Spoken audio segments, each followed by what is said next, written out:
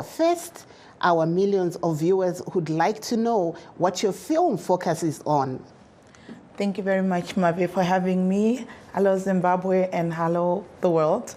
My film focuses on people with disabilities, different forms of disabilities, from blindness to hard of hearing and speech impairment, stunted growth, cerebral palsy, so a number of things, yeah. And why did you choose to highlight challenges faced by people with disabilities? I felt like, disabilities is an issue that, we have films about, especially in Zimbabwe, but a number of those films are films that they do not bring also the positive or the assertiveness or the beautiful stories of people with disabilities, that they're human beings. First of all, they're human beings like us. They have the same desires like us. Even as you can hear the title of the film that says, even our dreams, to say even our dreams matter. And when we think about usually people with disabilities, we are always pitying them. We don't look at the abilities that they have. We don't look at the fact that they also want to get in love. We don't look at so it talks about the beautiful story of these people, and I think also it shares their powerful, buoyancy, resilience, thriving. There are many of them who are doing well, but then they also have their own issues that they're dealing with. So for this film, I wanted to show the different side of people with disabilities. Yeah. If we can go into Shona and then Debele, did you face any challenges while working on this film? Ndingangoti zvoni ma-challenges atina kuwa nazvo akawanda nekuti ini ndagara ndiri munhu anoshanda necommunity and manetworks angu andinawo akandibatsira kuti ndikwanise kutaura story zvakanaka. Ndichida kungotaura neorganization yatakashanda nadzo, takashanda ne2 organizations, imwe inonzi Rehab CD, Research Hub for Children with Disabilities, inoshanda muchiredzi, ndo yakativhurira masuwo because takaenda tatakokwa vachitudzwa kuti kune maParalympics games aiitika ikoko evanhu vakaremara. Saka ndakabva ndangofunga ine idea kuti no, let me go and tell the story. And so ma-relationships atatinawo nekushanda kwatagara tiri kuita mucommunity kana kuti munharaunda nevamwe, even munyika medu, zvakaita very very easy, zvakaita nyore kuti tikwanise kupinda imomo. So kwavalula civiling wavasasila manyama organization esisebenza lawo njengo-Rehab CDE, Research Hub for People with Disabilities, Letege Life, isebenza vele already iyasebenza ku-community. So kwabalula, and then ama-relationships le community abantu befisa ukukhuluma ngoba laba yithuba, they don't usually have that opportunity. So it was a beautiful opportunity. Even my participants, they were very easy at participating, telling their stories, powerful stories. Even imuli zabo, they were participating as well. So yeah, it wasn't easy.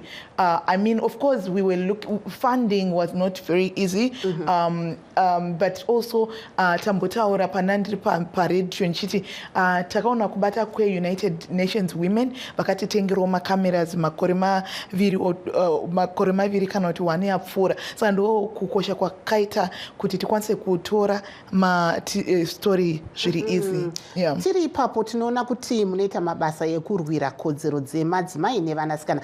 Saka zvakazoita sei kuti mupinde mumafirimu? Mafirimu ndichirwira kodzero dzemadzimai nevasikana, ndakaona kuti madzimai avamo mumedia zvakanyanya-nyanya.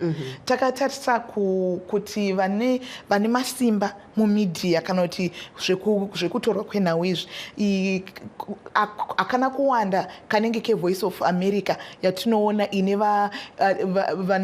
vakuru vakaita sana Madam Ndimi and vakabata matomo vari madzimai vashoma stereki. So kuona mamwe ma-media houses anotongwa nevarume kutorwa kunoitwa kuferefetwa kwenyaya ukazoona madzimai atinoti women in leadership vanoti vari muutungamiriri nyaya dzavo vanotoramba kuparticipata mumedia nekuti nyaya dzavo vanenge vachiscandalizwa kana kushoropodzwa zvinorwadza saka ndakaona kuti saka zvandiri kuita zviri kutosimudzira madzimai kuti vakwanise kubudikira vaonekere kuti mabasa avo vanoita mabasa akanaka kuti tikwanise kukoka mamwe madzimai nevasikana nemayouth nevo vakaremara kuona kuti takutaurawo takukwanisa kuunza mastories kana kuti nyaya dzevanhu vakaremara mastories asingawanzoatorwa nevanhu saka kusimudzira basa randagara ndiri kuita.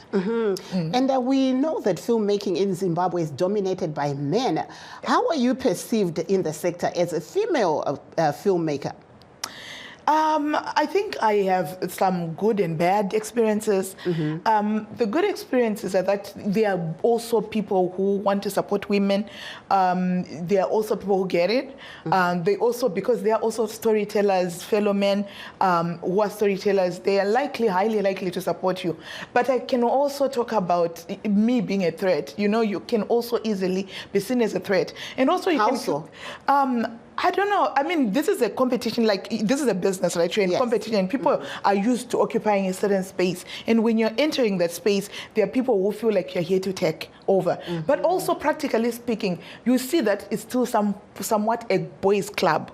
So, for example, there are spaces that you want to do, negotiations that you want to do, partnerships that you want to pursue. You can almost always feel like you're closed out. For you to penetrate a certain maybe people can easily perceive you like she has to pay us, she has money, but then they are enjoying certain partnerships that they don't have to exchange money, and I'm bringing something on the table, and people are not willing always to. So there are the pros and cons, and I understand because that's why I'm there. I'm trying to break forth that glass ceiling that's there. So, but I also want to just say, also with the support that I have, with the work that I've been doing, I have good support. Like here, having this opportunity, I have this because of the work that I've been doing, because of women and men that also support my work. So it's a mixed bag. Yes, and you're here in the United States promoting your film. Tell us a little bit more about your trip so far. Where have you been and what has been the response? Great. So when I came to the US, I was coming for the CSW, Commission on the Status of Women by the United Nations. So I was there for 2 weeks where we are looking at the lives of women and girls and communities to say how far have the governments gone to improve the rights of women, comparing with their own commitments, because governments come to United Nations and they make commitments and they promise to take certain measures. So our job is to say also to lobby the government to up on the issues that we care about. So for example, use of child marriages, ending child marriages, increasing women's political participation. So over and above that, I then went on my film tour. It was a mini tour. I shot the film at Maryland at a community called Greenbelt. It was well received. It's just heartwarming because remember the film is in Shona, in Shangani, and Ndebele, predominantly local languages, and then we made subtitles. So when you see people who are non-Shona speakers, who are non-local language speakers, following and being moved by such a story, I would say I did a good job, and the team did a good job. And so we took it to Maryland. We took it also to Wisconsin. Yes. I was at the University of Wisconsin. Again, amazing reception there. And I'm hoping, so my hope right now is to then make it more available in Zim. So as I mentioned earlier on, we've already shown it on 3K TV. We're hoping ZBC TV will pick it up. We're hoping the other upcoming TV stations or the already existing ones will pick it up. But also we want to take it to the nation itself. We're taking it to Chiredzi in September where we filmed. Yes, tiri panyaya iyoyo yekuchiredzi. Chii chakaita kuti mufunge kuti regai ndinoita firimiri kuchiredzi? sekutaura kwandambozviita earlier kuti tine shamwari dzinoshanda muchiredzi atingati mapartners anga ari kutoita maparalympics saka inini it's not something chinoitwa zvakanyanya. So when Rehab CD told me that they're doing Paralympics, I was invited. I was like, okay, we are going to go as Take a Life, the Girls and Young Women's Rights Organization. Obviously, we want to talk about the issues around people with disabilities as far as it relates to girls and young women.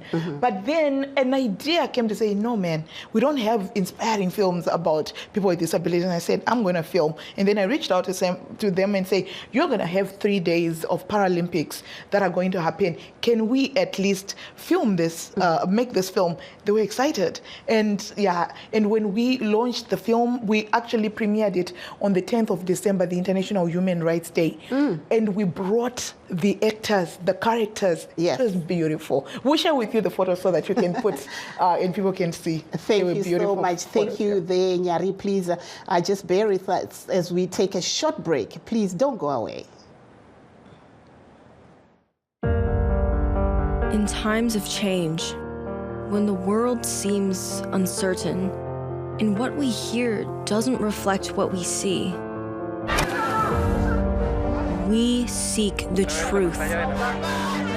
When we are told only part of the story, we lose trust. In moments of crisis, our dreams, hopes, and wishes for a better tomorrow depends on a free press.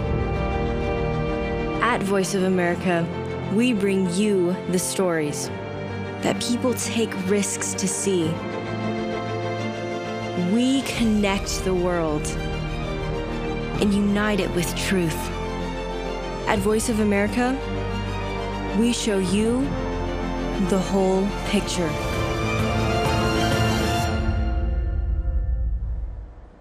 For those that have just joined us, please note that we are streaming live on all our Facebook pages, VOA Shona, VOA Studio 7, and VOA Ndebele.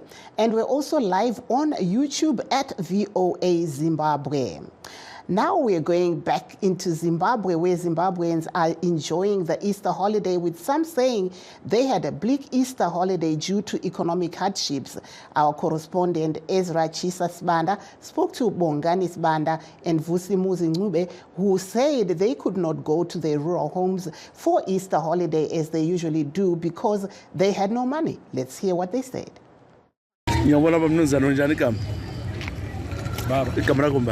Ngibonga nisibani. Mdawini unjani? Hayi ngiyacela. Uloba barambani. Mina ungivisimuzi ngci. I-Easter phela sethemba ngawusekhaya awula muzi. Ngila umuzi kodwa inkinga angila mali. Utshona ukhuluma uchaza kahle. Ngila ngisitsho nxa sitsho njalo ngithi angila mali. Ngenxa ukuthi kulamabhondi basifuna amabhondi. Abantu bakhona vele abalamali ukuthi besinike. Xa sikhuluma ngama-youth basikhuluma nge-20 rand. Xa singathi siyatshintsha $1 ku-20 rand basinika 15 rand. Ufuna ukuya ekhaya wena? Bengifuna ukuya ekhaya. Kungabe ekhaya? Ekhaya kuselibani. Akawuhambi? Angihambanga ngenxa yokuthi ngiswele imali. Njalo abantu abamkhasi bandindele bengithenga labuya nami manje sengehluleke sengiswele imali. Wena Mdawini. Hayi iproblem iyafana. Imali kayikho. Hayi imali kayikho thina singabathengisayo lapha erenkini. Sikhalela ukuthi abantu nxa besebenza e-industry kumbe lapha abasebenza khona babuye basithengele lathi sibe lani le mali. Hayi abantu labo bayakhala. Usugada uhambe ekhaya. Njalo abaningi bakhona vele abasasebenzi sebethengisa njengathi. So imali kayikho asazi ukuthi kuhamba njani. Kumbe lingasichasisela lina abanye ukuthi imali ivele iyanga. So irenka zaye ngibona ithule kanje nge-Easter mina. Abantu abalamali. Abantu abalamali. Ngazi babuze one by one baza kutshela inkinga abalayo. Abalamali laba abahamba bathunyezela izimali mostly ngabantwana abaphandle kwelizwe. Nxa ungelahlobo phandle welizwe. Hayi sivele sokuyiproblem. Manje asazi njengoba iSouth Africa sithi iyabisela abantu ngapha angazi ukuthi siyaphila sithi. Uthini manje abasekhaya bangasakubona ngasabuya ngothini kubo? Vele akukhulumeki. Awukhulumeki mntana.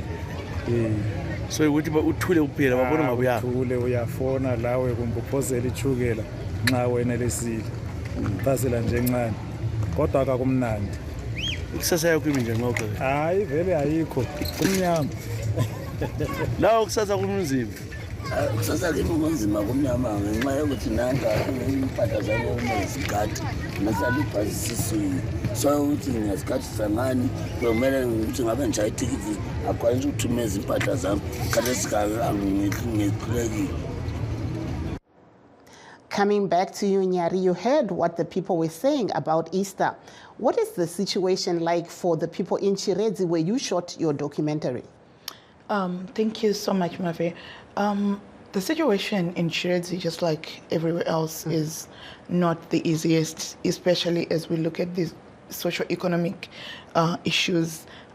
People are struggling, and it's even worse for people with disabilities because they do not easily access resources. So usually whatever you see a person with their who are able-bodied struggling with, multiply that maybe by 2 or 3 the struggle with the person with disability, because they do not always, majority of them, I mean there are some who cater for themselves well, but majority of them, they do not have shatingati shikwanisi, so they always are struggling as well to get opportunities, to get resources, to get any survival things that they need. So yeah.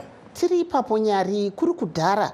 Dai waitaura iwe kuna amai kuti ndoda kuita basa rekugadzira mafirimu wairohwa neshamu zvakamira sei pari zvino nokuti zvainzi ndezvemarombe zvamira sei uyezve kune vabereki vakateerera pari zvino unoti tingangoti kumira kwazvaita Mave zvichingori zvinhu zvati chinjei asi kusanjalo because film chaiyo kutobhadhara cheko aibhadhari unofanira kutanga wawana munhu anoda kukusapota anditi ini ndiri kuisa mari nekuti ndinoproducer zvimwe nati matalk shows saka mari dzekunana matalk shows ndizo unototora wakuita sei wakusponsor filmmaking ukaitawo rombo rakanaka ukawana tinonzi masponsors but isusu patakaita film yetu hatisina kana sponsor it was just out of the opportunity and the heart and to say we're going to do this so a normal young person who wants to be a filmmaker, they have to really love it because just like anything that you're going to do you're going to have to put in a lot until people begin to trust you, and then to be able to fundraise and to raise that money. So it's still very tough, but it's something that is progressing. We need to tell Zimbabwean stories, and also young people now. There are also opportunities for social media.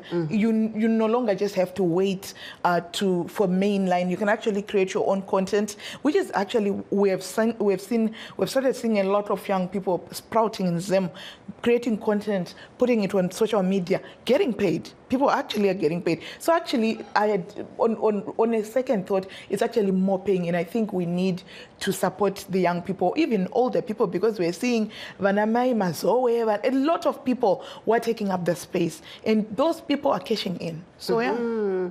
Totaura ipapo mombotaura nesindebele kuti munoona sei basa iri ramuri kuita remafirimu dai papa nemumwe wakateerera ibasa raangaita here achizowana cheruviri ngibona ngani into kumele si support abantwana ukuthi beyenze sibili ngoba sokulama opportunities amathuba amaningi abantwana bayakwanisa ukuyenza what we call in English i-content creation befaka izinto zabo ku Facebook so abona abafana lamankazana befaka izinto even omama labo baba bafaka izinto zabo ku Facebook bethola imali bebhadalwe sibili so kumele si support abantwana we must cultivate that culture ukuthi bethatha amathuba lawo for progress labo ngoba akhona ama opportunities. Yes. And you also I understand we have a caller. Hello ndimi mfundisi Jacob Maforo ere hongu ndini aiwa makadi yenyu tinoda kumbonzwawo kwamuri kuti tinoona tiri pazororo iri reEaster yakakosha seiko zororo reEaster zororo iri rakakosha chaizvo hatisati tatombopinda mumagwaro nekukosha kwezvatinopemberera zvekubarwa kwezvekurowerwa pamuchinjiko kwaishe wedu Jesu Kristu tinotarisa kuti zororo iri riri kuunganidza vanhu. Endi chimwe chinhu chatiri kuona ndechekuti vanhu vazhinji kunyangwe vachibva kuzvitendero zvakasiyana-siyana, machechi akasiyana-siyana, tiri kuona vanhu vakubatana kuti tiri vanhu vamwe chete, tinotenda zvimwe chete. Ikowo zvinotibatsira kuti tiziye sezvinotaurwa naJesu Kristu kuti hatigoni kuda Mwari vatisati taona, tisina kuda vanhu vatinoswera navo.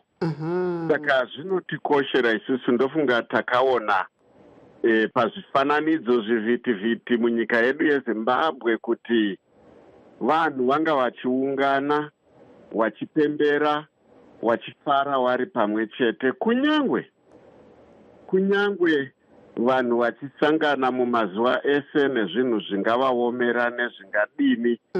Nguva ino yeEaster tiri kutaura nenyaya yekumuka kwaIshe Jesu Kristu, nenyaya yeresurrection. Nyaya yeresurrection inounza hope, inounza tarisiro.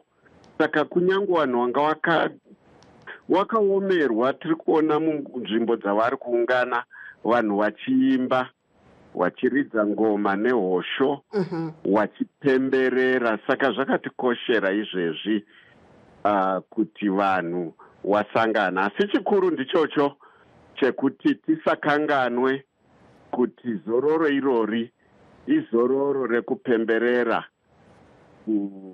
kumuka kwakaita mambo naIshe wedu Jesu Kristu. Coming back to you again, Mr. Maforo, who is he's a pastor with a Global Methodist Church in Kansas. What's the significance of Easter? We were seeing some, footage coming from Zimbabwe where some Zimbabweans were saying it was a bleak one for them because, they didn't have enough money to spend with their families. Are you working with any communities in Zimbabwe as a church? Yes, and it's heartbreaking, especially I listened to the young man who was talking about his inability to go to the village because he does not have any resources, any money. He is trying to eke out a living and taking advantage of this holiday. Maybe he can raise some more and be able to send some things to the village. We think about all people. During this time of Easter, I have just finished talking about the hope that we have, the hope that comes in a resurrection. Resurrection itself comes after a series of events when Jesus Christ was arrested, was arraigned, was charged. He was innocent. Even one of the people who hung with him on the cross, he testified that this man is innocent. Even Pilate himself testified that this guy is innocent. I'm washing my hands. So we do have a sense of renewal, a sense of hope. It reminds us of the suffering on one side, but it reminds us also of an unrealized future that we hope for. Scripture itself tells us that faith is the substance of things hoped for. So I would say to our Zimbabwean citizens, we should hold on to the hope that, yes, things may be hard and difficult, but there is hope for a future for our young people, a future for the women. We just finished listening to stories about disabled people. Yes. People living with disabilities. Hope for them as well. Thank you. So I want to talk about hope and encourage our people. Thank you so much, Reverend Jacob Maforo. He's out in Kansas. Thank you so much. And I'm back to you, Nyari, who's our in-studio guest as we wrap up our show. Where can people watch your movie or follow the trailer? For the trailer, it's on our YouTube channel, Identities Media. We can also provide for you to share our trailer on your social media platforms. We can share the link immediately. And for the film itself, we shared that last weekend it was on 3K TV. We are hoping to put it on ZBC TV. We're hoping to put it on many other TV channels that are coming up in Zimbabwe. And maybe we will give you guys as well. Thank you so much. And that brings us to the end of our show. We would like to thank our in-studio guest, Nyari Mashaya Mombe, and of course you, the viewers and listeners at home. Be sure to tune in again tomorrow. Signing off in Washington, I'm Marvelous Mhlanganya Huye saying good night, Zimbabwe. Good night.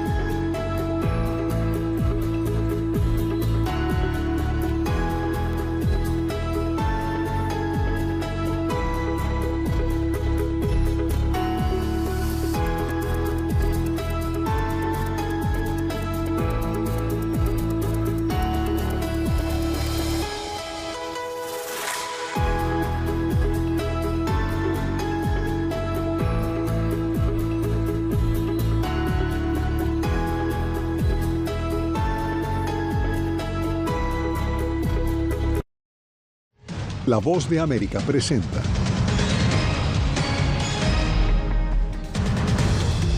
El Departamento de Justicia abre una investigación por la filtración de documentos clasificados del Pentágono. Rusia y otras naciones ya reaccionaron.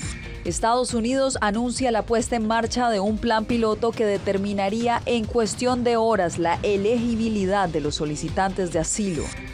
Fuertes denuncias de migrantes que permanecían en el centro de detención que se incendió en Ciudad Juárez. Vienen a dejar contenedores muy grandes con desechos de basuras asquerosos, la verdad. Y el drama que viven familias latinas en Baltimore.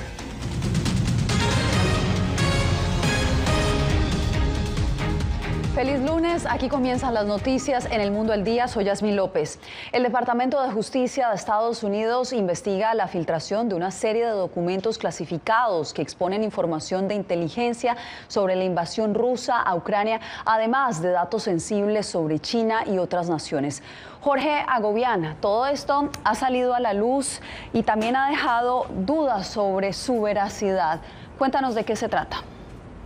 Sí, lo primero a destacar es que estos documentos, algunos de ellos han sido publicados en redes sociales, en Twitter específicamente. Se trata de fotografías de documentos clasificados con aparentes fechas de entregas, por ejemplo, de armamento estadounidense a Ucrania y otras informaciones de logística e inteligencia sensibles del gobierno estadounidense. También se muestran algunas imprecisiones, y hay que ser claros en eso, sobre todo sobre el número de soldados rusos que han muerto en el campo de batalla, por lo que no se descarta por ahora que hayan sido alterados estos documentos o que de hecho puedan formar parte de una campaña de desinformación. Y eso es lo que básicamente se está investigando actualmente. El Departamento de Defensa ha remitido esto al Departamento de Justicia para una investigación criminal y sin duda los referiría a ellos. Pero no estoy al tanto de que hayan llegado a ninguna conclusión en este momento sobre la procedencia de estos documentos. John Kirby, a quien escuchábamos en ese sonido, decía además desde aquí, desde la Casa Blanca, durante esta jornada, que el gobierno estadounidense desconoce si hay otros documentos que podrían ser o haber sido robados o que estén comprometidos y que también podrían ser filtrados en los próximos días. Jorge, seguimos contigo porque otro caso de violencia armada se registró hoy en Estados Unidos. 4 personas murieron y unos 9 más resultaron heridos, entre ellos un oficial de policía. Esto en un tiroteo que se originó en un edificio bancario en el centro de Louisville.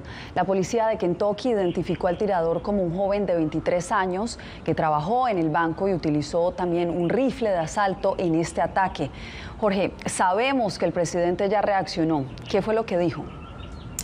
Así es, Yasmín. Durante esta jornada el presidente Joe Biden volvió a reaccionar en lo que ha sido un mensaje recurrente en los últimos años, especialmente en las últimas 2 semanas. Y en lo que va de este año, 15 tiroteos masivos se han desarrollado, lo que ha llevado a que el mandatario estadounidense reaccione inmediatamente. Lo hizo, como lo decía, con un mensaje que es recurrente y que va dirigido directamente al Congreso estadounidense. Escuchemos. Hoy el presidente ha pedido a los republicanos en el Congreso que trabajen junto con los demócratas para tomar medidas, que prohíban las armas de asalto y los cargadores de alta capacidad, que se exija el almacenamiento seguro de armas de fuego, la verificación de antecedentes para todas las ventas de armas, para eliminar la inmunidad de los fabricantes de armas. Estas son acciones de sentido común. Un tema que, como lo hemos reportado seguidamente, no es fácil, pero tampoco es nuevo, ya que hay algunos republicanos, una mayoría robusta de ellos en el Congreso, que defiende el porte de armas, argumentando los derechos consagrados en la Constitución estadounidense. Yasmín. Era Jorge Agobián informando desde la Casa Blanca. Gracias, Jorge.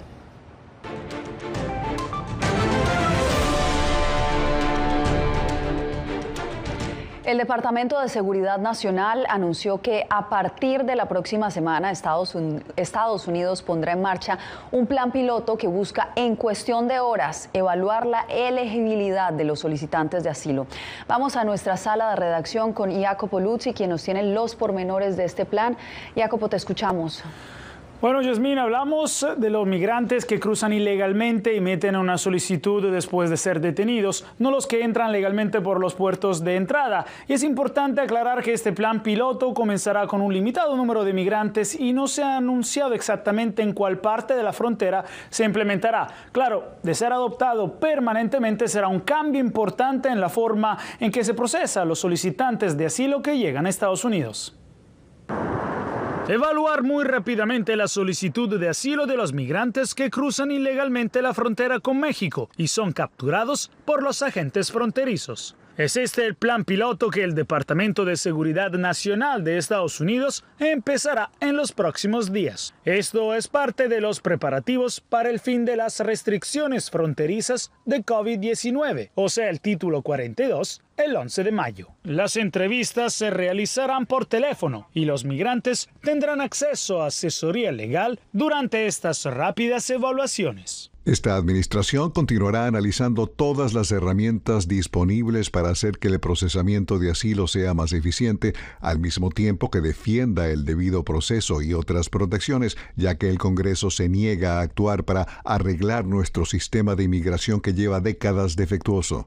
A diferencia de las rápidas evaluaciones que se hacían durante la presidencia Trump y que Biden terminó, estas ahora serán cumplidas por funcionarios de asilo del Servicio de Ciudadanía e Inmigración, no agentes de la patrulla fronteriza. El proceso está diseñado para garantizar que los migrantes tengan la capacidad de contactar a los proveedores de servicios legales. Las políticas del Servicio de Aduanas y Protección Fronteriza impiden la detención de los migrantes por más de 72 horas. Entonces, estas entrevistas se completarán en este lapso. Actualmente tarda alrededor de 4 semanas realizar una entrevista de evaluación. Y si alguien no cumple con los parámetros, la repatriación puede tardar otras 4 o 5 semanas.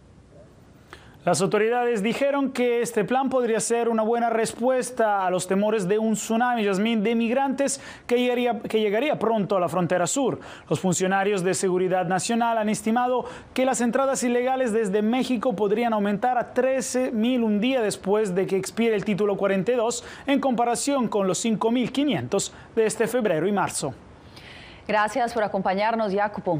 Y en México, abogados y migrantes denuncian que existe una red de sobornos en estaciones migratorias provisionales, como la de Ciudad Juárez, donde 40 personas murieron atrapadas en medio de las llamas y ante la vista de las autoridades. Javier Egar nos amplía. Abogados y sobrevivientes del incendio en la estancia provisional de migrantes en Ciudad Juárez, que dejó 40 ciudadanos del sur y Centroamérica muertos el pasado 27 de marzo, denuncian que la instalación funcionaba como un centro de extorsión. La situación aquí es que estamos en manos de gente que está acostumbrada a matar, violar, extorsionar, y nadie había hecho nada para pararlos. Afirma que los migrantes fallecidos no pudieron o no pagaron el soborno de entre $200 y $500 que pedían los guardias de seguridad a cambio de liberarlos. La corrupción que existe es la que motivó los homicidios de estas personas. Asegura que la situación es mucho peor en la estación migratoria de Janos y por ello presentó una denuncia ante la Procuraduría, acusando de extorsión a los directivos del Instituto Nacional de Migración y su oficina regional.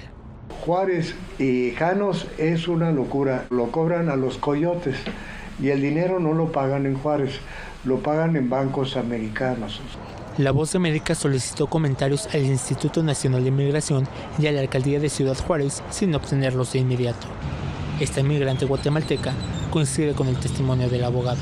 Es triste el saber que les pedían hasta $500 de soborno para que los dejaran salir. Es muy triste porque acá en veces nosotros no venimos ni con un centavo en la bolsa. Venimos solo en veces con nuestros pasajes y aquí andamos luchando para ganarnos siquiera para un refresco. Por lo pronto, el gobierno aseguró que no habrá impunidad, pero solo 3 agentes de migración y un guardia de seguridad privada fueron ligados a proceso como autores materiales. Javier Egar, Voz de América, Ciudad de México. Y a propósito, a El Salvador fueron repatriados los cuerpos de los salvadoreños que murieron en este siniestro. Raquel Herrera nos tiene la información. Los cuerpos de los 7 salvadoreños muertos en un incendio desatado en un centro de detención de migrantes en Ciudad Juárez llegaron vía terrestre a El Salvador. El gobierno informó que ya fueron entregados a sus familiares y aseguró que han pedido una investigación exhaustiva de la tragedia. Nuestro país busca un esclarecimiento de los hechos, por lo cual hemos sostenido reuniones claves y pusimos a la disposición también que nuestros sobrevivientes pudiesen formar parte de la carpeta de investigación. El gobierno señaló que por respeto a las víctimas y sus familiares no revelará la identidad de los fallecidos, pero sí dio detalles sobre la situación de salud de los otros 5 salvadoreños afectados por el incendio. Y gracias a Dios, de estas 5 personas, 3 ya están de alta y 2 se encuentran en estado reservado, todavía ingresadas en los hospitales. Organizaciones defensoras de los derechos humanos señalan que la tragedia ocurrida con estos migrantes pone sobre la mesa la necesidad de atender las causas de la migración irregular. En realidad lo que nos preocupa es que justamente las condiciones de la expulsión del país se mantienen. De hecho, los datos de las personas detenidas en frontera sur con Estados Unidos e incluso los datos de personas retornadas no han variado de manera tan grande en comparación de los años anteriores. De acuerdo al gobierno salvadoreño, las edades de las víctimas oscilan entre los 35 y 40 años. La administración informó que 3 salvadoreñas sobrevivieron al incendio y continuaron su camino hacia Estados Unidos. Raquel Herrera, Voz de América, San Salvador.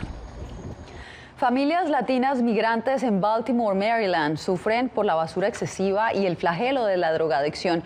Justamente, Diva Lisset Cash nos acompaña hoy en estudio. Diva Lisset, cuéntanos, ¿hace cuánto viene sucediendo esto y cómo están afrontando las familias esta problemática? Así es, Yasmín, un problema de salubridad que han vivido por años y que se ha agudizado en los últimos tiempos, al punto de tener que limpiar la basura de la entrada de sus casas literalmente. Según un líder comunitario, la indigencia en la ciudad es la raíz del problema, exacerbado por la pandemia y la llegada de nuevos migrantes que buscan iniciar su economía. Miremos aquí el reporte. La basura. Siempre que salimos a la calle hay basura regada por todas partes. Y es un problema muy grave porque vienen a dejar contenedores muy grandes con desechos de basuras asquerosos, la verdad. Al igual que Judith Escobar, varias familias latinas en el sur de Baltimore, en Maryland, están desesperadas debido al incesante vertedero clandestino de basura en que se han convertido sus calles y aceras. Desde excrementos hasta jeringas hacen parte del problema de salud pública con que se enfrentan diariamente. Limpiando mis cubetas porque echan desperdicios también, limpiándola, solamente tenía un guante plástico. Pues la aguja atravesó mi mano y en esa mano yo me pinché. Al problema se le suma el permanente expendio y consumo de drogas al aire libre. A veces prenden fuego atrás de la casa para calentarse, pero eso sí me preocupa eso. Tengo miedo a veces y no puedo dormir por eso. El puerto de Baltimore tiene uno de los niveles de vida más baja en el área metropolitana de Washington y también altos índices de criminalidad. El 2022 terminó superando los 300 homicidios por 8º año consecutivo. De acuerdo con el censo, el 61% de sus habitantes son afrodescendientes y el 5% latinos. No era como Para José Resendiz, la pandemia y ahora también el alto flujo de migración irregular ha convertido a Baltimore en uno de los puntos masivos de llegada de inmigrantes. Mucha de la gente son migrantes, vienen de otros países, de Centroamérica, pero muchos se vienen para esta área también porque es más barato. Es más barato de las áreas de Baltimore que están más desarrolladas. Consciente del problema de basura, José Leopoldo adelanta campañas para mejorar la percepción del lugar. Sin embargo, asegura que la indigencia es la raíz del problema. Y porque ellos están aquí, hay también prostitución, hay los que están vendiendo las drogas. Todo el mundo sabe que vienes a Baltimore para buscar droga, ¿no?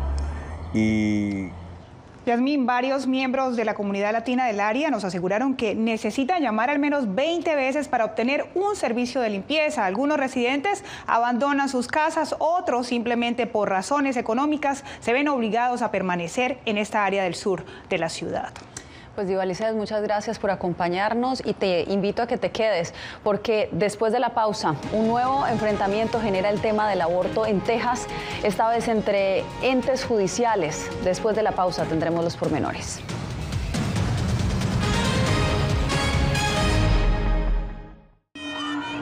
Nunca pensé pasar 2 años y 7 meses en la prisión por nada más pensar diferente a las autoridades de Nicaragua. Una vez que bajamos del avión, acá en Estados Unidos, en Washington, nos damos cuenta que estamos libres porque no sabíamos si también veníamos a una cárcel, no sabíamos nada. El cuerpo como que siente el aire puro, la diferencia a estar en una prisión, ¿verdad?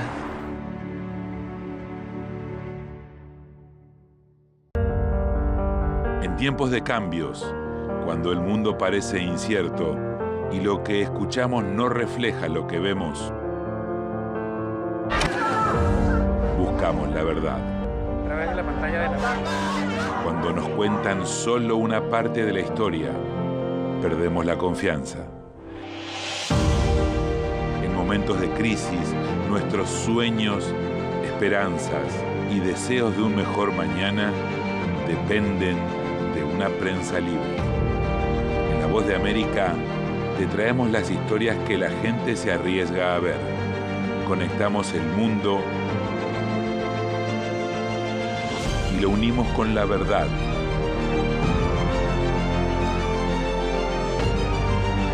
En La Voz de América te presentamos el panorama completo.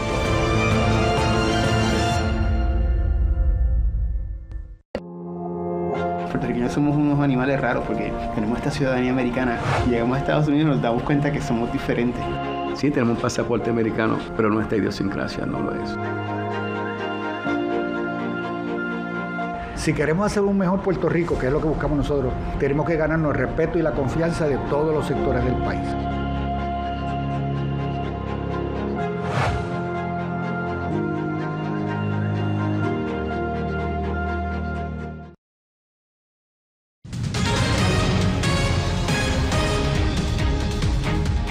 El Dalai Lama se disculpó este lunes. Y antes de que vean este video, les advertimos que tiene imágenes sensibles. El líder espiritual de los tibetanos ha generado indignación por un video que lo muestra besando la boca de un niño y pidiéndole al mismo niño que chupe su lengua. Un comunicado sostiene que el líder religioso a menudo se burla de las personas que conoce de manera inocente y juguetona, incluso en público y ante cámaras. El ganador de un premio Nobel de Paz es considerado una de las personas más influyentes del mundo, con seguidores que se extienden más allá del budismo. Y una batalla se ha desatado en Estados Unidos en torno al acceso legal de una pastilla abortiva.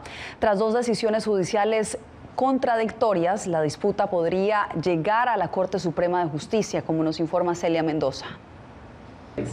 El acceso legal en Estados Unidos a la pastilla para abortar mifepristone, aprobada en el año 2000 por la Administración de Alimentos y Medicinas, la FDA, es ahora incierto. Un juez en Texas la prohibió, otro en el estado de Washington protegió su acceso. En al menos 17 estados donde demócratas interpusieron demandas para mantener su distribución. Sabíamos que el acabar con Roe iba a ser el inicio de este movimiento reaccionario, mucho más grande y muy peligroso. La activista Emma Pinsky se refería a la decisión emitida en 2022 por la Corte Suprema que revirtió el fallo de 1973 que protegió el derecho a abortar en el caso Roe versus Wade. El fiscal general Merrick Garland anunció que el Departamento de Justicia apelará la decisión del juez en Texas. Es contrario a lo que constituye una buena política de salud pública, permitir que los tribunales y los políticos le digan a la FDA lo que debe hacer. Este es un medicamento que la FDA aprobó como seguro hace 20 años y ha demostrado ser seguro durante 2 décadas. Así que este es un precedente peligroso. Algo con lo que no coincide Katie Glenn, funcionaria de una organización opuesta al derecho a abortar, que lleva por nombre Susan B. Anthony Pro-Life America. El hecho de que la FDA se haya equivocado durante 23 años no es una razón para seguir haciéndolo mal. Y de eso se trataba todo esto. El secretario de Salud, Javier Becerra, expresó su preocupación frente a este fallo que, según él, podría abrir las puertas para que otros grupos busquen bloquear otras medicinas y vacunas.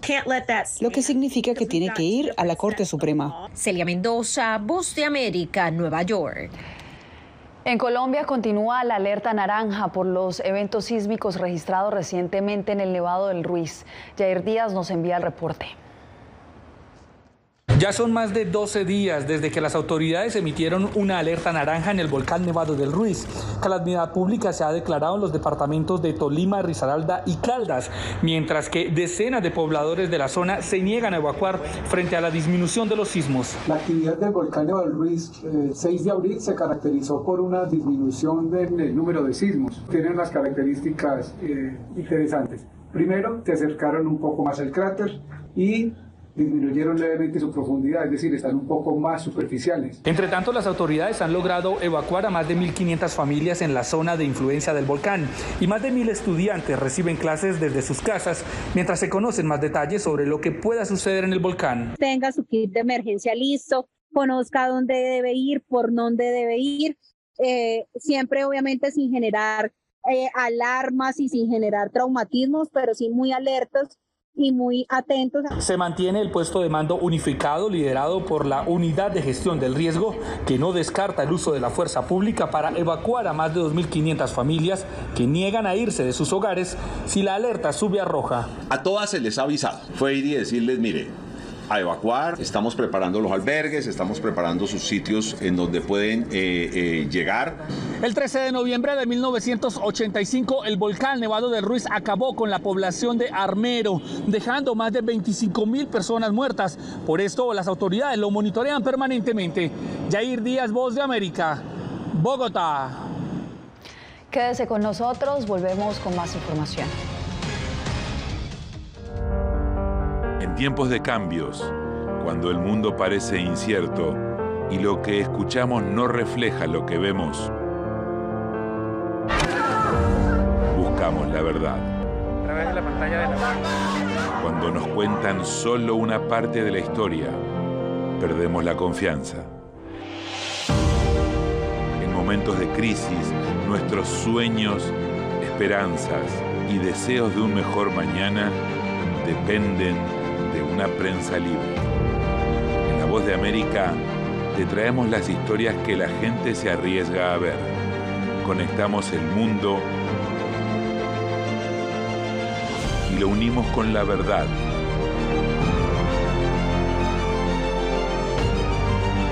En La Voz de América te presentamos el panorama completo. ¿Qué tal? Desde Washington comienzan las noticias en El Mundo al Día. Día a día, desde la capital de Estados Unidos y donde se producen las noticias que más te impactan. El objetivo es llegar al otro lado de la frontera para pedir asilo. La Voz de América te conecta con El Mundo al Día. Los hechos más allá de la noticia. Para que tomes decisiones bien informadas. En el lenguaje que quieres, donde quieras y como prefieras. Conéctate con El Mundo al Día. Actualidad. Nos vamos a ver otra cepa nueva y otra cepa nueva. Análisis. En realidad, mucha de esta gente va a quedar parada de nuevo y va a ser una tragedia humana. Debate.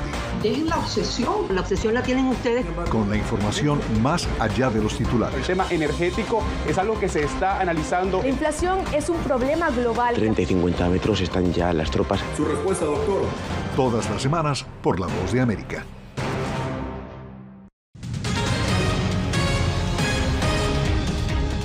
En Nueva York, varias aplicaciones de pedidos digitales han emprendido una campaña para que los repartidores de comida desistan de recibir un salario mínimo que debió haber entrado en efecto en enero. Ángela González nos explica por qué.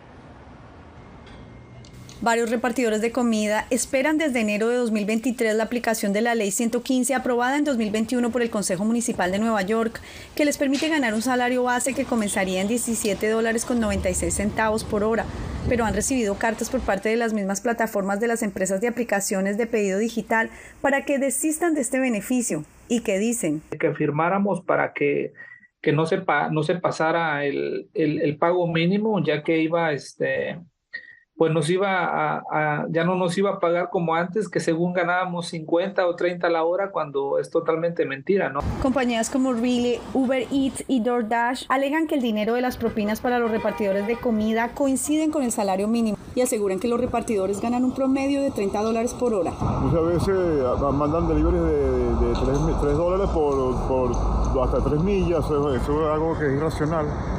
Porque yo calculo que por una milla por lo menos deben pagar $4 por cada milla. Pero no, sucede muchas veces, entonces pienso que es muy bajo lo que estamos ganando. Los repartidores se encuentran divididos y desorientados y temen que las aplicaciones cierren sus cuentas si no firman. Ahorita tenemos problemas con DoorDash, que tienen muchos pagos retenidos. Las aplicaciones han pedido recalibrar la ley y los diferentes modelos de negocio, y sus voceros han dicho que estos costos se cargarán a los clientes, lo que podría traducirse en menos propinas. La batalla sigue en pie y el Consejo Municipal deberá tomar una decisión. Ángela González, Voz de América, Nueva York. Florida se convirtió en el destino de miles de viajeros durante las vacaciones de primavera. Este receso trajo severas restricciones en el sur de Florida, como nos cuenta José Pernalete.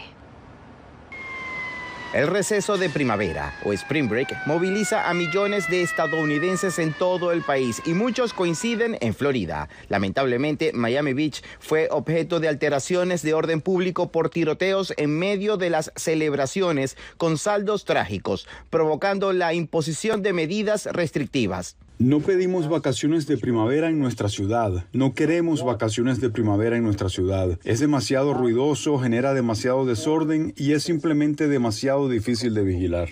La policía de Miami Beach se hizo presente noche y día. Se impuso un toque de queda durante horas nocturnas y una restricción de venta de bebidas alcohólicas. Pero muchos visitantes escogen Florida por su clima tropical. Si tú quieres diversión, si quieres entretenimiento, comida, todo está aquí. Miami es el mejor lugar para los vacacionistas de primavera. Las autoridades confirmaron que perturbaciones de orden público con armas de fuego dejaron 2 fallecidos. Para el receso primaveral en 2024, la ciudad impondrá nuevamente el toque de queda desde el comienzo de la semana festiva. El municipio vecino de Miami registró menor incidencia delictiva pese a producirse en esa jurisdicción el conocido Festival de Música Electrónica Ultra, un evento de 3 días. Nosotros todos los años queremos que la gente venga a Miami y disfruten de esta ciudad muy linda, pero como siempre le decimos a la persona que por favor que se porten bien, respeten las leyes, las reglas. José Pernalete, Voz de América, Miami. Marcamos una nueva pausa, ya regresamos. Nunca pensé pasar 2 años y 7 meses en la prisión por nada más pensar diferente a las autoridades de Nicaragua. Una vez que bajamos del avión, acá en Estados Unidos, en Washington, nos damos cuenta que estamos libres porque no sabíamos si también veníamos a una cárcel, no sabíamos nada. El cuerpo como que siente el aire puro, la diferencia a estar en una prisión, ¿verdad?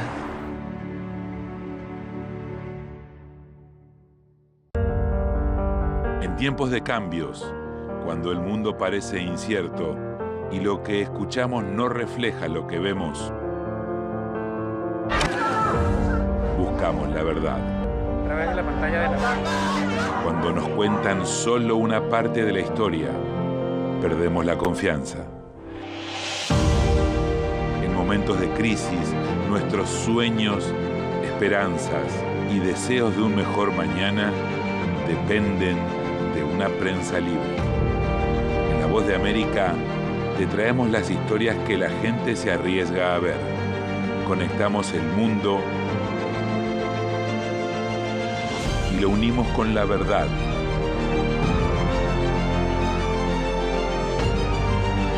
En La Voz de América te presentamos el panorama completo.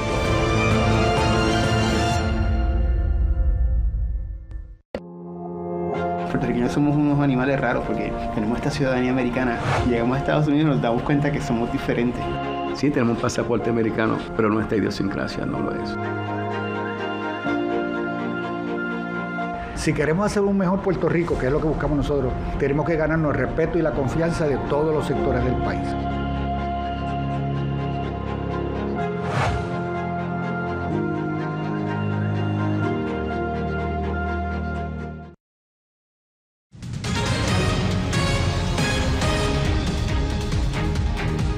Y encerramos esta emisión con la icónica celebración de Pascua en la Casa Blanca. Hoy el presidente Joe Biden y la primera dama Jill Biden le dieron la bienvenida a unas 30.000 personas en su jardín para, como es costumbre, poner a rodar los huevos de Pascua. Una tradición que se remonta a 1878 y a la que este año la primera dama imprimió sus conocimientos como docente para incorporar oportunidades de aprendizaje. Con esto me despido por hoy.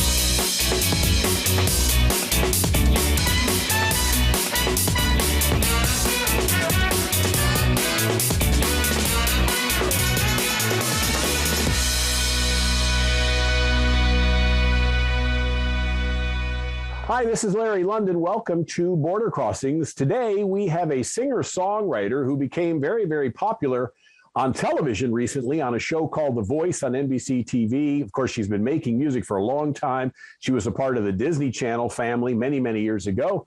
We'd like to welcome Cassie Joy to Border Crossings and to the Voice of America. Cassie, it's great to have you on. Yeah, thank you so much for having me. Now, tell me about this musical journey. You started off with a group that was singing on the Disney Channel? Yes, that all started with a mall karaoke competition, as they always do. And I won that and got to be picked to be in a girl pop group called The Commotions with Radio Disney. So got to sing all the pop songs, wear the headset, the whole gambit. And then, moved on into country music and so it goes. Who gave you the inspiration for a music career growing up in Kansas City?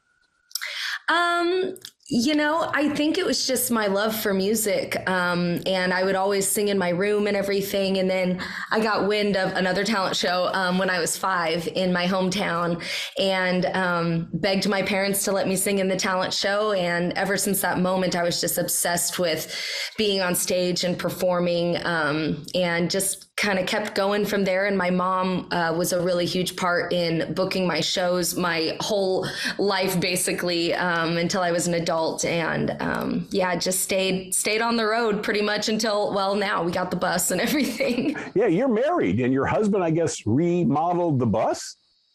Well, not by choice. The remodeling has happened because of things that we now know that we should have, with winterizing and everything. So, we've got brand new pipes thanks to Bri and our lack of knowledge on driving tour buses and all that. So, yeah, a lot of remodeling has been done. Not by choice. And so that's kind of, you live there a lot because you're on the road so much. And apparently you are getting ready to go on a tour, but your website said tour dates are coming soon. Yeah, we haven't announced all of that yet. We're still kind of getting some things in order and making sure the album is good to go. We'll hopefully be announcing all that really soon. Mm-hmm. And the new album is called Miles and Maybes? Yes. Why did you choose that name for your album?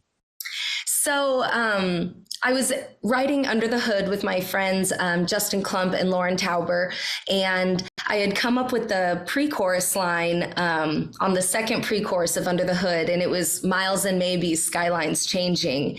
And right when I said Miles and Maybes, I was like, whoa.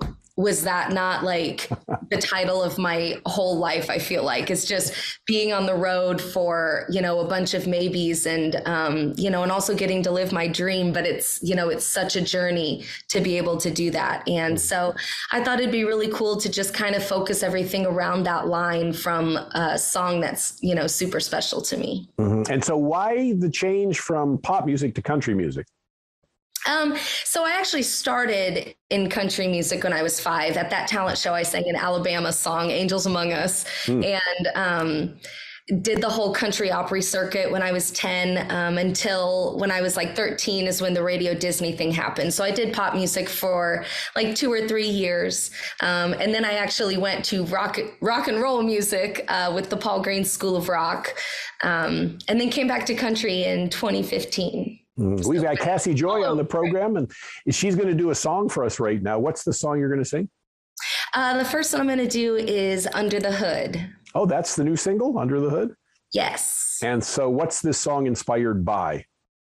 Kind of just my journey. And I think how a lot of other people feel as well with, kind of running on fumes and hope and kind of like that first car you ever had, your gas light's been on for like 3 days and you're like, I can still get to Dollar General and back like a couple times, that fuel tank by heart. And I think that really relates to our mental health and our hearts with just knowing that, when you're running on fumes, you've always got like a few more miles in the tank. Cassie Joy, Under the Hood here on Border Crossings. She's a little bit banged up, got some dents in the bumper, scratches in the wood, and a little bit of bad luck. Got turned around a couple sometimes got enough of your looks. Tanks on empty, but I know we run on fumes and hope. I can still burn rubber on the highway, end up in my driveway or get away if I gotta go. I can turn the lights on even brighter, take the gear up higher and tear down every old back road. Yeah, you know, she runs like she should under the hood. Mama's always asking if this'll be the last ride for a trader, and Dad's always checking, filling up my tires, asking me to text him miles and maybe skylines changing. But if it ain't broke, I can still burn rubber on the highway, end up in my driveway or get away if I gotta go. I can turn the lights on even brighter, take the gear up higher and tear down every old back road. Yeah, you know, she runs like she should under the hood.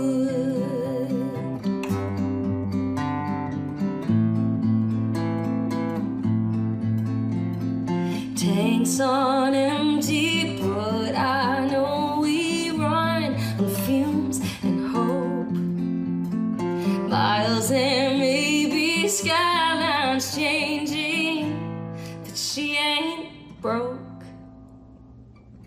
I can still burn rubber on the highway, end up in my driveway or get away if I gotta go. I can turn the lights on even brighter, take the gear up higher and tear down every old back road.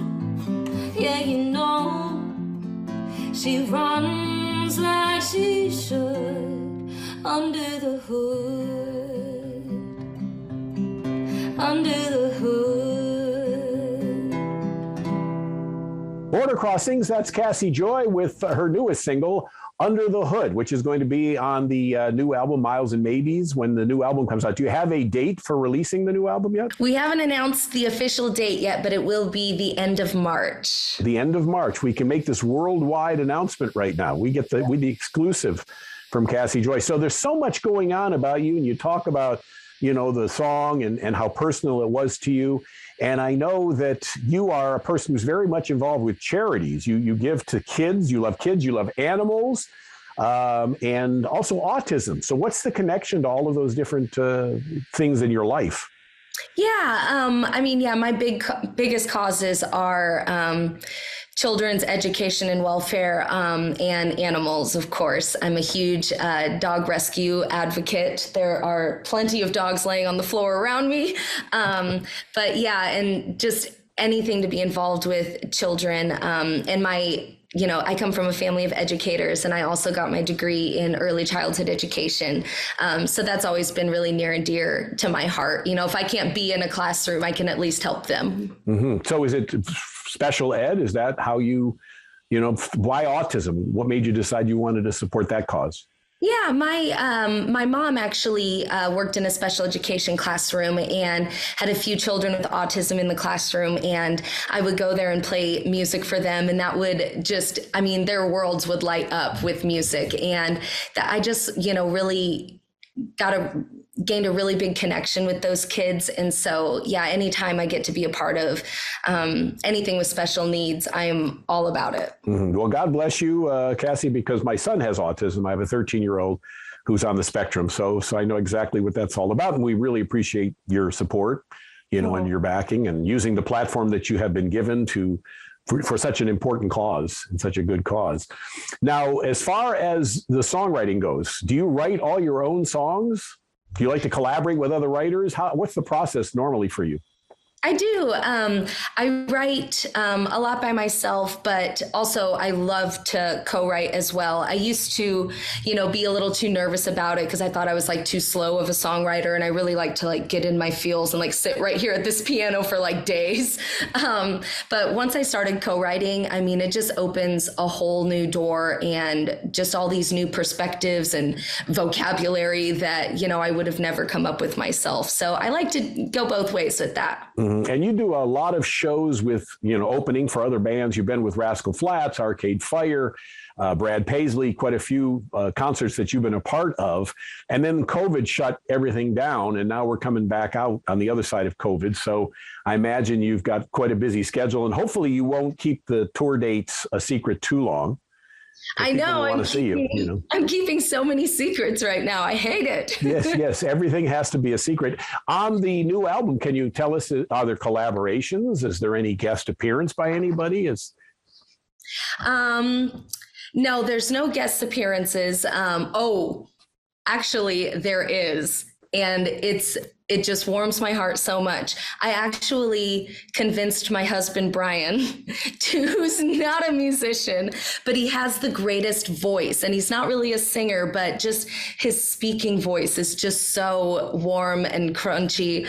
And so I convinced him to do a little spot on one of the songs. And I am just so over the moon excited for everyone to hear Bri get his moment. What about kids for you and your husband? I know that you're, big supporter of children. So I'm sure your mom's asking, where's the grandkids? My mom and his. We've been so busy lately, and I think it's just all about being the right time. And I haven't even been to Europe yet, so we're trying to get a little bit of life lived before we do that. And there's actually a song on the album that kind of hints on that subject as well. Oh, great. And so what's been the highlight for you so far with the places you have played, where you have toured and performed? Last summer we got to play Gulf Coast Jam in Panama City Beach, and wow. Yeah, we brought the bus down there. We, meaning Brian, we all flew, and Brian had to drive the bus. I think it was like 16 or 17 hours. So he got a lot of podcasting in.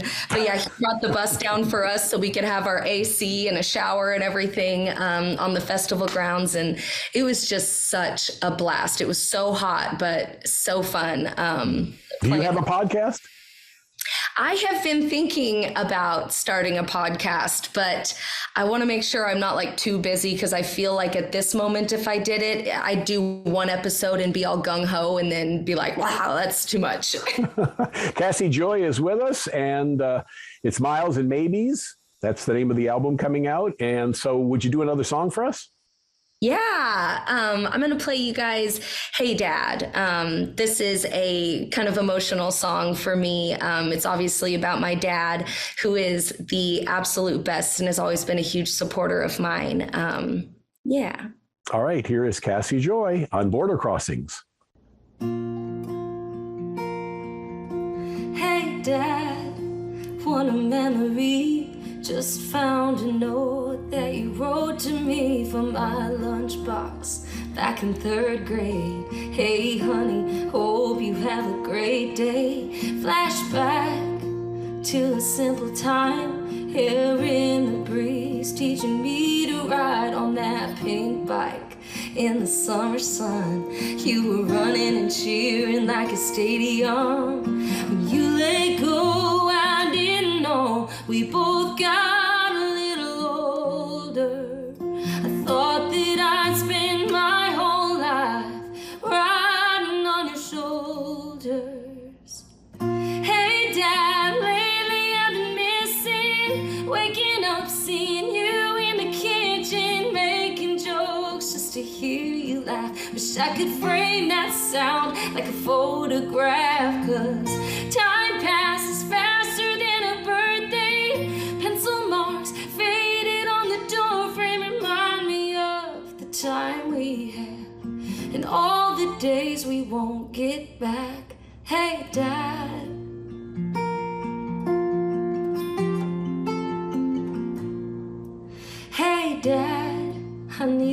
seem to know.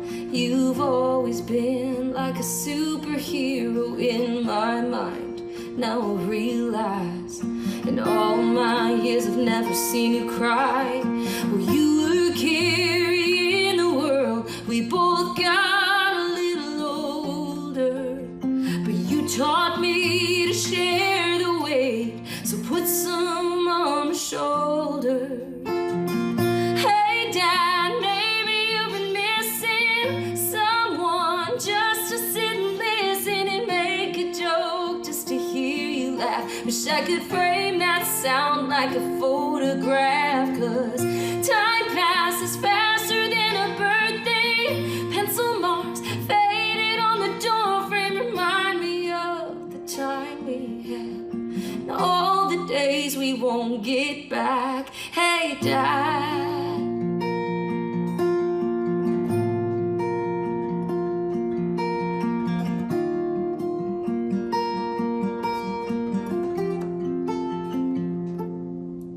Hey, Dad, what a memory. Just found a note that you wrote to me. That's Cassie Joy on Border Crossings and Hey Dad. Is that what it's called? Hey Dad? Yeah. I like that song. Anytime a young lady records a song for her dad, it warms my heart. You know, I've got a daughter too. So I obviously have something for daughters who appreciate their fathers. Yeah, yep. I've always been a daddy's girl. And I wrote this song with Deanna Walker, and it was like a therapy sob session for both of us. I mean, we would just like look at each other and just start sobbing again. Like it was just when girls start to talk about their dads, it's just waterworks. Well, Cassie Joy's got over 40 million streams so far, and quite a few records sold to iTunes. You were, I think you debuted in the top 10 on iTunes, if I'm not mistaken. And Rolling Stone has said good things about you. Everybody's giving great positive reviews on your music, your career. And this kind of culminated, recently when you were on The Voice on NBC television, and you're one of the few rare contestants on that music competition show that got all 4 judges to turn their chair around and express interest. But ultimately, you ended up going with Blake, if I'm not mistaken. Yeah. Yep, had to go with the country guy, and him being in Nashville, and we actually had a connection with being in the same talent competitions as kids. We were both in American Kids, so that was cool to get to connect with him on that too. And what was the best advice he gave you during that season? Gosh, honestly, I feel like the best advice that I got was from Luke Bryan, that like really stuck with me. He was our surprise mentor for the battle rounds. And he noticed that I would always kind of like bend down and like sing down. And because, I'm used to being on a taller stage and it's a bar. And so the crowd is down here. And, on a big television stage like The Voice, he said, open up and sing everywhere. And that really helped me and stuck with me. Cassie Joy is our guest, and she's going to do another song for us off the Miles and Maybes album. And what's the next song? This one is called Partners in Time, and it's one that really surprised me once we went in the studio and did the full version. It was a super stripped down, cutesy little love song, and this song really exploded when we put it in the studio. And it's just kind of the love story of me and my husband, Brian. Here's Cassie Joy on Border Crossings.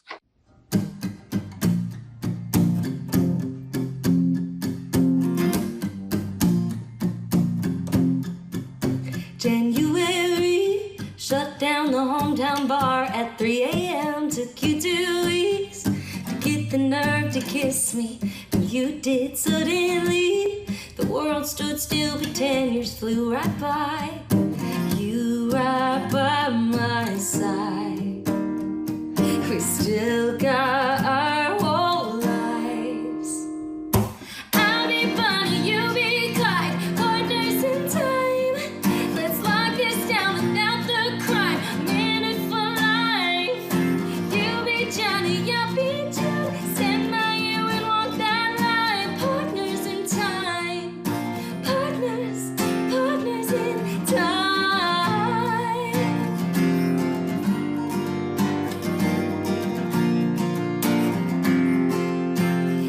like you know all of my secrets before they're mine. You keep them close. I swear sometimes you can read my mind. On the road, I can plan forever while you drive. Still got miles to go. I'll be Bonnie, you be Clyde, partners in time. Let's lock this down without the crime. Minute for life. You be Johnny, I'll be John. Stand by you and walk that line. Partners in time. Partners in time.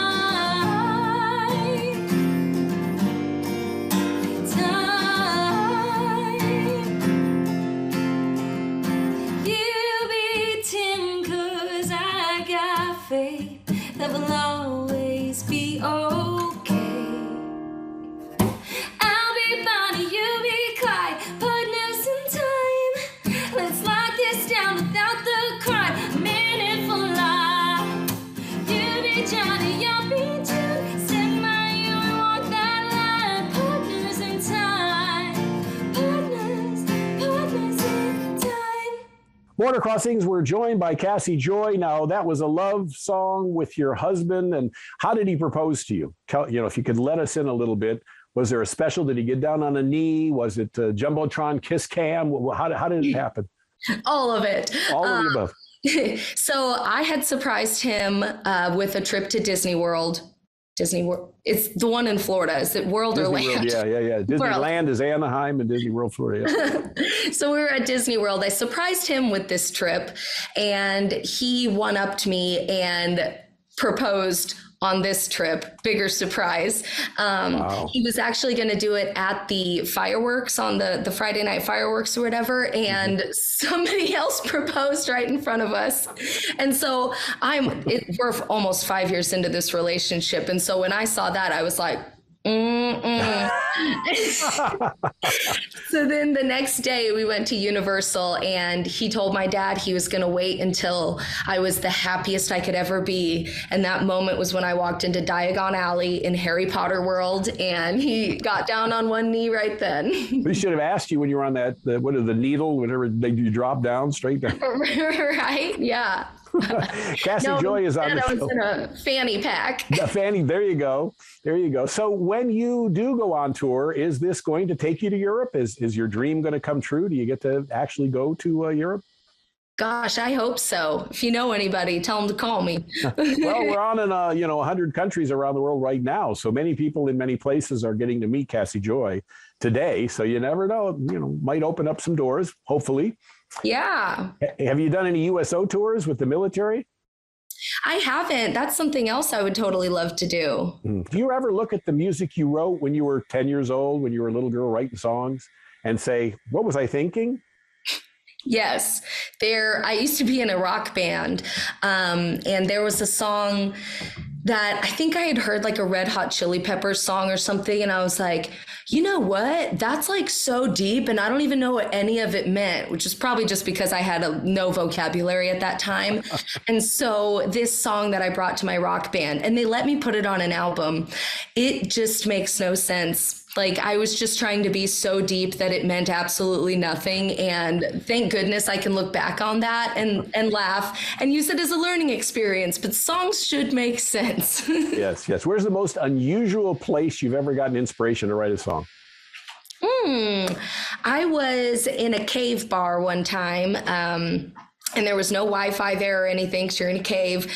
And so couldn't be on your phone or anything. And I was just so in the moment, and out of the blue got this idea for my song called Red Lips, and, recorded a voice memo there, wrote a little bit on a napkin, and yeah. And there it was. Yeah. And so before we go, and if people want to catch up with you online, on social media, where do they go?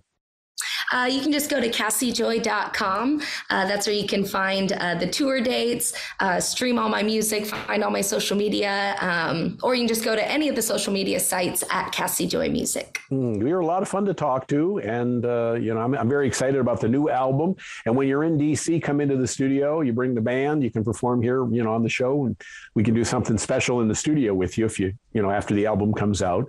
Yeah. I wanted to give you a chance to say hi to the troops before we wrap up. Yeah. Hey, guys. Thank you so much for all that you do and all that you've sacrificed. I hope you're staying safe. And thank you guys so much. Thank you. Cassie Joy is our guest today on Border Crossings. And please pick up a copy of the new album, Miles and Maybes, which is now available or will be at the end of March. I guess they can order it through iTunes and Apple, Spotify, all the streaming locations. And go out and see Cassie Joy when she performs where you live. My name is Larry London. This is Border Crossings on VOA TV.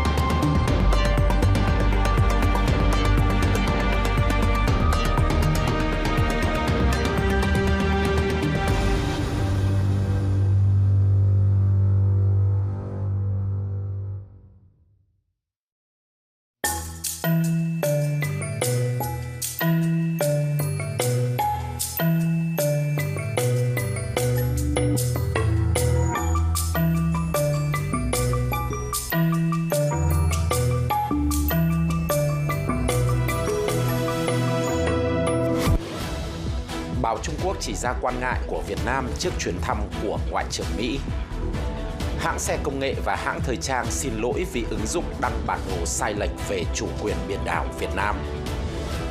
Nhà hoạt động Nguyễn Lân Thắng tin mình vô tội, cha mẹ ông mong tòa tuyên như vậy.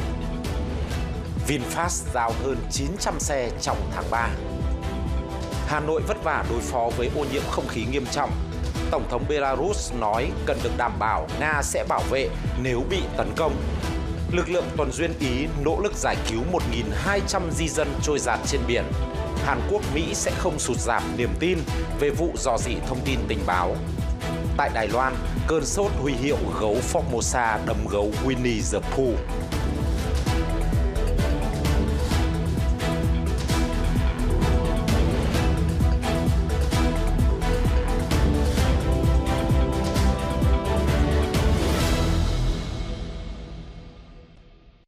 Một tờ báo thuộc cơ quan ngôn luận của Đảng Cộng sản Trung Quốc nhắc nhở về những mối quan ngại của Việt Nam trước thông tin Ngoại trưởng Mỹ Antony Blinken thăm quốc gia Đông Nam Á cuối tuần này và cho rằng chuyến thăm này sẽ không làm thay đổi chiến lược của Hà Nội.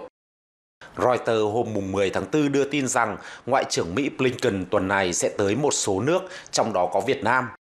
Hãng tin này dẫn thông cáo của Bộ Ngoại giao Mỹ nói rằng tại Hà Nội, ông Blinken sẽ hội đàm với các quan chức Việt Nam và kỷ niệm 10 năm ngày hai nước thiết lập quan hệ đối tác toàn diện. Tờ Hoàn Cầu Thời báo, tức Global Times của Trung Quốc, hôm 9 tháng 4 trích lời một chuyên gia nói rằng Mỹ đang tìm cách nâng cấp mối quan hệ Việt Nam-Hoa Kỳ lên tầm đối tác chiến lược, nhưng Việt Nam dường như còn có những mối lo ngại. Theo bài xã luận của tờ báo này, chuyến thăm sắp tới của Ngoại trưởng Blinken tới Hà Nội có thể dẫn đến kết quả trong một số lĩnh vực như an ninh hàng hải hay một số cải thiện trong hợp tác kinh tế, nhưng nó sẽ không ảnh hưởng đến chiến lược chung của Việt Nam bởi giữa Việt Nam và Mỹ vẫn tồn tại một số mâu thuẫn cố hữu và mang tính cơ cấu. Giám đốc Trung tâm Nghiên cứu Đông Nam Á của Học viện Khoa học Xã hội Trung Quốc Hứa Lợi Bình nói với Hoàn Cầu Thời báo rằng những mâu thuẫn này gồm vấn đề ý thức hệ và lịch sử, ám chỉ đến việc Việt Nam chọn theo chủ nghĩa xã hội và cuộc chiến trong quá khứ của Mỹ ở Việt Nam. Một hãng xe công nghệ danh tiếng và một hãng thời trang ở Việt Nam vừa phải xóa bỏ thông tin bị cho là sai lệch về chủ quyền biển đảo của quốc gia Đông Nam Á trên ứng dụng của họ và đưa ra lời xin lỗi trước phản ứng dữ dội từ cộng đồng mạng, theo truyền thông trong nước.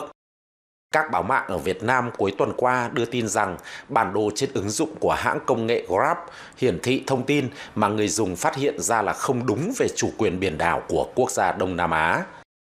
Sau khi nhận được phản ánh trong 2 ngày cuối tuần, phía Grab Việt Nam cho biết sự việc không liên quan đến sự tôn trọng của Grab đối với đất nước và nhân dân Việt Nam, đồng thời xin lỗi về những quan ngại có thể phát sinh. Cùng ngày 10 tháng 4, công ty cổ phần thời trang Yodi cũng đưa ra lời xin lỗi trước sự việc dùng ảnh bản đồ Việt Nam thiếu 2 quần đảo Hoàng Sa và Trường Sa, nơi Việt Nam tuyên bố chủ quyền chồng chéo với Trung Quốc và một số nước khác trong khu vực. Cũng vào cuối tuần qua, công ty cổ phần sự kiện PIC, nhà tổ chức giải bơi quốc tế Oceanman, bị công an tỉnh Khánh Hòa xử phạt 25 triệu đồng vì vi phạm quy định pháp luật liên quan đến việc dùng bản đồ sai lệch, tương tự như trường hợp của Grab và Yodi. Theo Tiền Phong, Công an Khánh Hòa cho biết bản đồ được dùng cho giải bơi hiển thị khu vực quần đảo Trường Sa có một phần lãnh thổ của Việt Nam, được chú thích với tên gọi là đảo Hải Dương bằng tiếng Trung Quốc.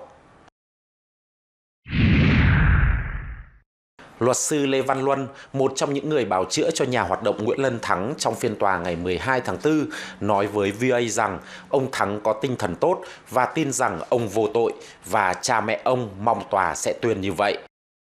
Ông Nguyễn Lân Thắng, người thường lên tiếng phân tích phản biện về các diễn biến chính trị, kinh tế xã hội ở Việt Nam, bị công an bắt giữ hồi đầu tháng 7 năm 2022.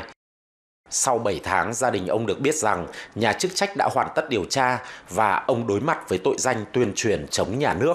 Đến ngày 4 tháng 4, vợ ông Thắng nhận được giấy triệu tập cho phiên tòa xét xử ông vào ngày 12 tháng 4. Hôm 10 tháng 4, luật sư Lê Văn Luân cho VOA biết rằng ông và một số đồng nghiệp đã gặp ông Thắng trong trại tạm giam vào thời gian gần đây để chuẩn bị cho phiên tòa. Ông Luân nói thêm rằng ông Thắng trong trạng thái tinh thần tốt và cho rằng mình vô tội. Việc ông thực hiện các bài phỏng vấn với các đài nước ngoài mà Viện Kiểm sát dùng để cáo buộc thì ông cho rằng đó là quyền cơ bản và thực hiện quyền tự do ngôn luận. Ông thực hiện với vai trò một công dân có trách nhiệm với đất nước. Nhà hoạt động đang bị tạm giam cho rằng những lời phê phán phản biện của ông là đúng, song cũng có thể ông đã động chạm đến những nhóm lợi ích, những thế lực nào đấy nên ông bị cáo buộc vào tội danh hiện nay, luật sư Luân thuật lại. Luật sư Lê Văn Luân nói với VOA rằng nhóm bào chữa đã bất ngờ về quyết định xử kín của tòa và mong làm rõ cơ sở của quyết định đó. Hãng xe hơi VinFast thuộc tập đoàn Vingroup của tỷ phú giàu nhất Việt Nam Phạm Nhật Vượng giao 915 ô tô điện trong tháng 3, báo chí trong nước đưa tin dẫn lại dữ liệu của hãng. Tính từ đầu năm đến nay, VinFast đã giao tổng cộng 1.689 xe các loại, bao gồm các mẫu xe VF i34, VF8 và VF9. Trong đó dẫn đầu là xe tiện ích thể thao cỡ trung VF8 với 865 chiếc, tiếp theo là VF i34 cỡ nhỏ với 773 chiếc, cuối cùng là VF9 cỡ lớn với 51 chiếc. Những con số nêu trên là rất nhỏ khi so với con số 65.000 lệnh đặt mua xe VinFast trên toàn cầu mà hãng từng nói với báo giới và đã được Reuters tường thuật trong một số bản tin. Chúng cũng quá thấp so với công suất của nhà máy mà hãng từng công bố là lên đến 250.000 xe một năm, tức là gần 21.000 xe một tháng. Hồi cuối năm ngoái, VinFast xuất khẩu lô xe đầu tiên sang Mỹ gồm 999 chiếc VF8 và phải mất gần 3 tháng làm thủ tục và cập nhật phần mềm mới thực sự giao được 45 chiếc cho khách hàng vào đầu tháng 3 vừa qua. Sau đó không có tin tức mới là hãng có giao thêm xe cho khách nữa hay không. Một số chuyên gia kinh tế mà VOA tham khảo ý kiến nói rằng doanh số bán xe thấp làm cho bất cứ hãng xe nào cũng khó đạt được điểm hòa vốn và nếu kéo dài tình trạng này sẽ là khó khăn to lớn cho một hãng. Theo cáo bạch, VinFast có tổng tài sản 4,4 tỷ đô la nhưng có khoản nợ tổng cộng gần 8,8 tỷ đô la và lỗ lũy kế gần 4,7 tỷ đô la. Một bản tin của Reuters vào ngày 10 tháng 3 cho hay riêng năm 2022, VinFast đã lỗ ròng 1,36 tỷ đô la. Tình trạng ô nhiễm không khí ở Hà Nội đã đạt mức nghiêm trọng vào thứ Hai mùng 10 tháng 4 khi chỉ số chất lượng không khí AQI ở thủ đô của Việt Nam tăng lên 161, vi phạm mức không tốt cho sức khỏe. Một người dân của Hà Nội nói khi đi ngang qua Hồ Hoàn Kiếm, nổi tiếng ở trung tâm Hà Nội, nơi đang bị sương mù bao phủ. Tình trạng không khí hôm nay thì nó về khách quan đấy thì nó ô nhiễm khá nặng. Tại vì mặc dù cái thời tiết của mình nó rất là mát, nhưng mà cái tình trạng không khí thì nó đem lại cho em một cái cảm giác nó không an toàn lắm. Nồng độ PM2.5 của Hà Nội hiện cao gấp 17 lần giá trị hướng dẫn về chất lượng không khí hàng năm của Tổ chức Y tế Thế giới WHO. Theo IQE, một công ty về công nghệ ô nhiễm của Thụy Sĩ, chất lượng không khí kém của Hà Nội phần lớn là do khí thải từ xe gắn máy và thành phố này có hơn 8 triệu chiếc, cũng như việc đốt rơm rạ sau thu hoạch. Quý vị đang theo dõi bản tin thời sự của Đài Tiếng nói Hoa Kỳ VOA. Để nhận các thông báo video mới nhất trên kênh YouTube của chúng tôi, sau khi nhấn đăng ký subscribe, xin hãy nhấn vào hình chuông bên góc phải ngay dưới video. VOA liên tục cập nhật các thông tin trung thực đa chiều về tình hình Việt Nam và thế giới.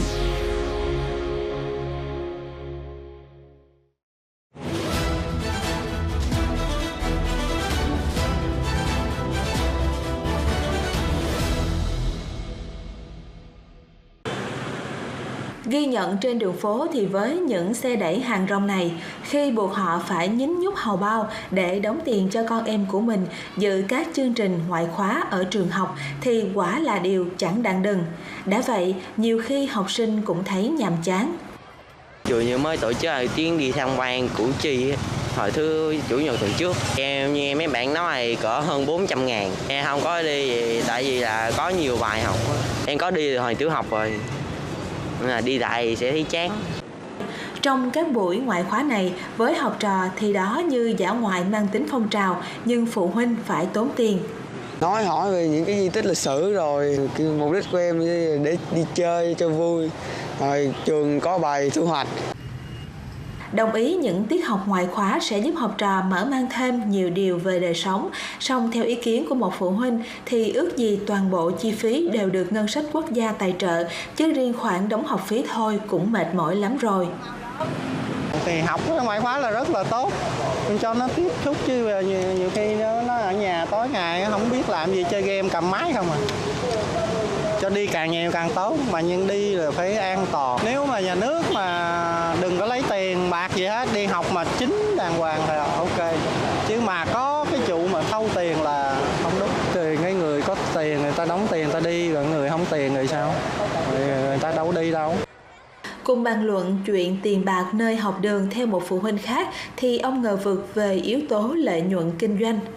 Đa số là các trường đều bày ra cái trò đó hết. Mà bắt người ta mỗi lâu lâu là 400-500 ngàn. Chứ thật sự ra giáo dục hồi thời trước đâu bao giờ đẻ ra cái vụ để làm tiền này đâu. Mới đây, hồi cuối quý 1, phía Sở Giáo dục Thành phố Hồ Chí Minh đã có văn bản yêu cầu các trường học chấn chỉnh hoạt động giáo dục ngoài giờ chính khóa, trải nghiệm, hướng nghiệp ngoài giờ lên lớp tại các cơ sở giáo dục trên địa bàn thành phố.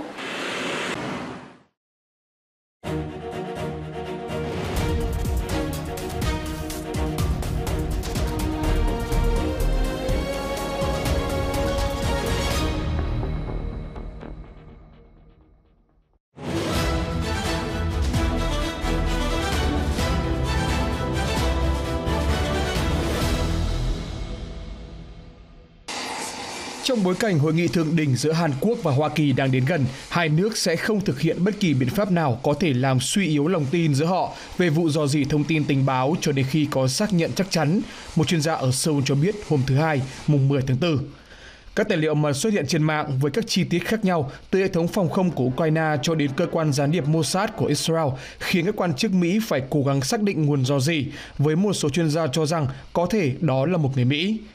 Một trong những tài liệu đưa ra chi tiết về các cuộc thảo luận nội bộ giữa các quan chức cấp cao của Hàn Quốc về việc Mỹ gây áp lực lên Seoul để giúp cung cấp vũ khí cho Ukraine, và chính sách của nước này là không làm như vậy. Ông Moon Seong-muk, cựu quan chức quân đội Hàn Quốc và là người đứng đầu Trung tâm Chiến lược Thống nhất tại Seoul nói: Cho đến khi sự thật được tiết lộ, cả Hàn Quốc và Mỹ sẽ không thể thực hiện các biện pháp như làm xói mòn lòng tin giữa hai nước về vấn đề này. Văn phòng Tổng thống Hàn Quốc ngày 10 tháng 4 nói rằng việc kiểm tra thực tế trên các tài liệu là ưu tiên hàng đầu và họ sẽ yêu cầu Hoa Kỳ thực hiện các bước thích hợp sau khi xác nhận chi tiết. Chuyến thăm của Tổng thống Jun tới Hoa Kỳ là chuyến thăm cấp nhà nước đầu tiên của ông ấy sau 12 năm. Trong tình hình hiện nay, khi các mối đe dọa hạt nhân và các phi đạn của Triều Tiên đang leo thang, Liên minh Hàn-Mỹ cần được nâng cấp và củng cố trên tất cả các vấn đề còn tồn đọng, bao gồm cả việc mở rộng liên minh răn đe. Vì vậy, tôi cho rằng hai nước có thể sẽ kiểm soát sự việc này một cách thận trọng để nó không trở thành một yếu tố bất lợi. Tổng thống Hàn Quốc Yoon Suk Yeol dự kiến gặp Tổng thống Mỹ Joe Biden vào ngày 26 tháng 4 trong chuyến thăm cấp nhà nước tới Washington. Người Đài Loan đổ xô đi mua những chiếc huy hiệu được mang bởi các phi công thuộc lực lượng không quân của họ, mô tả một con gấu đen Formosa đang đấm gấu Winnie the Pooh, đại diện cho Chủ tịch Trung Quốc Tập Cận Bình, như một biểu tượng kiên quyết phản đối các cuộc tập trận của Trung Quốc. Chủ cửa hàng là người đưa ra thiết kế này nói vào thứ Hai, mùng 10 tháng 4. Huy hiệu cho thấy một con gấu đen Formosa giận dữ cầm cờ Đài Loan và đấm Winnie the Pooh với khẩu hiệu nghênh cản, đề cập đến những gì các phi công của hòn đảo này đang phải làm với tần suất ngày càng tăng trong 3 năm qua khi Trung Quốc đưa thêm máy bay vào vùng nhận dạng phòng không của Đài Loan. Các cơ quan kiểm duyệt của Trung Quốc từ lâu đã nhắm mục tiêu vào các hình ảnh đại diện của Winnie the Pooh vì cư dân mạng đã ví vẻ ngoài của chú gấu này với vẻ ngoài của nhà lãnh đạo Trung Quốc. Ông Alex Su, người thiết kế huy hiệu, đã bán nó tại cửa hàng của ông từ năm ngoái, nhưng ông nhận thấy lượng đơn đặt hàng tăng đột biến sau khi hãng thông tấn quân sự của Đài Loan hôm thứ Bảy mùng 8 tháng 4 đăng một bức ảnh về huy hiệu trên cánh tay của một phi công đang kiểm tra một máy bay chiến đấu. Tôi muốn tạo huy hiệu này để cổ vũ cho quân đội của chúng ta. Ông Su cho biết ông đang đặt thêm các huy hiệu để đáp ứng nhu cầu ngày càng tăng.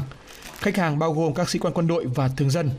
Loại gấu đen Formosa có nguy cơ tuyệt chủng được coi là biểu tượng của bản sắc Đài Loan. Đài Loan trước đây được gọi là Formosa. Lực lượng không quân của Đài Loan nói với Reuters rằng mặc dù họ không đặc biệt khuyến khích các nhân viên của mình mang huy hiệu, vốn không phải là một phần của đồng phục, nhưng họ sẽ duy trì thái độ cởi mở với bất kỳ điều gì nâng cao tinh thần của binh lính. Trung Quốc bắt đầu 3 ngày tập trận vào hôm 8 tháng 4, một ngày sau khi Tổng thống Đài Loan Thái Anh Văn trở về sau chuyến thăm ngắn tới Hoa Kỳ, nơi bà gặp Chủ tịch Hạ viện Hoa Kỳ Kevin McCarthy bất chấp những lời cảnh báo của Bắc Kinh. Trung Quốc tuyên bố Đài Loan được quản lý một cách dân chủ, là lãnh thổ của riêng mình và không loại trừ khả năng chiếm hòn đảo bằng vũ lực. Chính phủ của bà Thái bác bỏ yêu sách chủ quyền của Trung Quốc, nói rằng chỉ người dân Đài Loan mới có thể quyết định tương lai của họ. Ông Alexander Lukashenko, Tổng thống Belarus, nói với Bộ trưởng Quốc phòng Nga hôm thứ Hai, mùng 10 tháng 4, rằng ông muốn đảm bảo Moscow sẽ bảo vệ nước ông nếu bị tấn công. Ông Lukashenko đưa ra đề nghị này với Bộ trưởng Quốc phòng Nga Sergei Shoigu trong một cuộc họp ở thủ đô Minsk của Belarus. Ông Lukashenko nói trước đó ông đã thảo luận vấn đề này với Tổng thống Nga Vladimir Putin, người mà ông nói đã đồng ý với ông rằng những đảm bảo an ninh như vậy là cần thiết và cần được chính thức hóa. Belarus hiện là nơi đóng quân của lực lượng Nga, đã đề nghị hỗ trợ Moscow trong chiến dịch quân sự của nước này ở Ukraine mà Nga gọi là một chiến dịch quân sự đặc biệt. Trong những ngày đầu tiên của cuộc xung đột, Minsk cho phép Moscow sử dụng lãnh thổ của mình để tiến hành một cuộc tấn công không thành công vào thủ đô Kiev của Ukraine. Kể từ cuối năm ngoái, một loạt các cuộc tập trận quân sự và các chuyến thăm của các quan chức cấp cao Nga đã làm dấy lên đồn đoán rằng Belarus có thể chính thức tham gia một cuộc tấn công mới vào Ukraine. Ông Lukashenko liên tục phủ nhận những ý định như vậy, nhưng nói rằng Belarus sẽ đáp trả bất kỳ hành vi xâm nhập vào lãnh thổ của mình hoặc những nỗ lực kích động tình trạng bất ổn. Lực lượng tuần duyên Ý đang tiến hành các hoạt động cứu hộ trên 2 chiếc thuyền gặp nạn, chở tổng cộng 1.200 người. Lực lượng này cho biết hôm thứ Hai, mùng 10 tháng 4, trong bối cảnh số lượng thuyền di cư vượt Địa Trung Hải từ Bắc Phi tăng mạnh. Lực lượng tuần duyên nói trong một tuyên bố rằng số di dân được giúp đã thêm vào khoảng 2.000 người mà lực lượng này đã giải cứu kể từ thứ Sáu, mùng 7 tháng 4. Cả 2 chiếc thuyền gặp nạn đều đang ở trong khu vực tìm kiếm và cứu nạn của Ý, tuần duyên cho biết. Lực lượng tuần duyên cho biết một trong 2 chiến dịch giải cứu đang được diễn ra trên một chiếc thuyền đánh cá chở 800 người cách Siracusa khoảng 192 km về phía đông nam ở Sicily. Chiến dịch này phức tạp do có quá nhiều người trên tàu. Một tàu buôn trong khu vực cũng đang đề nghị hỗ trợ cho các đơn vị của lực lượng tuần duyên. Trong chiến dịch thứ Hai, lực lượng tuần duyên tiến hành giúp một tàu cá với 400 người trên tàu ở biển Ionian, ngoài khơi bờ biển Calabria, được hỗ trợ bởi 2 tàu buôn. Con tàu khởi hành từ Tobruk ở Libya vào sáng sớm ngày Chủ nhật mùng 9 tháng 4 và đã được dịch vụ hỗ trợ Alamphone báo cáo là đang trôi dạt trên mặt nước.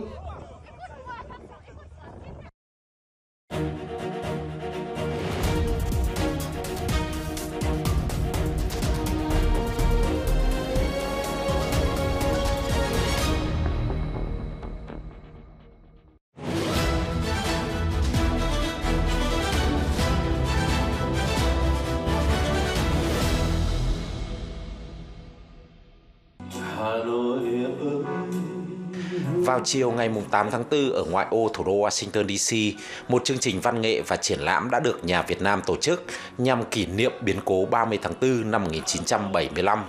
Chương trình văn nghệ có tiêu đề Những thành phố trong hồi tưởng với các ca khúc xưa về Hà Nội, Huế và Sài Gòn như đã đưa những người tới tham dự về lại Việt Nam của một thời yên bình, không có khói lửa chiến tranh và chia ly.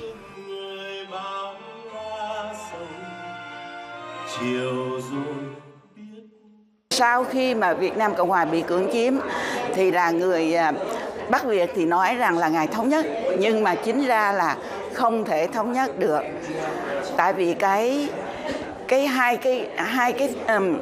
ý thức hệ nó vẫn còn chia rẽ người Việt Nam với nhau cho mãi tới bây giờ. Bên cạnh chương trình văn nghệ là một triển lãm nhỏ với những hình ảnh đau thương của ngày 30 tháng 4 năm 1975 và cả sau đó khi rất nhiều gia đình ở miền Nam đã phải ly tán vì lao tù cộng sản hay trong hành trình đi tìm tự do trên biển. Ngoài ra thì nhiều hiện vật của một thời miền Nam Việt Nam cũng được mang tới giới thiệu với những người tới tham dự trong triển lãm nhỏ nhưng rất thú vị này. Nhắc nhở mọi người là đã có khoảng hàng triệu người dân bỏ nước ra đi, và trong đó thì cũng có khoảng 500.000 người đã chết trên rừng sâu và biển cả. Nhớ lại 30 tháng 4 để đau buồn, để tưởng nhớ những người đã khuất vì cuộc chiến thảm khốc của dân tộc. Đồng thời cũng hy vọng những người còn lại có thể làm được một cái gì đó giúp cho cái tình trạng đất nước của mình nó khá hơn. Hàng năm bắt đầu từ dịp đầu tháng 4 thì các tổ chức hội đoàn trong cộng đồng gốc Việt sinh sống ở khu vực thủ đô nước Mỹ thường có nhiều hoạt động khác nhau để kỷ niệm biến cố 30 tháng 4 năm 1975 như các chương trình văn nghệ, triển lãm, hội thảo và chương trình tưởng niệm được tổ chức tại các trung tâm văn hóa thương mại, nơi mà các gia đình gốc Việt thường hay lui tới. Thì những cái kỷ niệm như ngày hôm nay đó là cũng sẽ nhắc nhở hoặc là một cách nào đó để cho các bé ở thế hệ trước hoặc là sinh ra ở đây họ biết là ở Việt Nam, nơi mà ba mẹ họ đã sinh ra đó thì chuyện gì đã xảy ra, và đó cũng là một cái tâm tình để cho các thế hệ mới này đó họ hiểu hơn về bố mẹ của mình. Xen kẽ trong chương trình văn nghệ, những người tham dự chương trình cũng cùng nhau ôn lại về một thời miền Nam Việt Nam yên bình, tự do, với cuộc sống chất chứa đầy tình cảm. Những thước phim về miền Nam Việt Nam trước năm 1975 cũng đã được chiếu lại. Chương trình văn nghệ và triển lãm này của nhà Việt Nam được coi là chương trình khởi động cho loạt các hoạt động tưởng niệm biến cố 30 tháng 4 năm 1975 của cộng đồng gốc Việt ở khu vực thủ đô nước Mỹ sẽ được tổ chức và kéo dài cho tới hết tháng 4 này.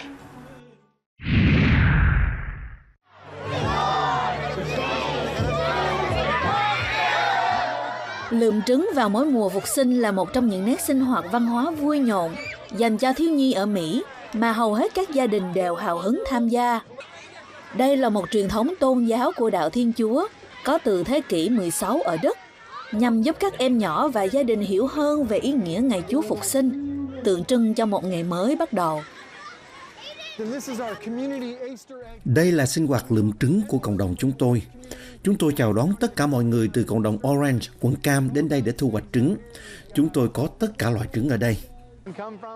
Đối với chúng tôi, đây là mùa xuân, ngày mới, cuộc sống mới, và chúng tôi chuyển hóa nó vào một cây trứng trống rỗng, giống như là lăng mộ trống rỗng của Chúa Giêsu, và điều này trở thành một điều rất vui. Nhưng khi mấy đứa nhỏ mở trứng ra và không thấy kẹo trong đó, thì điều này trở nên hỗn loạn, nhưng đó là lý do chúng tôi có quầy phát quà. Kẹo ấy đâu mất rồi? Tôi con mở nó ra. Lấy cái xô cho con. Thấy không? Con không có gì hết. Có em thì lượm được rất nhiều trứng để hoán đổi lấy kẹo sau đó. Con lượm được bao nhiêu trứng? Con lượm được rất nhiều, nhưng con phải mở nó ra và quăng nó đi thật nhanh.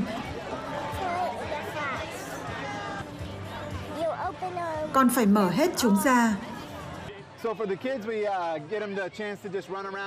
Cho mấy em nhỏ, chúng tôi cho chúng cơ hội chạy xung quanh để tìm trứng.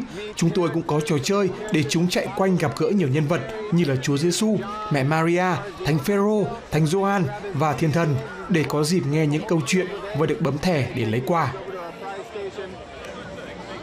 Đối với người lớn thì đây là cơ hội để được vui chơi cùng gia đình và nhất là được thưởng thức các món ăn ưa thích. Tôi rất thích coi mấy đứa nhỏ nhặt trứng, nhất là nhóm 6 tuổi và 7 tuổi, bởi vì chúng biết chúng đang làm gì, nên rất vui khi nhìn chúng. Tôi chỉ thả dây xuống là chúng chạy náo loạn. Vào mùa Phục sinh tôi thích nhất là xe đồ ăn taco, rồi ăn bắp, ăn kẹo bông và ăn tất cả các loại thức ăn mà chúng ta có thể ăn. Tất cả các sinh hoạt, thức ăn, nước uống này đều miễn phí.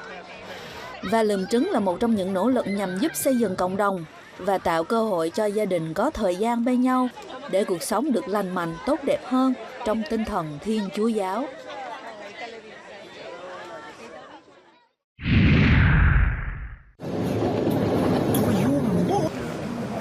Phá hủy cơ sở hạ tầng dân sự, cướp bóc, bạo lực, bắt cóc và giết người.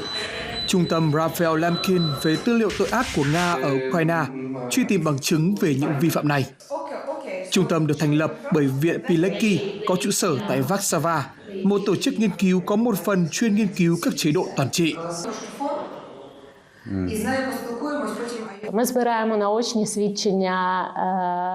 Chúng tôi đang thu thập lời khai của nhân chứng từ dân thường về tội ác chiến tranh và các tội ác khác của Liên bang Nga ở Ukraine.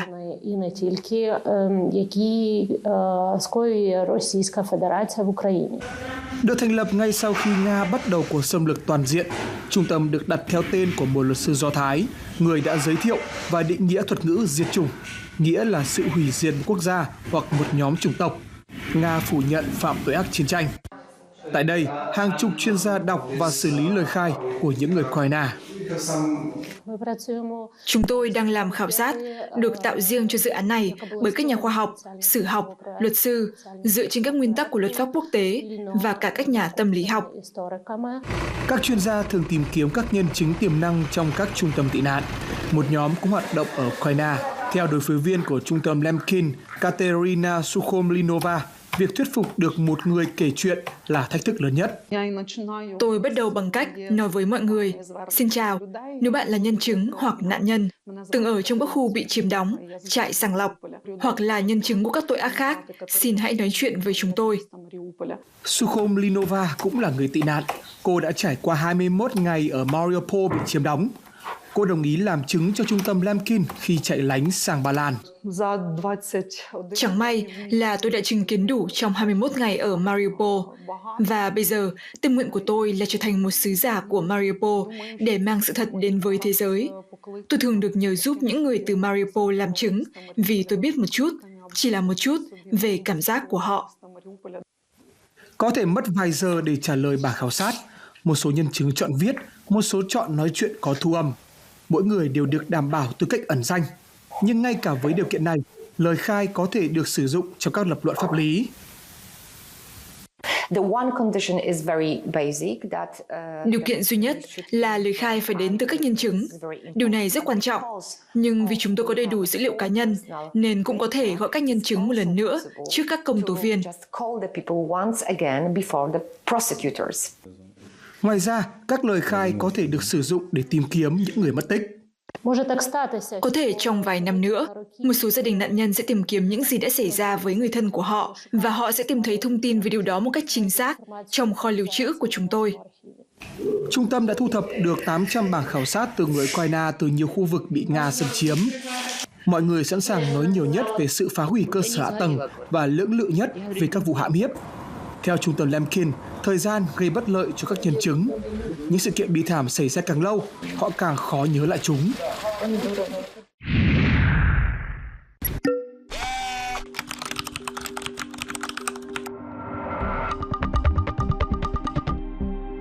Nhà bình luận Trung Quốc Hu Shijin so sánh hai sự kiện gần đây để gợi ý rằng Trung Quốc có môi trường kinh doanh tự do hơn cho các nhà đầu tư nước ngoài so với Hoa Kỳ. Ông viết trên Twitter ngày 27 tháng 3, xin trích. Cùng ngày, giám đốc điều hành TikTok bị chất vấn tại Hoa Kỳ, giám đốc điều hành Apple đã nhận được sự chào đón nồng nhiệt tại cửa hàng chính của Apple ở Bắc Kinh. Các quốc gia khác nhau, tư tưởng khác nhau. Hết trích, nói như vậy là gây hiểu lầm. Điều trớ trêu là ông Hu đã đăng bình luận của ông trên Twitter, một công ty của Hoa Kỳ bị cấm ở Trung Quốc từ năm 2009. Không chỉ có Twitter bị cấm ở Trung Quốc, trong số các công ty hoặc dịch vụ Internet của Hoa Kỳ đã bị chặn ở Trung Quốc, gồm có Google, YouTube, Facebook, Instagram, Wikipedia, Gmail, Yahoo, Snapchat, Signal, Pinterest, Quora, Vimeo, Reddit, WhatsApp, Messenger, Dropbox, Microsoft OneDrive, Slack, Blogspot, Blogger, Medium và SoundCloud.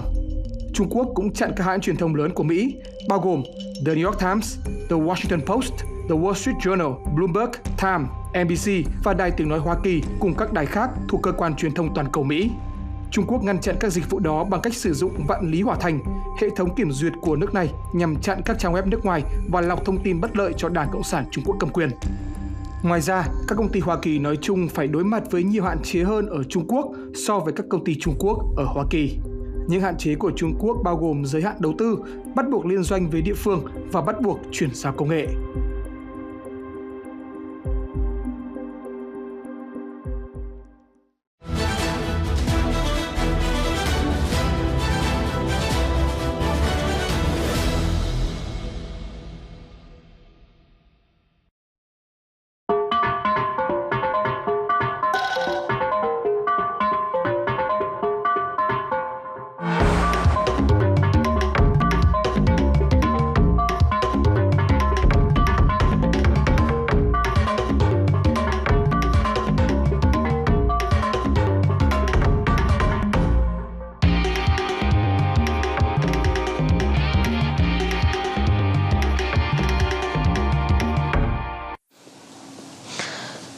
مثلا هكا أزل العراقي ما بان بلكي حالة انتحار بلكي مخو انتحار كربا.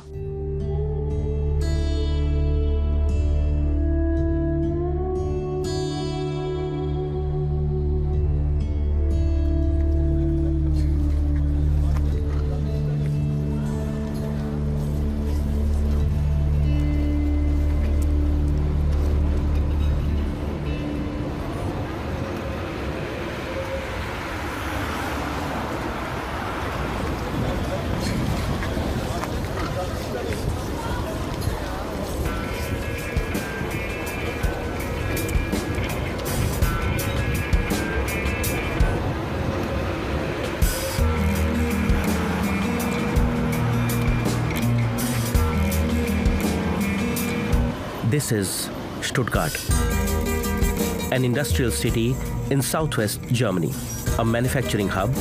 The city is home to companies that made Germany famous for its engineering excellence. People say it's the German way of living and thinking. We are here today to see how Germany has put that expertise into practice, not in technology, but in changing lives of a few.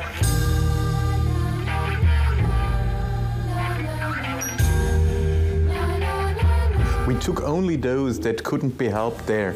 If they were in a good condition or if their family structure was intact, of course, we said then stay there. We only took the most severe cases. It's a chilly morning, and at the metro station, we are waiting for Lamia Bashar. Lamia is a Yazidi girl whose life changed in August 2014, the day Islamic State militants reached Kocho village in the province of Sinjar. What the fate of these Yazidi women and children have been, but to have ISIS actually admit... Lamia had just finished middle school when Islamic State militants threatened to kill everyone unless they converted to Islam. Islamic State was targeting Yazidis in an effort to purge Iraq of all non-Islamic influences. Yazidis are a Kurdish-speaking religious minority with their own faith. We already know of Lamia. She is one of the group of Kocho girls who were taken captive by Islamic State.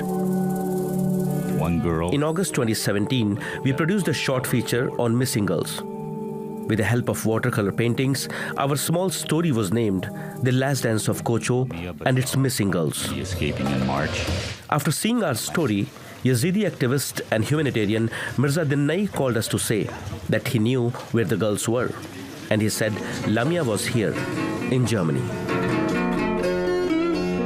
Dinnai is something of a hero in these parts. We will come back to him, but now Lamia is here.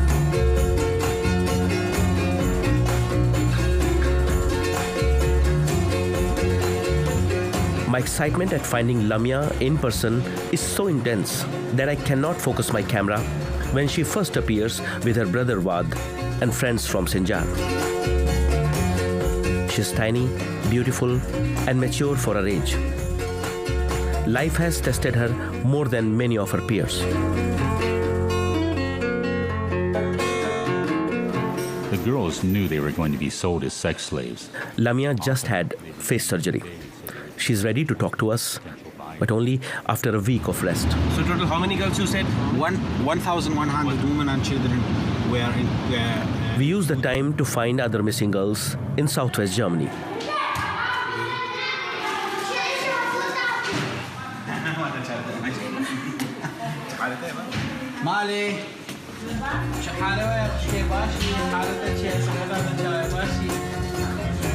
Mirza Dinnai started a program called Airbridge Iraq, a humanitarian organization to bring Iraqi children and terror victims to Germany. With his help, the Home Ministry of German state of Baden-Württemberg brought more than 1,100 survivors to Germany in the hope of giving them a better life. Some of the IS victim girls from Kocho came to Germany through this program. During our 9-day journey, we meet many girls and families. Each story sounds more horrific than the one before. Salwa Khalaf was just 16 when she was captured by IS militants, also known as Daesh. She remembers exactly.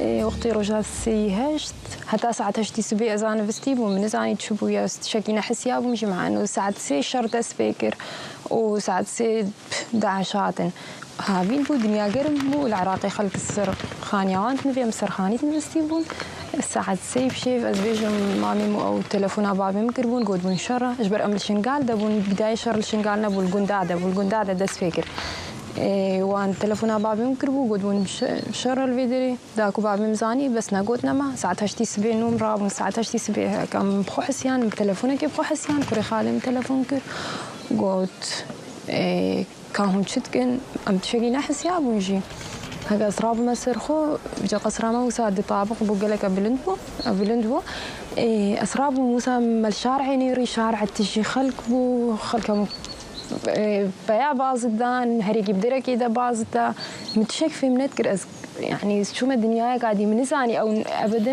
نحياتنا أبو أو. Only Salwa can define what is normal for her now. Salwa now lives in Freiburg, a beautiful city in southwest Germany. Seeing her confidence in her new life, one might think she has left the past behind, but when she talks about it, it is still so fresh. بابي مين ما تقول عم ترى كذا ناتش نشبر هكا جدلها هكا أمل كربن هروي ما قرن جاب لا أمل ما لا خدها بنو هو نحو جيمشن درك عادي حتى تقريبا ساعد أزبيجم ده يانستا راسي اسنزام تشل بالضبط بس دا درنجي أمل مادة ونشتوي كيام دركتن أم تشون أم قشتنا جياوان أم بداية دركتن بيش مرقانا هي لان أم دركتن سيطرة داني بون نتي لان خالق دركها في مشكلة إجبر فيكي قال لك هاتنا قرتن يعني از خوص هي كم إجبر فيكي صارنا قرتن إجبر ريد قرتن ونتي لان دركتن تقول هنا بكيدة شنو نزعل شيء جا مجبور من شون رياكا دور دربن ما شون رياكا ديبر أم قشتنا جيا يعني مقاشتنا لوفا بيشي قال لك يخبص ابو ترمبي لك الشارع اذا خراب ابو او بخنا خراب ابو بس نزل جناره كيما ابو او شكي سنيبو وساكر بو ترمبي سكنا ابو دا ترمبي دي نكار بنتر باسفن ام قاشتنا ويدر وساكنين تالي رد ازبيشم ضد عاش ونزان مسيبون بتني فيا هاتون سلاحوا اول دسيوان دبون قوتن قداون. The same day, IS militants took Salwa to Mosul. About 500 girls were gathered in a big hall.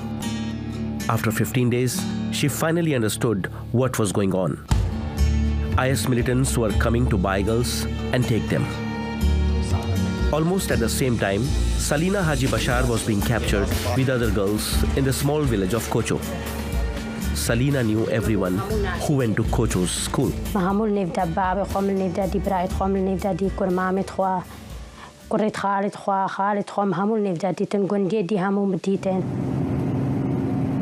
Salina and other girls were watching from the windows. They saw IS militants take several carloads of men to the pool.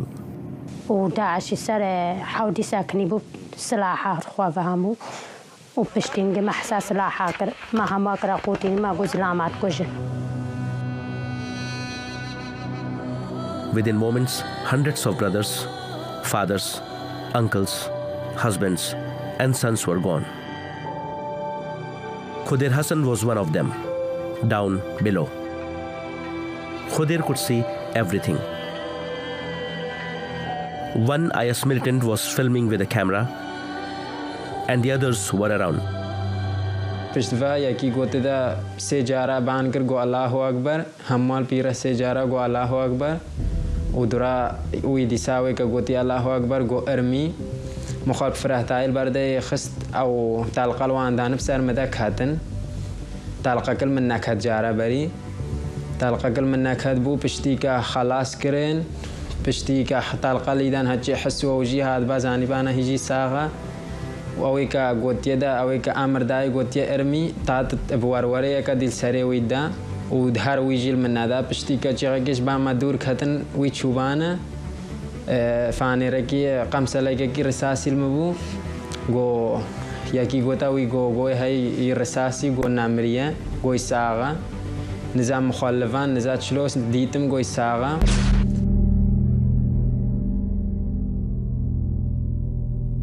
جدور تلقاك بردامه يعني نها تراسري مو بردامه جدور تقريبا مسافة 5 كيلومتر بردامه وسال بشتاستوی مو چرخی بس نگهشته هستی بس تیره چرخی درکت تدیدن نماتلقا مخاهر نلوان جوان کزی مریمه نهات بامه.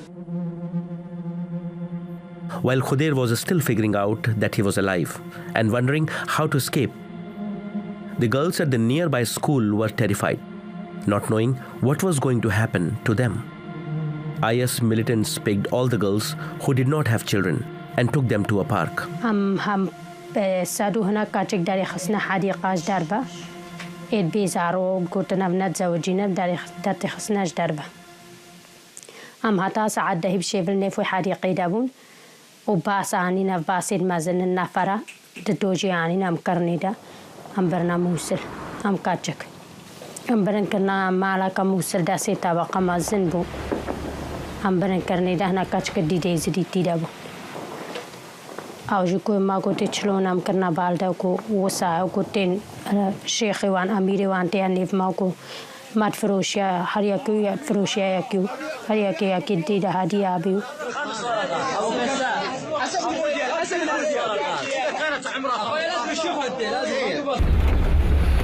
Salwa was captured with a different group from Salina. Each girl had her own fate. أمسيكا تقول أم أنينا بعاج أم بقيرانا بعاج يعني بشتي إيش بيصد كتشكي تقريبا صد كتشكما يديها مكرين شخورة عمو برين الويدر يمروشا كمان ودي ساعات ندفيان كتشكا بكرنو أو يكال باما بو جيلان باتش بس خلقات العزير بو اشترساخو كشتو الباما رايد استيخو قد كرن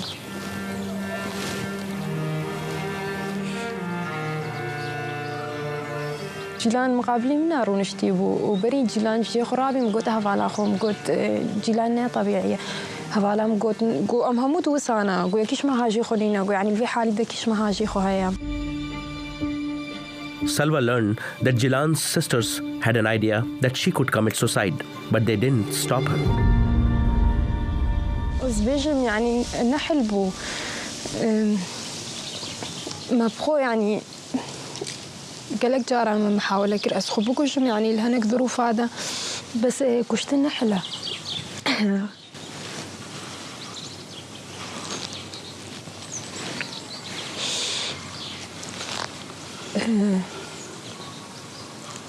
هكاش هكا خشكت ويقودبان إشبر فيكي جيلان شوية حمامي دا منتهي لا أخو بكشي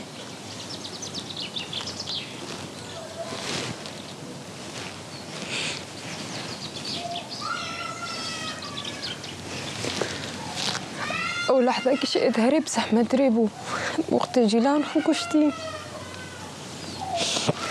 بشتي جيلان قالك يديجي محاولة كرن الباما انهيار الباما تشيبو يعني اشتل ام تعبين منظروشا هموكي بس كابوس بو ترصد لما همو قاعدة بو كان قيدوراك هشمت هرجار تاتن هناك تكرين وهرجارك قاعدة كدبان هريكي خشكا كوبي بربون هريكي شي هفالا كوبي بربون والنزاني كان قدورا وانا ام همون اللي بيا دورا خبون قالك جارة ام التحبين ما تقولك ها خزيبين مشخورة ببن بس مش في حالي خلاص كن ام تحبين منابين بتربي تشتي ببين ما بدس هيك تقرتن بدس وزاد سي ماشي خو تذكرنو الدارة المدار الدارة دس ماشي خو تذكرن بورامات كيشان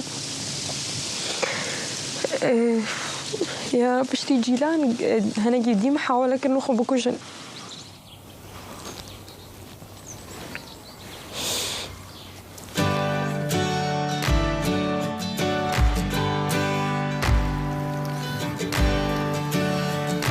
This is another Jilan. She's 16 now, so she was a child when she was captured 4 years back. Jilan speaks out for probably the first time, and her story is horrific. But for that, we will have to reach Tübingen, a university town in south of Germany.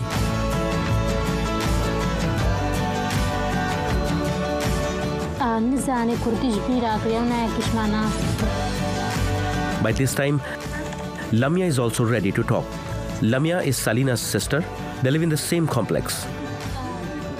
While Salina is talking to Dakhil, I have a chance to visit Lamia's room and see her picture gallery. Sakharov. I do not speak Kurdish, but Lamia makes things clear. This is in Italian. This is father. Okay. Brother. Brother. Okay. Who? Kadri. Oh, girl Kadri. And Almas. So where is Kadri? Here. Okay, she's in Germany now? No, this is in Bomb. Oh, Bomb, she died? Yes. Oh. And Almas. Oh, Almas. Yes. She was with you, right? Yes. She died? Yes. Okay. And father. Mother, yeah. And mother. Where is your mother here? Nee. Wait. Where is she? Yes. Kidnapped? Yes. Not yet back? Yes. No. Okay. Sister. Salina. Oh, Salina, yeah. Wa'ad. Ah. Yes. And this is my phone. Okay. Yes. And this is Ish. You? Yes. Oh. Okay. Yes. And this is she. Who? Ish. Oh, you? Yes. Oh, wait. Okay. This is Catherine. Kadri, okay. And this is Almas. Almas. Yes. And this is mine house. Oh, in Rukocho? Yes. This is Dalal. And this is Samia. And this is Hamdia. And this is Meanwhile, Salina is telling my colleague Dakhil Shammo how she tried to stop the militants from taking Lamia away from her. Amman, am penju haft shnif garten. Azul Lamia bunu hardo khushkin maavinu naavinu kashmama mamun. Kun jedibu ambaran karna basa ke saat penji sabahi shmugusil ambaran faruna suri. Ambarna raqai. او زلامي هكا لم اختار كري كواس تنا اختارنا كوستا فيراناب از هشتم الوردة وقالك محاولة بيكريام وشوم البيو رالي نابو بره لم يعجي نفس عمد كرو كوس ناچم يا خوشكا خرابي پوري کرتنو کرنا ترام بيلو داري کرتن. Salina stayed at the same place for 2 days. One evening at 8 p.m., when she was alone at home, she decided to run away. از هاتشوم دورني في ساعتش مالي دور كتم كان ما مالا كده كاميرا بدري حوشي بابو از ديبو شهر بنا مال از ديبو زاني زب كي فرحي دا چوي ما هاتن الدري مال كده ما مال كي قيامي تا دنيا وتعديل ماكن از دامي قولني دا قوال باما از برم ورابونا مو برم ديسا كان ما مالا كديدا ديسا وي ابو احمدي از سه روزال وی مالی دبون کچکا کدیش کندیم نتی دبون آوی ناری باندو تنهایی جل برداشت نهاتی از او 4 روزال وی مالی دبون و دیس عملوی ساعت 8 صبحی ما باز ده حرازی بردیری بو و هر دو عیالی دوان نفستی بو کان نپی مادا بسلاحه کان نپی مادا و کرنا قوتا خود کان نپی ما باز دم نساکنین ما شکایت خواه آویتن ما گورا آویتن دستمانگ ما آویتن ما خواه همو بتشتی راش کربو ما بعدم چون الجسر کی ساکنی طلقه سر مرا بردانم نساکنی ما خواهر دو خال جسر وار کرد هم چون لالی جسری دیوا در کرد لن گودست و رو و وچه ما همو شکست و خراب و خوین بو هم چون آلی دی جسر و در کرد. IS militants were watching them. They were captured again and put in jail for 9 days in Khaim. ياكي خليجي سعودي بو قال لك تعذبها بالا مكره زيادة تعدل ويدريدا بيكر قال لك يعني اغتصاب كرو برحمامي هدومك لنهاش ليدان لاشي وهم كرا كيبا الهشين كر قال لك تعذب بيكر وي او داستو لنجويش تعندبون بربو حمامي قال لك تعذب بيكر وي محاولات كل بالخودا بس جار بينا بويدا شداندو رابويدا وتعدا جي بيكر وبشتهن جي آني مچو آني مجلق لي كرم. Some food kicking. Oh my God. So much. Is dolma? Yes. Lamia was captured in the same school at Kocho. She said one militant told her that IS militants had killed all the men of the village And from now onwards, the girls were sabya, sex slaves in English, and they would be sold to other men in Syria. The bus journey to Mosul gave them a hint of what was coming. الباسي دا داعش تحرشي ما تبو قدي بورا ما قرت بقول كي ما قرت عشل باوان باسا درني با شنقال هذا موزل تحرشي ما يعني كذا زاني شغلانة يسورة تقرتنش ما راح لكسري رات كسورة تقرتنا دباسكم هالباسا كده سيجا كان فيدكو بس بهذه بيش خارب مو فيدكو يعني وقع تشتكي بازكي هكا تبكى يعني إذا تبيجي أبا خانجة زي بيش خارب مو ساعد كده ودينا السوري ونعمل وان شان يعني حمو خورتون يعني جحيا هناك شنه سالي بقرا حتى إتسي سالي أفهم كاتشكي هم كاتشكي جيهلون هم فهم ساعات دوغا هشتن ساعات سي هاتن جو هناك هاتنا ويل واجبا أن وكاتشكاني رنا واجبا ما إت هناك داعش سعودي بنو جزائري هاتن كتشكا كتقول لي ما واجي حمري صار كيش ممكن تكتربو يا كيش واني سعودي كو زيفش خرب ام بلند الرجال وردابون إبارة بريهات كو هني دين خو غايرين مو هكذا امي دين خو غايرين بس بالشرط هكذا هون يعني ما اختصار ناكن كاهم دست خو ما ناكن ام ما قبول دين خو غاير يعني مثلا بعد تيجتن جمعنا يعني كسكان تيجتن طبعا تشتي بزحمة الراسته هو المهاد وشو أو بو شمرة يعني زانم هكاوي فقرية شمرة نقلك بزحمة بس شمرة بزحمة يعني داكو بابين مسبرز أزانم كافانا قرين داكو بابين مشوية أو شمرة بزحمة رأيكسر خاصة داكا المال يعني دقيقة كزج داكا خقود ند بمشوية أو قلك شمرة بزحمة جارة تاريخ داكا خديتي أزبري داكا ماني موي محدي بس داكا مجل بي مآنين جا آنينس جمل بارونش جمل باوي داسي منوي التيك دابو ملباريك دا درونش تيبون داعشات كدا غرفة متيدا كدا نيفدا أس قدنغو كامي في ملي مقردن ومراغن داكا مقو كنا چندی خواه ویدیو گواه کچکو که گو مبنو مجیس البرده که خدا رو نشتم مگوسنایم بس دو هاتن بداگا مگردن و یکی پورام گرد زلپی خود جرجرانه و هتاش درفجی هتا سنانی مش درفه و داگا مبرن داری و غرفی نهشتن داگا مشور در کوی داری و غرفی لی قافل کر داگا خنات جاگا دی مناتی Lamia tried to escape 4 times. And each time they got her, they sold her. One day, she cut her veins with a piece of broken window. كم سر خراكر زل البا تختورة كي مالمالا تختورة كي إيم غربي بو وي دستوين من لفاف وكربون ودرمان وكرب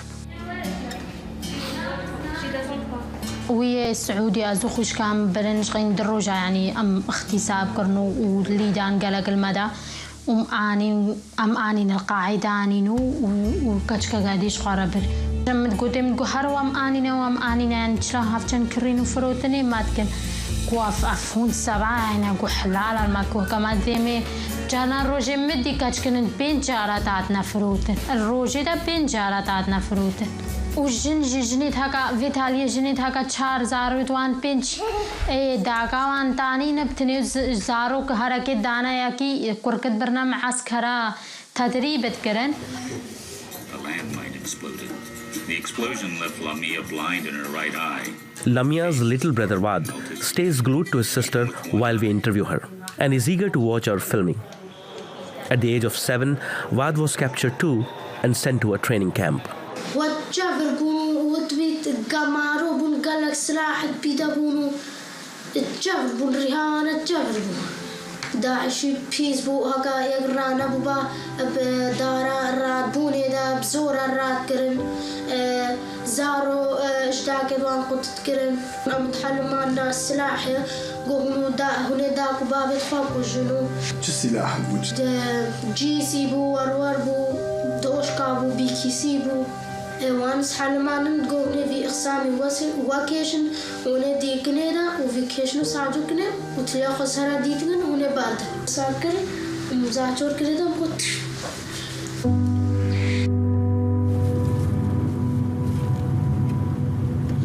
Wad is not alone there. We are told there is a wooden structure at Rotam where a few boys live who returned from the IS training camps. While we wait for the boys to come back from the school, we record the blank faces of the kids who pass, saying everything about the impact of their experiences on their lives. And then we meet the first smiling face, Zina Abbas. But there is a reason why she is smiling. One of her sisters, Hina, was rescued from IS captivity just 2 days back.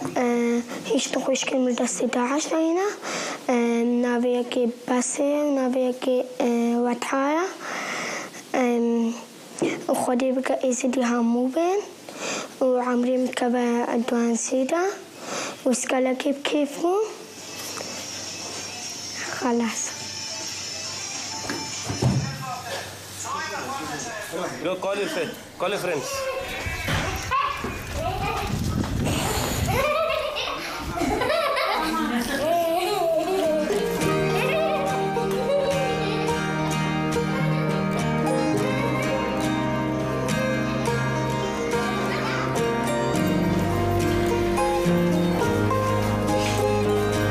As soon as boys return, we sit down with Raghib. ساعت شارسي سباهيم رادبون من ميجد كر دراني من نفست ما قرآن ونميجا خود كر ومن نفستن ساعت هشتم رادبون. IS militants had formed an army of kids, Ashbal al-Khilafa, also known as Cubs of the Caliphate. ما خوارون ما تدريبت كر حتى ساعت هفت شش اي شيف ديسام نفستن حتى ساعت شاريس بهم دوش مد ازديم دود بسلمان بون ما حرزي اخوات كر اصلاحي وقوتن قهون اصلاحي فاكن ونشلو زان فاكن شلو بقرين وكا قوها كان ها ونشنا شيرو في شكل وخلاص بون عتاتي وخلاص بون او حزامي كفوات كرن قو شو ادقما دوسان وهنا استشهد بن قهون شنا جنات.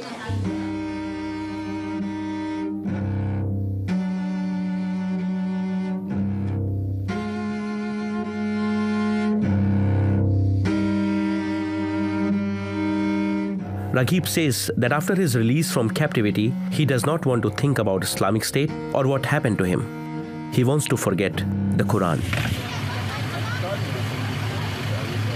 When we meet Bazi a few hours later outside her college, she looks very confident. We already had spoken to her about our last film.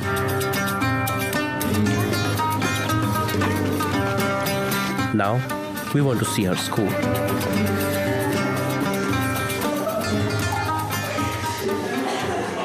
But I think that you have to speak with. And we want to hear about an American IS militant that Bazi had mentioned to us. أو أمريكي أبو عبد الله الأمريكي أبو نافي إيفارك هاد كتام جو هيش أم حملوي داري دبون إيفارك كتام جو وسا برسش مكر كتام جو حمريتا ديسا چندا كتام فكرتا ياو و وسا مرا بايف مگوته مدیسام برجیکر مگوته هنی چلوگ نشمام همو آنی نویداری وسا گم هن همو آنی نویداری کم بفروشن از او فروش ما خلق حوالت خو الفیدر الحلبی بس ناوید واند گوتن گو يعني ناوی که جیت گوت گو کاری خوب کسی سبهی و ساعت هفتن تبم ودهات ندبرن همو برن غير منو وندان نمالوي داريده الوي ماليده وكوري براي مني بمرابو مقربو كوري خوا مقطعان أزازوج ما فكوري مني بمرايا باش تسي چهار روجا إيوارا كي حرزي هاد باني مقر قطع موارجة كي مقوتي سنايم تاتشمنا قطع موارا أبو عبد الله الأمريكي باني تاتك لازم تبي أبان بجد قلتني دا الشيخ قلت أزي بيشنم وقت تاج مهفاني دوي مستمر هابون ما خوارن جرات شيت كر وما جل كدويت شوشتن وقت مهفانا جوي هاد باما تشاو تشتو جرات شيت كر. One day, Abdullah Ameriki, Bazi, and her nephew were alone in the house. Bazi saw that Abdullah Ameriki was talking to his family via Skype. Bazi asked him why. Abdullah Ameriki told her that in the US he was a teacher, but he had come to Syria for a visit and found friends. They convinced him that Islam was the right religion. أفطر الشيء كرم قلت دام قلت يعني هيالاتنا بجتك هاتش مات تشوي ويدري شمات تناي وصا كون كتام قفان برساش ممك فالوي معلم تيدا غرفة كما زنبو وكهولا كيبو ميزا كما سنتيدا بخاري تو تيدا دادانين يفارق موصل شباكر لينيري اترسم عندود كتايدا هوني تشنا فيدري هوني وساك نوساك. After a few days, Abdullah Ameriki called Bazi to his room and told her that he was going to marry her.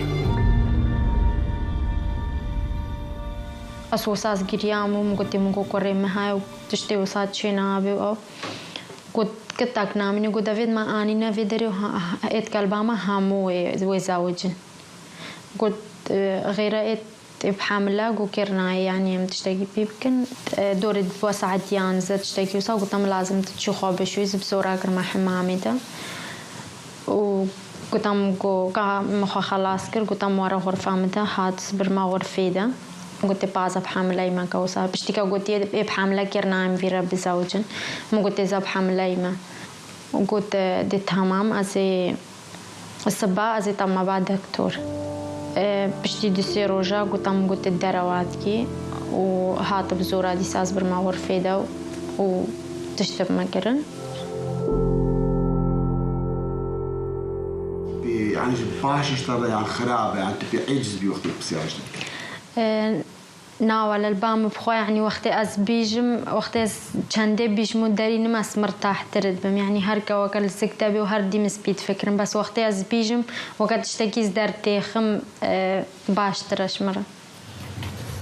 One day, Bazi said, when Abu Abdullah al-Ameriki was not at the home, she and her nephew went out after telling a guard they needed medicine for the boy.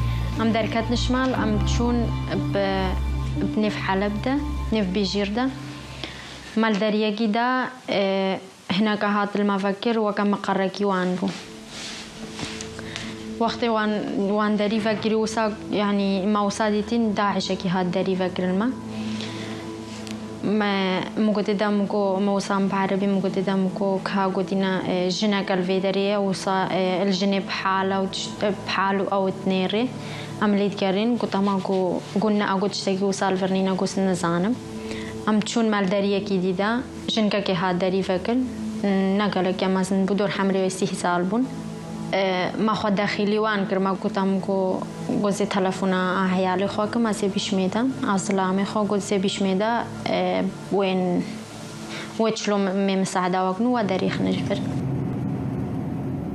زلامي ويو أوي أمريكي هاتن مبرن قلتن قواي وبازدا وصا أوي أمريكي هاتن برن وراب وما حتى قاري راب وما وبرازي مش مبر دور أسبوعكي وبشتي هنجي يعني مقلق محاولك روحت هاتا مال يعني متشولنجي ما جت كرمت قلت بس توي بينيا بامه ومقلت وتاتش لو كريجو هاردي متقول نايل بامنا وصا بشتي أسبوعكي آني جارة كدي إيفاركي هاد دور ساعدنا كنت هكا تشتكش ورب في أزيتش أميتشنا حربي أميتشنا أكوباني حربي دور دهوني في أمكتني دا ما داري خراكر چاوكو جاكيوان ما داريش كيناندو ما خراكر وما وصغير دابر حتى سبهي بوا ساعت هشتي سبهي مش مال دركتن دي ساما جل كده رشل خواكرنو مش مال دركتن ما تشو جاكي تلفون أبو بدرابدان ما تشو قوتي دا وما تلفون كر ما تلفون عمرو فاكي خواكرو وعنوان دا هنا كديترو وان هاتن زلاما كي هاتن برنا أم على خو أم خلاص كر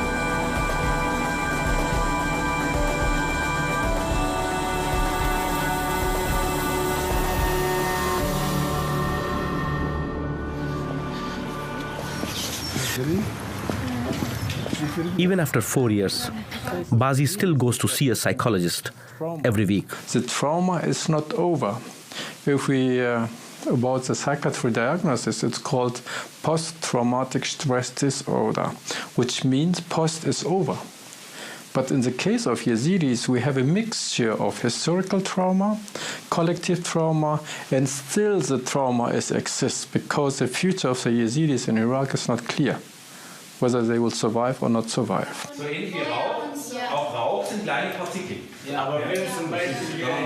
Seeing Bazi studying at her school is like a ray of hope. Bazi thinks her dreams still may come true. Bazi's German professor Markus Geckler says that Yazidi immigrants send a message about the ongoing debate over immigration in the country.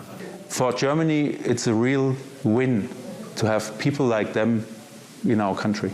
Big gain for us. There is a new radical party was created, AfD, and there are a lot of people who now are against foreigners, and there is a discussion about that. And I also only can say people like these three people, they are really, they are kind of publicity and advertisement for foreigners that come to Germany and want to integrate and want to do the best for everybody. Bazi's nephew, her brother's son, whom she pretended to be her own son, has grown up now. His name is Evin. Bazi's four brothers, along with Evin's father, were killed by IS militants on the day Bazi was kidnapped. And Bazi's mother, before being taken away, handed Evin over to Bazi. Still today, no one knows where Bazi's mother is. Salwa Khalaf strongly believes that if the girls were more educated and had more rights then, this all wouldn't have happened to them.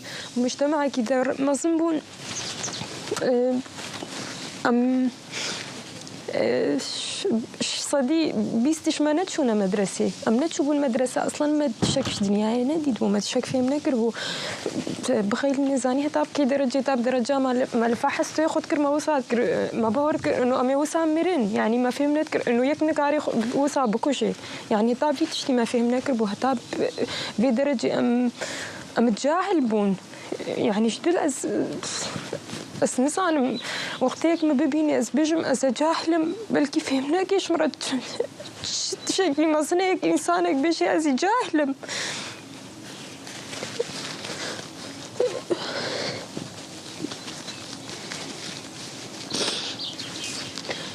ليش براك أمد فيها متجاهل من مجد فيها أم دنياي ببينن مجد فيها مشنا مدرسة أم حياتي في مكان مجد فيها مستقبلي ما هبي بس إشبرت ما أم كتجبونها موتش هذا سريع ما إشبرت ما أم نميربون إشبرت ما أم شنبون هكا أم شنبان نيفش بان هكا حقي إجني هبا الجي أم تدا مازن بوي نيفش في تشتي هنا تبو أبسط شيء قالك شناد قوتن كا أم دركبن ميراد قو ناين أم سلها من حيبا أم برافن هتاب في درنشي العراقي دس باورناكم تشنجني عراقي هموكي صدجنها بي ترمبيل عاشود بي المالام دا يكي نزاني ترمبيل شنو كي نزاني ترمبيل باشوني بس باورناكم مالت ازدياد شنقالي دا تشارج نزاني ترمبيل باشوني نبو افتشتني في مدى هكا زاني بان ترمبيل باشوني بلكي وان جناخو خلاص كربا بلا مير ما بان بلا مادام او خد بين المير مادام او بين الزلام لازم أم نرفن أم شربتن أو بلا وان شاركر بان هم وساب سري ما هذا.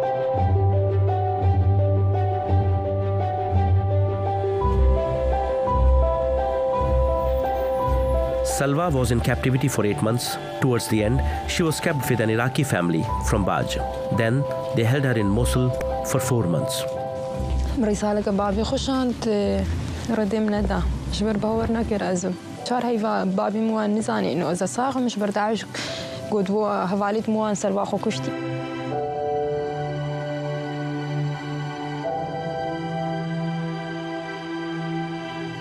بشتوي كم تلفون مش رسالة ككر مامي خشان مقولي تلفونا رسالة شبابي خرط شينو مردم نادا تكاري بيجيتي بيجو شنو ويقول بابي مي وشنو بابي مردم دا.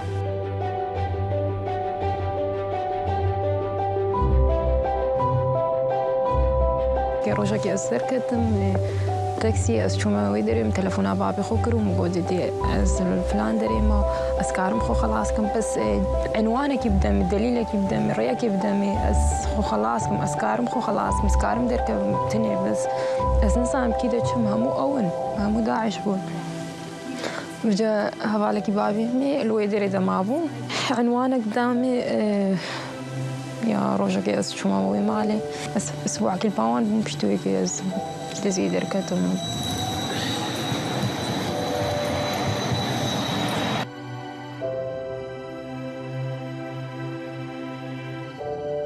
ثاني تشتي هرب زحمة البرمي الفيكي ده وقت ميرك تشكي بقى يعني تشكي عادية بيجن ميرة وفي تشتي تكبس وقت جنك سر ميري خو قبول بقى زبينم تشكي قرف نسا بس نسا اشتلس نسا بو الصفينة بس نسا بشكل بيجن بس البرم تشكي يقلكي حقيرة تشكي يقلكي في وقت جنك سر ميري خو عفوا جنك قبول بك ميروي تشكي وصابك ومشكلات شيء مال بعد عشتيتي جنيت وان تشجع عندنا سيرفي تشتي جبرت أزبيجم جن ديم لازمة دنياي ببيني لازمة بخوندي لازمة بيشتة تشبر وان حكم سر عقلي جناكر بو أو تفكرين جن دعشت تقولنا جنيت خود قولتن جناتنا بهشتي جن المرأة عورة أو تبيجن المرأة عورة جنات بهشتي بس ميرتش بهشتي بيجا وقت الفيدن يايدا جنك سمعوا طاعة يعني بجاميري خوكر و تشتي ويقوت نفذان الويدن يايدا أو يطلبها جناخوكها يعني بخيلينا وكي يكتشي دولتك وطلبيتك بورقة أو بيجي بلا جنان بيبام أو ساعات فاكرين إنه بشتي داعش وان ازديان تقول شيء كافرين شبروي كي ويتشي بهشتي او ميروي تشي بهشتي وقتي تشو بهشتي هكا جناوي ابدليوي بي وبيجي تكام مش ناخذ في البهشتي دلبان يا شبر فيكي هكا اسلام تشو قد با جنيت نفذانت بلي سريوان شي تكرنو هري او تراديبون في سبيل الدنيا دي هكا الدنيا هكا دي هبي تشنو بهشتي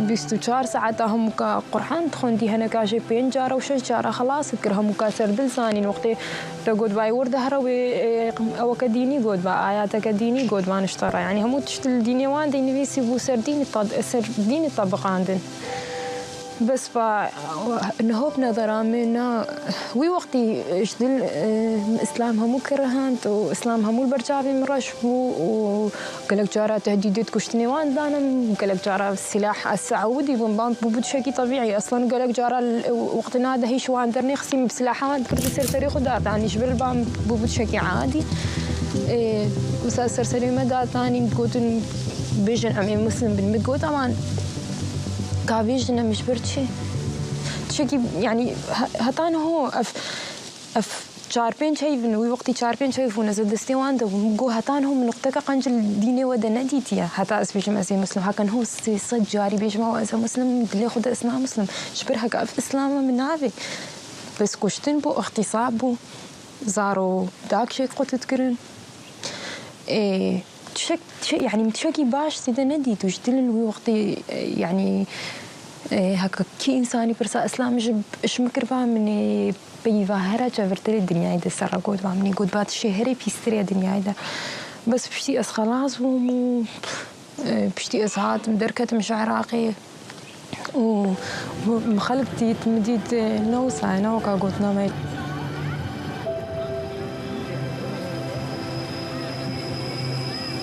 مثلا هكا أزل عراقي ما بان بلكي حالة انتحار بلكي من أخو انتحار كربا راستي البامي الخلالة بان هرجع صالادة أزبيشم مساعدة هرم نصرياش زيارة هاتي كرن برنامج بو يعني نش زيارة يعني زيارة بشكل عام وش ناجيات بشكل خاص أسيق بو روجك دنياي دنا خونا بوزش عراقي دركم بريح تافا أو بخو حياتهم الويدري قلقة نتشتق بحياتهم الوري أبت يعني از شو ما مدرسة أوكي يعني في إيطاليا مدرسة أو هبون بس وكل يتشكل حياتها مدنا بو يعني از شو ما مدرسة ساعات روجادي المال ده مش مال درنت كتم البر في الماد بون بر تلفزيوني بون يعني وقت ما حياتها خلقي التلفزيوني وان ديت ما بهور نذكر حقيقتها أم تفكرين إنه بس في خياله دلي ما مرتاح بو يعني نزعنا بلكي جبرت شما موسى مازن بلكي جبرت شما ما تشنادي بو احلامي ما تكتكوك بون قلكي يعني راست ازا كتكوك بون قلكي بس ازانم ايش ما ماسترشي خوني توان هرت وقعيت مبون يعني هركش كك العراقي ده خوناويا هرا ماستري يكي بدلي خو بابا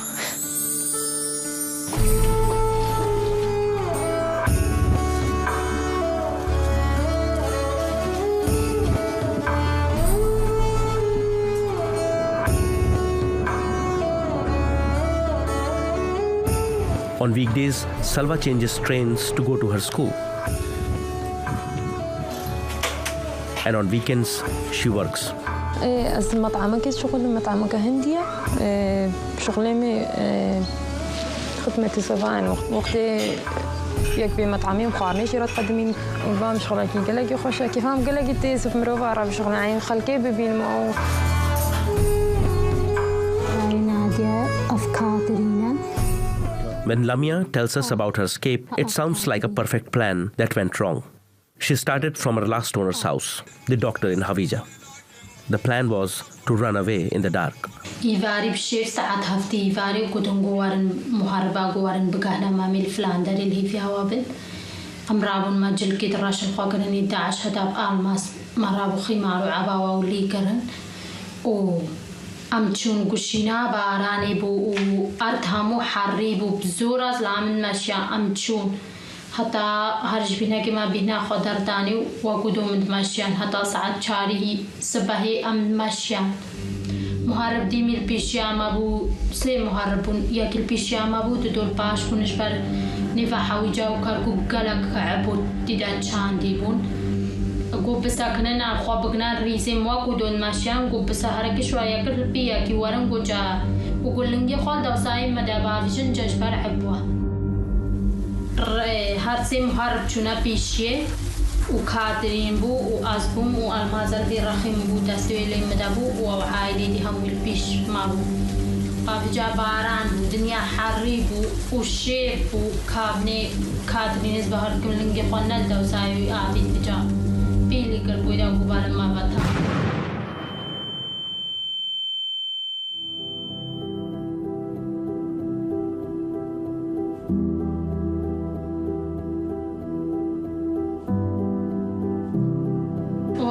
تقی از کوبر کنا قاعده شوقات کس کتا پیشبری جاوین مده و درا حبیدی من دنیاش بنینا دی مقرا قوتینیش بر جاوو چین گالا که چاودین مقرا قوتینی و مبانی کادرین آلماس هر دو کاکر کادرین جاکه کو های نکا و نا قنج بو و جاگا دی دنگش یکیش هر دوان نهاد حسام هربان كر يعني صاحبهم بس جاوين متشوبونو شي مهاد ببرين كن وعائلتي قو مهرب قدام قو بس بقى قوتيني قوتنها قوتا عشكرتي بما بس ترنا دو بشما وعائلي قو على متشن قو مهربا قوتي قو بخورا ببن قو مناويرن در باس بنشبر بيشماركا مادقرن قو في بخورا قاي هندقهنا كردستان وعائلي قوم علم نابن قومي بفهمنا قبحات قومي تشنش ترسي داعش كنا قجا بي مهارب قو سناهلم هنشن قو يهون في بقارة بقاهينا أسرا قو سناهلم قو فاساغا بلقون بقارة قاهين أبداستي مقردن كوري وقرو ومير كوري خواب داستي مقرد هتا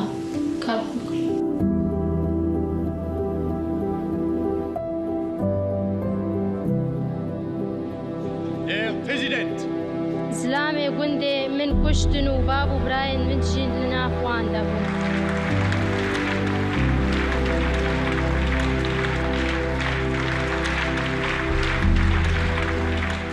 Lamia's life has never been the same again. I now understand what she was trying to tell me about Catherine and Almas while showing her picture gallery. She died? Yes. just 12 when she was kidnapped. Jilan and her friend were taken to a big house. Then, two men came to them. एक ही चीज़ पर मसरी وएक البنيمة حوالم برطابق البنيمة وأسبر مطابق السري ما قلت هون تشكينا قومي وعلمين الدين ما قلت غامنينا الورمان سعدان زي الشيبي وسا هاتنا بامام تقول لازم أبوار وكاقولي مشخورة ببن هاتاهم بالسلمان تبن قالك يجري ما كرقوتيني فيد النبو قالك المدانجي من نزعني ويتشبنا عمري مدان صالب ومن تشتي فهم نذكر وخد ترام المدان وقالك المدان وشغل أخو كرجي وقاقولي يكي صار شيء صالبو من قاعد يستشكلني في لاباجي دبوكا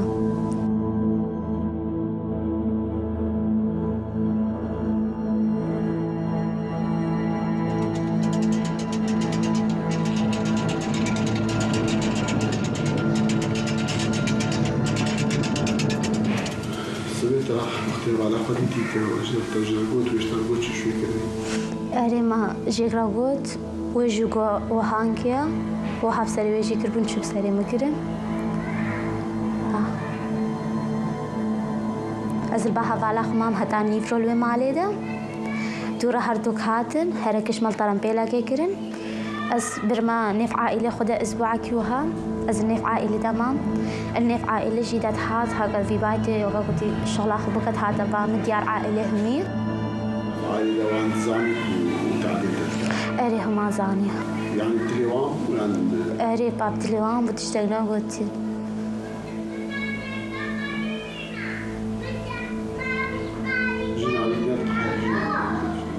جناوي تشتغلنا تقول كنت من توقي قجامني وها بس مساعدنا كرويجي ديار جافي اسبوع سي تقابي ترد هذا بامي تشتغلنا قوتي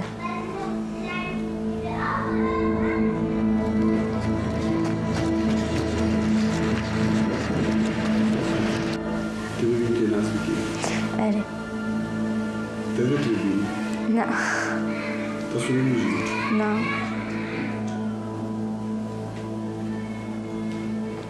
بس كم ديتي ناسكا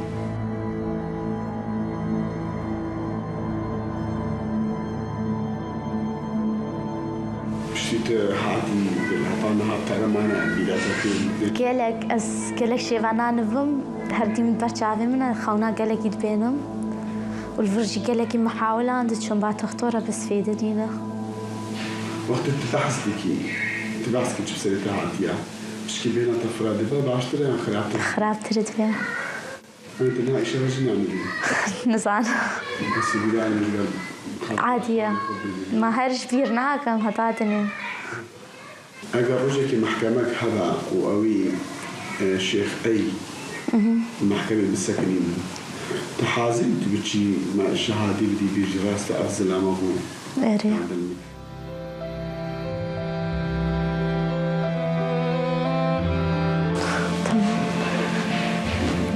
حاضر إنه هذا محكمة بس شهادة بدها مزبيج في أفشل مكر وجزائي بدن مانا وتشتويش مبرية أكيد نوع أنا هذا بها وجزائي تشيله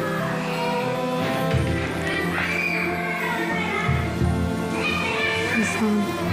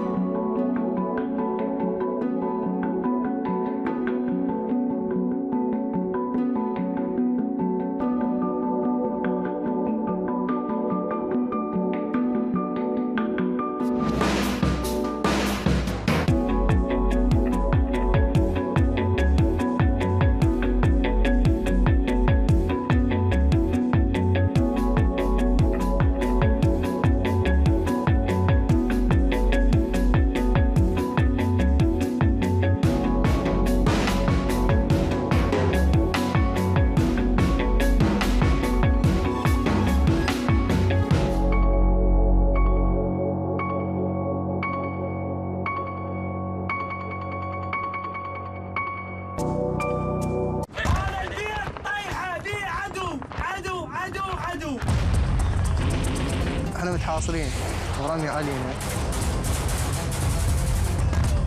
ويهم الشباب مواليد 2000 2001 ينتمون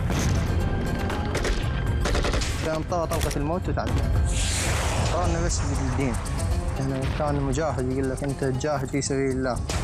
عندما سقطت مدينتهم بيد داعش صار شباب الفلوجة أمام خيارين، أما أن يتركوا منازلهم ويذهبوا بعيدا أو أن يرتدوا ثياب داعش ويعتنقوا أفكارهم ويسلكوا سلوكهم.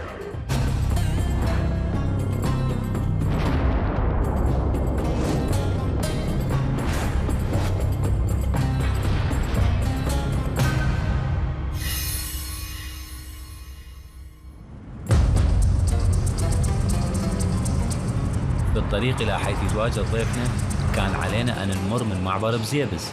هذا الجسر الصغير هو المعبر الوحيد اللي تستخدمه العوائل الهاربة من مناطق الصراع غرب العراق إلى أطراف بغداد بحثاً عن الأمان وبعيداً عن إجرام داعش وقسوة العمليات العسكرية.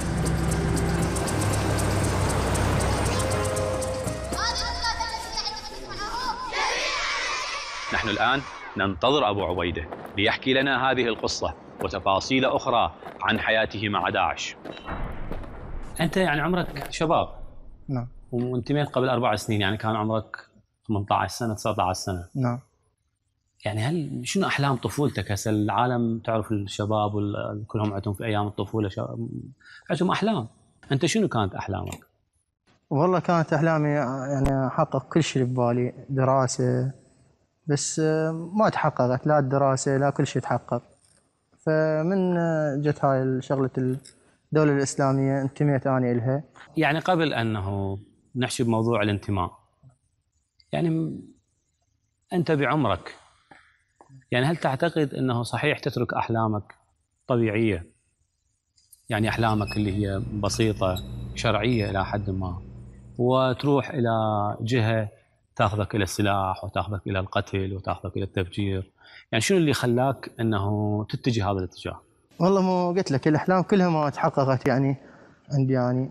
فمن جت شغلة الدولة انتميت إلها، فمن انتميت يعني وشباب وياي كثير من الشباب انتمينا، فدخلونا تدريب.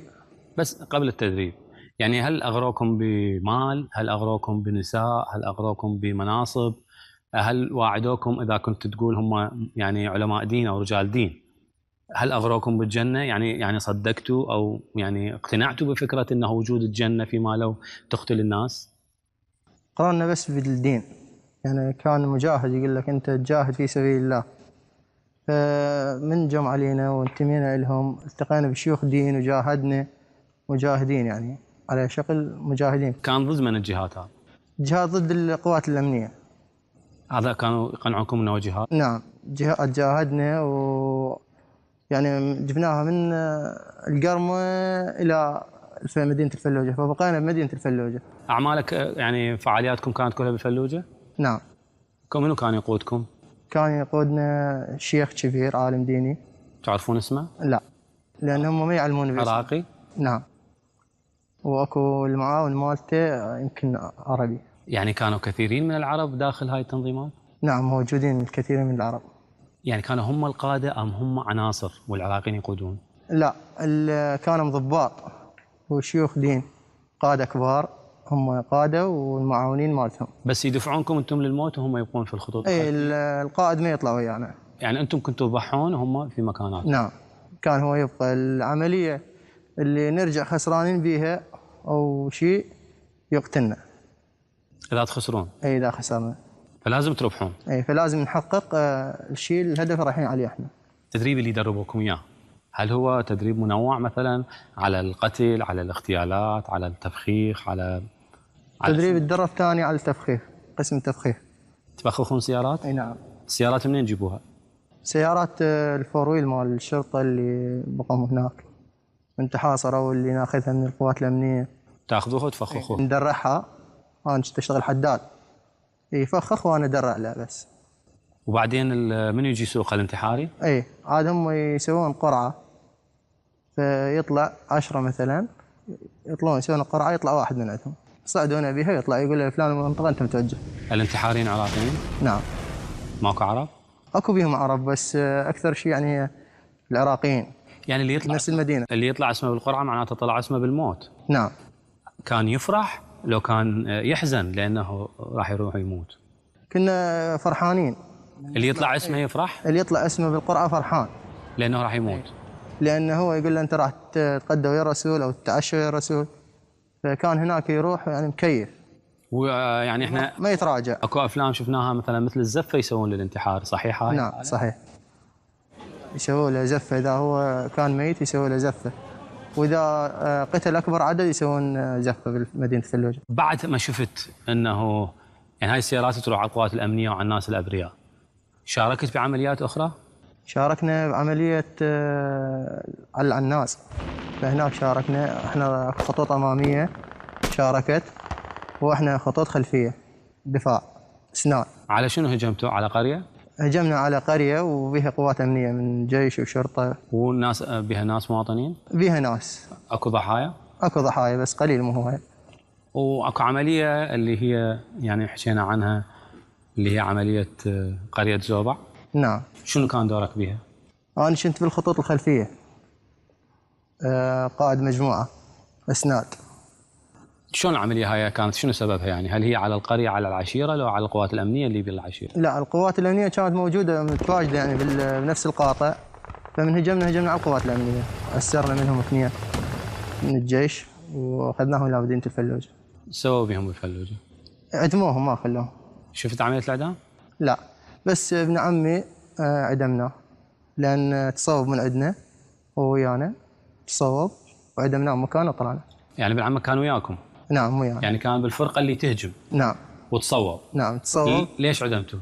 فما نقدر احنا نشيله، احنا متحاصرين ورمي علينا، فانطوى طلقه الموت وتعدينا. منو قتله؟ قتل الامير مالنا. وانت كنت تشاهد العمليه؟ نعم. بعينك شفت ابن عمك ينقتل؟ نعم. ما اعترضت؟ ما اقدر احكي. ولا يعني حزنت ولا تندمت؟ لا لا. ولا من رجعت بالليل راجعت نفسك انه يعني اليوم هم قتلوا ابن عمي يمكن باكر يقتلوني، يعني شنو الضمانه انه انت تعيش بسلام وياهم؟ ماكو ضمانه والله، بس هي قلت لك يعني افكارنا بالدين، وهذا مجاهد حتى من رجعنا قرايبه او ولد عمه قال يا ترى هذا مجاهد وراح تقرب الى الله، هالحكي. يعني فرحانين بانه هو انقتل؟ اي فرحانين لان هو راح شهيد. يعني طبعا بحكم الشيخ اللي موجود هو سماه شهيد؟ اي نعم سماه شهيد. وانت الان بعد ما تحولت ايش تعتبره؟ ضحيه لو شهيد؟ والله هو ضحيه مو شهيد. يضاف الى كم من الضحايا اللي موجودين. اي راح ضحيه يعني على انه هي جنه وعلى انه حلال وعلى انه جهاد، اليوم اصبحوا ضحايا. نعم ضحايا مو مجاهد هو. هذا السبب يعني قتله ابن عمك امامك هي اللي خليتك تتحول من عندهم وتتحول ضدهم وتصير تقاتلهم؟ مو بس شغله ابن عمي، يعني كثيره يعني الناس شرطه اسروهم، اللي من القرمه واللي يعني من الرمادي جابوهم اسره، ومن الصقلاويه جابوهم قله يعني عدموهم، يعني اللي قاتلوا جابهم صوب عدمه، واكو بيهم اخذوا منه معلومات وعدموه ما يخلونه. يعني كل الاسرين عدموه؟ اي ما يبقى. يعني انت راجعت نفسك على انه هي تقاليد الاسلام؟ لا هي لان هذا اللي يقتل مسلم بريء جاي يعني معيشته او وظيفته هي شرطه او جيش او يعني اي عنصر من عناصر الدوله هم يقتلوه. صحيح، بس احنا ما عنده عائله وايضا هم مسلم وايضا يصلي. كنا بداخل الفلوجه احنا هناك ما نعرف لا هذا شرطي ولا هذا، انه مرتد هو. مرتد عليكم انتم؟ اي. يقنعوكم بهاي الافكار؟ اي قنعونا، يعطيك احاديث دينيه. ما تقدر تعترض؟ لا. زين ما تقدر تقرا انت وتشوف ان هاي الاحاديث الدينيه هم يحرفوها؟ يعطيك كتاب هو، يعطيك كتاب وتقرا به، تقرا قران وتصوم تصلي عادي. يعني مسموح لك تناقش؟ لا ما مسموح لك. مناقشه ما مسموح. مسموح لك تعترض؟ ولا تعترض. مسموح لك انه تقرا غير كتب اللي ينطوكم اياها؟ لا. واذا قريت غير كتاب واذا سالت غير شخص شنو العقوبه؟ ما تسال، لا تسال ولا تقرا، لان اذا سالت يجوز يطلع هذا الحكي كله كذب، فتنجبر انت لو تنقتل لو سجن وجلد. عائلتك لما كنت انت مع التنظيم وين كانت؟ كانت داخل في اللوجه وطلعتها. طلعتها قبل انه تنسحب من عندهم؟ نعم. خفت عليهم؟ نعم. شو يسوي لهم اذا؟ هم رادوا يوقونهم بس انا طلعتهم الى عمليه الصمود. الطريق اللي يعني سلكته بحيث انه تامن على نفسك وتامن على حياتك؟ والله تشولة اكثر شيء، جينا بيها. جيتوا بيها يعني معناته انتم اكثر من واحد؟ اي احنا جينا بالعشرة تقريبا 5. جيتوا سلمتوا نفسكم للدوله لو رجعتوا لعشيرتكم ورجعتوا لا سلمنا نفسنا القوات الامنيه. وشنو الاجراء اللي بعدها؟ الاجراء اللي بعدها اخذهم من عندنا تحقيق ومعلومات، فانت مجبور كنت هناك، لو تصير وياهم لو تنعدم واحده منهم. لنواحي امنيه فضل ابو عبيده عدم بقائنا في مكان واحد لفتره طويله، فطلب ان ننتقل الى مكان اخر. هذا المكان لعب دور مهم في حياته بالماضي ايام كان عضو في داعش.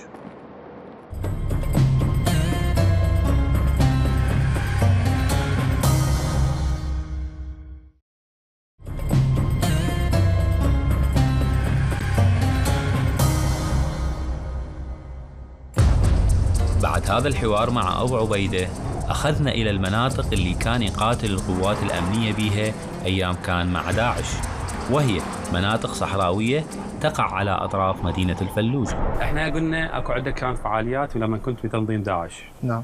الفعاليات كانت في هذه المنطقة، هذا الساتر منا كان تحت سيطرة الدواعش. نعم. ومنا ولهناك تحت سيطرة الأهالي. نعم. شنو كانت فعالياتك أنت هنا؟ أنا كنت هنا أشتغل أوصلهم اعتاد، يعني أكل هنا بات أجي أرابط وياهم، يحتاجون تعزيز أجي أرابط هنا وياهم. ترابط مع داعش؟ أي مع داعش. شنو العمليات اللي كنت تسويها هنا؟ العمليات كان نشتغلها قناص، شتاير. كنت تشتغل قناص؟ لا أنا كنت عدد كيسي أشتغل، بس الولد اللي وياي جماعتي يشتغلون قناص شتاير مدى بعيد على مدى بعيد. ضربوا مجموعة من الناس تعرفهم أنت؟ ما راحت الكثير من الشباب موجودين هنا في القوات الأمنية. أنت طبعا من ضمن العشائر اللي بالمنطقة؟ نعم. يعني بعدين من رجعت من داعش، عشيرتك شلون استقبلتك؟ يعني ماكو مشكلة معاهم؟ والله ماكو مشكلة. هي نمشي لأنه تعرف النظام العشائري أنه يعني الشخص اللي يخون العشيرة واللي يخون هذه يعني يصير عليه اكو مشكلة، مو ماكو مشكلة، اكو ناس تفهم الأمور واكو ناس يعني تاخذها قبل هيك. زين شنو أنت يعني من خلال عملك معهم مع التنظيم شنو انطباعك؟ شنو فكرتك عنهم؟ شنو اللي حسيته بيهم؟ يعني هل هم على الشريعة؟ هل هم ضد الشريعة؟ هل هم ضد الناس؟ والله هل هم ينفذون يعني خطط خارجية؟ شنو انطباعك عنهم؟ هم أكثر شيء يعني يدعون بالشريعة الإسلامية. يدعون يعني مو حقيقيين؟ أي يدعون، بس هم أكثر شيء يعني من صرت وياهم التقيت بيهم دولة إسلامية. شعارهم دولة إسلامية؟ نعم. وداخلها؟ شعارهم هم دولة إسلامية، بس بالأخير من صارت يقتل الشرطي ويذبح المنتسب أو شيء، يعني دمار صارت يعني بالأخير. هذا اللي خلاك تنسحب من نعم. بعدين من انسحبت وما تعرضت لملاحقة، يعني ما خفت أنه ممكن أنه يأذون عائلتك؟ والله أنا فكرت بيها، ما فكرت بيها، بس القوات الأمنية طبعا إذا أنت كنت ويا داعش وهسه تلتحق لازم تبقى يعني ملاحق وتبقى عليك نظرة يعني غير يعني هسه أنت تعيش يعني تعيش بالسر. نعم. صح؟ نعم. يعني من تنتقل من منطقة إلى منطقة، يعني اليوم أنت ما قبلت أنه يطلع وجهك، ما قبلت أنه اسمك الحقيقي، ما قبلت يعني نروح لعائلتك، ما قبلت نلتقي بأصدقائك، معناته عايش بالسر. نعم. يعني هل هذا يعني المعيشة بالسر هل هي شيء إيجابي؟ هل يعني يحسسك أنه يعني أنت رجل محترم شاب لك حق الحياة، أم أنه بالعكس إحساس سلبي؟ يعني شنو أنت ليش حقك حالك حال كل الشباب أنه تعيش بالعلن، تعيش مع الناس، تعيش مع العوائل، تعيش مع أصدقائك، تطلع مع أصدقائك؟ والله هي سلبية طبعا مو إيجابية، لأن قبل كنت يعني مع أصدقائي، اليوم الأصدقاء يعني صار التقائهم بها قليل، الأخوة الضباط الكل منتسبين يعني من انتميت، يعني صار مو مثل قبل أحلى، وهسه لا يعني التقائهم حال جدا قليل بها. يعني انتميت هنا أنا أكفر عن الذنوب اللي سويتها قبل، يعني دمرت نفسي ودمرت الأراضين كلها، مو بس دمرت نفسي. شنو اللي استفادته يعني مثلا المبالغ اللي كانوا يعطونك إياها يعني سويت بيها شيء؟ حققت بيها شيء؟ والله لو مجرد مصرف؟ والله مجرد مصرف شو ما حققت به. بالإضافة إلى شفت أنه ابن عمك عدمه قدامك، بالإضافة إلى قتل الأبرياء، إعدام الشهيد مصطفى العذاري على الجسر، هاي كل الأشياء اللي خلتك تتحول. اكو شيء اخر اللي هو النساء اللي كانوا يجيبوها لكم لو للامراء اللي معاكم؟ كانت يجي النسوان يزيديات. نعم. يجيبوهن اسيرات؟ هن جابوهن من الخارج. اي اكو بيهن زوجوهن، مثل الامير ياخذ له وحده. وبعد ايش صار عليهم ذني؟ صارت يعني الهن تابع امورهم يعني اكل شيء يعني حتى اكو بهن خلقا يعني. ما سالتوا ذولي شلون جابوهم من برا؟ ما حد يسال، اذا تسال انت يعني تقع بجريمه فما تسالهم. يعني كانوا يسيئون معاملتهن لو مجرد انه يزوجوهن او يعني عاشروهن فتره ويعوفوهن؟ يعني صح كانوا يتبادلون النساء، يعني واحد يترك المرأة اللي معاه تروح لغير واحد؟ اذا توفى رجلها تلزم عده 7 ايام، ورا العده لا عادي. اذا هاي اي شريعه اللي هم يقولون؟ هم عندهم 7 ايام، ال7 ايام ينهونها. عادي يزوجها غير واحد وما كنت تحزن عليه. اذا انت كنت مثلا تحبني الفلوجه واهلها ما قابلين ينطونها فعادي تروح تاخذها باسم الدوله. يعني بالقوه؟ ايه اذا ابوها ما راضي او اخوها تاخذها بالقوه باسم الدوله. يعني يخطبوها ويزوجوها لو يخطفوها؟ لا يخطبوها ويتزوجها بالقوه. ايه قابل ما راضي ما راضي ياخذها. والبنات ما تقدر تعترض؟ ما تعترض البنات. واللي يعترض؟ يعترض يقتلونه ما يخلونه عادي. يقتلونه هو وعائلته؟ نعم نعم. انت كنت تشتغل بالمعمل؟ نعم. شنو كان شغلك؟ والمعمل اصلا شنو كان؟ هو ما تصنيع سلاح او حداده، يعني يجيبون سيارات يفخونها به او يصنعون سلاح به. زين نتيجه تدريب لو يعني انت منين جتك خبره الحداده؟ انا عندي مهنه قديمه. ما دربوك هم؟ لا. والبقيه دربوهم؟ يعني القناصين يدربوهم؟ اي القناص يدربك وبهم مثل شباب مواليد 2000 2001 ينتمون. يعني كانوا اكو هيك عمر ينتمي؟ اي نعم. يعني عمره ايش قد؟ 15 سنه 16 سنه؟ نعم. كانوا ينتمون؟ ينتمي يجي اذا هو يجيبه، اذا عندنا 3 أو 2 يجيبه. يتطوع هذا هو يجي من ذاته يتطوع لو اهله يجيبوه؟ لا هم يجيبونه جماعتنا. يجيبوه بالقوه؟ يجيبونه لازم تعطي، اذا انت 4 عندك تعطي 2. يعني العائله اذا بيها 4 اولاد لازم يتبرعون ب2 حتى يقاتلون ويا داعش؟ اي. واذا منطوهم؟ يقتلهم قدام عينه ويمشي يخليه.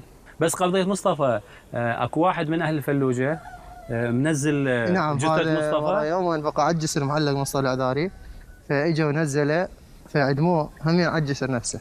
عدموا الشخص اللي نزله؟ اي اللي نزل مصطفى العذاري. ليش عدموه يعني تتوقع؟ ما يقبلون. حتى يخوفون الناس؟ لا هو ليش نزله؟ يقول له هذا مرتد انت ليش نزلته؟ فعدموه كيف نزله؟ هو مرتد لانه مع الجيش يعتبروه مرتد؟ نعم. وهذه التصرفات يعني تليق بالاسلام انت بنظرك؟ لا. بس لازم تتثقف، تتوعى، تقرا، تعرف الاسلام الحقيقي، تعرف منو اللي يفيدك منو اللي ما يفيدك. انت شاب عمرك 21 سنه، يعني مقتبل العمر، يعني العمر كله قدامك، فلازم بعد من تقرر صح.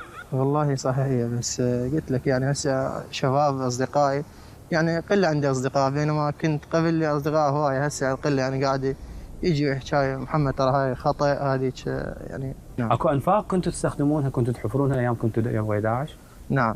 موجوده؟ انفاق موجوده لحد الان، موجوده قدام اللي قدام نمشي شويه موجوده هي. نقدر نروح لها؟ عادي نقدر نروح لها. يلا نروح. لما خطايا من بغداد جاي للعامريه ولأنفاق داعش حصة في حديث أبو عبيدة. هذه الأنفاق اللي كانوا يستخدموها للاختباء بعيداً عن عيون القوات الأمنية وطيران التحالف الدولي. أخذنا إلها أبو عبيدة وشفنا في الطريق كمية الخراب اللي خلفتها المعارك مع داعش.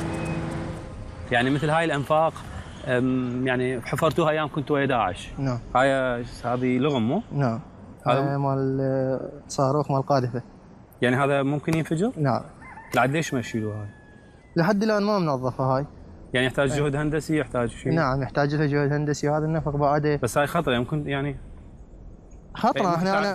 أنا أعرفها والله، اللي ما يعرفها ويجي يدس عليها تنفجر عليه. زين هسه هاي الأنفاق نعم كنتوا تحفرونها ويا أيام كنتوا ويا داعش؟ هاي نفق مال قنص، يعني يطلع يقنص ويرجع؟ يقعد هناك. يعني ايش قد يمتد طوله هذا؟ هذا نفق ينسحب هيك طويل، يعني مسافة قد كيلومتر كيلومترين؟ جزء كيلو جزء أقل كيلو. كانوا يعيشون به؟ نعم، وتلاقيه قرفة هم استراحة حتى ما يختنق. هسه هذا قافلي لأنه احتمال به متفجرات؟ به متفجرات هو قافلين حتى ما حد، لأن جهد هندسي بعد ما طف يجي الجهد الهندسي يلا يقدر يفتحونه. يعني احنا بعد هي في منطقة خطرة، ما أعرف يعني ما مبين شيء من هنا صح؟ لا ما يبين شيء من هنا. بي كهرباء؟ لا ما بي. أبو عبيدة يعني شاب 21 سنة يخلص حياته ما بين الأنفاق وما بين السواتر وما بين هاي يعني الأشياء اللي تنفجر بأي لحظة. يعني شو اللي استفاديته؟ والله ما قلت لك ما استفاديت شيء يعني، بس يعني اللي بعمرك هسه هم شباب بالكلية، شباب موظفين، شباب يعني يمارسون رياضة، يمارسون حياتهم الطبيعية. والله أنا المشكلة أنا هم خريج سادس، انت خريج سادس؟ خريج سادس اعدادي وما كملت بعد؟ ما كملت، من انتميت لهم ما كملت. يعني هسه اليوم انت يعني خلصت من داعش. نعم. واليوم بديت حياتك الطبيعيه، تزوجت، رجعت لعشيرتك، رجعت لمنطقتك. نعم. شنو خططك للمستقبل؟ انا ارجع للدوام مالتي المدرسه، عاد اتعين بوظيفه واقعد اسكت يمها واترك الافكار اللي موجوده. يعني تمارس حياتك الطبيعيه؟ اي نعم، مارس حياتي الطبيعيه. بالنسبه للضغط المادي يعني راح يشكل عندك مشكله؟ يعني راح تضطر في يوم من الايام اذا اجتك جهه معينه وانطتك فلوس ايضا تنتمي لها؟ لا. لو انتهى الموضوع؟ لا، انتهى الموضوع ان شاء الله، ما اعود الحياه اللي صار عندك انت من هاي زواجك؟ طبعا هاي اخاف جواها اشياء يعني ما نقدر نطبع عليها. يعني هاي اخاف اشياء جوا؟ نعم. زين. عندك طفل صار؟ نعم. شو اسمه؟ مراد. اسمه الحقيقي؟ نعم. اكيد. نعم. ايش راح تربي مراد؟ ابو عبيده ربي لا ينتمي لاي مجموعه كانت، لا مال اسلام ولا غير اسلام، يمشي بالطريق الصحيح، لا هذا ولا ذا. يعني راح تحاول تعوضه عن الحياه اللي نعم. انت خسرتها؟ نعم، احاول اعوض عن الحياه اللي خسرتها اني واللي راحت، يعني هيك انتهت. هاي واحد من ضحايا العناصر المتشدده والتنظيمات التكفيريه التي عبثت بالعراق وعبثت بالمنطقه. ندعو من الله أن لا ينجرف الشباب مرة ثانية مثل أبو عبيدة ويمارسوا حياتهم الطبيعية ويربوا أطفالهم نحو حب الحياة ونحو حب المستقبل. شكرا لك، أتمنى لك التوفيق. نروح. هسه يعني هاي المنطقة منطقة صح؟ بها شباب.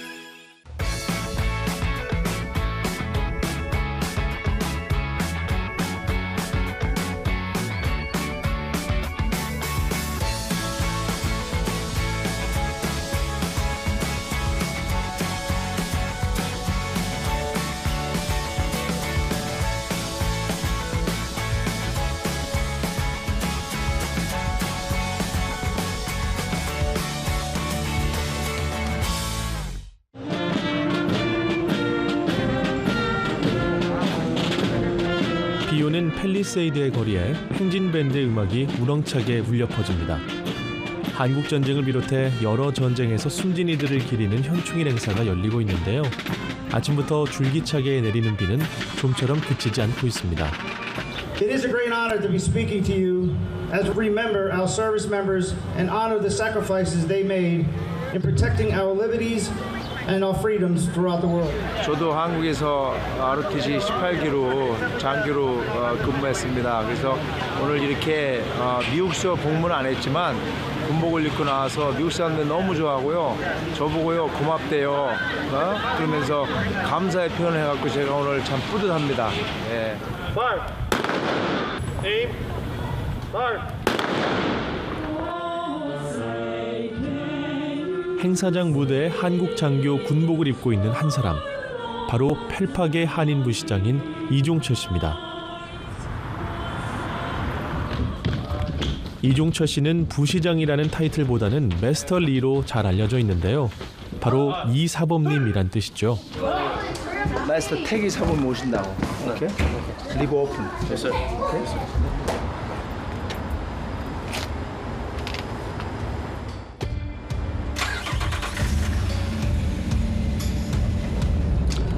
네, 오늘 이제 매달 정기적으로 하는 타운 미팅입니다. 그래서 이제 오픈돼 가지고 이제 주민들의 의견을 좀 듣고 또 타운에서 이제 어디너스를 바꾼다든지 뭐 아니면은 좀 불편한 거는 또 타운에서 또 다시 고친다든지. 이종철 씨는 팰리세이드 파크의 4선 시의원이자 부시장까지 겸하고 있습니다. 오늘같이 타운에 일이 생기면 만사를 제쳐놓고 달려가야 합니다. 태권도 하시면서 중간에 막 그냥 뛰쳐나가시는 것 같아요. 네, 매달 이럴 때는 뭐 아유 빨리 맡기고 막 나가야 되는데 할 수 없이 타운일 봉사하다 보니까 이렇게 되네요. 그래서 뭐 부랴부랴 나왔습니다. 한참 저희들은 이제 운동 시간인데 지금이 6시 좀 넘었죠. 그래서 중간에 막 나왔습니다. 부시장이라고 해서 특별한 주차 혜택은 없는데요. 회의 시간에 맞춰 충분히 동전을 넣지 않으면 티켓을 받을 수 있습니다.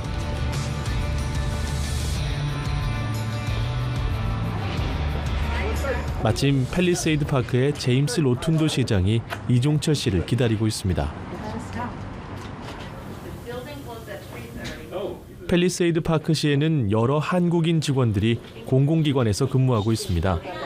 크리스틴 김 씨도 시청에서 완벽한 이중 언어로 영어가 불편한 한인들의 애로사항을 돕고 있습니다.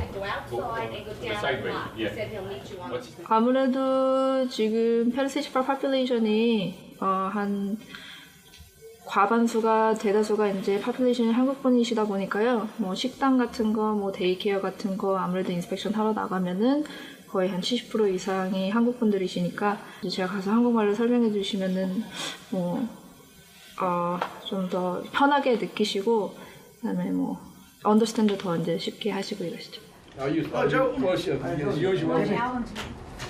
먼저 타운 미팅에 앞서 펠팍의 여러 관계자와 오늘 협의할 내용을 살핍니다.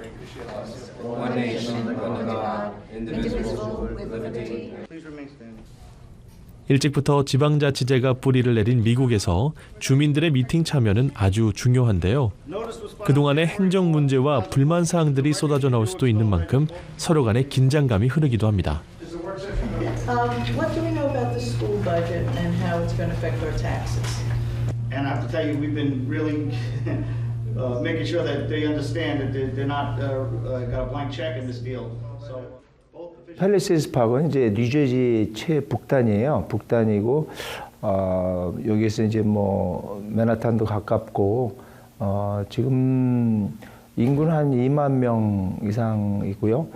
한인들이 지금 연방 인구 센서스에서 53%로 나왔어요, 작년에요. 그래가지고 아마 미국에서 볼 때는 여기 최초의 애시안 타운 아니냐 이렇게 명명한 그런 타운입니다. 한인들이 절반 이상 거주하는 펠팍에서 문화적 차이를 서로 이해시켜주는 한국인 부시장의 역할은 중요할 수밖에 없습니다. I've been working with Master Lee since him and I were both on the council. So we work together very well. He's been instrumental in my understanding of the cultures. I hope I've been instrumental in his understanding of the American culture. And we do work together well. So it's just a natural making him a deputy mayor.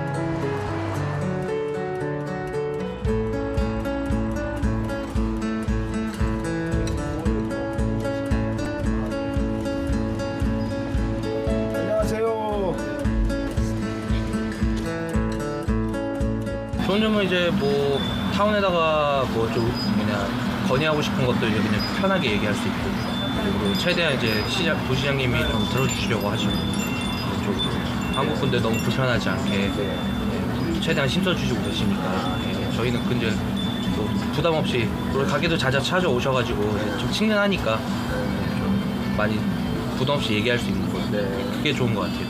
부시장님은 저가 이제는 오래 안 됐습니다. 한 4, 5년 됐는데요. 이분은 정이 많으시고 되게 이 타운을 되게 사랑을 해요. 예, 마음적으로. 예, 많이 희생을 하시고, 그리고 오래 일을 하셨고요. 존경을 많이 받는 사람이라고 알고 있습니다. 그렇게.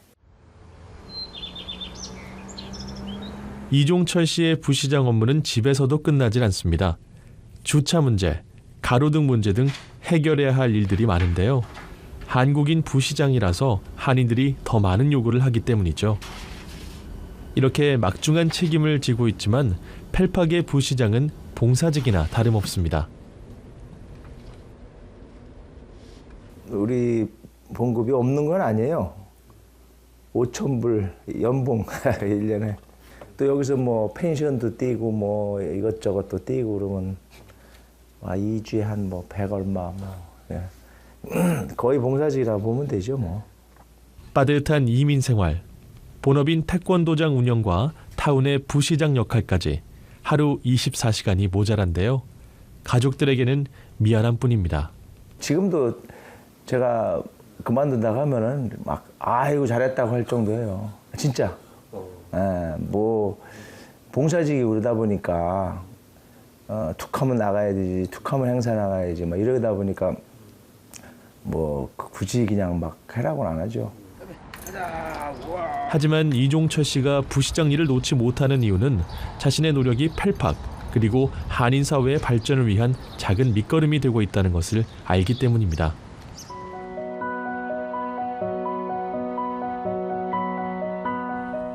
(1900년도) 초에 팰리세이드 파크라고 이름 붙여진 이곳은 초기에 주로 이탈리아와 독일계 이민자들로 형성된 타운이었습니다.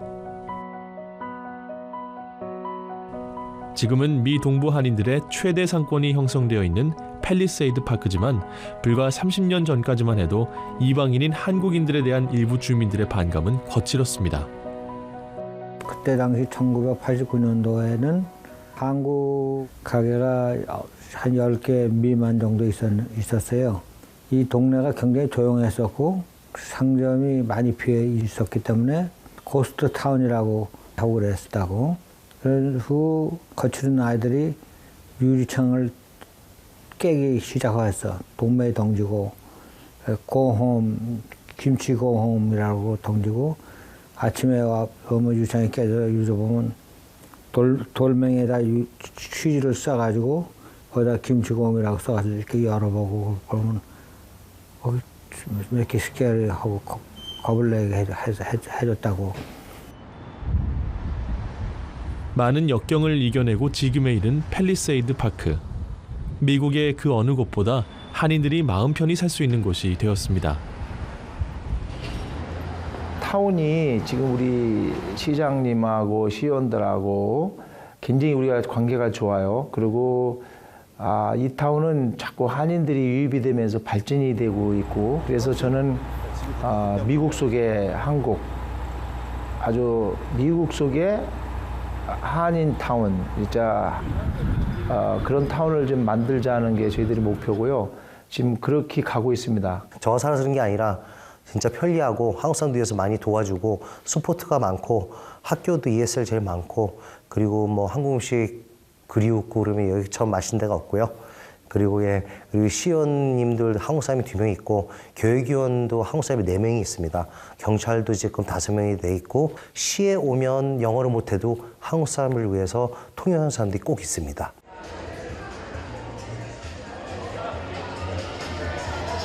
오늘 행사는 뉴저지의 포트리와 클로스터 등 각 타운에서 시의원 출마를 앞둔 한인 후보자들을 후원하는 자리입니다. Very exciting time in Bergen County. By that, what I mean is there's over 100,000 people in Bergen County, Asian Americans, I meant to say. 저희가 처음에 2명으로 시작해서 지금은 한 15명까지 커졌어요. 저희들 맨 처음에 시의원이 2명밖에 없었는데 지금은 8명이라는 숫자가 있고요. 그다음에 이제 금년에 2명이 더 출마를 해요. 그러면 이분들이 이기게 되면은 이제 10명으로 늘어날 거예요. 지금 이게 우리의 파운데이션이라고 생각하고 저희들이 서로 도우면서 열심히 하고 있습니다. 이곳에 모인 한인들은 정치에 힘이 없으면 소수민족으로서 어떤 일을 당할 수 있는지 25년 전 로스앤젤레스 폭동을 보면서 경험했습니다. 흑백 갈등으로 시작한 폭동의 불씨는 엉뚱하게도 한인타운으로 번지면서 무려 2,500여 개의 한인 상점들이 약탈을 당하고 불탔습니다. 그리고 여러 명의 한인도 목숨을 잃었습니다. LA 폭동에서 진짜 한인 정치인만 있었으면은 폭동을 좀 막았지 않느냐 하는 이런 얘기가 있어요. 제가 처음에 여기 미국 왔을 때요, 타운에 들어가지도 못했고 들어가기도 꺼려졌고 미국 사람들이 창문에다가 고홈 이렇게 써놔가지고 우리 한인들이 한 3,000명이 모여서 데모한 타운이에요, 여기가요. 그 정도로 갭이 있었어요. 근데 지금 저희들이 이렇게 정치 인볼브하고 하니까 항상 소통해가지고 한인 사이에 무슨 일이 생기면 같이 맞대고 자꾸 바꾸고 좋은 방향하고 있고 그런 예가 많아요. 힘있는 한인 정치인의 배출이야말로 더 이상의 불평등과 갈등을 해결할 수 있는 길이라고 이 자리에 모인 모든 한인들은 믿고 있습니다. 2, victory, 1, victory. Alright. 하나, 둘, 셋, 넷. 태권도 선수 출신인 그는 한국뿐만 아니라 멕시코와 미국에서 대표 선수들을 배출한 무도인으로서 존경받고 있습니다. 저는 이제 그 충남 예산이 고향이에요. 그래서 아버님이 이제 경찰 생활하셨고 뭐 사실 뭐 시골에서 태권도를 접하게 되다가 서울에 시합 와갖고 제가 우승을 했어요. 촌놈이 와서 그냥 우승을 하게 되는 바람에 서울의 그 태권도 명문 광성고등학교라고 있어요. 거기에 이제 스카우트 됐죠. 그러다가 이제 태권도 길로 간 거예요. 그래서 이제 고등학교 때 많이 우승했고 전국대회도 많이 우승했고 대학 졸업하고 나서 제가 군대 제대하고 그러고 나서 멕시코에서 5년간 국가대표 코치로 있다가 이제 미국으로 오게 됐죠. Control head shot, okay? So, go. Yes, yes. Move it. Okay. It's not broken, so. It's not broken. 이종철 씨와 28년간 깊은 우정을 나누고 있다는 미국인 프랭크 씨. 이 부시장에 대한 신뢰는 남다릅니다. So he's a great, not only a martial artist, but also a great person, and he has a very big heart. I've seen him help a lot of people with a lot of situations, including financial. He wasn't concerned so much about money as he was concerned about the individual. And I gotta say, I haven't come across too many guys like that. He's very wise and he's very compassionate. 진짜 이렇게 베푸는 사람이에요. 진짜 많이 베풀고 많이 이렇게 He never expects anything in return. 다시 받을 생각하시는 분은 아닌 것 같아요, 관장님. 맨날 주기만 하고 그리고 자기가 주면서 뭐가 없어져도 계속 주고 a very giving, very compassionate person. So 제가 너무 관장님 얘기할 때는 I get very I'm very attached to him. So. 이렇게 여러 사람으로부터 신임을 받고 있는 이종철 부시장. 공식 업무가 없는 오늘도 시의원들과 만납니다. 이들의 이야기는 언제나 타운에 관한 것입니다. 이종철 씨가 PD를 데리고 간 곳, 한국에서도 크게 언론에 소개됐던 전쟁 위안부 기념비입니다. 이게 저희들이 세계 최초로 만든 위안부 기림비입니다. 소녀상하고 좀 차이가 있다면은 여기는 좀 내용이 들어가 있어요. 20만의 우리 한국의 할머니들이 어르신 그때는 지금은 위안부 할머니지만 옛날에 소녀들이 이렇게 강제로 끌려가서 그런 고초를 겪었다 하는 그 내용을 여기다 다 적었습니다. 그 대신 뭐 일본이라는 나라보다는 일본 독재, 군국주의의 임페리얼 자판 이렇게 돼 있는 내용입니다. 이게. 여기 주민들이 생각할 때는 왜 한국하고 일본하고의 그런 복잡한 문제를 이 타운에서 이렇게 이슈화시켜서 하느냐 그랬을 때 저희들이 주장했던 거는 그거는 일본하고의 관계가 아니라 여성 인권 문제다. 그래서 주민들을 설득을 시작했죠. 지금은 기림비를 저희들이 굳건히 지키고 있습니다. 속초 알죠. 저는 뭐 오늘은 멀리 한국에서 강원도시 의원 40여 명이 타운을 찾았습니다. 미국의 지방자치제를 견학하고 서로 간의 교류를 위해서 찾아온 이들은 타운의 부시장이 한국 사람이라는데 큰 자부심을 느낍니다.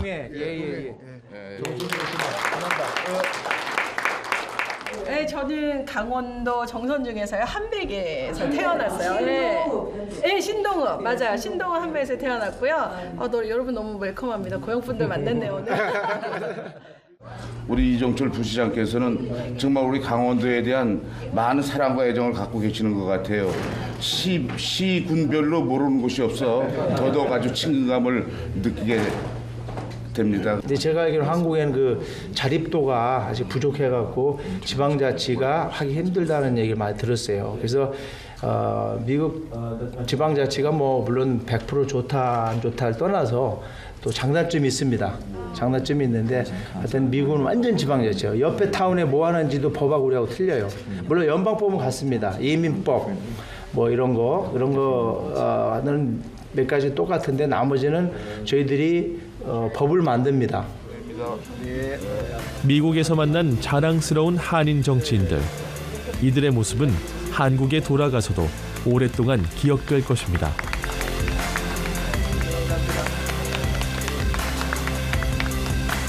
큰 자부심을 느낍니다. 역시 대한민국 사람들은 정말 얻다가 내놔도 정말 자기 목을 할 수 있는 민족이라고 생각합니다.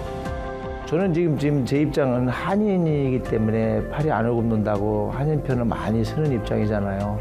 그렇지만 결론은 좋은 타운을 만들어서 아까도 말씀드렸지만 범죄 없고 살기 편하고 어느 민족이 오든 존중받고 뭐 그렇게 하면서 사는 타운 만드는 게 꿈이죠. 그게 우리 1세들이 할 역할이라고 봅니다.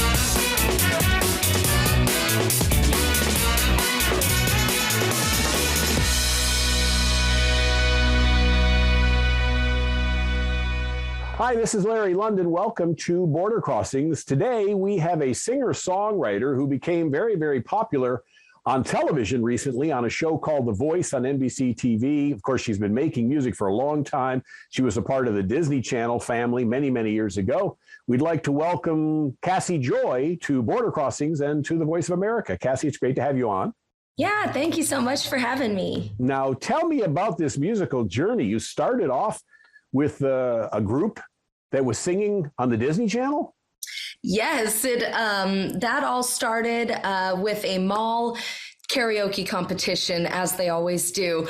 And I won that and got to be picked to be in a girl pop group called The Commotions with Radio Disney. So got to sing all the pop songs, wear the headset, the whole gambit. And then, moved on into country music and so it goes. Who gave you the inspiration for a music career growing up in Kansas City? I think it was just my love for music. And I would always sing in my room and everything. And then I got wind of another talent show when I was 5 in my hometown and begged my parents to let me sing in the talent show. And ever since that moment, I was just obsessed with being on stage and performing and just kind of kept going from there. And my mom was a really huge part in booking my shows my whole life, basically, until I was an adult. And just stayed on the road pretty much until, well, now we got the bus and everything. Yeah, you're married and your husband, I guess, remodeled the bus? Well, not by choice. The remodeling has happened because of things that we now know that we should have, with winterizing and everything. So, we've got brand new pipes thanks to Bri and our lack of knowledge on driving tour buses and all that. So yeah, a lot of remodeling has been done, not by choice. And so that's kind of, you live there a lot because you're on the road so much. And apparently you are getting ready to go on a tour, but your website said tour dates are coming soon. Yeah, we haven't announced all of that yet. We're still kind of getting some things in order and making sure the album is good to go. We'll hopefully be announcing all that really soon. Mm-hmm. And the new album is called Miles and Maybes? Yes. Why did you choose that name for your album? So I was writing Under the Hood with my friends, Justin Klump and Lauren Tauber, and I had come up with the pre-chorus line on the second pre-chorus of Under the Hood, and it was Miles and Maybes, Skylines Changing. And right when I said Miles and Maybes, I was like, whoa. Was that not like the title of my whole life? I feel like it's just being on the road for, a bunch of maybes and, and also getting to live my dream. But it's, it's such a journey to be able to do that. And so I thought it'd be really cool to just kind of focus everything around that line from a song that's, super special to me. Mm-hmm. And so why the change from pop music to country music? So I actually started in country music when I was 5. At that talent show, I sang an Alabama song, Angels Among Us, and did the whole country Opry circuit when I was 10 until when I was like 13 is when the Radio Disney thing happened. So I did pop music for like 2 or 3 years. And then I actually went to rock and roll music with the Paul Green School of Rock, and then came back to country in 2015. We've got Cassie Joy on the program, and she's going to do a song for us right now. What's the song you're going to sing? The first one I'm going to do is Under the Hood. Oh, that's the new single, Under the Hood? Yes. And so what's this song inspired by? Kind of just my journey, and I think how a lot of other people feel as well, with, kind of running on fumes and hope, and kind of like that first car you ever had, your gas light's been on for like 3 days and you're like, I can still get to Dollar General and back like a couple times, that fuel tank by heart. And I think that really relates to our mental health and our hearts, with just knowing that, when you're running on fumes, you've always got like a few more miles in the tank. Cassie Joy, Under the Hood, here on Border Crossings. She's a little bit banged up, got some dents in the bumper, scratches in the wood, and a little bit of bad luck. Got turned around a couple sometimes got enough you looks. Tanks on empty, but I know we run on fumes and hope. I can still burn rubber on the highway, end up in my driveway or get away if I gotta go. I can turn the lights on even brighter, take the gear higher and tear down every old back road. Yeah, you know, she runs like she should under the hood. Mama's always asking if this'll be the last try for a trader, and Dad's always checking, filling up my tires, asking me to text him miles and maybe skylines changing. But if it ain't broke, I can still burn rubber on the highway, end up in my driveway or get away if I gotta go. I can turn the lights on even brighter, take the gear higher and tear down every old back road. Yeah, you know, she runs like she should under the hood.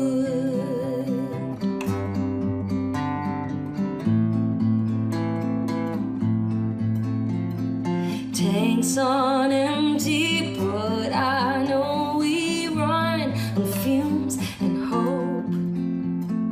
Miles and maybe skylines changing, but she ain't broke.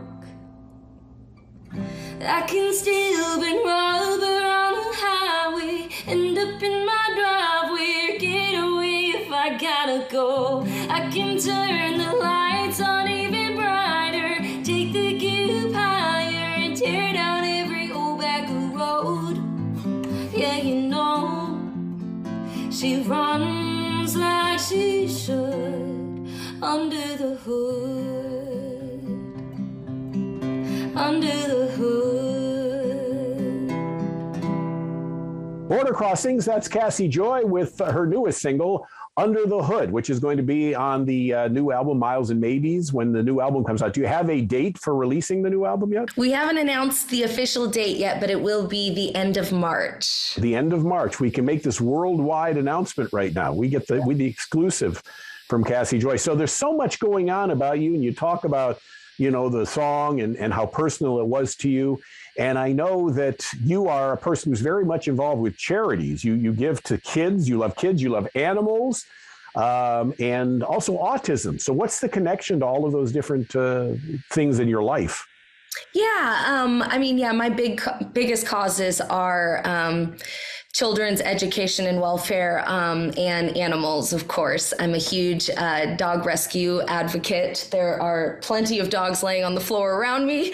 But yeah, and just anything to be involved with children. And I come from a family of educators, and I also got my degree in early childhood education.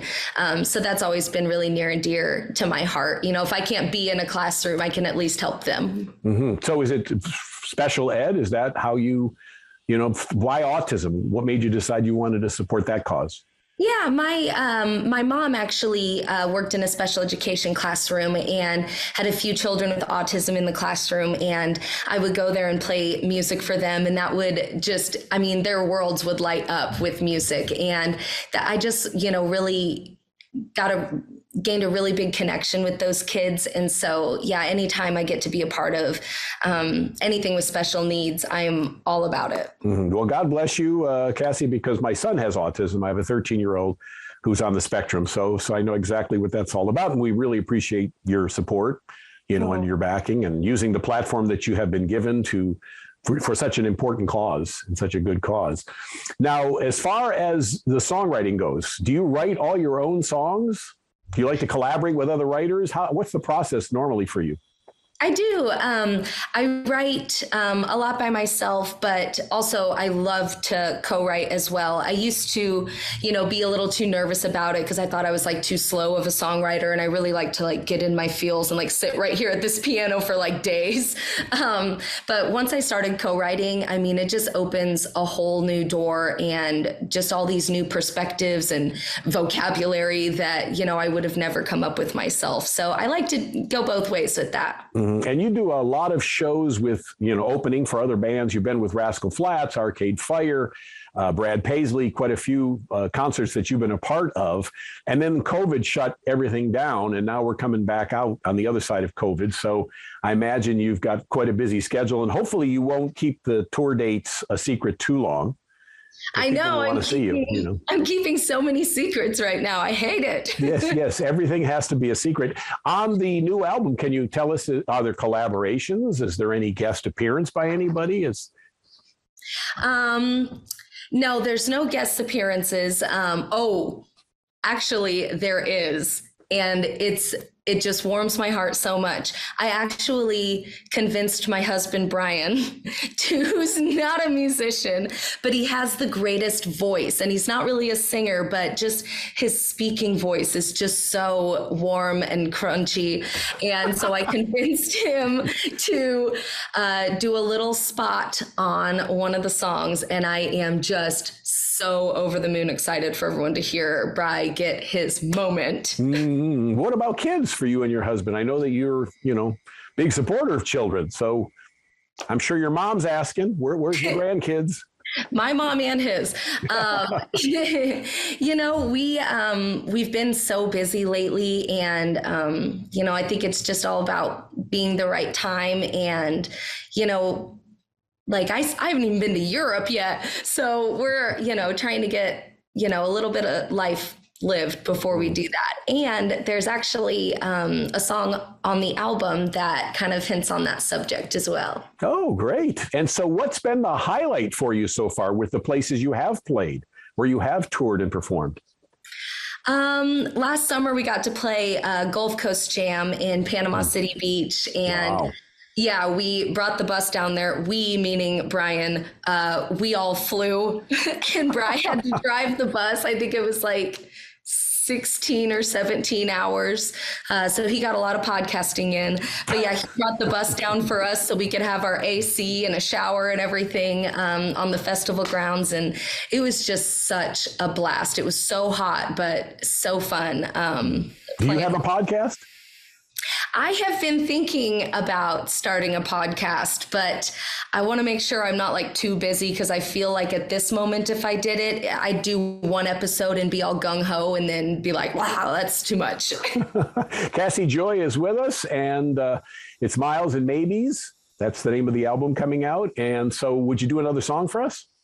Yeah, I'm going to play you guys Hey Dad. This is a kind of emotional song for me. It's obviously about my dad, who is the absolute best and has always been a huge supporter of mine. Yeah. All right, here is Cassie Joy on Border Crossings. Hey Dad, what a memory. Just found a note that you wrote to me from my lunchbox back in 3rd grade. Hey honey, hope you have a great day. Flashback to a simple time, hair in the breeze, teaching me to ride on that pink bike in the summer sun. You were running and cheering like a stadium. When you let go, I didn't know we both got a little older. I thought that I'd spend my whole life riding on your shoulders. Hey Dad, lately I've been missing waking up, seeing you in the kitchen, making jokes just to hear you laugh. Wish I could frame that sound like a photograph, 'cause time passes faster than a birthday. Pencil marks faded on the door frame remind me of the time we had and all the days we won't get back. Hey Dad,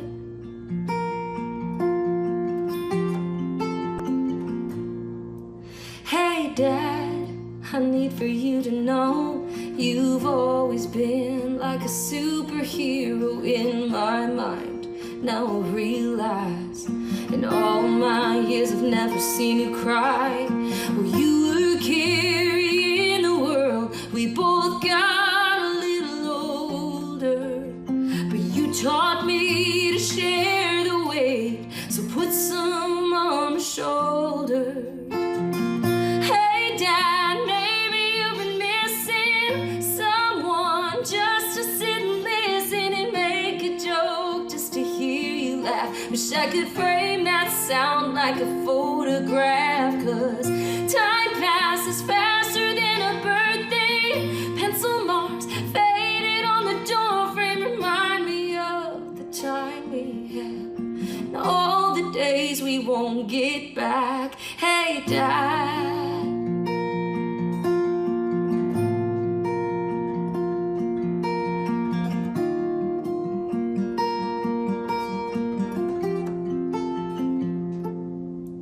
hey Dad, what a memory. Just found a note that you wrote to me.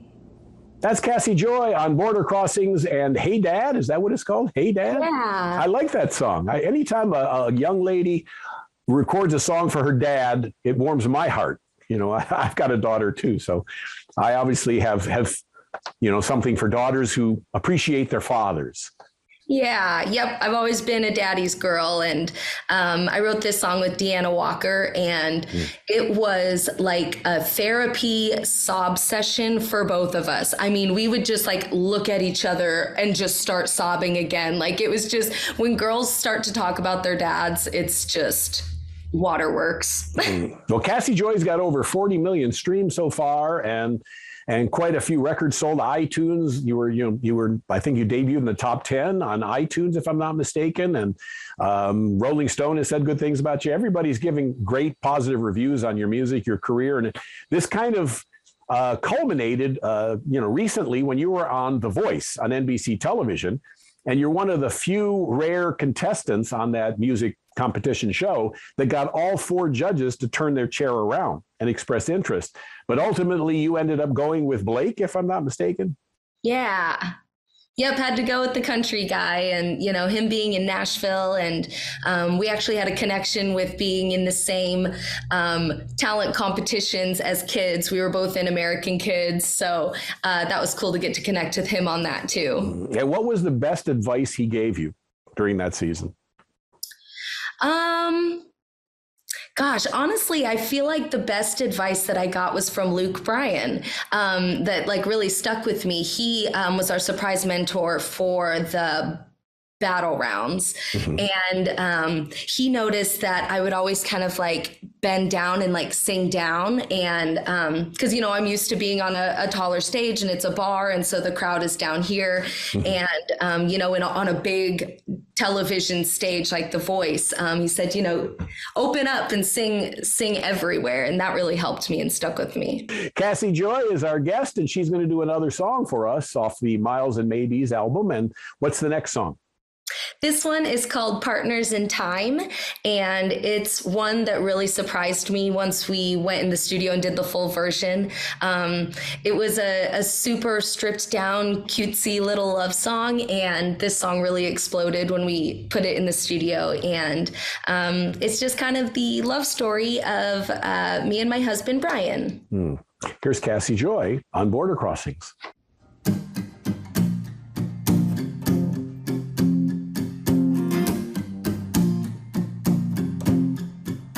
January shut down the hometown bar at 3 a.m. Took you 2 weeks to get the nerve to kiss me, and you did. Suddenly the world stood still, but 10 years flew right by.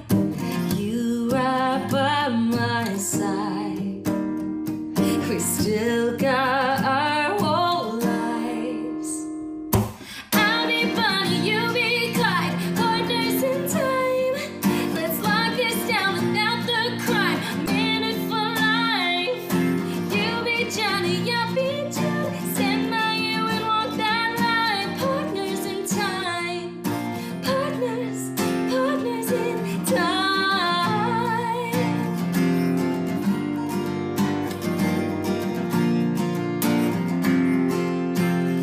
like you know all of my secrets before they're mine. You keep them close. I swear sometimes you can read my mind. On the road, I can plan forever while you drive. Still got miles to go. I'll be Bonnie, you be Clyde, partners in time. Let's lock this down without the crime. Minute for life. You be Johnny, I'll be John. Stand by you and walk that line. Partners in time. Partners in time.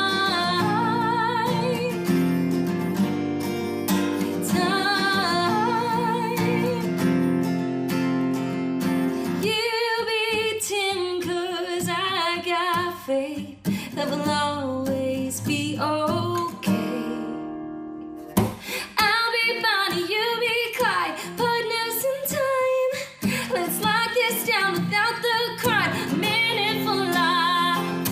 You be Johnny, I'll be June. Stand by you and walk that line. Partners in time. Partners in time.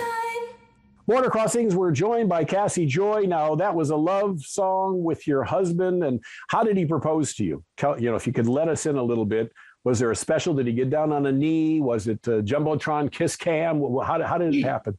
All of it. All of the above. So I had surprised him with a trip to Disney World. Disney World. It's the one in Florida. Is it World Disney or Land? World, yeah. Disneyland World. is Anaheim and Disney World, Florida. Yeah. So we were at Disney World. I surprised him with this trip, and he one-upped me and proposed on this trip. Bigger surprise. Wow. He was actually going to do it at the fireworks on the Friday night fireworks or whatever. And somebody else proposed right in front of us. And so we're almost 5 years into this relationship. And so when I saw that, I was like, So then the next day we went to Universal, and he told my dad he was going to wait until I was the happiest I could ever be. And that moment was when I walked into Diagon Alley in Harry Potter World, and he got down on one knee right then. We should have asked you when you were on the needle, whatever, you drop down, straight down. Right? Yeah. Cassie Joy is on the show. I was in a fanny pack. A fanny, there you go. So when you do go on tour, is this going to take you to Europe? Is your dream going to come true? Do you get to actually go to Europe?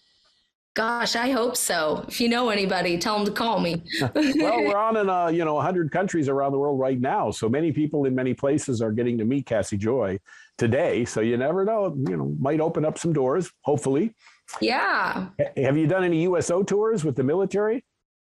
I haven't. That's something else I would totally love to do. Do you ever look at the music you wrote when you were 10 years old, when you were a little girl writing songs, and say, what was I thinking? Yes. I used to be in a rock band, and there was a song that I think I had heard, like a Red Hot Chili Peppers song or something. And I was like, you know what? That's like so deep, and I don't even know what any of it meant, which is probably just because I had no vocabulary at that time. And so this song that I brought to my rock band, and they let me put it on an album, it just makes no sense. Like, I was just trying to be so deep that it meant absolutely nothing. And thank goodness I can look back on that and laugh and use it as a learning experience. But songs should make sense. Yes. Where's the most unusual place you've ever gotten inspiration to write a song? I was in a cave bar one time, and there was no Wi-Fi there or anything, because you're in a cave. And so couldn't be on your phone or anything. And I was just so in the moment, and out of the blue got this idea for my song called Red Lips, and, recorded a voice memo there, wrote a little bit on a napkin, and yeah. And there it was. Yeah. And so before we go, and if people want to catch up with you online, on social media, where do they go? You can just go to cassiejoy.com. That's where you can find the tour dates, stream all my music, find all my social media, or you can just go to any of the social media sites at Cassie Joy Music. You're a lot of fun to talk to, and I'm very excited about the new album. And when you're in DC, come into the studio. You bring the band. You can perform here, on the show, and we can do something special in the studio with you if you after the album comes out. Yeah. I wanted to give you a chance to say hi to the troops before we wrap up. Yeah. Hey, guys. Thank you so much for all that you do and all that you've sacrificed. I hope you're staying safe. And thank you guys so much. Thank you. Cassie Joy is our guest today on Border Crossings. And please pick up a copy of the new album, Miles and Maybes, which is now available or will be at the end of March. I guess they can order it through iTunes and Apple, Spotify, all the streaming locations.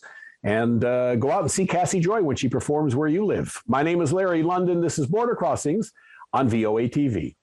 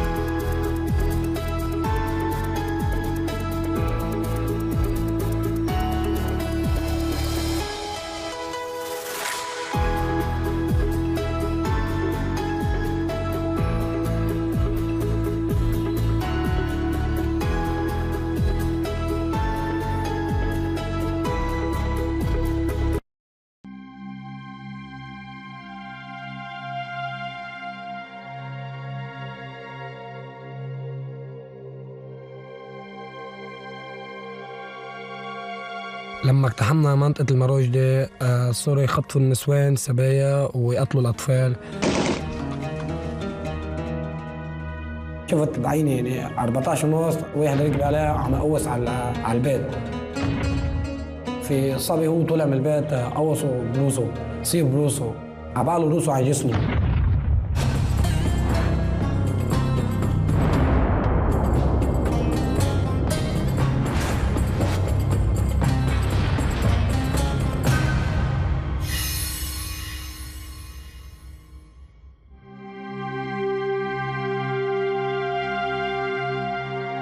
لما اجتاح تنظيم داعش بعض المدن والقرى السورية انضم إليه مقاتلون من مجموعات إسلامية أخرى، خاصة أنه بعض هيدي المجموعات انتهت بفعل غياب قياديها.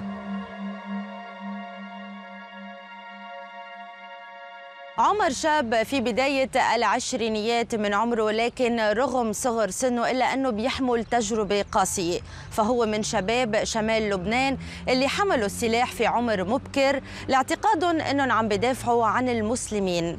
ولد عمر في بيئة فقيرة ومهمشة، وحرم من التعليم في عمر صغير وغيرها من ضروريات الحياة بسبب عجز والده المادي.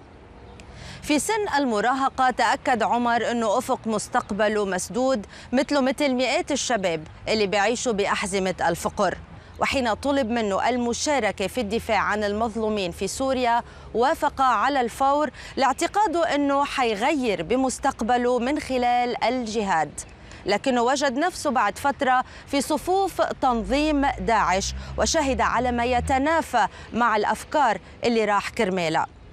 اليوم يمضي عمر معظم أوقاته في بساتين الشمال وينزوي وحيدا بين أشجار الليمون والبرتقال.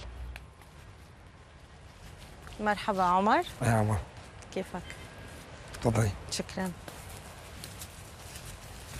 عمر خبرنا شوي عن حياتك من قبل، كيف كان جوك بالحي بالمدرسة أصحابك؟ كنا بمنطقة شعبية مثل ما في حدا يفوت حدا ابنه على مدرسة، وكلنا كزر مع بعض، وما في كان في مدارس يعني ما في عند أهلهم حلم مادية وهيك. وكنا نشتغل، في شغل بنشتغل، ما في شغل بنقعد وهيك. بنعرف انه بفتره من الفترات بعض الشباب اللي ما عم بيلاقوا شغل كانوا ينخرطوا بقوى سياسيه يحملوا سلاح، خاصه بمنطقه الشمال صار في يعني معارك على مدى سنين طويله، هل انت كنت جزء منها عمر لهيدي المعارك؟ كلياتنا اصلا كلياتنا كنا هيك، كل مين مع طرف سياسي ومعه هيك ويريد سلاح وما سلاح وكله هيك كان. بأي معارك شاركت؟ معارك كتير، جبل تبانة وسوريا وهيك. من أي عمر بلشت بمعارك جبل محسن والتبانة؟ كان عمري شيء 9 سنين 10 سنين. 9 سنين؟ كنت تحمل سلاح أنت عمرك 9 سنين؟ ايه. مين اللي شجعك على هيدا الشيء؟ إنه نحن رفقة ببعضنا كنا نشتغل ورغبنا هذا الشيء، والاتفقنا انه كل واحد بيشتري بصميد ويجيب بيرودة وبصير نطلع بس على جبل. بس لما طلعت جبل تبانة ما انه عالم معينة بتطلع بتقوس، مين معه بيرودة بيطلع بيقوس. بعد معارك جبل محسن وباب التبانة شو عملت؟ بعد ما خلصت هي قبل ما تخلص صار في ثورة بسوريا وهيك. وانا حبيت اروح لهونيك وحكيت مع حدا ورحت لهونيك. ليه كنت حابب تروح؟ بروح لانه مثل اي حدا، مثل اي واحد عم يموت بسوريا، انه اولاد واطفال ونسوان، انه كان هالشيء غلط هونيك على اساس انه كانت معقول هيك، انه لاي حدا بيحب يجاهد او بيحب يحارب. وحكيت معه ودليت نحكي معه هيك لحتى رحنا طلعنا بالجبال، قطعنا الحواجز لا وصلنا لمطرة ما في حواجز، طلعنا بالفان وطلعنا على رسال.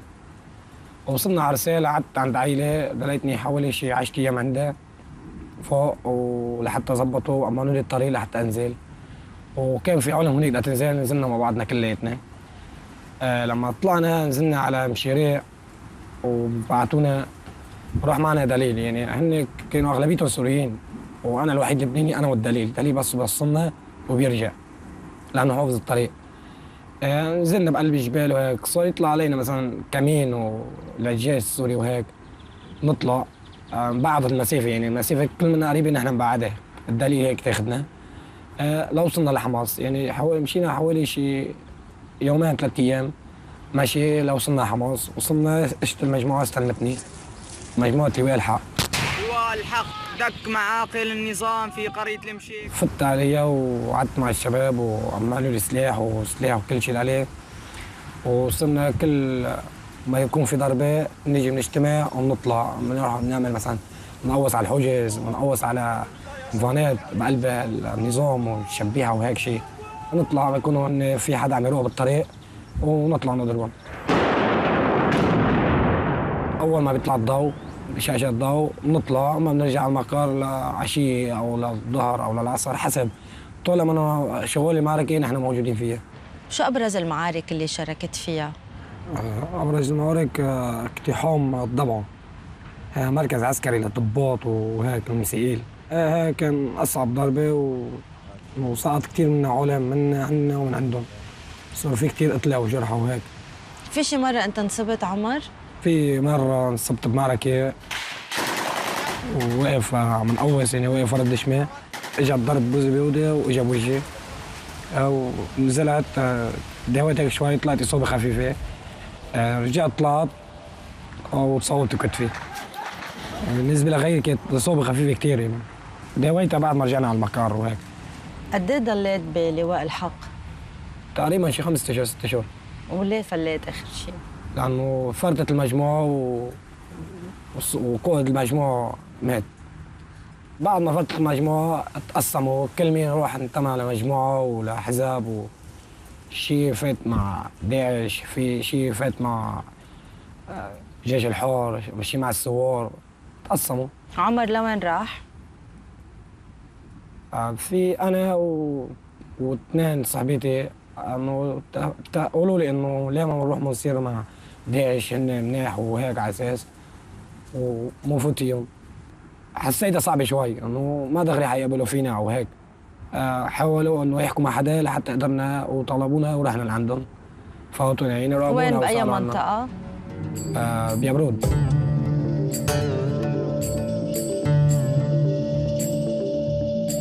رحنا كانت المعارك فيها انه شغوله، بس انه ما قويه مثل القصير وبابا عمر ومناطق حماص هيك ما كانوا هيك. فتنا ودخلنا بمجموعه وهيك. كيف كانت بداياتك مع داعش؟ كيف تم التعامل معك؟ اول شيء قالوا لنا انه نحن بدنا نتعامل معكم بطريقه يمكن تستغربوها شوي. قلنا له اوكي ما في مشكل. لما بدهم ياخذونا على المقر فوتونا بجورة مي مثل السقي او شيء هيك، نزلونا بقلبها وثيابنا انطلت مي كلياتها وهيك، واعطونا ثياب، قالوا لنا غيروا ثيابكم وهيك قدامهم، يعني غيرنا ثيابنا ورحنا. عم سالته انا انه ليش هيك صار؟ قال انه هيك امان، اذا بركي حدا حط لك شريحه بقلب الثياب او سبيدرين او شيء هيك، لانه اللي بيضربوا هن الهون على الشريحه هيدي، مطرح ما في الشريحه بيضربوا عليها وهيك، يعني صاروا يراقبونا ويبعتونا مثلا ضربات يمتحنونا فيها، يشوفونا انه اذا نحن عن جد هن يساووا فينا عشان يساووا فينا ولا لا. يروحوا يبعتونا ضربات او يعني يحطونا قدامهم، ما يحطونا وراهم عشان ما كانوا واثقين فينا. شو المهمات اللي كانت توكل لك وللمجموعة اللي أنت كنت تابع لها؟ كانت إنه نروح نقتحم أو نحط ألغام بالطريق محل ما بيمرقوا ونفوت نقتحم مثلا محلات بستان أو زراعة أو شيء هيك يكونوا فيها النظام وهيك شيء. كنتوا تحطوا ألغام للنظام، أنت كان عندك خبرة بهذا المجال؟ لا ما كان عندي خبرة، بس كانوا يبعتوا لنا يلاقوا أكثر الشيء اللي عنده خفة، عنده سرعة، بيقدر ينط، بيقدر صار شيء يقدر يهرب، هيك كانوا يختارونا ويبعتونا. كم شخص كنتوا تقريبا بهيدي المجموعة وشو الجنسيات اللي كانت موجودة؟ الجنسيات في من جميع، في لبناني، في سوري، في فلسطيني، في من العراق، في من الشيشان، في كذا دولة. نقدر نبغي يمسك رامي الله ان شاء الله. شهادة لموتة ان شاء الله ان شاء الله. هؤلاء الأجانب أطلق عليهم اسم المهاجرون، جاءوا من مختلف بقاع الأرض وعبروا الحدود الجغرافية للالتحاق بتنظيمات مسلحة تهدف أساساً إلى إسقاط النظام السوري.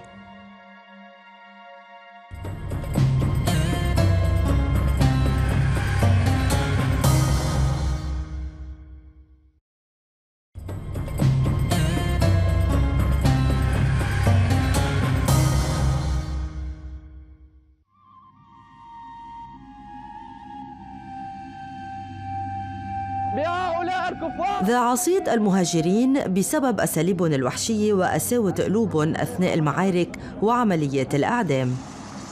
كانوا هن منفعلين أكثر، بيقتلوا ما بيقتلوا مين كان، ما بيوفروا حدا. كانت مهمتهم أنه هن على الأرض كاقتحام غير السوري، عندهم قوة قلب غير، وهن بيفوتوا فوتات السوري ما بيقدر يفوت هني. هيدا عمر بعود لأنه هن أجانب يمكن، أو لأنه هن كانوا ربما كانوا يتعاطوا مخدرات أو يتعاطوا أشياء، لأنه بنسمع دايماً أنه لدى مقاتلين داعش في مخدرات. هل هيدا صحيح؟ في منهم كانوا ياخذوا تعاطوا مخدرات، شيء اسمه كبتاجون أو هيك شيء. كنت ما دام تخلي الواحد فيه 24 ساعة تخليه 48 ساعة فيه، وخلص بيضيع، يعني ما عاد بركز على شيء معين، ما اتفقوا معه مين ما يقتل مين ما يكون قدامه بيقتلوا هولي.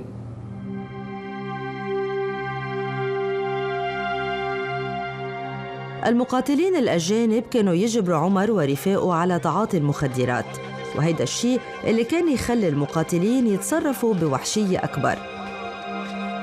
هيدي المعلومات رفض عمر أنه يبوح فيها أمام الكاميرا. هيدي الوحشية اللي كانت موجودة عند المقاتلين الأجانب كانت فقط تجاه الخونة أو المقاتلين من أطراف تانية، أم كانت أيضاً ضد مدنيين؟ يعني عم بحكي ضد نساء، ضد أطفال. كل من أهله مع النظام أو فاتوا مثلاً على اللي عندهم اقتحاموا هيك، اللي بيكمشوا كمشوا، اللي بيقتلوا اللي كمشوا مثلا من الشباب بيعملوا على تسوية انه بياخذوا اللي عندهم، بيسلموا اللي عندهم، بيسلموا اللي مسيجين النظام، والنسوان انه بيصيروا سبايل لهم. كان نفوت مثلا نكون عم نقوص، مثلا عم نقوص على الدم، نكون مثلا نحن متشرين 5 هون و5 هون طوقينا وعم نفوت، نحن عم نقوص علينا مقبلنا، يعني يكون في حدا عم يقوص على قلب بيت، او حدا طالع من قلب البيت عم يركض عشان تيجي شي قصيفه على البيت، يكون هالبين يكون ولد او شاب يقوصوه يقتلوه. مثلا في انا شفت بعيني يعني 14 ونص واحد ركب عليه عم يقوص على البيت، في صبي هو طلع من البيت قوصوا بروسه، صيب بروسه، عباله روسه على جسمه، وضلوا عم يقوص اودي. انا سالته اللي حديت انه ليه عم يقوص على الاولاد، وليه عم يقوص على الصبي او هذا الشاب اللي هذا اذا كبر بصير مثل ابوه، انه بفكروا انه هن بدهم ياخذوا بطور ابوه بس يكبر ويحمل بيروده، بفكروا انه بده ياخذوا بطور ابوه، وخلص وهيك الاوامر خلص مين ما يكونوا هن متفقين فيتين على هذا المنطقه، خلص بدهم يقتلوا كل شيء بقلب حدا. طيب انت طلب منك انه حتى لو شفت طفل على الطريق انك تقتله؟ انا طلب مني انه خلص كون مثل اي حدا عم يقوص، خلص قوص وما اتردد انه مين ما يطلع قدامي قوص عليه خلص، لانه هو للنظام. انا مرض، انا قوص اللي واقف ورا السياره عم يقوص علي، او حدا واقف ورا حد عم يقوص عليه بقوص عليه، بس اما واحد ما معه شيء ما بقوص عليه. بس ما كنت تلتزم 100% بالاوامر اللي كانوا يعطوها؟ مثلا اذا كان حدا واقف حدنا او حدا عم يطلع علينا، لانه هنيك بكون في كيدين واقفين ورا مراقب يعني. انا لما اشوفهم اقوص على حدا، بس انه ما اقوص عليه اقوص حده، انه خلص من يحط النص انا بدي اسيبه وخلص لازم اقوص كيف ما كان اقوص، وانا ادعي انه ما اصيبه.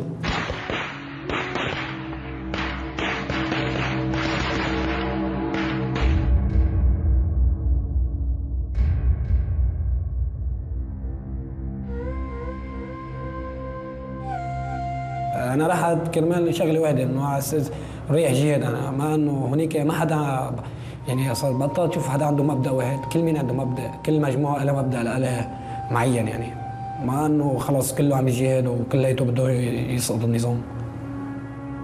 شو تغير فيك هونيك؟ خلص انه قلت هالشيء منه مضبوط يعني صرت اروح حرب العراق احسن لي او فلسطين احسن لي من هونيك، هونيك بتعرفين هونيك عم يحاربوا على المبدا، هون لا، وهون انا صرت انه صرت افكر اني ارجع على لبنان. رجعت بشكل سهل ام كان في صعوبه؟ كان في صعوبه كثير يعني حتى انا ما كنت اقدر اقول لمين مكان يعني في بس اثنين اللي هن باول بدايه فوتوني على المجموعه. قلت له انه انا بدي اطلع بدي انزل على لبنان وهيك، قال لي ما فيك لانه هون يا لازم تموت معهم يا بدك تضلك معهم. اما انا قلت له لا، مثل ما انه جبتني لهون بدك تطلعني من هون انا بدي ارجع على لبنان. اما قال لي الشغله بدها تاكل شويه وقت يعني دليتني شي فتره 10 ايام هيك حتى زبط الوضع وقدرنا نروح وما رحنا ما حدنا لحدا انه نحن رايحين او رايحين يوصلوني او انا اهرب يعني على اساس نحن كان بحقنا نطلع نبرم بالضيعه هيك. طلعنا بالسياره عم نبرم بالضيعه وطلعنا برات الضيعه يعني وصلنا الضيعه الثانيه ورحنا وصلوني على يبرود وهنيك بيبرود حطوني مع حدا عنده انه هذا سلموا طلعوا على رنكوس وما رنكوش في حدا بيستلمه وبيرجعوا على لبنان. الصور في قصف على الضيعه بدي ضلني انا هونيك فهذا اللي استلمني ما وافق انه قال لي انت هلا امين عندي هون انا لازم سلمك لفوق طلعك من هون. فطلعني ركبوني بسياره وطلعوني بعدوني شوي على المنطقه رجعوا طلعوني برانج اولي هذا اللي بيعربش على الجبال وهيك لانه منطقه ركوسه كثير فيها جبال ومنطقه منها انه معدنيه جبال وهيك. فطلعنا على رنكوس وصلت لعند الزلمه اللي هو اسمه اسد حطوني عنده استلمني وضليتني حوالي عنده شي 10 ايام فوق لحتى امن الطريق وهيك لانه من رنكوس لعرسال المشيري عفوا في خطر وما خطر والنظام منتشر بين الجبال وهيك والمعارضه كمان. طلعنا شوي لحتى ظبطونا الطريق وطلعوني وصلوني لفوق. لما وصلت على المشيري ورجعت صرت على قلب عرسال، اصلا بقلب عرسال ما في جيش ما في دوله. وصلت على عرسال استلمتني عائله من هنيك بعرفها اللي هي انا طلعت مع عبدها من البدايه. قعدت عندهم فوق شي حوالي 5 ايام وطلعوني نزلوني بفان. اكيد في هن حوزان بالضبط في حوزان. اول حجز مرقوني من وراه وثاني حجز اللي هو اللي بقلب الجبال صوب جرود او هيك شيء مرقنا عليه طبيعي بس كان في حدا معنا مهام يعني ما بوقفوا على اليمين وقطعت. وصلت على تقريبا على سير وصلني هونيك على سير هو وانا حدا من سير اجى اخذني. اول ما وصلت على منطقتك عند اهلك شو حسيت عمر؟ حسيت الوضع غير انه قلبي حسني في شيء. فانا لما طلعت على البيت كان في عندنا حدا من قريبيني وهيك فشافني اخ صغير وركض على البيت صار عيط ماما اجى عمر اجى عمر. سمعت صريخ بقلبي كنت فتت جوا لقيت امي قلبه بالارض وهيك يعني هي بدها بس تشوفني. لما شافتني غبت على الوعي فاخذت انا واخويتي قريبين على المستشفى وهيك يعني مثل كانه كان معها صار جلطه او شيء وانجعزت عليها وكثير انهارت. انا لما كنت هنيك وبدي ارجع على لبنان فانه موصلين خبر انه انا متت او شيء وما كنت عم بحكي الان وانقطعت العلاقات بيني وبينهم. انه عملوا لي عزاء وانا انه ميت وهيك. فلما وصلت على البيت وشافتني امي يعني صدمت انه انا ميت كيف رجعت. طلعت هيك انه ميت وواقف قدام اهلي وهيك. صعبه؟ اكيد صعبه. بتحس حياتك رح تكفي بشكل طبيعي؟ هون بعد ما وصلت لهون حياتي بكفيها باللي انا بدي اياه هون خلص يعني انا بسوق حياتي كيف ما بدي هون.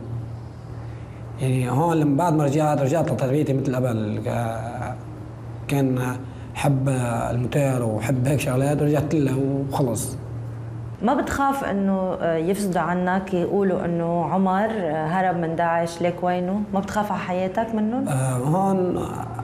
هون ما في حدا يطولني وما في حدا يقرب علي، بس بالنسبة لغيري ما يعني اللي صار فيني بصير بغيري إذا ضلوا ماشيين على الطريق. إذا حسيتهم بسوريا بهذا المبدأ السرقة وكل شيء بيجوز لهم وكل شيء هن بيقدروا يحللوه وكل شيء هن بيقدروا يمشوه، إذا بده حدا بده يروح هيك ما بنصح يروح. قدر عمر يهرب من داعش لكنه بعده أسير عادات اكتسبها معهم، وهي إدمانه على المخدرات والكحول، عادات منه قادر يتخلى بسهولة عنها مثل ما تخلى عن هيدا القناع. الشاب الفقير اللي ترك شمال لبنان بسبب عملية غسل دماغ خضع له من قبل متطرفين رجع بعد سنة تقريباً إلى ضيعته خائب الأمل، وكل همه أنه يمحي الصفحة بحياته بيعتبرها مخزية لأنه وقع بفخ وعود واهية نصبتها له الجماعات التكفيرية.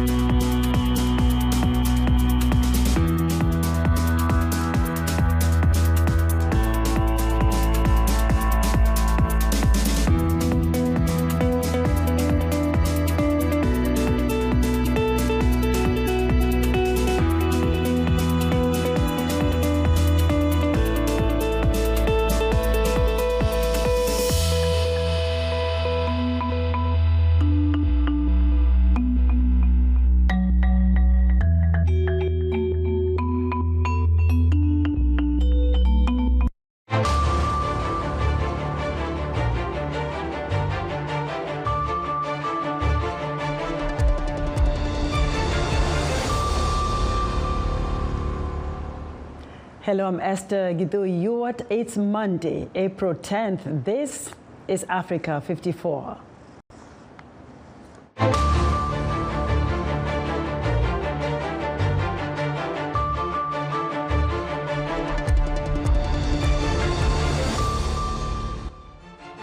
Pope Francis leads Easter Mass before thousands of faithful in St. Peter's Square at the Vatican. Muslims observe the holy month of Ramadan with customs that include sharing iftar with travelers. And former U.S. President Donald Trump faces a multitude of felony charges. Will that derail his run for the White House? We'll have a report. All that and much more coming up on today's Africa 54.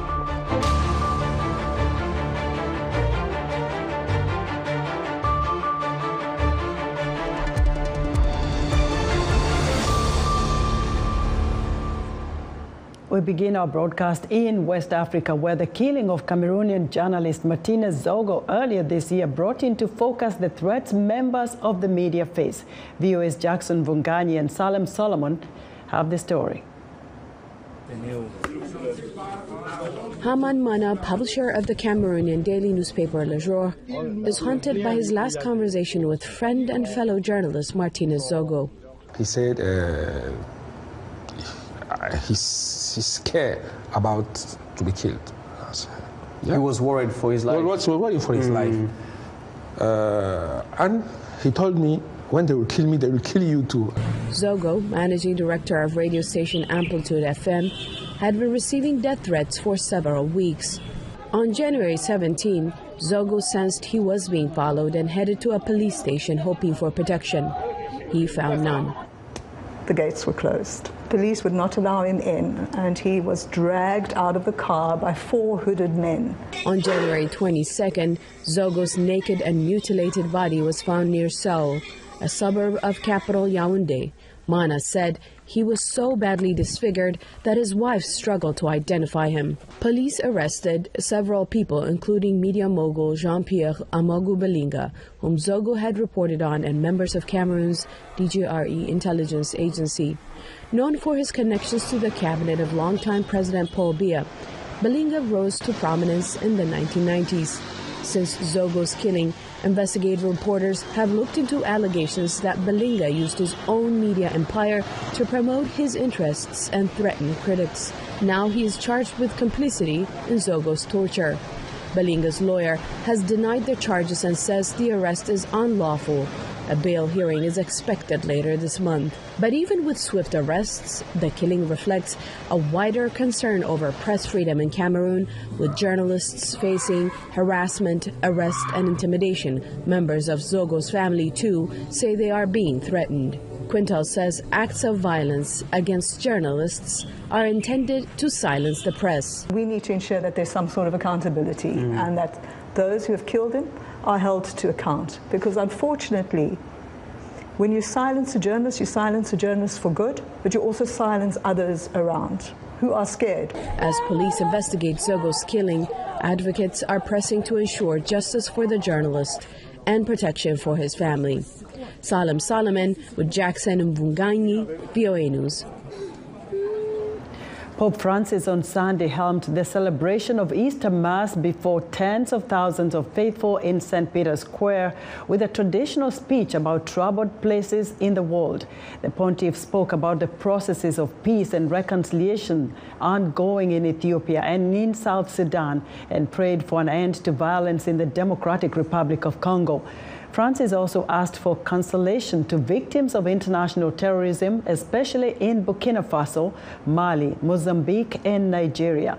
He asked for comfort for refugees, deportees, political prisoners, and migrants, especially those who are most vulnerable, as well as the victims of hunger, poverty, and the dire effects of the drug trade, human trafficking, and all other forms of slavery. Hundreds of Christians in Zambia celebrated Easter, the most holy holiday on the Christian calendar, which commemorates the death and resurrection of Jesus Christ. Some churches were full of activities coupled with special services, prayers, and thanksgiving to mark Easter. It was time to do business and make ends meet as well. Daniel Tonga reports from Lusaka.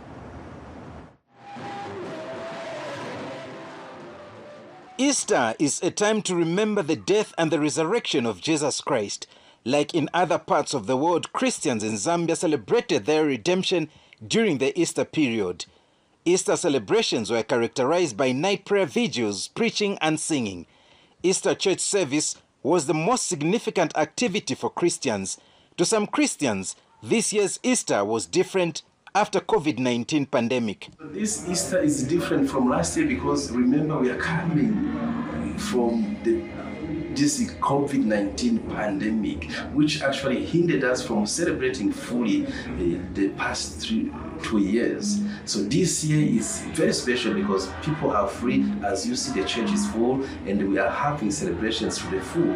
Whereas last year and the previous years when COVID-19 started, we had a lot of restrictions. While Zambia has many churches that follow different Christian customs and traditions, the central message among all during Easter was that Jesus Christ died and resurrected. For us Christians, it's very important that the death and resurrection of Jesus Christ, when he died on the cross of Calvary, he took all our sins away and he gave us an assurance to us to believe in him and to trust in God. When he died, he rose again from the dead, which showed us to say Jesus is God and is Lord, our Savior. So that's why we celebrate Easter. You know, this is a period where Jesus Christ died and furthermore resurrected. And this is important for every Christian. Why? Because he still reminds us to say in whatsoever that we might be going through, Jesus Christ is still with us. He never died on the cross. He's alive. While some Christians were celebrating Easter, for some people it was business time to make ends meet. Despite the economic challenges Zambia is facing, some believe it was important to celebrate in both good and bad times. You know, our only hope is the Lord Jesus Christ. Whether the economy is good, whether it's bad, we have to anchor our faith in the Lord Jesus Christ. We have an anchor that keeps us so. You know, hard times will come and go, but the word of God shall remain and stand forever. So it's important for us to continue celebrating and remembering that is our hope forever. Easter period is significant to Christians because they use this period to commemorate their redemption through the death and the resurrection of Jesus Christ. It's ended up being a time of reflection on the meaning of Jesus' death and for some, time for business. Daniel Tonga, VOA News, Lusaka. To celebrate Easter, internally displaced people attend a mass, sing and pray at a camp in the Democratic Republic of Congo. VOA's Paul Ndiho has more. In the Democratic Republic of Congo, dozens of people gathered in a makeshift church to celebrate Easter and temporarily escape their daily struggles.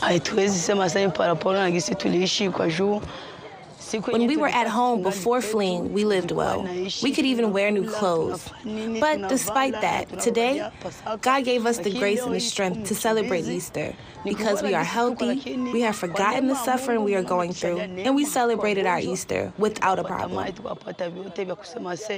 In the past year, nearly 1 million people have fled violent conflicts perpetuated by rebel groups in eastern DRC. Furaha yetu ni kwamba sikukuu ambayo tunachunga hapo mbele ya Pentecoste. We wish to celebrate the next coming feast, Pentecost, at home. May God help us and guide our authorities and military so that they finish this war in Kibumba, everywhere in Rutshuru, Rugari, and Buhumba. And we can return home. We have faith it will end, but our hope is towards God, that his miracles will be wrought, so that we can celebrate Pentecost at home as usual. The displaced people are living with little to no access to water, sanitation, and hygiene facilities in makeshift shelters in Goma and its surrounding areas. The M23 rebels have also attacked and seized control of several villages near Goma. Despite these challenges, Clementine Bruno, a mother of 5, prepared cabbage to celebrate Easter with her children in the camps. I am preparing the cabbage for the children to celebrate Easter. This is all that God has given to us, and we thank Him. But when we are at home, we ate meat, we also took wine, and the children were happy.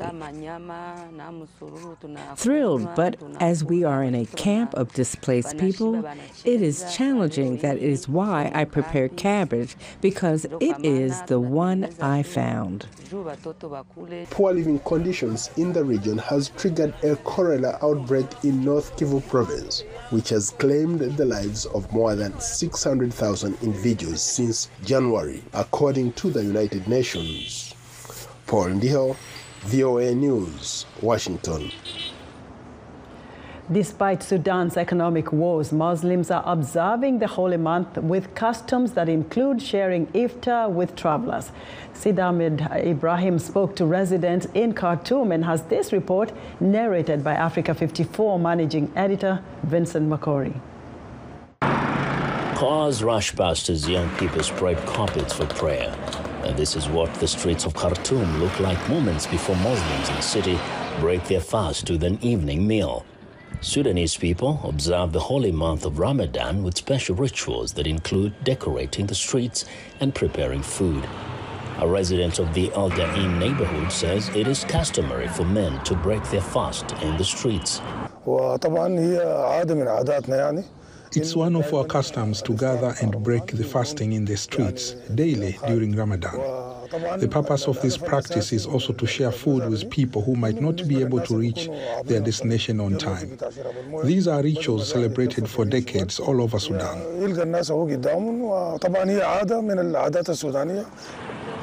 Economic strain, residents say, is also felt in the streets.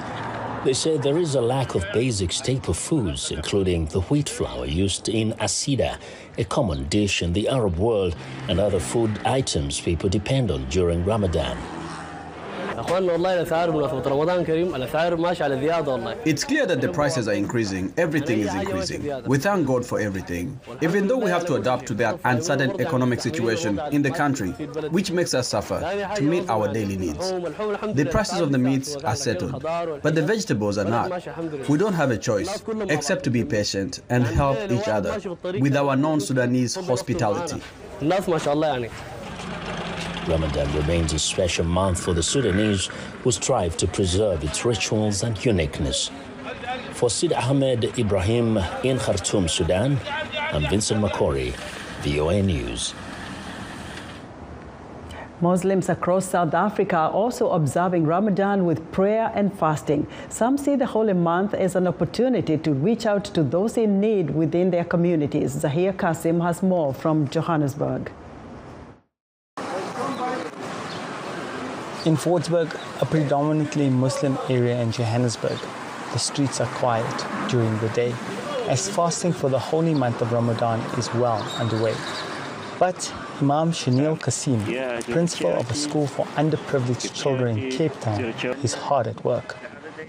He makes his way from store to store looking for donations. Kasim says that is the spirit of Ramadan, or a way to build up Iman, a demonstration of faith and good deeds in Islam. Ramadan is a blessing for us, you know. It's not about starving ourselves. It's not about staying away from food and drink.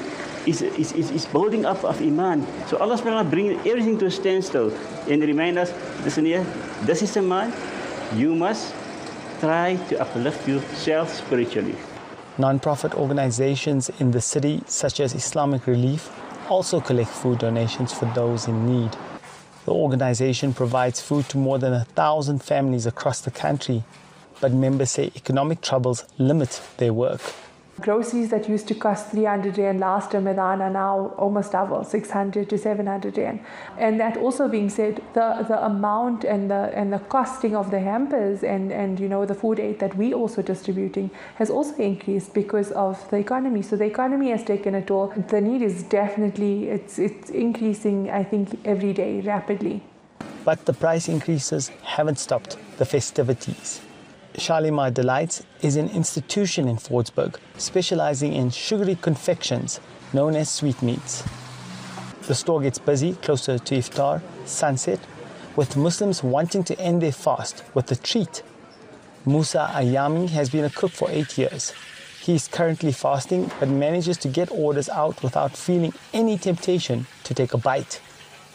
But it's not so hard because you see when you're fasting, or also God in it, He give you risk more. Again, power so you can be you have, so you can tide, you can make whatever you want, no problem. Ramadan is a time for unity, compassion, and solidarity. The acts of giving back make the holy month even more meaningful. Zahir Qasim for VOA News, Johannesburg. A South African court is expected to decide Tuesday whether tens of thousands of Zimbabweans living in the country will be allowed to stay or face deportation. In 2009, the South African government introduced Zimbabwe exemption permits, known in short as ZEP, to legalize Zimbabwean nationals living and working in the country. But authorities have stopped renewing the permits and announced a June deadline for Zimbabweans to either get a critical skills permit or leave the country. The political and socio-economic problems in Zimbabwe have driven many of its nationals to seek refuge and better opportunities in South Africa. For more on the plight of Zimbabweans in South Africa, I'm joined by Blessing Zulu, a VOA Zimbabwe reporter. Blessing, welcome to Africa 54. Thank you so much. The pleasure is mine. Now, with a deadline looming so close, just about 2 months, what options do these Zimbabweans in South Africa have? They don't have much of an option, really, because most of them were in South Africa seeking political asylum, and then they were told to abandon those applications for asylum and be part of the Zimbabwe exemption permits. But now they are being told that it's coming to an end, June 30th to be precise. So if they lose this court case, of course, this is not the end of it. It starts tomorrow and ends Thursday. But if they lose, they can still appeal, but it is an uphill task for Zimbabweans. You know, Blessing, a section of Zimbabweans there in South Africa say they fear returning home because apparently they voted for the opposition. What are you learning as you cover this story? Yes, we have been talking to a number of Zimbabweans in South Africa. They are a bit worried that the situation in Zimbabwe has not improved a bit ever since they left. And of course, they have a legal leg to stand on. If you look at what the World Bank is saying, that 49% of people in Zimbabwe are in need of food assistance. Unemployment remains high, around 90%, because most Zimbabweans are now in the informal sector because formal employment is not that good. Of course, the government considers the informal sector as employment when they calculate their employment rate. Therefore, the government will tell you that unemployment is 10%. But if you look at the trends in the world, how it is calculated, you discover that 90% of Zimbabweans are actually unemployed. Now, very briefly, what's the position of the International Migration Organization? Because I understand that they should be involved in a situation like this. Do we know what their position is at this point? Yes, the Director General of the IOM, Mr. Antonio Vitorino, actually met President Mugabe and President Cyril Ramaphosa on the sidelines of the African Union Summit, and he agreed that there will be President Mnangagwa, President Emerson Mnangagwa of Zimbabwe, and they agreed that the IOM was going to assist Zimbabweans who wanted to go home. And of course, Mr. Mnangagwa has dispatched his team of officials from various ministries to ensure that Zimbabweans go back home. Thank you so much, Blessing. Thank you. Blessing Zulu is a VOA Zimbabwe reporter. South African police say that a convicted murderer who faked his death to escape prison has been arrested in Tanzania following a 2-week manhunt. South Africa's Justice Minister says officials are traveling to Tanzania to begin the extradition paperwork on Thabo Bester. Bester, 35, was dubbed the Facebook rapist as he used the social media platform to lure at least 2 women he was convicted of raping. He was also found guilty of killing one of the women. Bester was sentenced sentenced to life imprisonment in 2012, and it was reported in May last year that he died in a fire in his cell. However, nearly a year later, an investigation showed that the body found in the cell was not his. We're excited to hear what you think about Africa 54 and all our VOA Africa programs on our website at voaafrica.com. Still to come, the charges and defense of former U.S. President Donald Trump. Stay with us.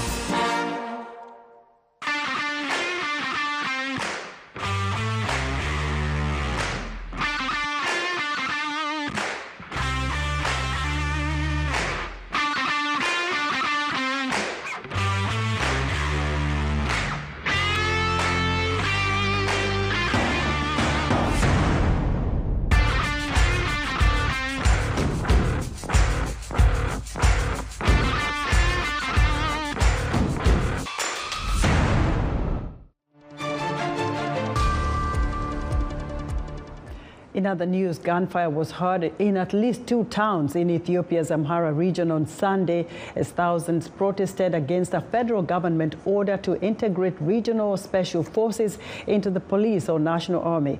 According to residents, members of the Amhara special forces in Gondar fired their weapons into the sky all night in defiance of the order.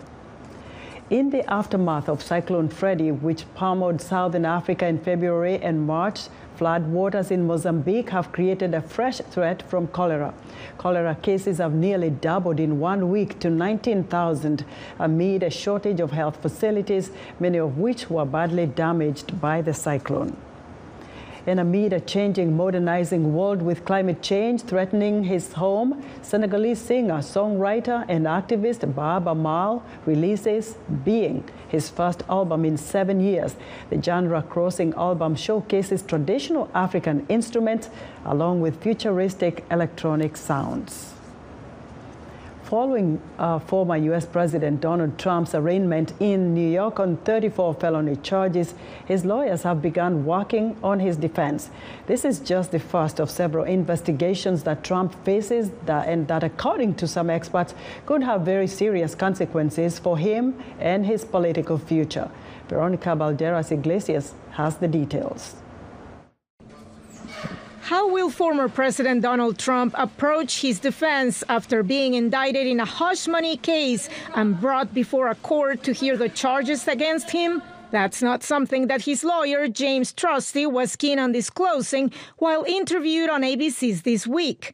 But he did speak about Trump's overall mood. Anybody that gets targeted by federal investigators, by New York prosecutors, yeah, they certainly turn inward a little bit and think this is really bad news, this is terrible for me.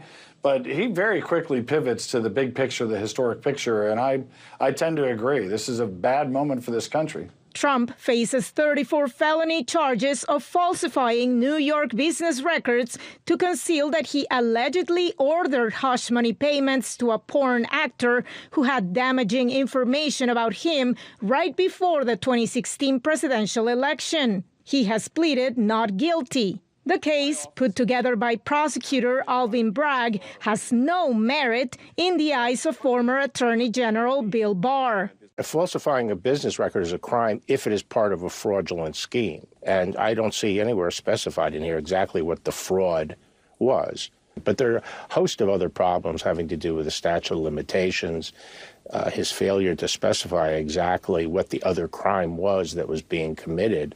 That makes this into a felony. More serious, however, is a federal investigation that Trump faces for having classified documents in his possession, Barr pointed out. The government is investigating the extent to which games were played, and there was obstruction in keeping the documents from them. At this time, no more classified documents remain in the hands of the former president, said his lawyer, James Trusty. We've been professional, we've been ethical, and we're satisfied that, there's no outstanding issue relating to compliance with the subpoena. While Trump remains defiant, substantial fines or even prison time can't be ruled out in other cases related to alleged efforts to overturn the 2020 election result and the January 6, 2021 attack on the U.S. Capitol. Law professor Claire Finkelstein told VOA's Urdu service via Skype. Seditious conspiracy or insurrection under the 14th Amendment, Section 3, would mean that he could not hold federal office again. Legal experts say they don't expect a possible conviction and sentencing on any of these investigations to happen before the 2024 election. Trump, who lost the 2020 election, is again running for president. Veronica Valderas Iglesias, VOA News, Washington.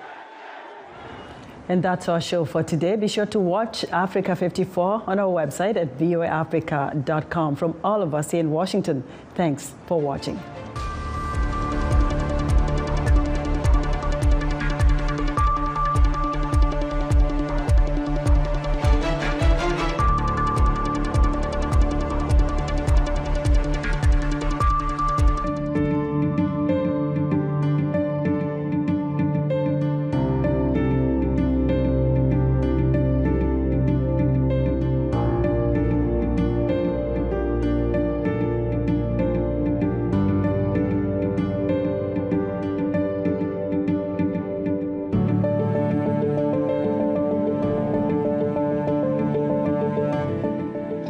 It is our collective responsibility to continue to uplift and empower women change makers.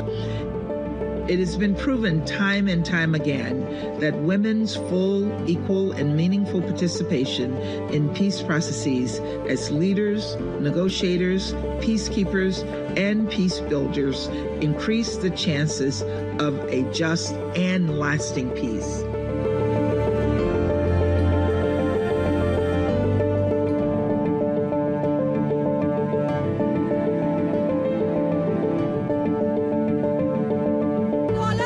We see this most acutely in Afghanistan, where the Taliban has reneged on its promises to the international community and to Afghan women. The challenges ahead of us are not confined to one country or one region. Over the past year, women and girls have faced violence, repression, exclusion in Iran, Ukraine, and elsewhere around the world. Lasting peace and an inclusive, prosperous society depend on women's leadership and political participation.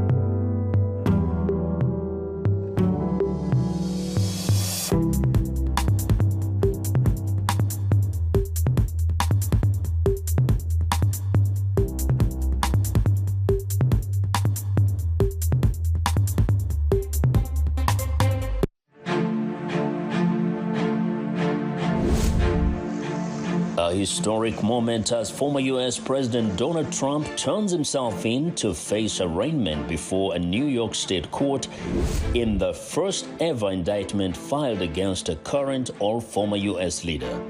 Also, there is a room and scope in Ethiopia in terms of reconciliation, in terms of truth dialogue, that all of this can happen. The European Union Special Representative for the Horn of Africa talks about the road ahead for Ethiopia and the Tigray region. We'll have in-depth reporting and analysis. Straight Talk Africa starts right now.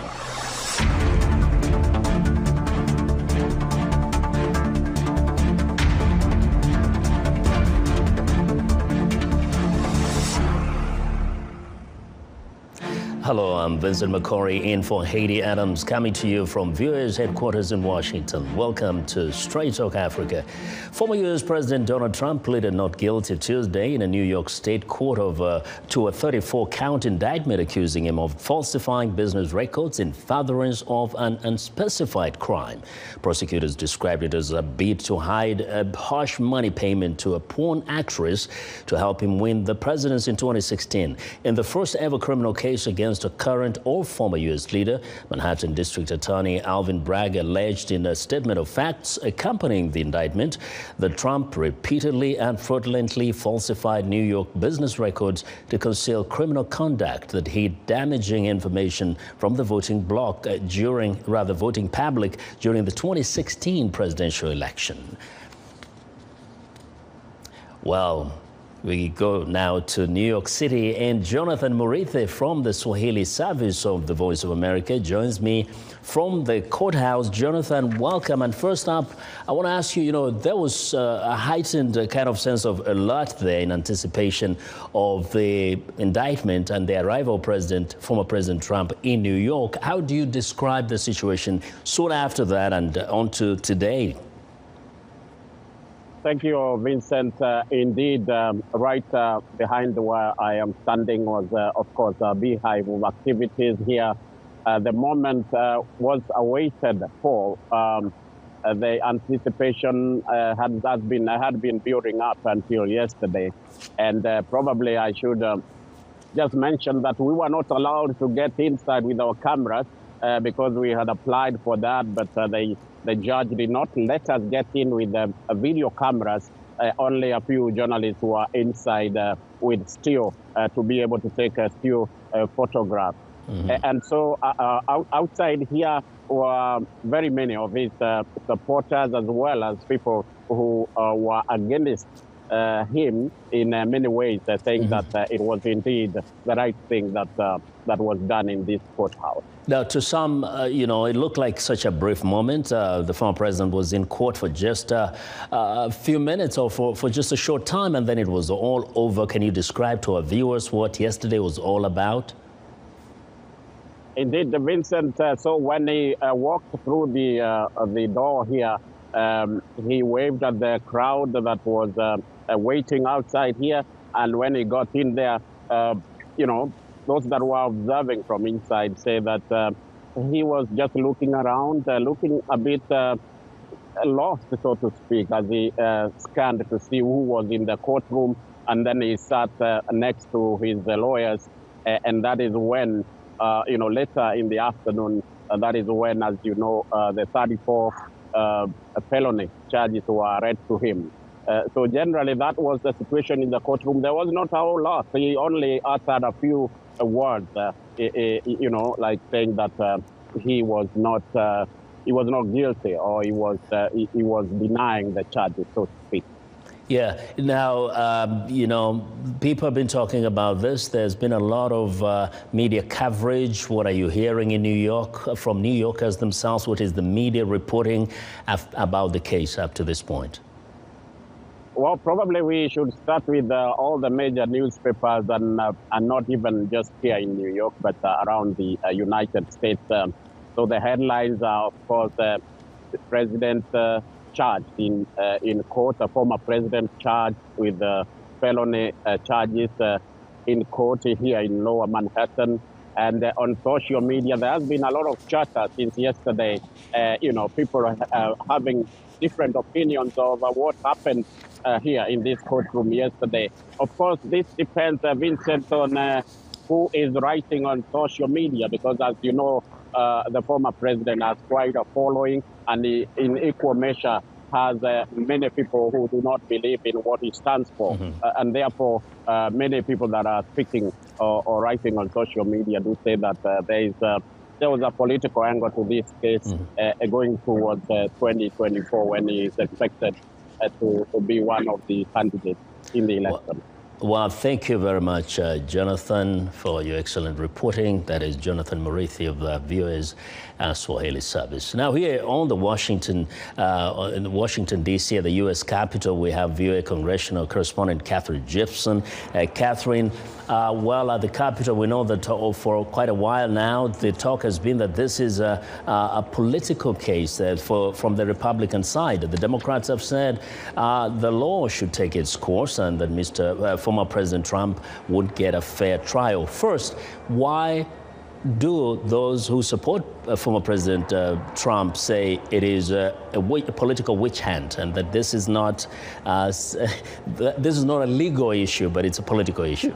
That's so right. That's a discussion that I've heard up here on Capitol Hill time and again. You know, we had 2 impeachments of President Trump while he was in the presidency, and now we're hearing the same discussion, and that's that Democrats and democratically motivated prosecutors and judges want to go after former President Trump because he's once again running for the presidency in 2024, and they are arguing that because this case is going to be going on well into next year, right when the presidential primary season is getting started, that this is going to impact voters' viewpoints of the former president. They're arguing that these charges were really boosted, that they, if anything, in any other case would be misdemeanors, and that now the prosecutor in New York is making them into felonies to make the case against Trump even more difficult. So that's what we were hearing from congressional Republicans yesterday as the former president was in that New York court.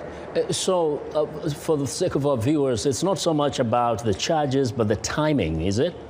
Yeah, that's a lot of what the Republicans up here on Capitol Hill were saying yesterday. You know, the court case is going to get started in January of next year. We have our very first caucuses and primaries in late January, early February. So they think that the timing is very suspicious, and they think that the fact that these are felonies shows that the New York prosecutor really wanted to go after former President Trump. Now, some people, of course, have opined that there are kind of 2 systems here, that is the one that is holding the president or to say the Republican side accountable, and the one that handles issues that deal with the Democrats. Does this kind of a situation create doubt in the minds of people about the legal system, about the Department of Justice? That's a great question. You know, the Department of Justice is not the one pursuing this particular investigation. The New York District Attorney is the New York prosecutor. He is known for going after so-called white-collar crimes, which are business crimes, falsifying business records. And that's what he's arguing former President Trump did here, along with his lawyer, Michael Cohen, and that he's known for going after these cases. Democrats are saying, look, this is standard for him to go after these issues, that New York cannot have people falsifying their business records. That's just simply a matter of the law, and that the law should be followed. Well, Catherine, thank you very much for your reporting. We'd really appreciate that. Now, for some insight to what all of this means, let's go to David Monda. He's a professor at the City University of New York. Welcome to Africa 50, to Straight Talk Africa. We have many shows here. And first, I just want to come to you with this question. You know, for most of our viewing area, there's so many people, many political leaders, many presidents, current and former, who have been accused of stealing literally from their countries, and they've never seen a day in court. Now, people would want to know, why is this a crime that would cause this kind of attention, which will take a former president to court? Can you describe to our viewers? So, thank you for having me. The fundamental legal issue here is equality before the law. the idea that Donald Trump, in spite of being a former president, is now not the president. So remember, he doesn't have the immunity of the office of the presidency, but he's a regular citizen. So in the event, whether you're the president or whether you are a regular citizen, when you commit high crimes and misdemeanors, when you commit felonies, when you commit civil crimes, that everybody should be equal under the law. So this is very important in terms of how we look at the prosecutorial arm of the legal justice system.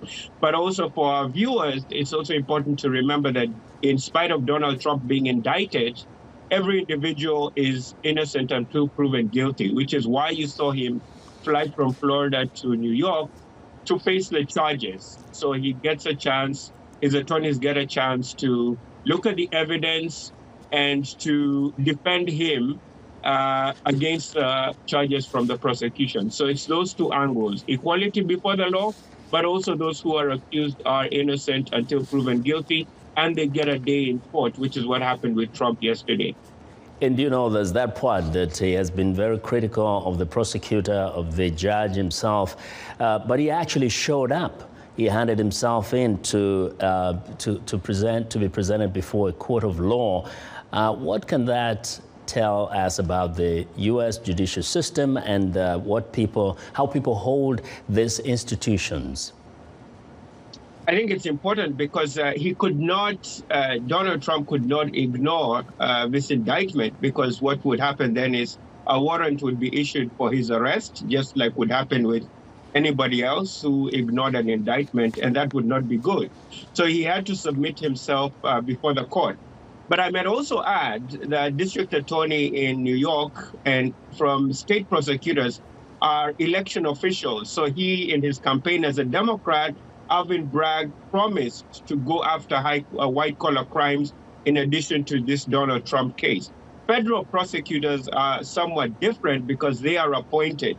So it's also important to understand that in the context of Alvin Bragg, which is why, to your earlier question, some of Trump's supporters will say this is a politically motivated case because it appears that a Democrat who's now the district attorney in New York is going after Trump. But ultimately, Alvin Bragg, the district attorney, will argue that this is not about politics. It's fundamentally about evidence and the facts of the case that Donald Trump has to answer in New York City. In terms of what Trump himself has said and others, they kind of have created the impression that the justice system in this country, or the rule of law, is dead. And of course, the Democrats on the other side don't agree with that kind of a position. Is this, how is this to be understood by those who are listening from elsewhere in terms of the rule of law in this country and the justice system? I think it really needs to be understood in two contexts. So there's the politics of the case, but then there's the legal aspects of the case. So if you look at the legal aspects of the case, you really find that there's due process in terms of Trump's Fifth Amendment rights being respected and the hand of the law going forward as it should. However, there's a political angle, which is what you're alluding to, where Democrats will generally side with prosecuting Trump and Republicans will come to his defense. On the Republican side, it will be very interesting to see come May or September and January of next year, whether Republicans will still be siding with Donald Trump politically, because, we all have to respect the rule of law and the process of the legal process, whether they will decide, because of all of Trump's cases, that it's not politically expedient to remain with Donald Trump. I think that will be the crux of the issue in terms of the political angle. But the legal angle, the former president presenting himself as going forward, the politics is a separate issue, but related to this legal issue that's going on. Some of, those who would look at the history of the former president and say, well, what has happened now can be looked at from that perspective of his history, that he has had a brush with the law for maybe decades. Is that something that actually can help some to understand what's going on? Yes, absolutely. Absolutely. Trump he's been a celebrity in his former life. He's been a reality TV show host. So His name brand is, very, very well known, not only in New York, but across the country and across the world. But even having said that, let's not forget, as you had said earlier in your earlier report, Trump has been impeached twice. It's just he's not been removed from office. But also historically, we've had presidents who've been in office who've been impeached, whether you think Andrew Johnson, whether you think Richard Nixon, whether you think Bill Clinton, and now even Donald Trump. So even historically, when you look at the United States in terms of a historical purview, this issue of submission to the law, irrespective of how high your office is a very fundamental and important tenet of U.S. jurisprudence. And I think this is something very important that people looking from other countries into the U.S. system can really appreciate, because this is not something that would happen in many other countries where a former president is brought before a court of law and actually has to face charges for what they have done in office. Well, we have to leave it there. Thank you very much, David, for your insight. Thank you for having me. After the break, Haiti Adams talks to Annette Weber, the European Union Special Representative for the Horn of Africa. They discuss the road ahead for Ethiopia. Stay with us.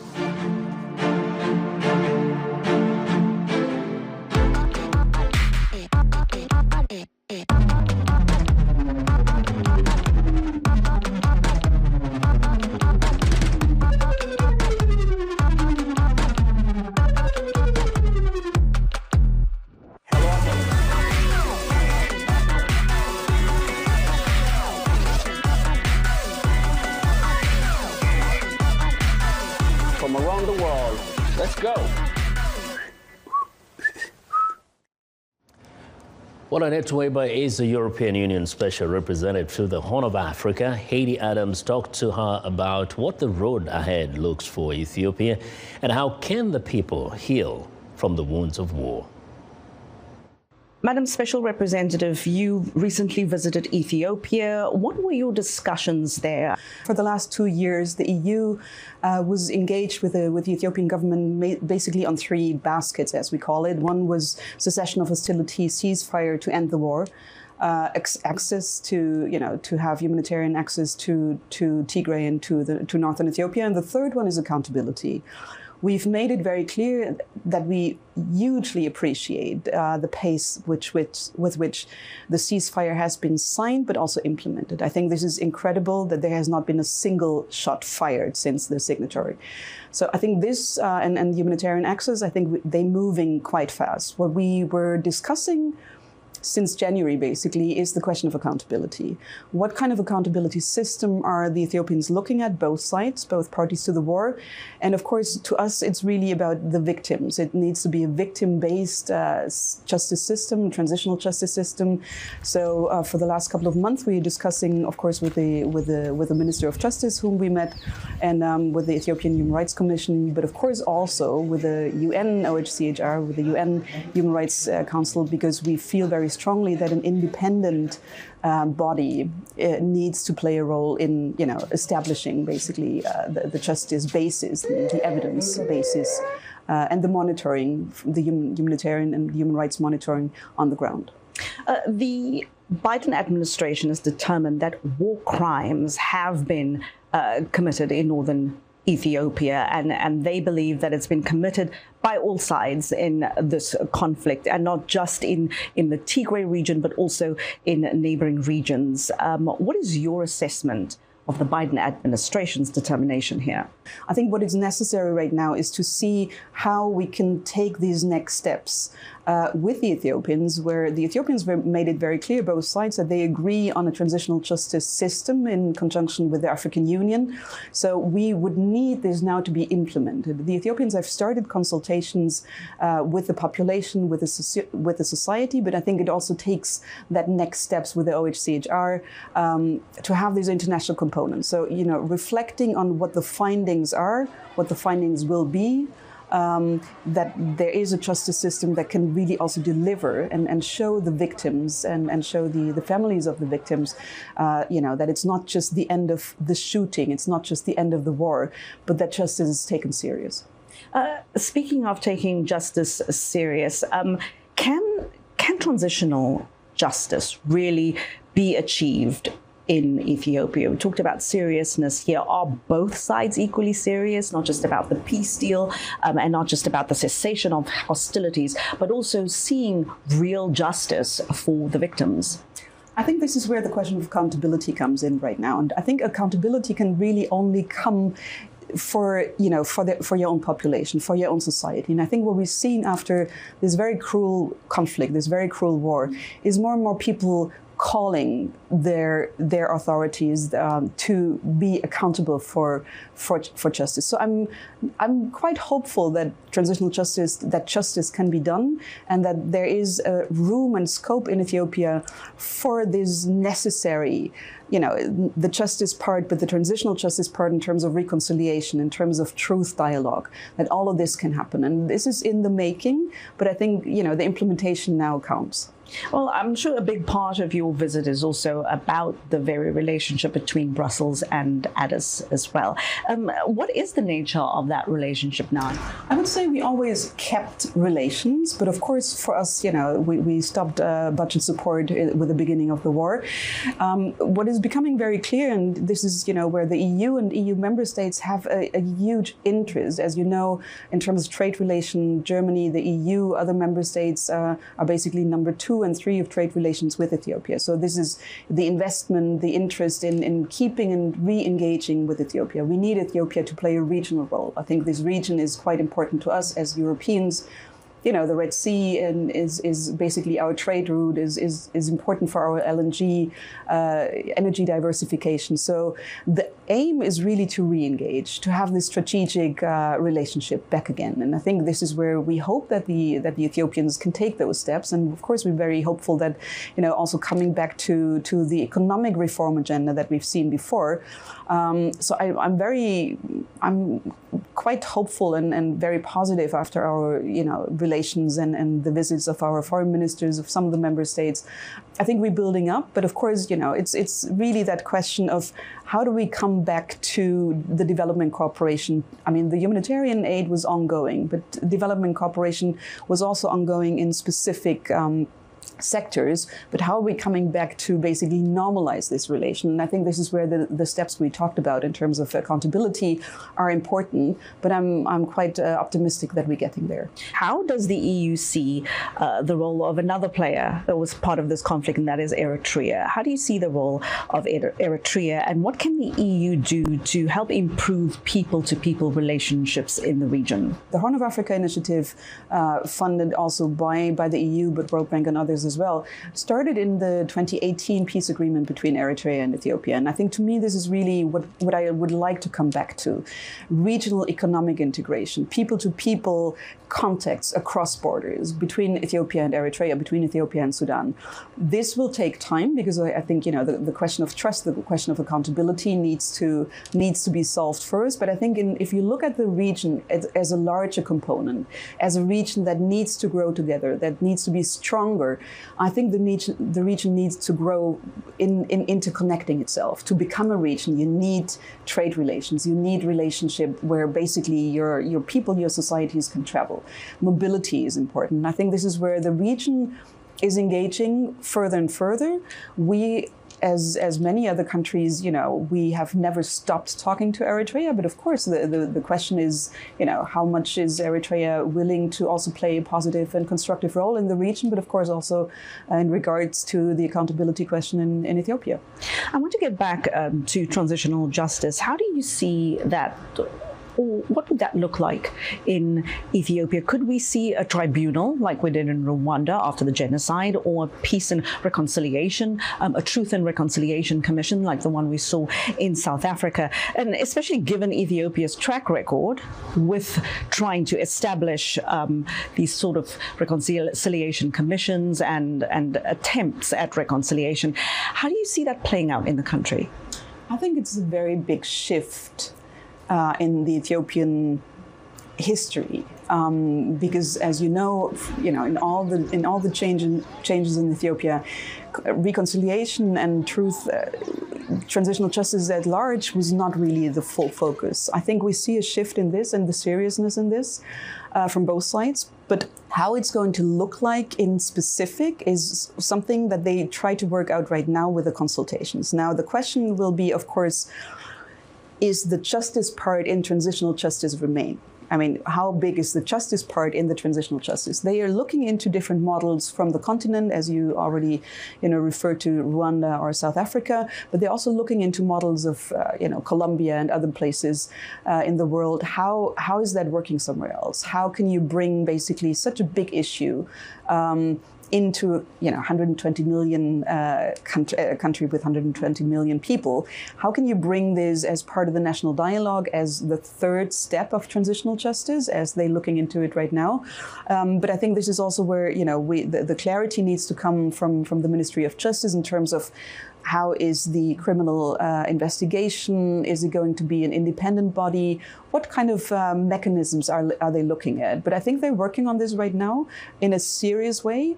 But of course, it's going to be a huge effort to bring this kind of transitional justice, truth-telling, reconciliation into the society that is very not used to this, to this format. Right, and often these efforts take longer often than the conflict did itself. Ma'am, the EU has been playing a wide-ranging role in development, infrastructure and humanitarian areas in Ethiopia.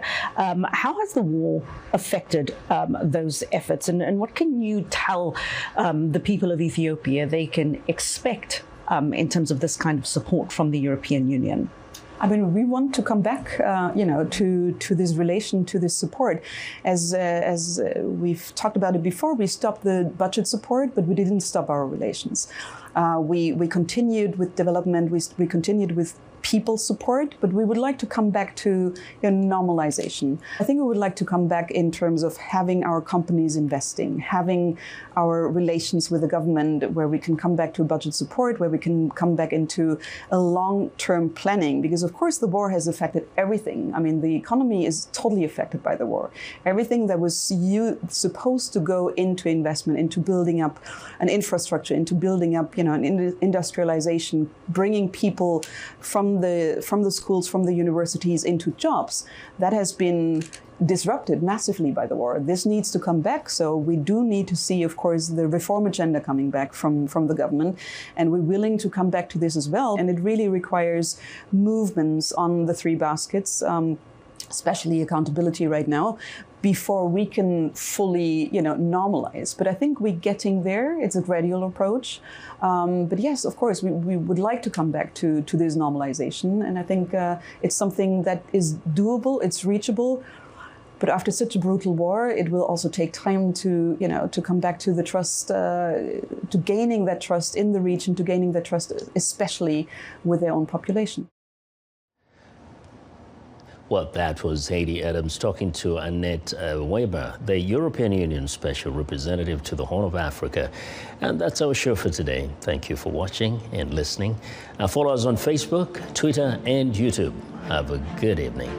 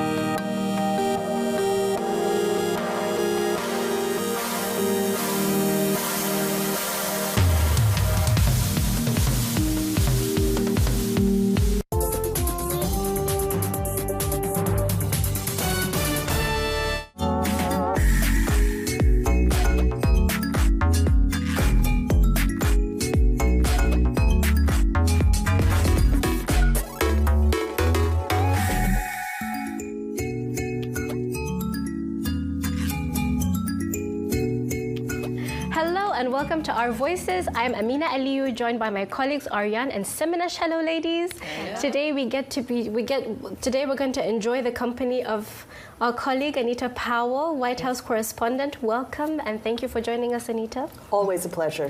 Except I feel left out. They say that they've met you before. Definitely. And I've only seen your name on Teams and on emails and when I'm giving you credit. It's always great to have her because we get to get a real fresh perspective on these official trips, and you tell us inside information that most people don't have, so it's great to have her always. And also, luckily for me, it's not only on this show. I've known her for like 15 years now. I'm jealous. They ate last year. Lily's saying that she's known me for 15 years, yet if you look at Lily 15 years ago, she looks exactly the same as she did 15 years ago, which is remarkable. I'd like to know that secret. Anyway. Precisely. So, Anita, we're definitely going to be asking you about the trip that you accompanied the Vice President on. How was it? It was a whirlwind. We went to 3 countries. We basically crisscrossed the continent. We began in Ghana on the west, and then we went over to Tanzania, and then we went south to Zambia. And throughout, she kind of stressed 3 things: women's empowerment, democratization, and improving the digital economy. So these were the 3 tenets of the trip, the things that kind of wove this trip together. So tell us, can you summarize the trip in 1 word? Wow. I mean, we went... Hectic? 1 word. Hectic maybe would be the word, to be very honest, obviously. because it was non-stop. That's a really good question that I don't know. You'll have to come back to me later on that. Well, I'm going to think about that right now. You haven't had time to soak everything in. Yeah, it's only been a few days since I got back. Definitely. So last week, Vice President Kamala Harris became the highest-ranking Biden administration official to visit the African continent. Her trip took her to Ghana, Tanzania, and Zambia. Her office said they worked on strengthening partnerships, security, and economic prosperity. Analysts say her mere presence as the first female vice president who has ancestral ties to the continent is significant in itself. VOA's Anita Powell traveled with the vice president, and she has more. On this week's episode of Our Voices, we'll be talking about the impact that her trip has had on average citizens across the continent, especially on young women and girls. Welcome to Our Voices. Well, Africa and the U.S. share not only grim past, but also a hopeful future. Vice President Kamala Harris emphasized this on her first official voyage to the continent, where in one day she covered both the possibilities ahead and the pain that links both societies. VOA Anita Powell, who's here with us, did this report from Cape Coast, Ghana. Vice President Kamala Harris minced no words about a foundational truth of the United States after a moving tour of Cape Coast Castle, which for many enslaved Africans was their last view of home before they were shipped across the Atlantic in chains in the bottom of overcrowded ships. The descendants of the people who walked through that door were strong people, proud people, people of deep faith, people who loved their families, their traditions, their culture, and carried that innate being with them through all of these periods. Went on to fight for civil rights, fight for justice in the United States of America and around the world. And all of us, regardless of your background, have benefited from their struggle and their fight for freedom and for justice. Harris is on her first vice presidential tour of the continent, which takes her to Ghana, Tanzania, and Zambia. Speaking to 8,000 young people in Ghana's capital, Accra, she outlined what she sees as the continent's hopeful future. Together, we can unleash growth and opportunity that far exceeds what either the public or private sector can achieve on its own. And the United States is committed to build these types of partnerships to increase digital inclusion on the continent. And finally, to create inclusive economic growth and to advance innovation, we must continue to support and invest in good governance and democracy. Ghana's president said her visit has made a difference. I'm happy to state that this afternoon's meeting has further boosted the steadfast cooperation between us. and Ghana will continue to collaborate with the United States of America at all levels. Harris now continues to Tanzania and then to Zambia. Anita Powell, VOA News, Cape Coast, Ghana. Joining us live from Accra, Ghana, to discuss how VP Harris's tour impacted her own project is Daisy Mina Antwi, a Ghanaian communication specialist and co-curator of World Speech Day Ghana. She is also a curator for Gold Coast Literacy Program, GLP, a non-profit that advocates for children's literacy in Ghana's slums and rural areas. Welcome, Daisy, and thank you for joining our discussion today. Thank you very much. Thank you guys for having me. Greetings from Ghana, Accra, Ghana. So I'm just going to get right into it, Daisy. You know, with the VP's trip to Ghana, VP's trip to the continent in general, about $1 billion has been set aside to promote women empowerment, girl child education, and all these fun projects. I want to know, how does a non-profit like yours benefit from such money? How does it trickle down to you?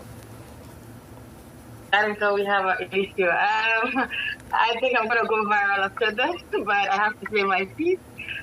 Most of a non-profit like ours don't get access to such funds. What is going to happen is that money is going to be disseminated to help to the right sources, but through the government. For me, I try to be self-resilient. My non-profit is not affiliated to any religious body or political party, because I don't want any interest of conflict. So Ms. Harris made the promise, the money has been given. We're here hoping that some people like us, non-profit, who don't really associate with the presidential thing or political parties, would also have access to the funding. But for now, I think it's going to be by whom you know. Mm-hmm. So you attended an event where Vice President Harris was meeting and talking to civil society organization. What was that like? Right. Did she say anything that stayed with you? Yes. I felt very resonated with her words. I enjoyed her speech. And I felt somehow connected, very connected. I was seeing myself out there. I was seeing myself standing on the podium where she was. I was like, this is me. And everything that she said, everything that she had mentioned, is something that we, the young leaders of Ghana, and of course Africa in the whole, are trying to make it happen in terms of digitalization, in terms of making the dreams happen, in terms of changing the narrative when it comes to Africa. So our take home thing was when she said, we together, like we're a collective force, and we're going to make this happen. And I like how she personalized it. She said, you, me, together, all of us. And I was like, okay, there's an all-inclusive something. Sometimes we young leaders here feel like, okay, the Western world is not really with us. You have to go through certain things before you are accepted into the Western system. So for her, coming down to our level and making us know that she's with us till the end, I think it was a good take-home thing for me. Daisy, it's so good to see you again. I was in the background while you were at the table with the Vice President, so it's nice to catch up again. What really stuck with you that the Vice President said when we all left and it was just you, the women entrepreneurs, and the Vice President? Sorry, your question again.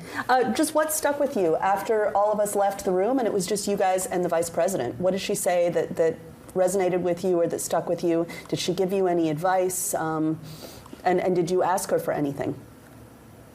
Personally, I didn't ask for anything, but I think as the willpower, she is a whole force.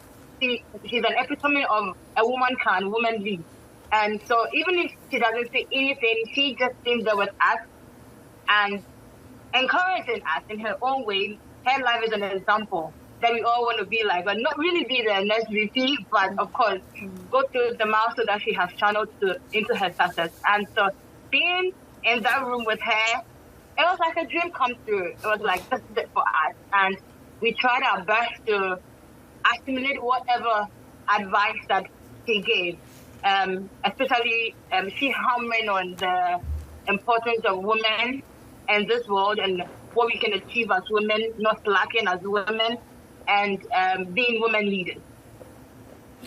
Thank you so much, Daisy Mina Atwani, for joining us today. We'll have to stop the conversation here. Daisy is the founder of Gold Coast Literacy Program. She joined us from Accra, Ghana.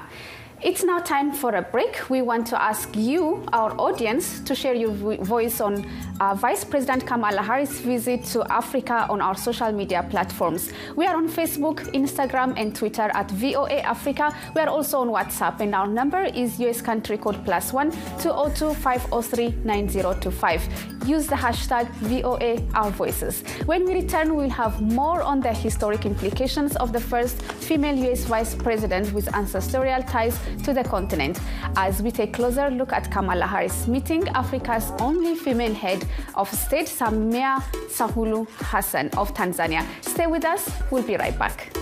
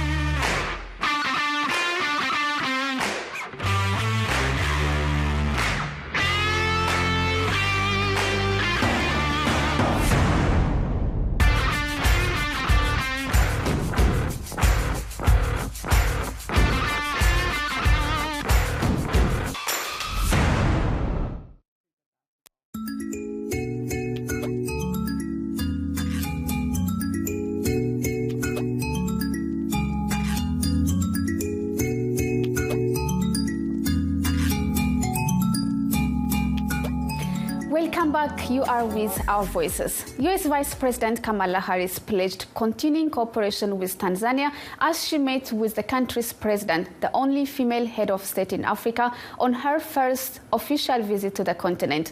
Viewer Anita Paul, who is with us today, filed this report from Dar es Salaam, Tanzania. U.S. Vice President Kamala Harris arrived on the second stop of her Whirlwind Africa tour Thursday, meeting with Africa's only female head of state, Tanzania's President Samia Suluhu Hassan. She took office when the president died in 2021 and rolled back some of his unpopular policies, such as a ban on pregnant girls going to school and limits on freedoms of expression. The U.S. will provide $560 million in bilateral assistance to Tanzania next fiscal year. On Thursday, Harris said the U.S. will expand U.S.-Tanzania commercial engagement, work toward delivery of battery-grade nickel from Tanzania to the U.S. and the global market as soon as 2026, expand affordable broadband and cooperation in democratic development, biodiversity, women's empowerment, and health projects. Thanks to the progress of your administration, you have been a champion in terms of democratic reforms in this country, and in that way have expanded our partnership. And so today then is part of the strengthening of the relationship between our two countries, and under your leadership, I have full confidence that we will be able to do just that. Today, Tanzania has made another historic milestone with two female leaders, the Vice President and the President, meeting here at the State House in Dar es Salaam. Several students waited for hours at the airport and at the State House to see the highest-ranking woman in America. She motivated us and she gave us many opportunities, so we are proud of her. I'm expecting a lot of changes in education, in politics, also in finance, economic. We really need to be like America, at least to reach like America in their economic. Harris also paid her respects to victims of the deadly 1998 U.S. Embassy bombing. She heads next to her final stop on this week-long trip to the southern African nation of Zambia. Anita Powell, VOA News, Dar es Salaam, Tanzania. Wow, that's great. Wow, thank you, Anita, for that report. Now, before my colleagues and I get into our discussion about this trip, Kamala Harris's trip, let's take a look at what people on the continent had to say about the Vice President's visit on Your Voice segment. And then Anita Powell will shed more light on her coverage of the trip.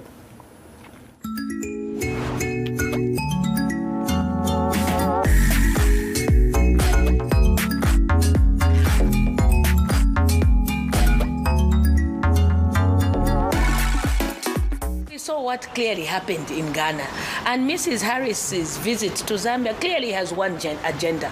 Of course, in this summit, they won't use things like lesbian, gay, whatever. They'll use queer terminologies. But we know what the agenda is.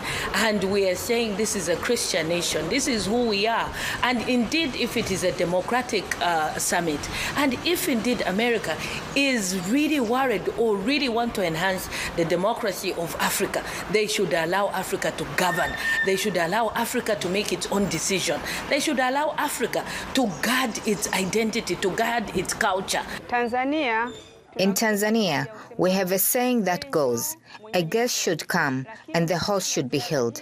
But due to the challenges of our Tanzania, I do not think that this trip will be successful. All right, guys, let's get into it. Anita traveled with Vice President Harris and produced these excellent packages we just aired.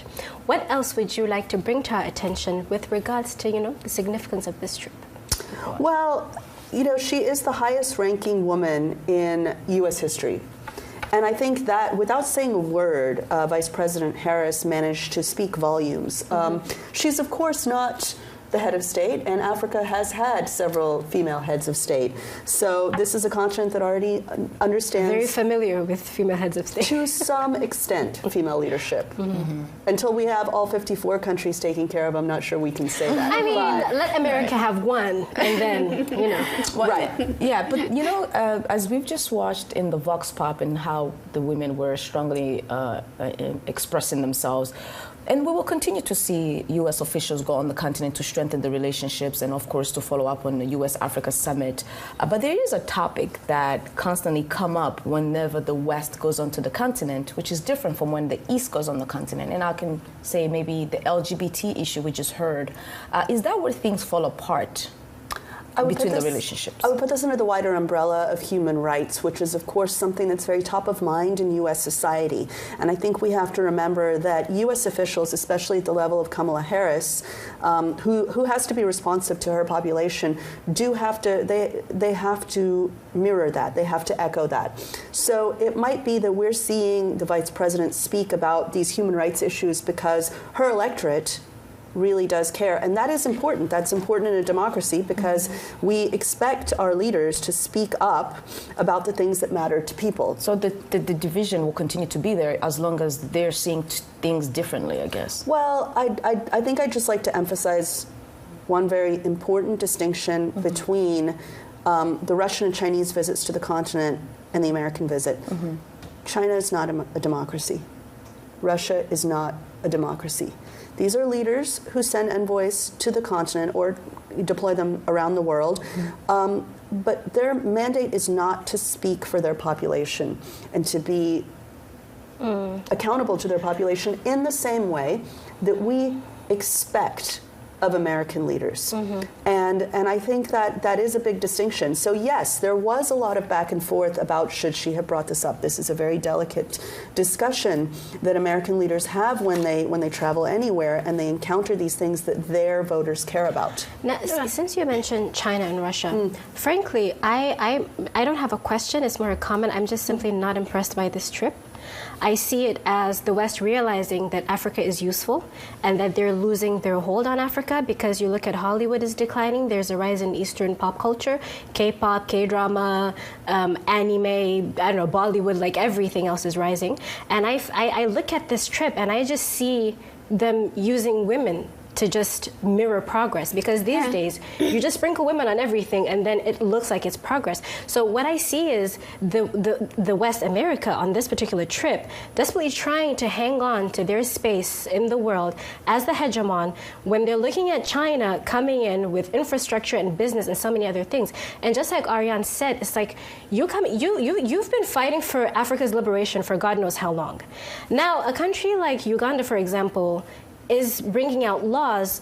Whether or not it's appropriate is one thing, but they're governing themselves how they see fit. What gives other people the moral superiority to say that this is how this should be or this is how it shouldn't be? And I can answer that right now. It's the United Nations has a charter on human rights that every member country of the United Nations signs on to.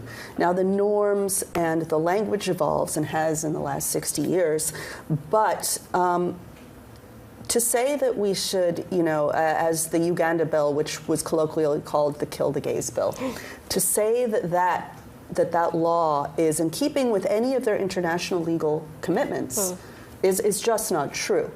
And so I think it's less of a moral argument than it is what did they commit to when they joined this multilateral body that is human rights led, that is guided by human rights and principles, and killing sexual minorities just doesn't meet that legal bar. Definitely, but then shouldn't that evolve? Because at the time that a lot of these countries signed on to the charter, they were being led by certain values, Western values.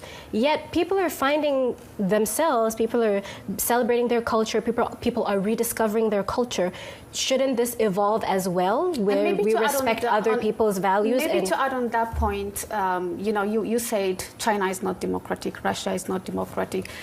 Which is not a stretch, by the way. That's not out of line. But the relationship is there with African continent, between China and Africa, Russia and Africa. The relationship is there, and the West, which in previous years used to put democracy, human rights as a precondition for the relationships and the partnership, is now trying to see if they can compete with that, with no precondition a relationship Africa has with other. The East doesn't have a precondition to work and do business. Exactly. And let me give you an example.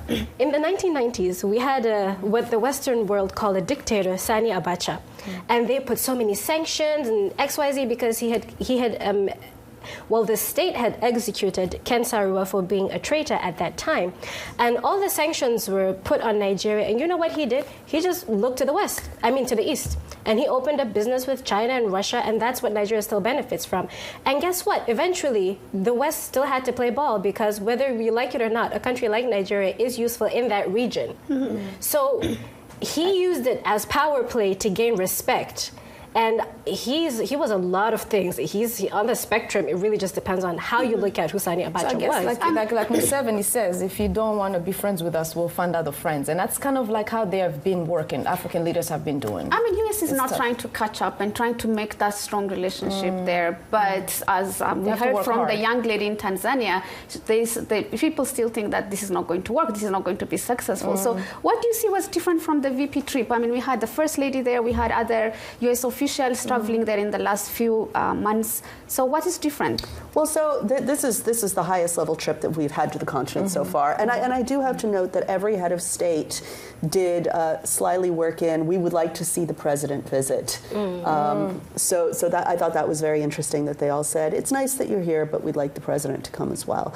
But this was the highest level. She did announce a number of initiatives while she was there, which the First Lady does not really have the formal power to be able to do. She can reiterate U.S. policy, and when she does, it is, and when she shifts U.S. policy, it is something that is meaningful, whereas the First Lady doesn't have a lot of influence over U.S. policy. So it was a very meaningful trip in that way, but I don't think we should expect immediate results from something like this. How long would it take you to spend $1 billion? I think that's what she did. But then how does it directly impact women and young girls? You heard the guest that we had. She said that NGOs like her don't get direct access to that money. So again, I feel as though you just sprinkle women on something to mirror progress and distract people from the reality of what's going on. She said that she doesn't affiliate with any political, she doesn't affiliate with any political party, so it's based on who you know. So on the lighter note, how does that affect the average person? Right, it's understandable. But on the lighter note, she did try to bring the connection between her father and her grandfather and the continent. How did that play out, and how did people receive that? So, as Zambia's president said when she arrived, welcome home. Okay. This is a welcoming. You are of us, you are from us, you have been here before. And that was really meaningful, I think, for the vice president. It was meaningful for her to see the house, the property where her grandfather lived, and this brought a personal connection to it. That's great. So yeah, it was meaningful. Well, wasn't this a very interesting and stimulating conversation? Yes. Wouldn't you say that, ladies? Yes, we're always so happy. It's always good to have Anita here. Yes, Anita, I'm going to vote you as just a permanent host here. Oh, thank you. Too kind. And that is our show for this week. Yes. Well, we want to keep our little bit. I think we might have a little bit more time, and maybe Anita can tell us. Maybe did you see maybe people expressing themselves to her about how they feel about her trip? Because we haven't really gotten a chance to see what people. But you talked to some girls, at least we saw in your report. A lot of that was behind the scenes. I mean, I think you have to remember, as a reporter on this trip, we get to see the public segments, but not the private segments. We get briefed on those later. Mm-hmm. But I would say that she was generally very welcomed, and I think, to your point about African countries managing the relationship between the East and the West, I still think that American involvement in Africa, in African nations, in these three African nations, is welcomed to an extent. But it is not the end-all, be-all. These countries are still balancing between the East and West. So yes, they're going to take a road from China, they're going to take a building from China, they're going to take military assistance from Russia, but they're also going to, I don't think it has to be one or the other. They can balance But I think how quick those promises are going to be delivered also matters on especially bringing down the trust deficit that already exists in the continent. Right. Well, I mean, this is the problem about democracy. The wheels grind very slowly. Okay, now this is our show for the week. And I want to say a special thanks to our colleague Anita Powell for gracing us with her presence today. Anita, thank you so much. And on behalf of my co-host and our production team and everyone here at the Voice of America, I'm Amina Aliyu. Thanks for watching, and I'll see you next time.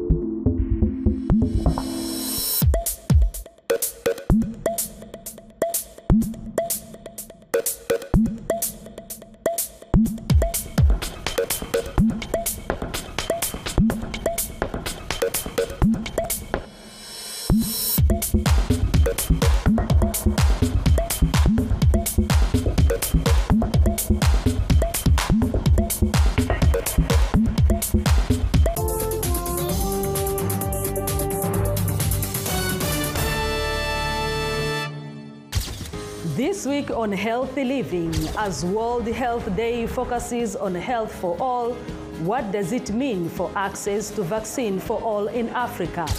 And Mozambique continues to grapple with the after effect of Cyclone Freddy. Plus, in Kenya, app users pay for health care with their personal data. These stories and more in this edition of Healthy Living.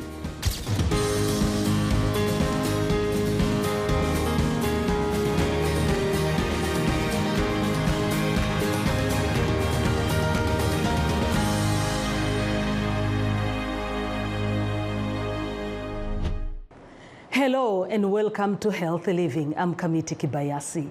This year, World Health Day, recognized on April 7th, focuses on health for all.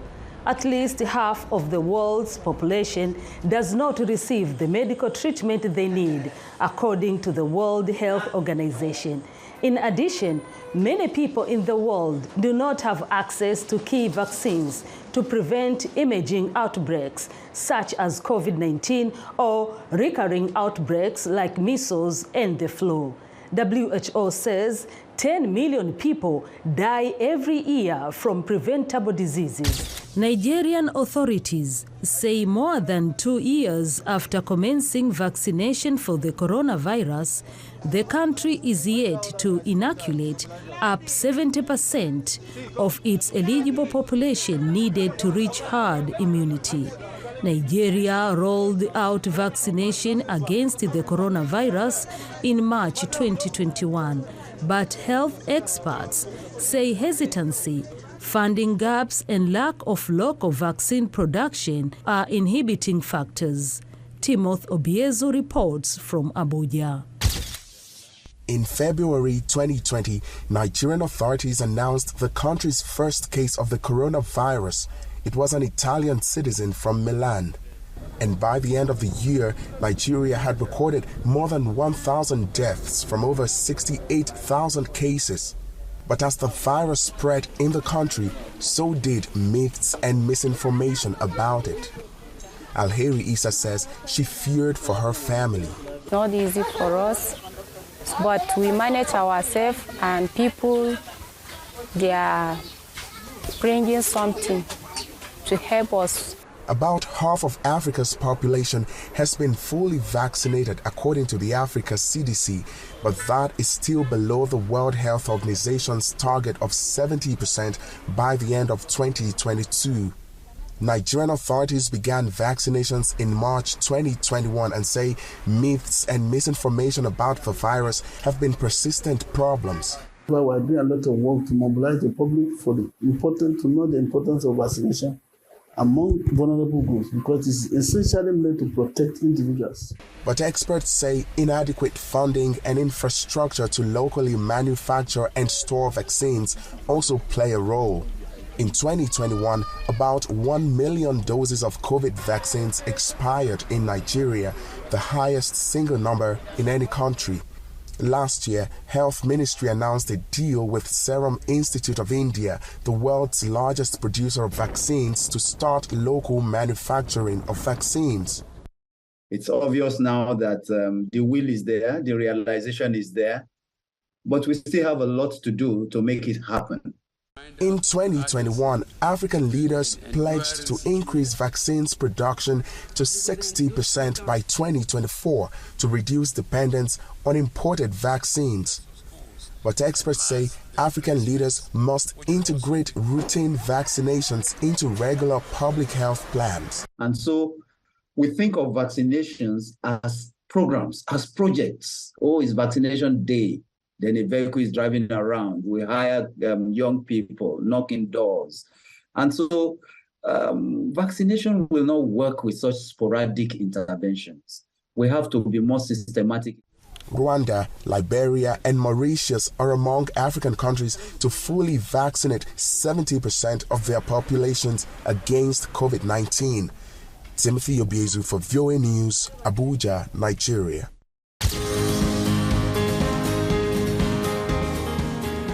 Vaccine hesitancy has been a serious impediment in the fight against COVID-19 in Africa and globally. What is the most important factor for you to trust a vaccine? Where it is made or what it is made for? Will you trust more a vaccine made in Africa versus one made outside of Africa? Here is some reactions from Nairobi, Kenya. I think for me to consider any vaccine, I have to consider the fact that I'm knowing who is manufacturing it, how authentic are they in their manufacturing, how many products have they manufactured that have helped people out. Going through the experience the world went through as per COVID, it became very important that we have no choice but to trust the innovation of science, that which includes vaccine, to be able to assist in combating these, not only COVID, but other communicable diseases. I think it's safety. Safety is the number one issue, especially being a healthcare worker, both for me and for the clients that we attend to. Most of the vaccines come from the West, but we in Africa, we want to see that we also have homegrown vaccines that we can also partake in it, trust it, and also improve not only our social well-being, but also our economies of our country. We need to trust what comes from us, but at the same time, we need to know that those people outside Africa, perhaps in the Western world, did it first before us. So they would have more experience, more exposure, and there could be more safety in what they do. I think I would trust both.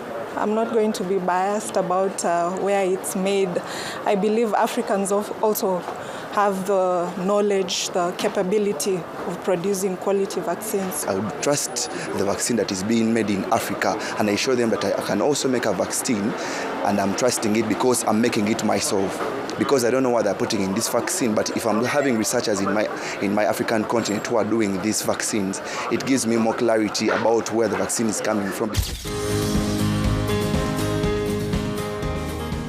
What efforts are underway in Africa to ensure access to vaccine for all? Dr. Ahmed Ogwel Ouma, Acting Director of the Africa CDC, shares some insight. That is really the majority of the Africans having challenges with access to quality healthcare. Our role as Africa CDC is threefold for somebody like that on the African continent. One is keeping them safer, meaning we want to keep disease away from the communities. And we do that by working with the communities, providing them with the right information, which they then consume within their own contexts and cultures. They avoid disease. The second aspect is ensuring that when diseases visit a community, we can be able to identify those diseases quickly and therefore reduce the risks of that disease spreading beyond the original person that had been affected. In this way, we protect the larger community from the effects of any health emergency or disease threat. The third is we work with our governments to expand the reach of the health system to the communities. This is a task that goes beyond Africa CDC's mandate, and our role is to ensure that governments have the capacity to understand, appreciate, plan for that expansion of the health system so that everybody has access to good quality health. Vaccines are a very important tool in reducing hospitalizations and in reducing deaths for certain diseases that are amenable to vaccination. We, as Africa CDC, are encouraging the public to get vaccinated whenever there is need for that. When a population is adequately vaccinated, then they are adequately protected from those diseases. So getting vaccinated is actually contributing to health for all. Second, vaccination is what saves lives, not vaccines. We must ensure that members of the public appreciate and know that it is their role to ensure that vaccination is actually successful. So whenever there is need, and our governments have informed us that there is a particular illness that requires vaccination, we need to play our part as members of the public. We get vaccinated, we protect ourselves and those around us, and we are on the road to achieving health for all. Mozambique continues to experience the impact of Cyclone Freddy. According to the World Health Organization, over 1 million people face the possibility of contracting cholera, polio, or COVID-19. In addition, more than 3 million people could face food insecurity by the end of the year. Over 132 people have been admitted to cholera treatment centers in the past few days, and at least 350 people have received ambulatory care for cholera. After Cyclone Freddy hit Mozambique, the number of cases exploded from less than 20 a day to more than 200.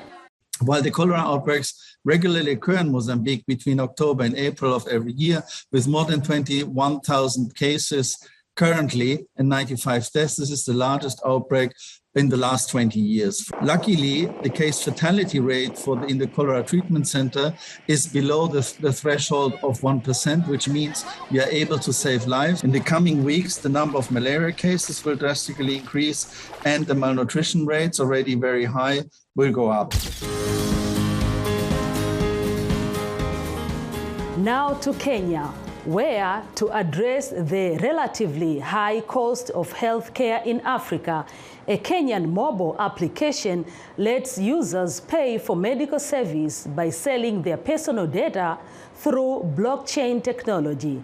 Officials say Snack Health Hippocratic coins have attracted more than 300 doctors and 4,000 users. Victoria Amunga reports from Nairobi, Kenya. Also, a patient gets. Kenyan startup Snack Health is helping patients cut healthcare costs using an application that monetizes their data and connects them with doctors. Using blockchain technology, a third of the proceeds from the sale of user data is stored as so-called Hippocratic coins, which can be converted to mobile money. Developer Edwin Lubanga says user privacy is protected. The algorithm only picks out specific things we are looking for. Maybe a data customer wants to know the type of drugs that are being sold in northern Kenya, malaria, wants to investigate a specific type of disease, and our platform was able to capture this. Only the analytics that are the one kicked out, and this is the one that we sell it to the data customer. I'm writing here. Lubanga says they've attracted more than 4,000 users since their launch last year, and 300 Kenyan doctors like Karen Muthembwa.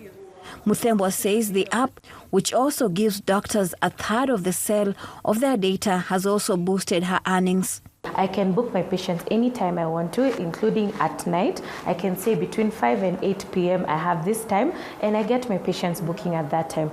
Medical researchers say too many across Africa lack access to healthcare because of poverty and poor infrastructure. Users like Stacy Kwamboka hope the technology can put medicine within reach for more people like her. It was quite fast. The doctor made a call. I was able to explain how I was feeling and prescribed medication for me. Kenyan officials are supporting tech innovators like Snack Health with an online platform that attracts venture capitalists or VCs. So far we have about 1,200 users on the platform. We've been able to see connections, people requesting to connect with innovators, the potential investors. That means that we're going to start seeing deals happening very soon. While the cost of data has slowed the rollout of mobile technology in remote parts of Africa, those costs are going down. Snack Health says turning the tables for users to benefit from sales of their data will only help to speed up and spread access to services. Victoria Amunga for VOA News, Nairobi. That's our show for today. For more health news, wellness tips, and medical breakthroughs, stay connected to Voice of America at voaafrica.com. You can follow me on Twitter at MkamitiVOA. Until next time, stay well and strive to make every day a healthy day.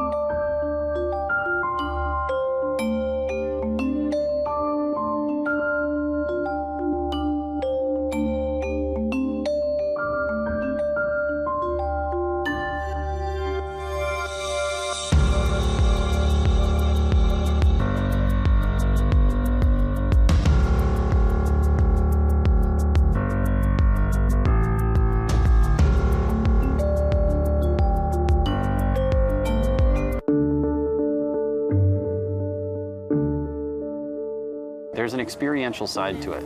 And so to some degree, engaging with people, getting them on boats, getting crew sailing again, keeping this like wisdom alive is the only way it's going to persist, right? Go ahead and haul away both lifts. A lot of my work references objects or culture that has been erased from the history books, and so I have to give a lot of history lessons and tell these stories in a way that people are not familiar with. From time to time, you get looked at like, you know, like it's almost like a joke. But to me, it's like, no, I can ride this bike, I can ride it hard, and I'm not afraid.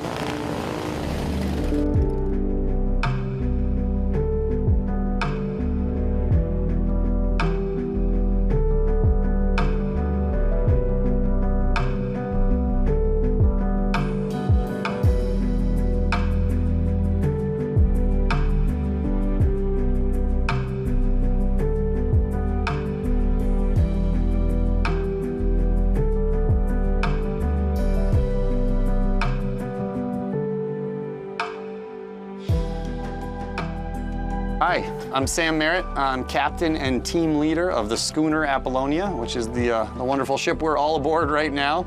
The Apollonia is a schooner, which is just a fancy way of saying it's a sailboat which has more than one mast. And we sail freight and cargo throughout the Hudson Valley from our home port right back here in Hudson, New York, all the way down to New York City.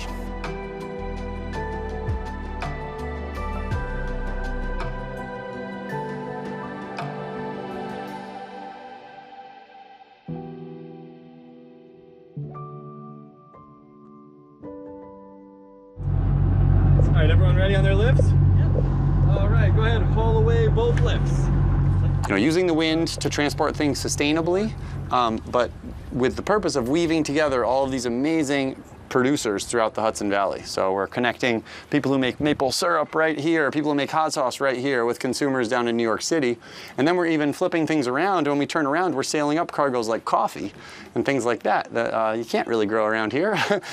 Our primary cargoes on the Apollonia are brewer's malt, oak logs for mushroom cultivation, bulk flour that was grown and milled right here in the Hudson Valley, and other grains. And those are what we consider the bulk cargoes or the large cargoes. We also have individual cargoes. We work with small scale producers delivering everything from honey to maple syrup to hot sauce. The Apollonia is an old boat. She actually turned 75 this year. She's from 1946. That's the Hudson Athens Lighthouse. That's from 1874. And it's a fascinating little spot. But yeah, that is, up until the 1940s, there was actually a family that lived there that had to keep a lamp oil fire burning as the only means of navigation there. You know, now the Coast Guard runs it with a little solar panel, and it's kind of a much simpler ordeal. Matt, let's see if we can get a little speed up and then we'll tack.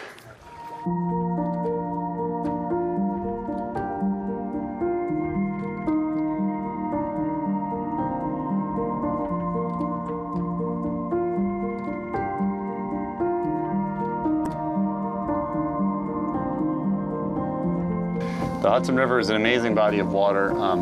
It presents all of the challenges of sailing anywhere that I've ever sailed. In some ways it's more challenging because it tends to be quite skinny. There's lots of commercial traffic. There's lots of shallow water, things like that. The wind is always changing and always fighting with you. But what's amazing about the Hudson River is the people that it connects. I think that's what really makes it work for me, is that we're constantly sailing past towns and people and we're interacting with them, right? We see our jobs very much as delivering cargo and also connecting people, connecting whether that's a producer to a consumer or whether that's just someone who lives in Hudson with the whereabouts of something cool that just happened in Kingston. You know, like that's what ships were historically, is they were messengers not only of cargo and freight, but also of news and weather. And, you know, you'd send something to a friend in another town. And so I think as we're trying to encourage folks to think about how the Hudson River is a way to move things, understanding the connection is really important.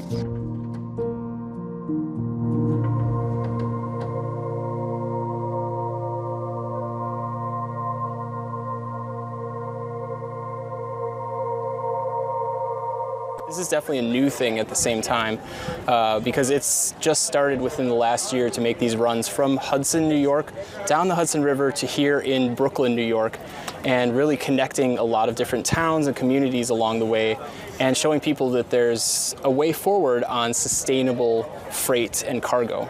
Sail freight has been something people have done for thousands of years. 150, 200 years ago in the Hudson Valley, most of what was moved by sloops and schooners like this on the Hudson River.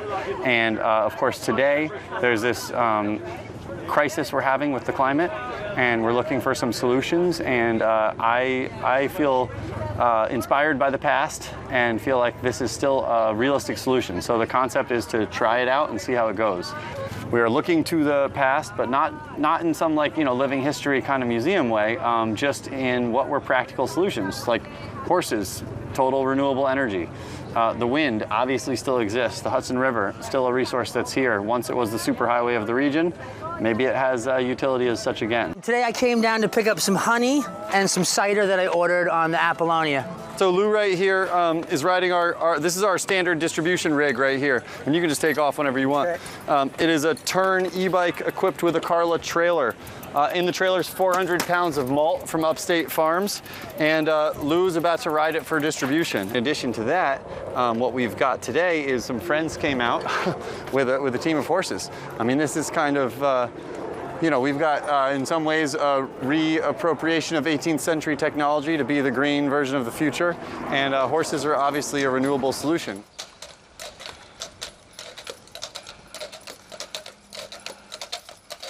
The next load is going to Van Brunt, which is the closest delivery, so that should be nice. Nice refreshing load after last time. Last one was a long load. Yeah, totally. This one's right around the corner, and it's the rye, which is the unmarked bags. Same stuff we got you. So yeah, and he's using that to make a white rye whiskey. So it should be good, hopefully. Yeah. Actually, we'll be ready by this fall, so when we do this again in the fall, you can taste some of the products of our labor. And on the way up, we're going to bring whiskey from Van Brunt Whiskey, and we're going to bring a bunch of mead from Enlightenment Wines. We're also rendezvousing with a French ship that sailed wine and chocolate over across the Atlantic Ocean on Monday. So we're going to have some wine and chocolate in our northbound cargo. And there's probably something else I'm forgetting, but that's it's been a long trip. Been underway for about a week now. So yeah, and we're just trying to get the boat unloaded and things squared away. Hoist up the John D. sails, see how the mainsail sets. You have to understand that the people we work with are very passionate about what they're making and very thoughtful about that. And they've thought about the taste, they've thought about the impact, they've thought about the producers. The idea of supporting local farms to a lot of these people is common practice, right? And the idea of organic produce and fair trade and how the labor is treated. And they're really trying to make the best product, and that's not just flavor, that's also story and impact. And then I think by and large, they all take the trucking part for granted, right? You build it, you need to get it to someone, you make it, you need to get it to someone, what do? You throw it on a truck. That sort of is how our distribution network is set up. And so when we approached them with the idea that there was an alternative, I think at first they sort of didn't really believe us. And then we've been sort of demonstrating that that's the case and building a network of people who have faith in us. There's a lot of people who try and do something like this. I mean, when he got this boat, it was just bare bones. There wasn't no masts, no booms. And in just a couple years, he put it all together. If it wasn't for his just amazing drive and energy, it would never ever been able to take place. Said I feel so broken up, lost control.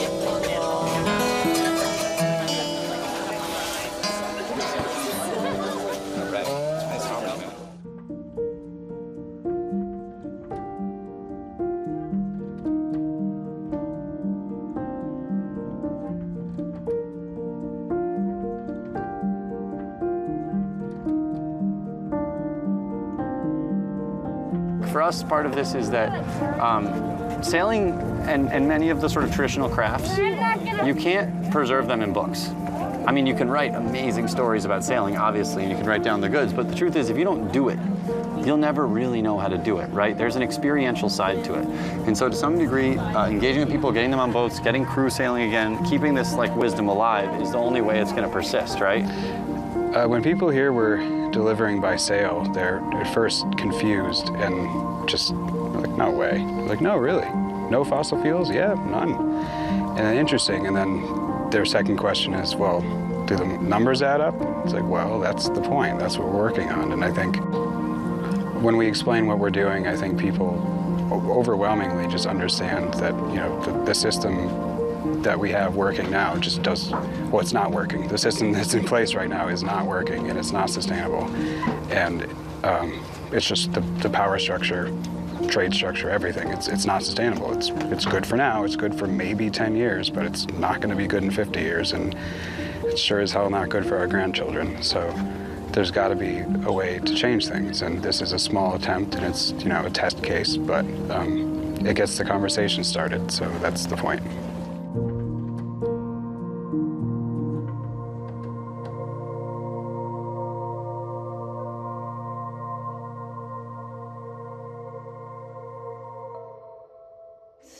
So I always have this feeling that I'm, you know, moving through Los Angeles, moving through this territory that's my ancestral homelands, but there's all these private property signs and people call me trespassing or call me a trespasser. And so it's this odd feeling of, you know, this deep connection and then kind of also being told that I don't belong here.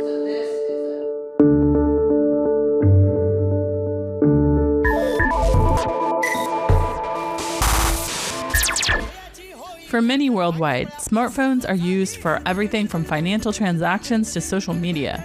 So when screens break or crack, it can feel like life itself comes to a halt. Longtime U.S. glassmaker Corning has spent more than a decade making smartphone glass stronger. That's of particular importance to growing smartphone markets such as India and China, where smartphones are an extravagant purchase for many. These devices are typically a much higher percentage of a person's GDP in emerging regions. So durability and longevity of that phone becomes a much more critical feature than in other developed countries. Corning, founded in 1851, has pivoted with the times. In 1879, Thomas Edison went to Corning for glass for his light bulb. Corning's glass is used in the windows for NASA's space shuttles. In the 1950s, Corning became a household name with Corningware cookware, and Steve Jobs used it for the iPhone. Now Corning dominates the worldwide smartphone glass industry. Its latest product, Gorilla Glass Victus, is even tougher, says the company. Whenever we develop a new glass, we set the bar high. The new glass must be clearly better than our current flagship product and far superior to the competition. Corning said they were able to improve both drop and scratch performance at the same time, a first in the industry. Gorilla Glass Victus can drop from 2 meters in height, which is taller than I am, onto a rough surface like asphalt. And it has 2x better scratch performance than our previous glass. So the next time you drop your phone and it miraculously doesn't shatter, it's most likely thanks to this company in upstate New York. Dina Mitchell for VOA News.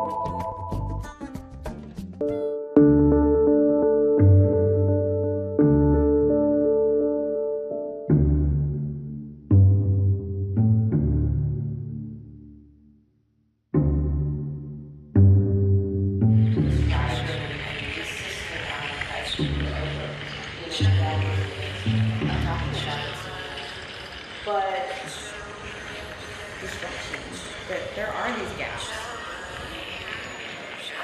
I grew up in Los Angeles. Part of my cultural ancestry is Tongva, which are the original people of Los Angeles. And a lot of my work revolves around looking at land access. Our tribe is not federally recognized, which means we don't have a sovereign land base. So I always have this feeling that I'm, you know, moving through Los Angeles, moving through this territory that's my ancestral homelands, but there's all these private property signs and people call me trespassing or call me a trespasser. And so it's this odd feeling of, you know, this deep connection and then kind of also being told that I don't belong here. So I make these kind of constellation cosmic spaces as a way to kind of point people into interacting with something that they can recognize. A lot of my work references objects or culture that has been erased from the history books, and so I have to give a lot of history lessons and tell these stories in a way that people are not familiar with.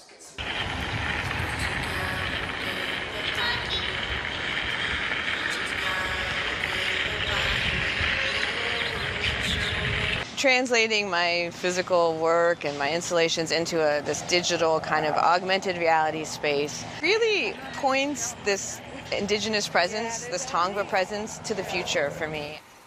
So there are some artists over here in the US. If I create an augmented reality artwork that is, you're looking at it through your phone and it's activated in that physical space, that's a spatial artwork.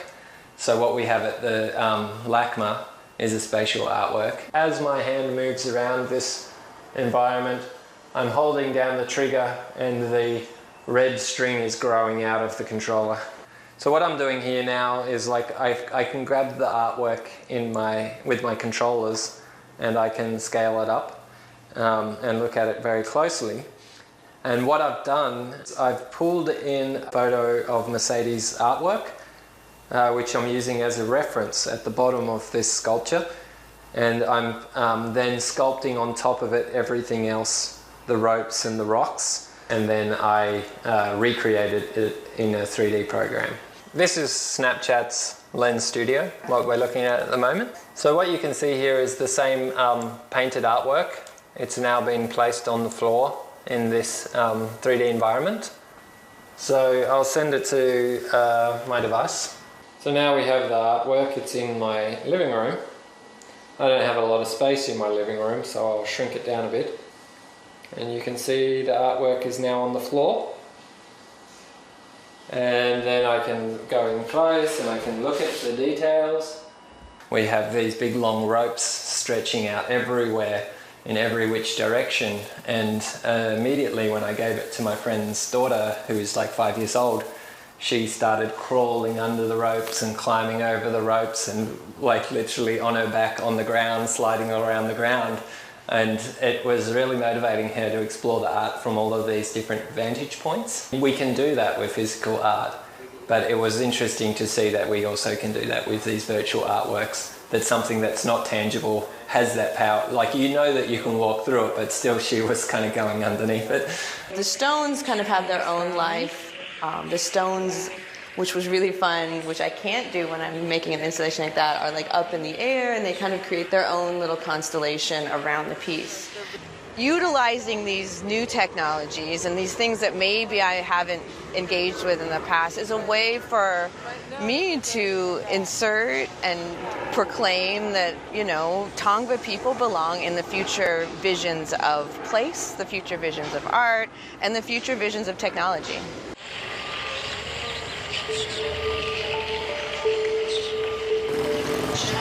You have a machine that you're in total control of.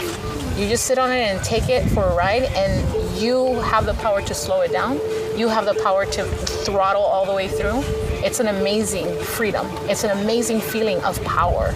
And for a Latina woman, our struggle is real. So when we get behind these bikes, that struggle is gone. It disappears.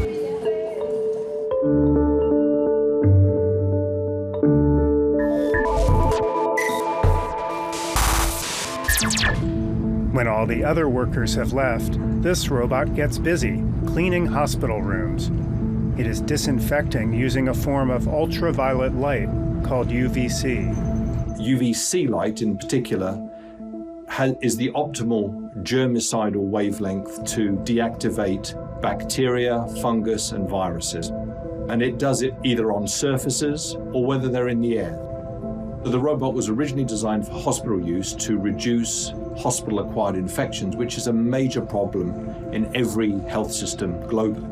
And it's very effective at doing that. The robot is first trained on where to go and how long to stay there. After that, it can perform the same task autonomously.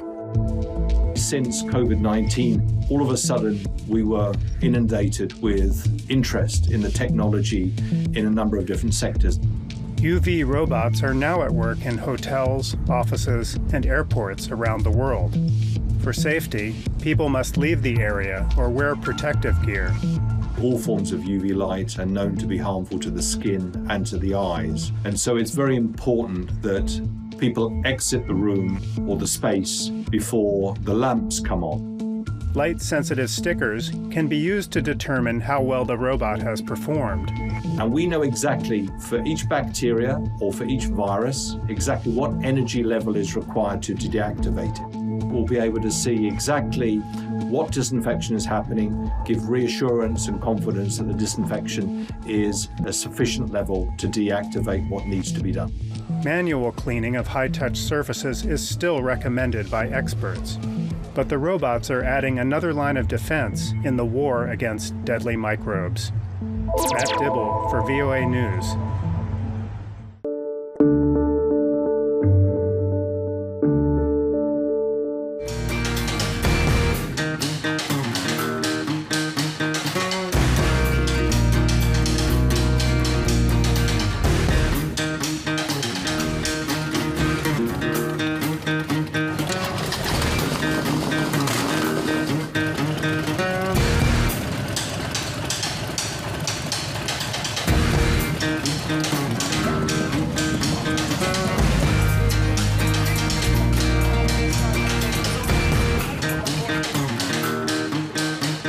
husband's the one that got into it because of his brother. They wanted to go, and I was like, I want to go too. So my husband's like, all right, let's go.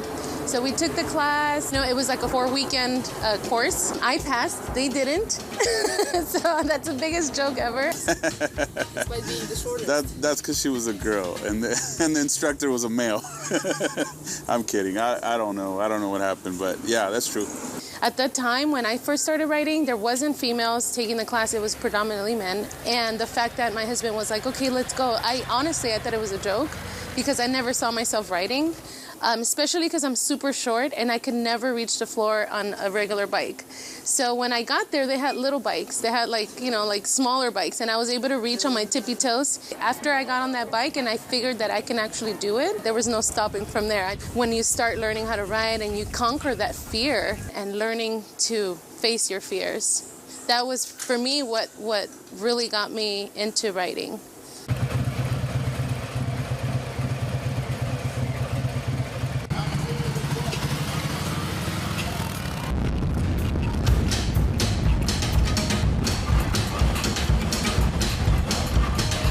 Time to time, you get looked at like it's almost like a joke. But to me, it's like, no, I can ride this bike, I can ride it hard, and I'm not afraid. Clubs, riders, they feel like it's a man's world.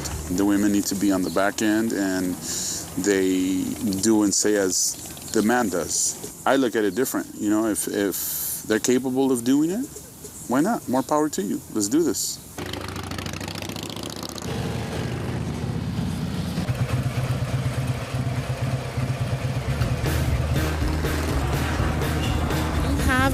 A machine that you're in total control of, and this machine can do powerful things, and you have control of it. You just sit on it and take it for a ride, and you have the power to slow it down.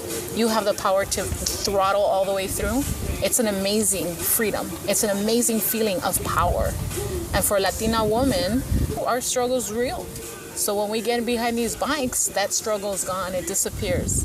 For me, writing is, I know it's going to sound cliche, but it's freedom. I don't worry about anything. I don't worry about the house. I don't worry about the kids. I don't worry about having to cook. Do I need to do laundry, dishes? None of that. I don't have to worry about any of that when I'm on my bike. When I'm on my bike, I'm me.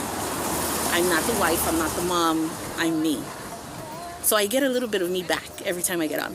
I need help getting up because it's heavy and I'm short. I just feel very proud of myself to be a Chicana and be able to say that I'm an independent woman and I have my own business and I'm able to afford these things for myself. Coming from poverty, because nobody's ever given me anything. Everything I have, my lowriders or my Harley Davidson, it's all because of me and my hard work. Biker Chicks Inc. is a nonprofit organization. I created it to bring the community of women together that ride and to help out different causes. So that's the main reason behind it, is to unite with other women that ride, that we have that in common, and we can help either children, animals, other people in need through the biker community.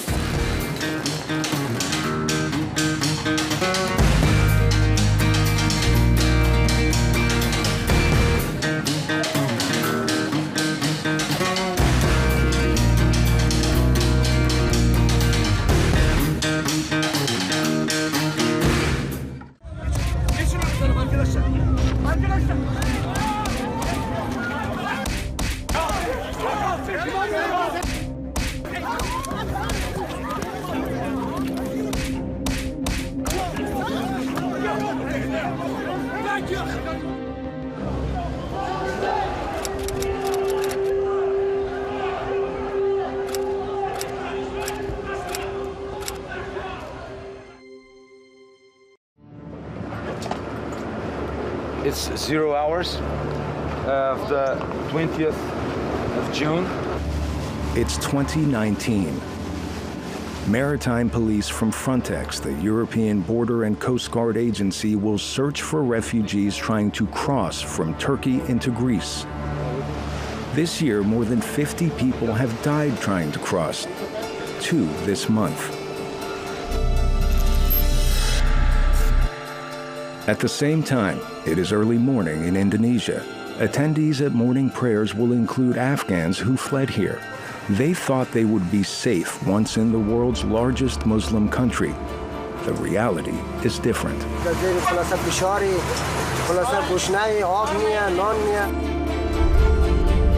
In the United States, volunteers will wait near a border overwhelmed by migrants who are willing to risk it all. Everything you have ever had, everyone you have ever known, and flee to a country that you know is in all likelihood going to be hostile to you. But that's your only choice. Around the world, dignitaries and refugees will mark World Refugee Day. A single day representing a worldwide crisis that on this day seems to be only getting worse. These are just a few of the more than 70 million stories that can be told this day. On this single day, Voice of America sends more than 75 photojournalists to tell those stories. June 20th, 2019. It is World Refugee Day, the last World Refugee Day before the COVID pandemic. It's important that people are aware it's everyone's problem. A day like any other day in the life of refugees.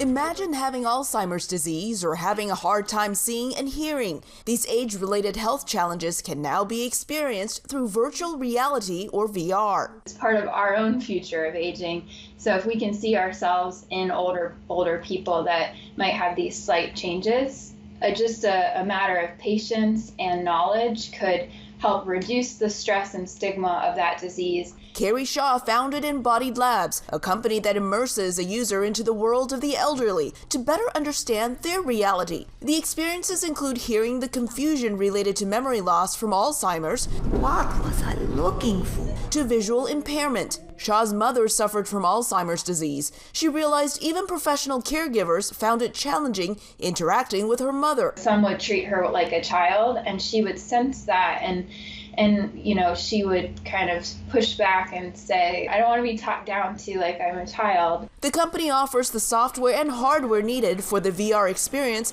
to help users develop empathy. Today we use a live action film that's also blended into a game engine so it becomes interactive. Jamie Hannons uses Embodied Labs to train nursing students. She says this VR experience with macular degeneration opened her eyes. When you're in the headset, looking kind of to the side to view what's going on, I saw that tilt and I thought, I've seen that with patients so many times, and not recognized it as an opportunity to say, How's your vision? For now, Embodied Labs only sells to services for the aging because Shah says it's important that VR is paired with a guided discussion and reflection. I am your brain. To process what the users experienced so they know how to put into action what they've learned.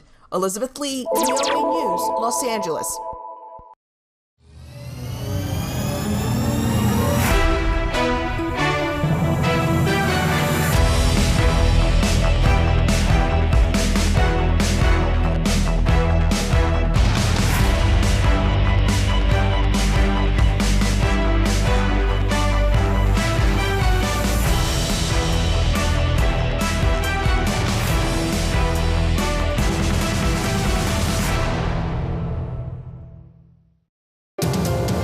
Bugungi dasturimizda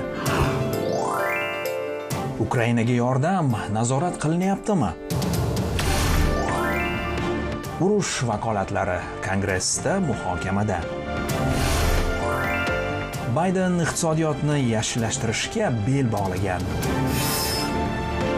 Dunyoning bu qismidagi siyosiy, iqtisodiy va ijtimoiy manzara. Tafsilotlar bilan Washingtondan Navbahor Imamova. Assalomu alaykum. Amerika xalqi va hayoti, tashqi siyosat va global mavzular haqidagi dasturimiz huzuringizda. AQSh o'tgan 1 yil ichida Ukrainaga 113 milliard dollardan oshiq harbiy va boshqa yo'nalishlarda yordam ko'rsatgan. Hozirda rasmiylar Kongress a'zolari oldiga borib hisobot bermoqda. Har bir dollar nimaga sarflanganini tushuntirmoqda. Ukraina rahbarining iltijolari javobsiz qolmayapti. We're in war. Bizda hozir urush va bizga pul kerak. AQSh Ukrainaga berayotgan milliardlab dollar pul Rossiya bosqiniga qarshi urushni moliyalamoqda. Ko'p qonunchilar bu harakatni qo'llab-quvvatlayapti. Biz bu ishga yolg'iz Ukraina va uning fuqarolarini o'ylab qo'l urayotganimiz yo'q.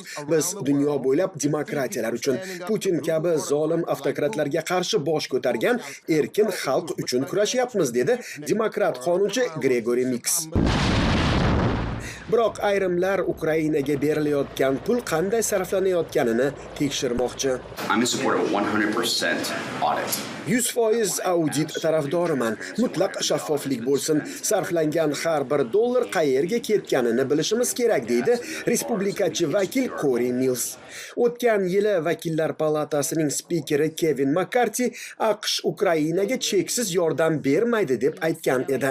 Sarfiyatlarni tekshirish uchun hukumat tayinlagan 3 tergovchining qonunchilarga aytishicha, shu kungacha pulning noqonuniy o'zlashtirilganiga birorta dalil yo'q. This has got to be reassuring the American taxpayer that Amerikalik soliq to'lovchilar shuni bilsinki, biz Ukrainaga ishonamiz, ammo pul qayerga ketayotganini tekshiramiz ham. Yordamning maqsadga muvofiq ishlatilishidan Ukraina xalqi ham manfaatdor. Aks holda Amerikaning ko'ngli sovishini yaxshi tushunadigan o'qimishli xalq bu, deydi respublikachi qonunchi Joe Wilson. Biroq ayrim respublikachilar ko'p amerikaliklar iqtisodiy jihatdan qiynalayotgan bir paytda AQSh Ukraina hukumatiga davlat xizmatchilari uchun maosh va nafaqalarni to'lab berayotganidan norozi. Parij yoki boshqa joylarda do'konma-do'kon yuradigan ukrainalik amaldorlar qiynalib qolgan ko'rinadi, deydi yana bir kongressmen Warren Davidson. Tergovchilarning aytishicha, xarajatlar tasdiqlanganidan so'nggina pul qoplanmoqda. Ukrainaga ajratilayotgan barcha yordam bir tergovchi nazoratida bo'lishini taklif qiluvchi qonun loyihasi bir necha kun oldin AQSh senatida o'tmadi. Nazoratchi bitta bo'lsin, 2 ta emas, 3 ta emas, 20 ta emas. Ukrainaga berilayotgan har bir sentni bir kishi nazorat qilib, Kongress va Amerika xalqiga ularning peshona terisi bilan topilayotgan pullari qanday sarflanayotgani haqida hisobot bersin, deydi respublikachi senator Josh Hawley. Ukraina uchun yordamning yangi paketi bo'yicha muhokamalar paytida bu masala yana ko'tarilishi kutilmoqda. Kongressni g'oyalar bozori deb atasak bo'ladi. Munozaraning bo'lgani yaxshi, ammo nazarimda Ukraina xalqi bizning yordamimizga muhtoj, deydi respublikachi kongressmen Chris Smith. 29-mart kuni AQSh hukumati Ukrainaga yangi xavfsizlik paketidan iborat $400 million yordam va'da qildi. Odil Rozaliyev, Amerika ovozi uchun. Otasi vatanda Rossiyaga qarshi urushda halok bo'lgan yigit hozir Amerikaning nufuzli harbiy akademiyasida talaba.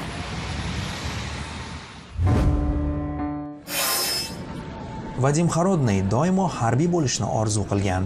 Uning otasi va oilaviy do'stlari armiyada xizmat qilgan. Vadim ham shu yo'ldan borishni xohlaganini aytadi. Vadim 14 yoshda, Ukrainaning Chernigov shahridan. U bir necha oydan buyon Texas shtatidagi harbiy dengiz akademiyasida tahsil olmoqda. Vadimning otasi Serhiy Kharodniy Chernigovda tank brigadasida xizmat qilgan. Rossiya bosqinining ilk haftalarida halok bo'lgan. So'nggi bor 2022-yilning 19-martida qo'ng'iroq qilgan edi.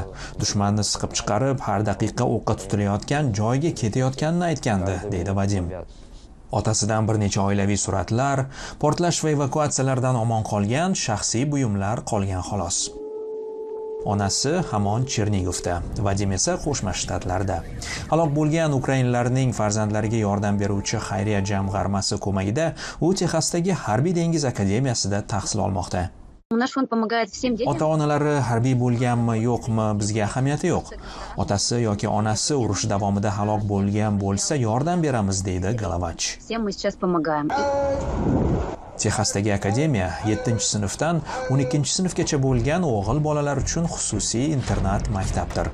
O'quv fanlaridan tashqari talabalar bu yerda sport bilan shug'ullanishi, harbiy intizomni o'rganishi mumkin.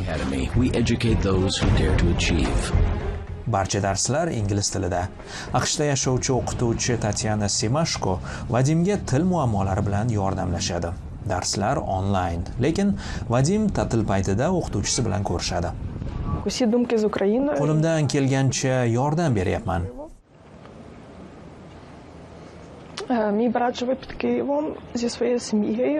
Akam oilasi bilan Kiyev viloyatida yashashadi. Rostini aytsam, Vadimga o'xshagan bolalarga yordam berishni burchim deb bilaman, deydi muallim. Vadimning kiyimida uning familiyasi yozilgan. Orqasida esa Alfa brigadasining logosi.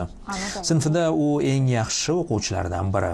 Otamdek bo'lish uchun o'qishdan, og'ir mehnatdan qochmayman, deydi u.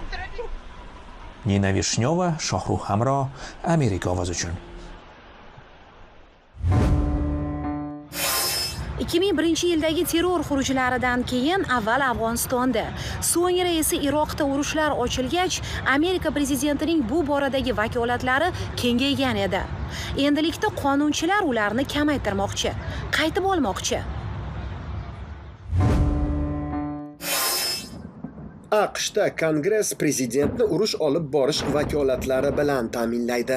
Qonunchilik organi bunday vakolatlarni avval 1991-yilda Fors ko'rfazidagi birinchi urush paytida, so'ng 2003-yilda Iroqqa qo'shin kiritilganida bergan. Americans are tired of endless wars in the Middle East. Amerikaliklar yaqin sharqdagi cheksiz urushlardan charchagan. Ko'p amerikaliklar hatto Iroq urushining dastlabki yillarini eslay olmaydi. Prezidentning urush vakolatlari bekor qilinmas ekan, kelajak ma'muriyatlar uni suiiste'mol qilishi mumkin, deydi demokrat senator Chuck Schumer. Prezidentning urush vakolatlari Amerika rahbarlariga Kongress ruxsatsiz harbiy amaliyotlar olib borish imkoniyatini beradi. Qonunchilar chora eskirganini aytib, yillar davomida uni bekor qilishga harakat qildi. Iroqda ommaviy qirg'in qurollari topilmadi. Harbiy kuch qo'llash vakolatini bekor qilish bilan Amerika patsifist davlatga aylanib qolmaydi. Bu shunchaki AQSh konstitutsiyaga amal qiladigan davlat bo'ladi degani, deydi yana bir demokrat senator Dick Durbin. Biroq uning ayrim respublikachi hamkasblari nazarida chora bekor qilinsa, prezidentning tezkor chora ko'rish imkoni cheklanadi. Amerikaliklar hozir Iroqda xizmat qilyapti. Ularni Eron ko'rsatmasiga ko'ra Iroqda harakatlanayotgan qurollangan shia guruhlaridan himoya qilish uchun har qanday kuch qo'llashga tayyor ekanimizni askarlarimiz bilishi kerak, deydi senator Lindsey Graham. AQSh prezidentlari oliy qo'mondon sifatida ko'p hollarda Kongress ruxsatisiz, qonunchilar qarshiligiga uchramay harbiy choralar ko'rgan. Prezidentning urush vakolatlarini bekor qilishga qaratilgan qonun loyihasiga harbiy kuch qo'llashni suiiste'mol qilishga qarshi choralar hamda AQShning xorijdagi qo'shinlari tahdidga uchragan taqdirda zudlik bilan chora ko'rish vakolati kiritilgan. I know well Eronning biz va mintaqadagi ittifoqchilarimizga solayotgan tahdididan xabardorman. Ularning niyati pok deya o'zimizni aldamasligimiz kerak. Javob berishimiz uchun siyosiy iroda bo'lishi kerak bizda. Qanday va qaysi payt lozim topsak. Vakolatlarni bekor qilish AQSh manfaatlarini Erondan himoya qilish salohiyatimizga ta'sir qilmaydi, deydi demokrat senator Bob Menendez. Qonunni bekor qilishga qaratilgan oldingi harakatlar natija bermadi. Masala yana muhokamaga qo'yilmoqda. Natija ijobiy bo'lishi uchun 100 senatordan 60 tasi hujjatga ovoz berishi kerak. 2001-yilda Afg'onistonda urush boshlashga va terrorizmga qarshi global kurash olib borishga ruxsat bergan qonunni esa senatorlar aksincha ko'pchilik ovoz bilan uzaytirishga qaror qildi. Bunga qarshi chiqqan respublikachi senator Rand Paul shunday dedi: both parties have essentially argued Har ikki partiya 11-sentyabr voqealaridan keyin qabul qilingan urush vakolatlarining hech qanday vaqtinchalik yoki jo'g'rofiy cheklovlari yo'qligini ta'kidlashdi. Iroq urushiga doir vakolatlarni bekor qilish esa hech qanday urushga chek qo'ymaydi, insonlar hayotini saqlamaydi, dedi u.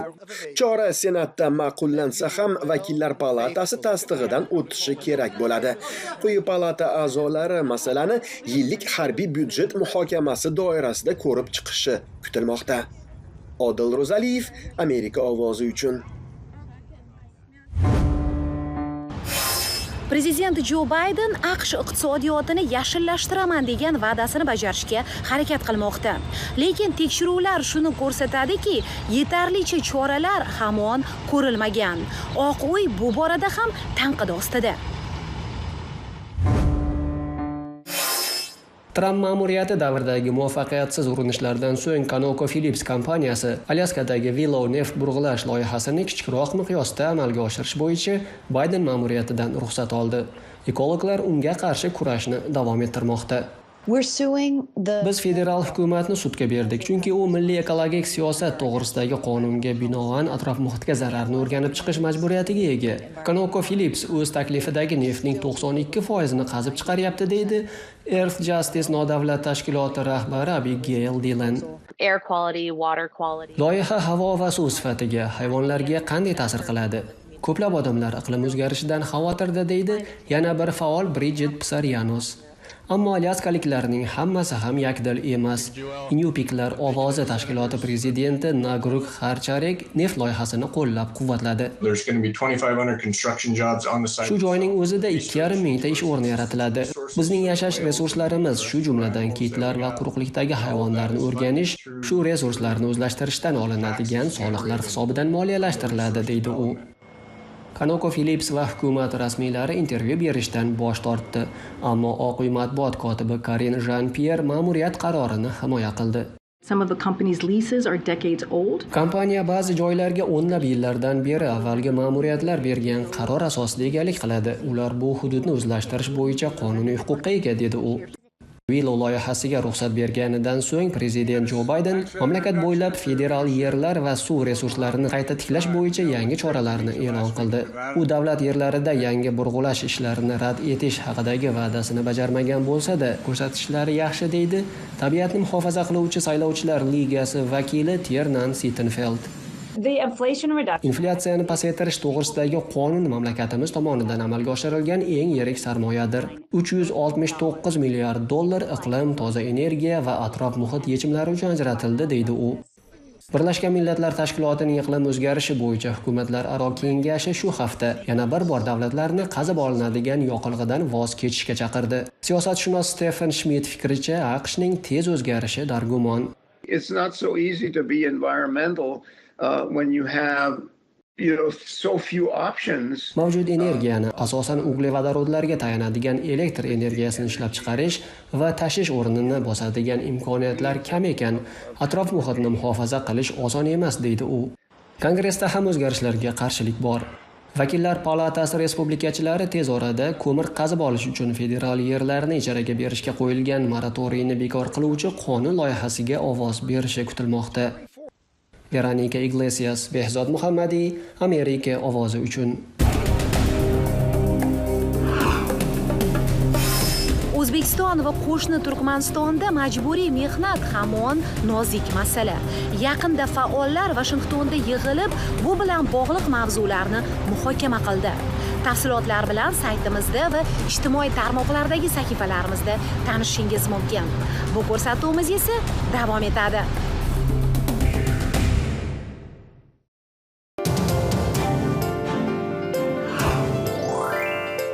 Puerto Rico quyoshdan energiya ola boshlagan. Tuba holidan chiqqan muhandis ob-hayot uchun kurashdi. Los Angelesdagi Uyg'ur restoranidamiz. Tafsilotlar dasturimiz davomida.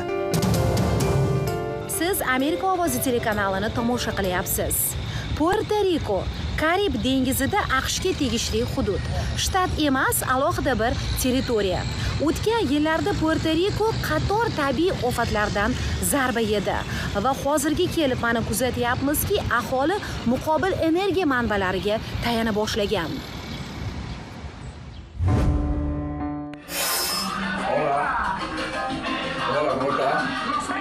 Wilfredo Perez 40 yildan beri Puerto Rico tog'larida joylashgan Adjuntas shahrida o'z sartaroshxonasiga ega. Xudoga shukr, hanuz shu yerdaman. Har doim biroz qo'rquv bo'lgan, lekin yaxshiman deydi u. Perezning biznesi 2017-yilda yuz bergan Maria to'fonidan jiddiy shikast ko'rdi. Bo'ron orolning elektr tizimini yo'q qildi, Puerto Riconi zulmatda qoldirdi. Perez ishini davom ettirish uchun muqobil yo'llarni izlashga majbur bo'ldi. Unga benzin bilan ishlaydigan generatori bor qo'shnisi yordam berdi. Bo'ron ortidan elektrsiz qoldim. Keyin qo'shnim menga ulanishim uchun uzatma kabel berdi. Shu bilan biroz ishlab turdim, lekin u ketganda yana elektrsiz qolar edim, deydi Perez. 2018-yil yanvarida Casa Pueblo loyihasi unga o'z biznesi uchun quyosh panellarini o'rnatish imkoniyatini taklif qildi. Bu dunyodagi eng yaxshi narsa, chunki ularsiz men xotirjam ishlay olmas edim. Bu juda yaxshi narsa bo'ldi, deydi u. Perez sartaroshxonasi Adjuntasda 100% quvvatni quyosh energiyasidan oladigan ilk bizneslardan. Tez orada uning safiga boshqalar ham qo'shiladi. Bir guruh tadbirkorlar 18 mingga yaqin aholi yashaydigan shaharning energiya mustaqilligini ta'minlash uchun kichik quyosh elektr stansiyasini qurmoqchi. Biz jarayonni 4 oy oldin oddiy suhbatdan boshlagan edik. Hozir xuddi shunday qarashga, qayta tiklanadigan energiya bilan ishlash falsafasiga ega bo'lgan 14 ta biznesdan iborat guruhimiz, deydi pizzeriya biznes egasi Gustavo Irizarry. Puerto Rikoliklarga quyosh energiyasini yetkazib berish g'oyasi ma'qul kelmoqda. Bu bizga muqobil energiya manbasini beradi. Ayniqsa 6 oy davomida elektrsiz qolgan Maria to'fonidan aziyat chekkanlar uchun biz dizelga $17,000 sarfladik. Qayta tiklanadigan quyosh energiyasiga ega bo'lish men va xodimlarim uchun katta afzallik, deydi Gustavo. Loyiha doirasida 800 ta quyosh panellari o'rnatildi. Ularning barchasi dunyo bo'ylab quyosh energiyasidan foydalanishni targ'ib qiluvchi tashkilotlarga grant ajratadigan Honel jamg'armasi tomonidan taqdim etildi. Salome Ramirez, Behzod Muhammadiy, Amerika ovozi uchun.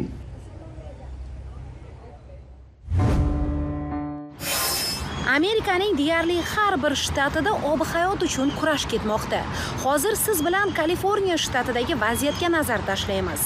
U yerda tuba holidan chiqqan yosh bir muhandis to'g'onlarni qayta ko'rib chiqishni talab qilmoqda va bu borada o'z harakatini boshlagan.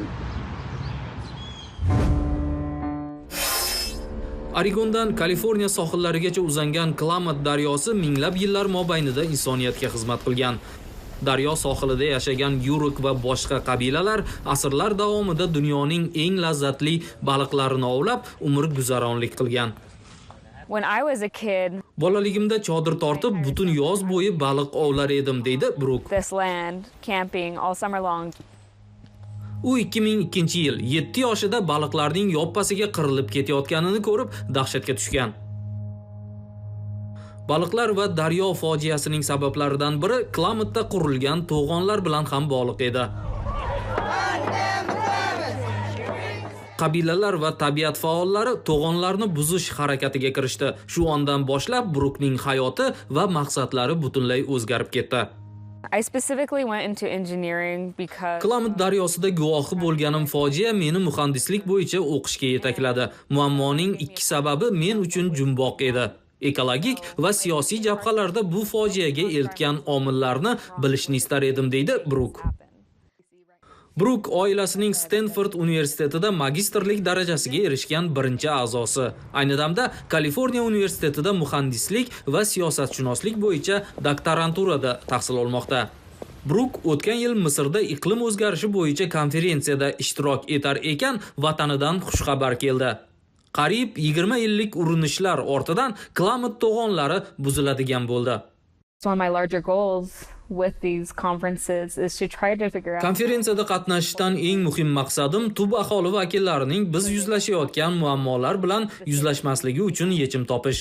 Garchi bu ayni damda imkonsizday ko'rinsa-da, iqlim o'zgarishi, qabilalar suvereniteti, suv resurslaridan foydalanish huquqi bo'yicha eng kichik imkoniyatni ham ishga solishga tayyorman, deydi suhbatdoshimiz.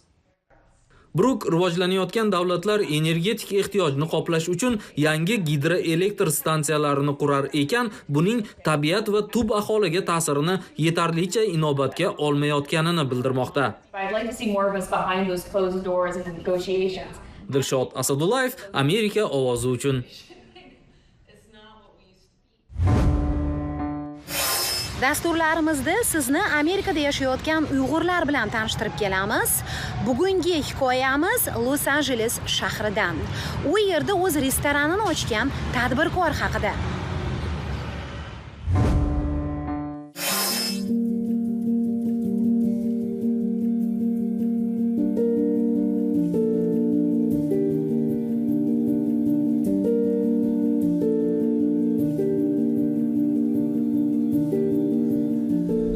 Erkin magistrlik darajasini olish uchun AQShga 2015-yilda kelgan.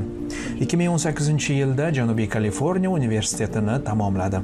Oliygohni bitirishim arafasida otam g'oyib bo'lgani haqida xabar oldim. Uni Xitoy Kommunistik partiyasi konsentratsion lagerga jo'natgan. O'shandan beri u haqda hech qanday xabar yo'q, deydi suhbatdosh. Erkin Amerikadan turib otasini qidirishga, Xitoy hukumatidan adolat talab qilishga qaror qildi. Xitoydagi siyosiy vaziyat tufayli vatanga qayta olmadim. Bo'lgan voqea bo'yicha Facebook va Twitterda videolar chiqardim. Gazetalarga intervyu berdim. Davlat departamenti va kongress a'zolari bilan bog'landim. Otamni topish uchun qo'ldan kelgancha harakat qilyapman. Xitoy konsulligi, shuningdek, Disneyland kabi gavjum joylarda namoyishlar uyushtirdik, deydi Erkin. We did protest in the U o'zi ochgan Dolan restoranida ham inson huquqlari himoyasiga bag'ishlangan tadbirlar uyushtirib turadi. Xalqaro amnistiya tashkiloti bilan birgalikda maktub yozish, mahalliy cherkov bilan hamkorlikda Uyg'urlar uchun duo qilish tadbirlarini tashkillashtirgan.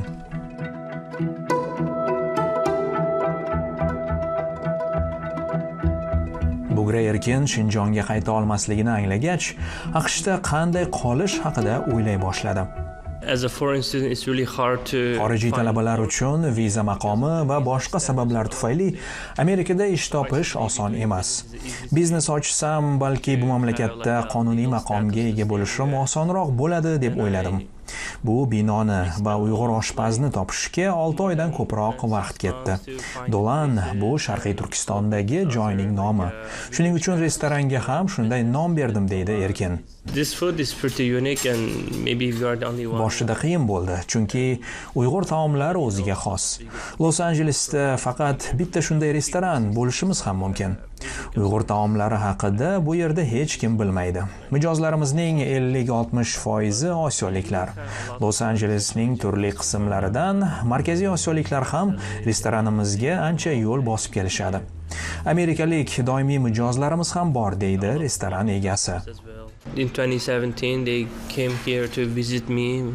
Oila a'zolarim 2017-yilda meni ko'rishga Amerikaga kelishgan edi. Qaytib ketishganidan keyin pasportlarini olib qo'yishgan. Shundan buyon ularga Xitoyni tark etishga ruxsat berilmayapti. Erkin 2011-yilda Amerika fuqaroligini olish uchun ariza topshirgan. 1 yil davomida xavfsizlik tekshiruvlaridan o'tdim, deya hikoya qiladi u. Achinarlisi, deydi Erkin. Uyg'urlar AQShda ko'p emas, ammo ular uchun immigratsiyani osonlashtiradigan biror maxsus dastur yo'q. Bizga Xitoy fuqarolari deb qarashadi. Boshpanaga hujjat topshirib, hamon javob kutayotgan Uyg'urlarni bilaman, deydi suhbatdosh. They still haven't granted the asylum status.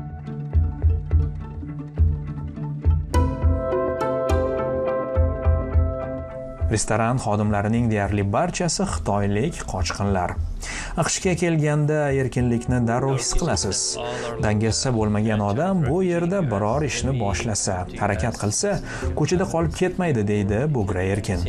If you're just not lazy person,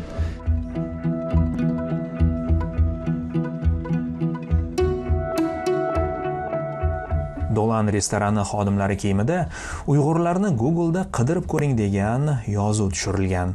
Bu mintaqamiz haqida mijozlar bilan suhbat boshlashga yordam beradi, deydi Erkin. Uning aytishicha, Los-Anjelesda yashayotgan Uyg'urlar 300-400 kishini tashkil etadi. Uyg'ur tilini o'rgatuvchi bir ikkita maktab ham bor. Bugra Erkin Kaliforniyada Dolan restoranining yana 2 bo'limini ochishni rejalamoqda. Uyg'urlar taqdiri haqida ma'lumot tarqatishda, xalqim huquqlari uchun kurashishda davom etaman, deydi u. Svetlana Prestinska, Shohruh Hamro, Amerika ovozi uchun.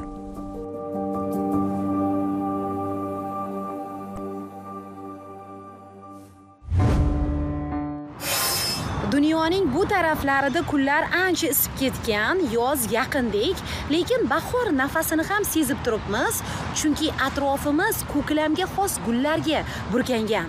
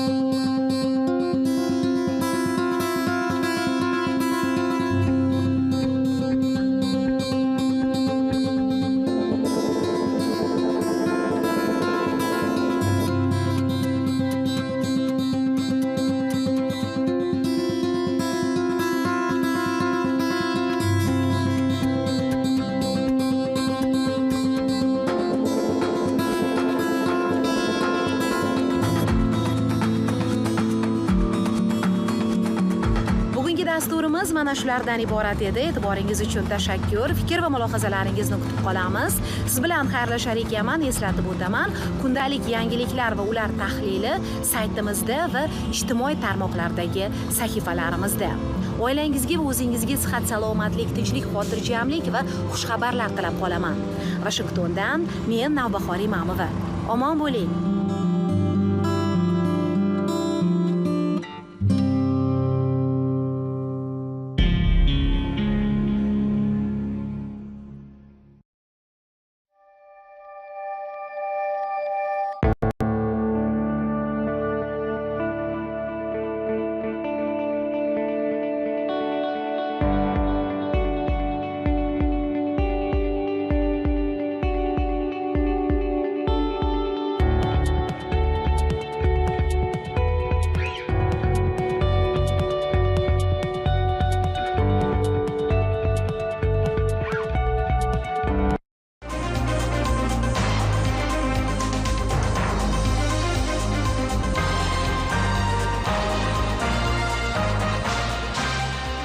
View 360 में क्या दहशतगर्दी से निपटने के लिए कौमी सतह का एक और मिलिट्री ऑपरेशन जरूरी है?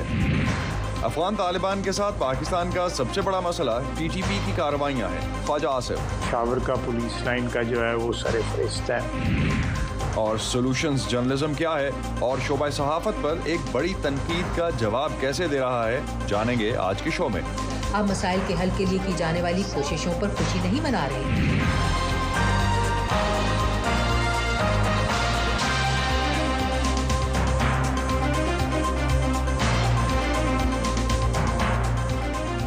वॉइस ऑफ अमेरिका के वॉशिंगटन स्टूडियोज में आप सबको खुशामदीद। आप देख रहे हैं प्रोग्राम व्यू 360 और मैं हूं असदुल्लाह खालिद। पाकिस्तान को इस वक्त सियासी और मुआशी मुश्किलात के अलावा सिक्योरिटी के खतरात का भी सामना है। अमेरिका की अफगानिस्तान पर वॉर ऑन टेरर के शुरू होने से अब तक पाकिस्तान दहशतगर्दों के खिलाफ तकरीबन 1 दर्जन फौजी ऑपरेशंस कर चुका और अब एक बार फिर पाकिस्तान की नेशनल सिक्योरिटी काउंसिल ने मुल्क से दहशतगर्दी को जड़ से उखाड़ फेंकने के लिए एक और वसीतर पैमाने का फौजी ऑपरेशन शुरू करने का फैसला किया है। इस फैसले पर बाज़ सियासी हल्के और तजज़ियाकार सख्त तहफ़्फ़ुज़ात का इजहार क्यों कर रहे हैं, इस पर बात करेंगे कुछ देर में। अभी जानते हैं कि अमेरिका के यूक्रेन जंग से मुताल्लिक़ खुफिया दस्तावेज़ात के लीक होने के बाद अब क्या डेवलपमेंट्स है। अमरीकी महकमा ख़ारजा ने हाल ही में इंतहाई खुफिया नौइयत की दस्तावेज़ात के लीक होने को कौमी सलामती के लिए संगीन ख़तरा करार दिया है। पेंटागन का कहना है कि इस हवाले से होने वाले नुकसान को कम करने के लिए इक़दाम किए जा रहे हैं। पेंटागन के तर्जुमान ने यूक्रेन में जंग के बारे में इंतहाई खुफिया अमरीकी दस्तावेज़ात के लीक होने को अमरीकी कौमी सलामती के लिए इंतहाई संगीन ख़तरा करार दिया है। लीक दस्तावेज़ात के मामले पर अमरीकी महकमा दिफा ने एक ग्रुप तश्कील दिया है जो न सिर्फ इन मालूमात के बाहर आने के नुकसान का जायज़ा लेगा बल्कि ये भी देखेगा कि इन तक किस किस को रसाई हासिल है। इन दस्तावेज़ात में यूक्रेन की हिमायत के लिए अमरीकी तरबियत और साजो सामान का शेड्यूल, जंग से होने वाले नुकसानात का अंदाज़ा और अमेरिका अपने अहम इत्तेहादियों और शराकतदारों पर क्या निगरानी कर रहा है जैसी अहम दस्तावेज़ात शामिल हैं। वाइट हाउस का कहना है कि ये खदशात मौजूद हैं कि मज़ीद तफसीलात भी लीक हो सकती हैं। उधर अमेरिका में मास शूटिंग के एक और वाक़े की अगर हम बात करते हैं तो रियासत केंटकी के शहर लुइविल के एक बैंक में फायरिंग के वाक़े में मरने वालों की तादाद 5 हो गई है। मुकामी पुलिस के मुताबिक फायरिंग करने वाला शख्स बैंक का साबिक मुलाजिम था और वो भी इस वाक़े में मारा गया है, जबकि 7 अफराद ज़ख्मी हैं। खबरसां इदारे एसोसिएटेड प्रेस के आदाद शुमार के मुताबिक लुइविल का वाक़या इस साल होने वाली मास शूटिंग्स का 15वां बड़ा वाक़या है। 2 हफ्ते पहले अमरीकी रियासत टेनेसी के एक स्कूल में 3 बच्चों समेत 6 अफराद को स्कूल की एक साबिक तालिब इल्म ने गोलियां मारकर हलाक कर दिया था। AP के मुताबिक 2009 के बाद ये पहला मौका है कि किसी साल के सिर्फ पहले 100 दिनों में मास शूटिंग के 15 बड़े वाक़यात हो चुके हैं। पाकिस्तान की कौमी असम्बली में अवामी नेशनल पार्टी और पश्तून रहनुमा मोहसिन दावड़ की नेशनल डेमोक्रेटिक मूवमेंट ने हुकूमत के इस ऐलान पर तहफ़्फ़ुज़ात का इजहार किया है कि तहरीक तालिबान पाकिस्तान और अस्करियत पसंदों के खिलाफ एक मुल्क गिर ऑपरेशन किया जाए। बाज़ कबायली इलाकों के लोगों का कहना है कि उनके जहन में गुज़िश्ता फ़ौजी कार्रवाइयों के नताइज के बारे में अभी भी सवालात हैं। वॉइस ऑफ अमेरिका के शमीम शाहिद इस वक्त हमें पेशावर से ज्वाइन कर रहे हैं। उनसे इस नए ऑपरेशन के ऐलान और कबायली अवाम में जो तहफ़्फ़ुज़ात पाए जाते हैं उस पर मज़ीद बात करते हैं। शमीम, किसी नए मुमकिना फ़ौजी ऑपरेशन पर किन लोगों को तहफ़्फ़ुज़ात हैं और क्यों है ऐसा? सबसे ज़्यादा तहफ़्फ़ुज़ात तो कौम परस्त और जो मुतरक्की ज़हनियत के हामिल सियासी पार्टियां हैं उन्हीं को है। इसी सिलसिले में एक तो मोहसिन दावड़ ने कौमी असम्बली में बहुत बड़ी तकरीर की है और उसने मुखालिफत की है और अवामी नेशनल पार्टी की सूबाई सदर अहमद वली खान का ये कहना है कि सबसे पहले तो इसका तयन करना चाहिए कि अफ़गानिस्तान से ये तालिबान किसने लाए हैं और किस तरह आए हैं, तो इनके खिलाफ कार्रवाई होनी चाहिए। अवामी नेशनल पार्टी ने 3 मई को इस सिलसिले में एक आल पार्टीज कॉन्फ्रेंस के इनेकाद का भी फैसला किया है। मगर सबसे ज़्यादा जो तशवीश है वो शमाली वज़ीरिस्तान और जनूबी वज़ीरिस्तान के कबाइल में है। जनूबी वज़ीरिस्तान के कबाइल पिछले 3-4 दिनों से उनके जरगे हो रहे हैं। जमात इस्लामी की ज़ेर एहतमाम एक एहतजाजी मुज़ाहरा भी कल परसों हुआ था और कल एक आल पार्टीज जो मुख्तलिफ सियासी जमातों के रहनुमा थे उनका एक जरगा हुआ है जिसमें उन्होंने बिल्कुल मुस्तरद कर दिया है। जनूबी वज़ीरिस्तान के अहमदज़ई वज़ीर कबाइल ने भी जरगा किया है और उन्होंने बिल्कुल इसको मुस्तरद कर दिया। उसने कहा कि वो किसी भी तौर पर अपने इलाके में ऑपरेशन को करने नहीं देंगे और न लेकिन शमीम एक चीज़ चीज़ अगर और भी आप इसमें एड्रेस करते चलें, कुछ अर्सा पहले इन्हीं इलाकों में हम देख रहे थे कि अस्करियत पसंदों की वापसी पे एहतजाज भी तो हो रहा था। अस्करियत पसंद बिल्कुल, ये अगर आप देखें तो पिछले साल अगस्त से जो वाक़यात शुरू हुए थे, सबसे पहले माटा स्वात में, तो वहाँ पर भी जलसा हुआ था। मेरे ख्याल में उस वक्त तो सितंबर और अगस्त के महीने में पूरे खैबर पख्तूनख्वा में बहुत बड़े बड़े जलसे हुए थे अस्करियत पसंदों के ख़िलाफ़, और अस्करियत पसंदों के साथ मुज़ाकरात करने और उनके मुतालिबात मानने के ख़िलाफ़ कौमी असेंबली में भी ये मसला उठाया गया था। अब भी यही सूरत हाल है। एक चीज़ बिल्कुल क्विकली, अगर शमीम एक चीज़ लास्ट पे आप अगर बताते चलें, ये जो मिलिट्री ऑपरेशन के ख़िलाफ़ लोग हैं, तो ये कोई और ऑल्टरनेट दे रहे हैं, हिकमत अमली कोई और पेश कर रहे हैं इन अस्करियत पसंदों से निपटने के लिए? ये कहते हैं कि अफ़गानिस्तान के बारे में पॉलिसी का जायज़ा लिया जाए, तालिबान के साथ गुड और बैड तालिबान का तमीज़ ख़त्म कर दे, और साथ साथ इन लोगों का ये कहना है कि इंटेलिजेंस बेस्ड और मुखबिरों की इत्तला पर टारगेटेड ऑपरेशन किया जाए। बहुत बहुत शुक्रिया शमीम शाहिद, आप हमें अपडेट कर रहे थे जो इस वक्त सिचुएशन है वहाँ पे इलाके में, और ख़ास तौर पे जो सिचुएशन अब आगे ऑनवर्ड्स बनेगी। सूबा खैबर पख्तूनख्वा का ज़िला सवात इन इलाकों में से है जो एक अरसे से अस्करियत पसंदी और दहशत गर्दी की वजह से बुरी तरह से मुतासर हुए हैं। इस साल कलादम दहशत गर्द तंजीम तहरीक तालिबान पाकिस्तान की मुख्तलिफ कार्रवाइयों में 100 से ज़ायद पुलिस एहलकार मारे जा चुके हैं। इलाके में सियाहत के शोबे से जुड़े कारोबारी हजरात का कहना है कि दहशत गर्दी की नई लहर के बाद उनके कारोबार तकरीबन ठप होकर रह गए हैं।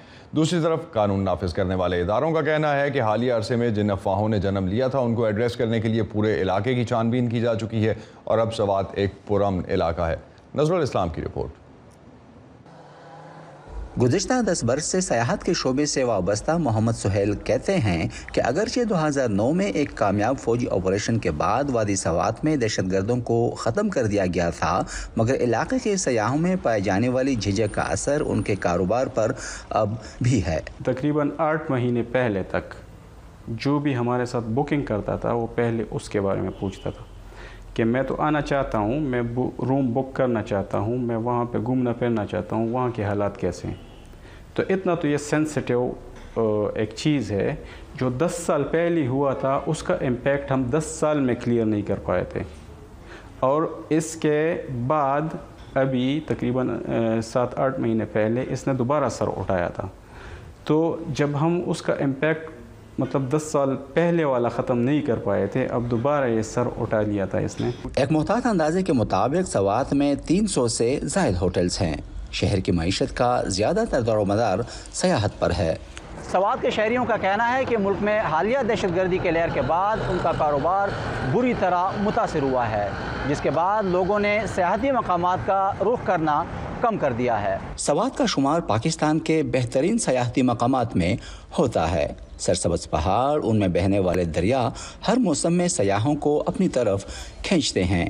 सरकारी अदाद शुमार के मुताबिक गुज़िश्ता साल 4 लाख से ज़ायद अफराद ने यहाँ का रुख किया, मगर कुछ अरसा कबल इलाके में शिदत पसंदों की सरगर्मियों पर यहाँ बेचैनी ने फिर से जन्म लिया, जिसकी वजह से मकामी अफराद ने बड़ी तादाद में एहतजाज किया।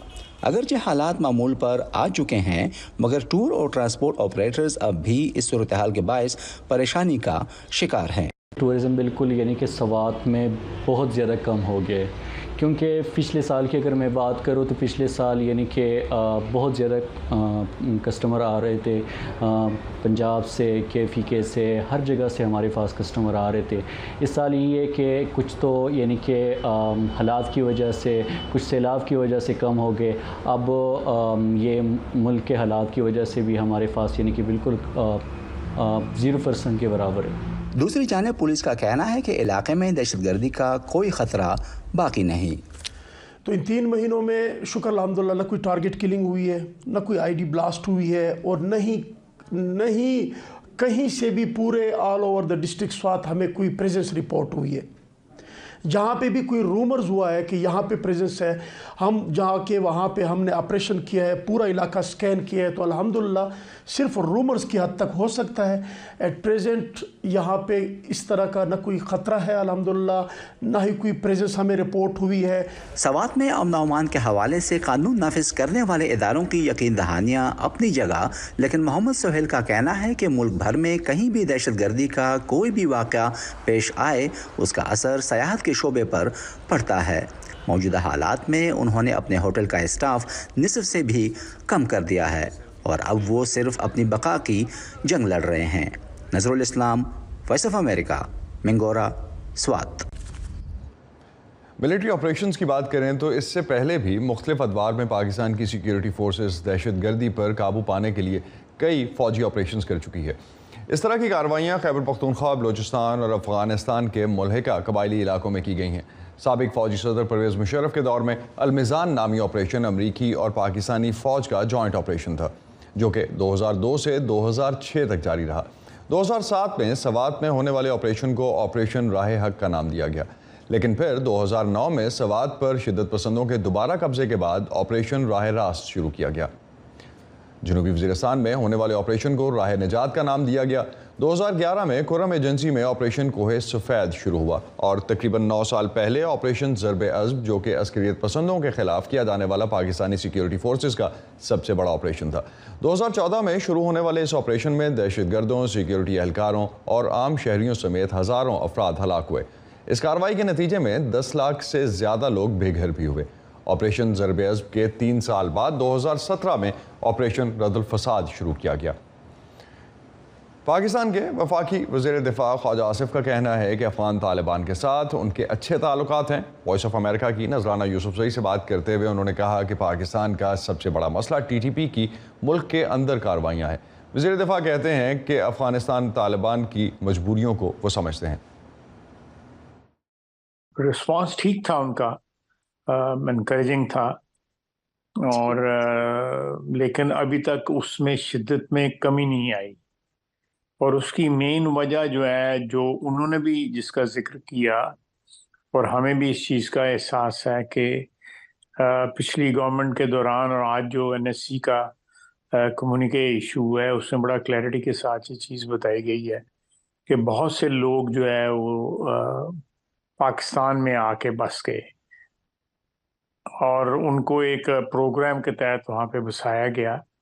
हो सकता है जो फाइटर्स हैं उनका नंबर कम हो, लेकिन जो मेरी इत्तला है, विच इज़ नॉट रियली, कोई आप एग्जैक्ट नंबर तो नहीं लगा सकते, लेकिन 7-8 हज़ार फाइटर जो है वो TTA के साथ मिलके जो नेटो फोर्सेस के खिलाफ जो जंग लड़ी गई 20-22 साल जो है, तो वो उसमें शामिल रहे थे। तो वो उसमें एक आप कह सकते हैं एक कॉमराडरी है TTA और TTP में, जो नज़र आता है। जो मैं वहाँ पे विजिट में हम गए थे तो उससे उनकी बातों से भी नज़र आता था कि वो उनको कन्फ्रंट करने की सिचुएशन में परहैप्स नहीं है, लेकिन वो at the same time Pakistan की भी मदद करना चाहते हैं। ख्वाजा आसिफ ने सवात और दीगर अजला में अस्करियत पसंदों के उन इलाकों में मौजूदगी के मामले पर कहा कि अवाम एहतजाज जो कर रही है वो इलाके के अवाम इस हवाले से पुरअमन ज़िंदगियाँ गुजारना चाहते हैं, इसलिए एहतजाज कर रहे हैं। उसमें एक बड़ी बात सिग्निफिकेंट है कि ये लोग अनआर्म्ड एहतजाज कर रहे हैं, नहीं तो एहतजाज ये आर्म्ड एहतजाज भी हो सकता है, जिसका मतलब है कि जो तालिबान के वापस जो है मेन स्ट्रीम जो है सोसाइटी की उसमें आने के ख़िलाफ़ जो हैं वो माजी में भी इनके डसे हुए हैं, माजी में भी उन्होंने नुकसान उठाया है। आप PTM की लीडरशिप देख लें, उन सब के जो है रीज़ो कारब जो है वो TTP के हाथों मारे के। इसी तरह स्वात के अंदर जो है जहाँ सबसे पहले डिस्टर्बेंस स्टार्ट हुआ 2007-8 में डिस्टर्बेंस स्टार्ट हुआ, और लेकिन एक बहुत बड़ी एनकरेजिंग बात है कि इन लोगों ने खुद प्रोटेस्ट किया। माजी में इन्होंने प्रोटेस्ट नहीं किया था, लेकिन अब जबकि उन्होंने 8-10 साल जो है अमन की ज़िंदगी गुजार ली, तो उसके बाद मैं समझता हूँ कि उनको एक हौसला हुआ کہ ہم ایک سویلینز کی حیثیت سے، ایک پاکستان کے شہری کی حیثیت سے جو ہم کی زندگی گزار رہے ہیں، وہ ان کے ساتھ کو ایگزسٹ نہیں کر سکتے. تو انہوں نے آواز اٹھائی اور آواز جو ہے بڑی افیکٹو اٹھائی. پاکستان میں سیاسی کشیدگی میں اضافے کے ساتھ امن و امان کی صورتحال خراب ہونے کے ساتھ ساتھ اس وقت جو سچویشن بن رہی ہے کہ افغانستان کی سرحد سے جڑے صوبے خیبر پختونخوا میں حکام نے عسکریت پسندوں کی بڑھتی ہوئی کارروائیوں سے نمٹنے کے لیے سیکیورٹی فورسز کو چوکس رہنے کی ہدایت کی ہے. لیکن صوبے میں آئے روز پولیس پر حملوں کی وجہ سے عام لوگوں کے ساتھ ساتھ پولیس اہلکاروں میں بھی بے چینی پائی جاتی ہے. اس بارے میں مزید بات کرتے ہیں سیکیورٹی امور کے تجزیہ کار عامر رانا اس وقت ہمارے ساتھ موجود ہیں اسلام آباد سے. عامر، گزشتہ چند ماہ کے دوران کچھ پرتشدد واقعات میں پولیس اور فوجی اہلکار ہلاک ہوئے ہیں، جن میں سیکیورٹی فورسز کے اعلیٰ عہدیدار بھی شامل ہیں. ملک میں سیکیورٹی کی صورتحال کے بارے میں آپ کا کیا تجزیہ ہے؟ دیکھیے، صورتحال تو خراب ہے اور اس میں خاصا پچھلے کچھ مہینوں میں اضافہ بھی ہوا ہے، لیکن اس صورتحال کو بہانہ بنا کے کہ الیکشن ملتوی کیا جائے، یہ ایک بہت ہی حیران کن بات ہے، کیونکہ یہ امن و امان کی صورتحال جو ہے، جن دنوں میں ہمیں یہاں پہ بتایا جاتا تھا کہ طالبان کو شکست دے دی گئی ہے، ان دنوں میں بھی اس تعداد کے اندر حملے تو ہوتے رہے ہیں. ہاں، اب ہوا یہ ہے کہ یہ حملے بڑے ٹارگیٹڈ حملے ہیں اور اس کے اندر جو ہے وہ کیجولیٹیز جو ہے وہ خاصی بڑھ گئی ہیں. اگر نمبر کو دیکھیں تو وہ تعداد ان کی وہی ہے، لیکن ظاہر ہے کہ نقصان اس کے اندر زیادہ ہو رہا ہے. اس کی وجہ بالکل صاف ہے کہ افغان طالبان کی جو سپورٹ ہے اور جو امریکی اور نیٹو کا اسلحہ ٹی ٹی پی کے ہاتھ لگا ہے، تو وہ اس کا ایک بڑا کنٹریبیوشن ہے. اور ان کے جو کیا کہیے کہ ان کا جو مرائل جو ہے انکریز ہوا ہے، تو یہ سارے کنٹریبیوٹنگ فیکٹر ہیں. اس میں ایک یہ فیکٹر بار بار آتا ہے کہ طالبان یہاں پہ علاقے بسائے گئے، لیکن میرا خیال ہے کہ یہ یہاں پہ آلریڈی ان کے نیٹ ورک تھے اور اب وہ ذرا تھوڑے سے ایکٹیو زیادہ ہو گئے. اور اس میں یہ بات کرنا کہ کوئی ملٹری آپریشن ہو، وہ تو میرا نہیں خیال کہ ممکن ہے. وہ ہوگا کہاں؟ آپ سمجھتے ہیں کہ اس سے پہلے سلیپنگ سیل تھے؟ عامر، آپ سمجھتے ہیں کہ اس سے پہلے سلیپنگ سیلز تھے جو اب ایکٹیویٹ ہوئے ہیں؟ اور دوسرا جو ملٹری آپریشن کی آپ بات کر رہے ہیں، پچھلے 2 اشروں میں اگر ہم دیکھیں 20 سال میں پاکستان مسلسل کوئی نہ کوئی فوجی آپریشن کرتا ہی آیا ہے، مگر مطلوبہ نتائج کے بارے میں تو سوال اٹھتے رہے ہیں ہمیشہ، اور ہر بار بتایا گیا کہ دہشت گردوں کی کمر ٹوٹ گئی ہے، لیکن پھر کچھ عرصے کے بعد کسی نئے آپریشن کی ضرورت پڑ جاتی ہے. تو کیا یہ ٹارگیٹڈ آپریشن نہیں ہے؟ سکسیسفل نہیں رہے نتائج جو بتائے گئے؟ بالکل چل رہے ہیں. اور رد الفساد کا تو میرا خیال ہے کہ ایک پورا آڈٹ ہونا چاہیے، کیونکہ اس میں شہری علاقوں کے اندر کیا گیا اور پیراملٹری فورسز پولیس نے اس کو کیا، کتنا وہ مؤثر تھا کتنا نہیں تھا، وہ اس کا ایک آڈٹ ہوگا تو صورتحال پتہ چل جائے گی. لیکن ابھی جو رسپانس ہے سیکیورٹی فورسز کا وہ خاصا افیکٹو ہے. سرچ بیسڈ آپریشن چل رہے ہیں، انٹیلیجنس بیسڈ آپریشن چل رہے ہیں. اس سے زیادہ پاکستان کی سیکیورٹی فورسز اور کیا کر سکتی ہیں؟ یہ کر سکتی ہیں کہ ان کا دائرہ کچھ اضلاع تک اور کچھ تحصیلوں تک اس کو مزید بڑھا دیں، یا یہ کہ افغانستان کے اندر جا کے حملے کریں. اور وہاں پہ تو ظاہر آپریشن افغانستان میں تو نہیں ہو سکتا. تو اس کے لیے تو حکمت عملی جو بار بار ذکر کیا جا رہا ہے اور نیشنلسٹ جماعتیں بھی کر رہی ہیں، اس کی طرف تھوڑی سی توجہ دینے کی ضرورت ہے کہ جو آپ کے آپریشن چل رہے ہیں آلریڈی، اسی کو مومنٹم کو برقرار رکھیں اور طالبان کے ساتھ جو ہے وہ دباؤ ان کا سفارتی جو ہے اس کو گریجولی بڑھاتے جائیں. جو ایک چیز نہیں ہو رہی وہ یہ کہ جتنے بھی ابھی تک افغان طالبان کے ساتھ بات چیت ہوتی ہے، خواہ وہ خواجہ صاحب گئے ہوں یا کوئی بھی جاتا ہو، تو وہ اس کا ہمیں پتہ نہیں چلتا کہ بات کیا ہوئی ہے اور اس کا نتیجہ کیا نکلا ہے. ابھی تک ہم نے کوئی جامع کمپریہنسو ڈائیلاگ طالبان سے شروع نہیں کیا جس میں سیکیورٹی اور بارڈر کے سارے ایشو شامل ہوں. تو جب تک وہ شروع نہیں ہوگا طالبان کے اوپر کسی قسم کا دباؤ نہیں بڑھے گا. کبھی بھی بیک ڈور چینل سے اور خفیہ مذاکرات سے ہم نے کوئی بھی نتائج حاصل نہیں کیے ہیں. تو یہ میرا خیال مومنٹم جو ہے آپریشنز کا وہ بالکل ٹھیک جا رہا ہے اور طالبان کے اوپر زیادہ دباؤ ڈالنے کی ضرورت ہے. اور انفارمیشن اس حوالے سے جو آپ کہہ رہے ہیں کہ اس کی ایکسیس بھی ہونی چاہیے. عامر، ایک چیز میں لاسٹ پہ بالکل جاننا چاہوں گا، شروع میں بھی آپ نے ذکر کیا کہ ایک طرف حکومت اور جس طرح سے الیکشنز کی آپ بات کر رہے تھے، ایک طرف حکومت اور سیکیورٹی اسٹیبلشمنٹ جو ہے وہ عسکریت پسندوں کے خلاف قومی سطح پہ فوجی کارروائی کی سوچ رکھ رہی ہے، تو دوسری طرف انتخابات کے انعقاد کے حوالے سے جو فوجی دستوں کی ضرورت ہے، ایک تو وہ سیکیورٹی کی ایک بات ہے اور دوسرا اس کے ساتھ ساتھ ایک سوچ کی بات ہے کہ پوری قوم کی سوچ ایک ہوگی یا نہیں ہوگی. تو آپ کیا سمجھتے ہیں کہ ان تمام صورتحال کا کوئی سیاسی پہلو بھی نکلتا ہے ان دونوں چیزوں کا؟ जी बिल्कुल है, और मेरा ख्याल है कि ये सिक्योरिटी के इश्यूज़ को और ऑपरेशन को इस वक्त की जो पीडीएम की गवर्नमेंट है उसको अपने मफाद के लिए और इलेक्शन को मुलतवी करने के लिए इस्तेमाल कर रही है। ये बिल्कुल सिक्योरिटी के मामलात को से अलग रखना चाहिए।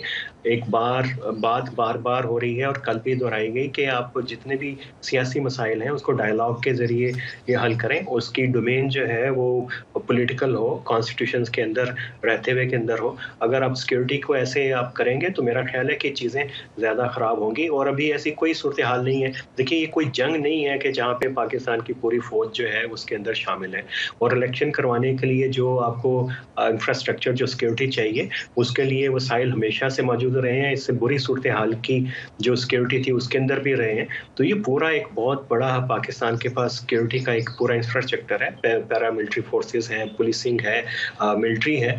तो ये कोई ऐसा अचंभे की बात नहीं है, बस मसला वही है कि ये बात नहीं है को मुलतवी करना चाहते हैं। बहुत शुक्रिया मोहम्मद आमिर राना, आप हमारे साथ थे इस्लामाबाद से, और जो इस वक्त ऑपरेशन के हवाले से बात हो रही है उस पर बात कर रहे थे।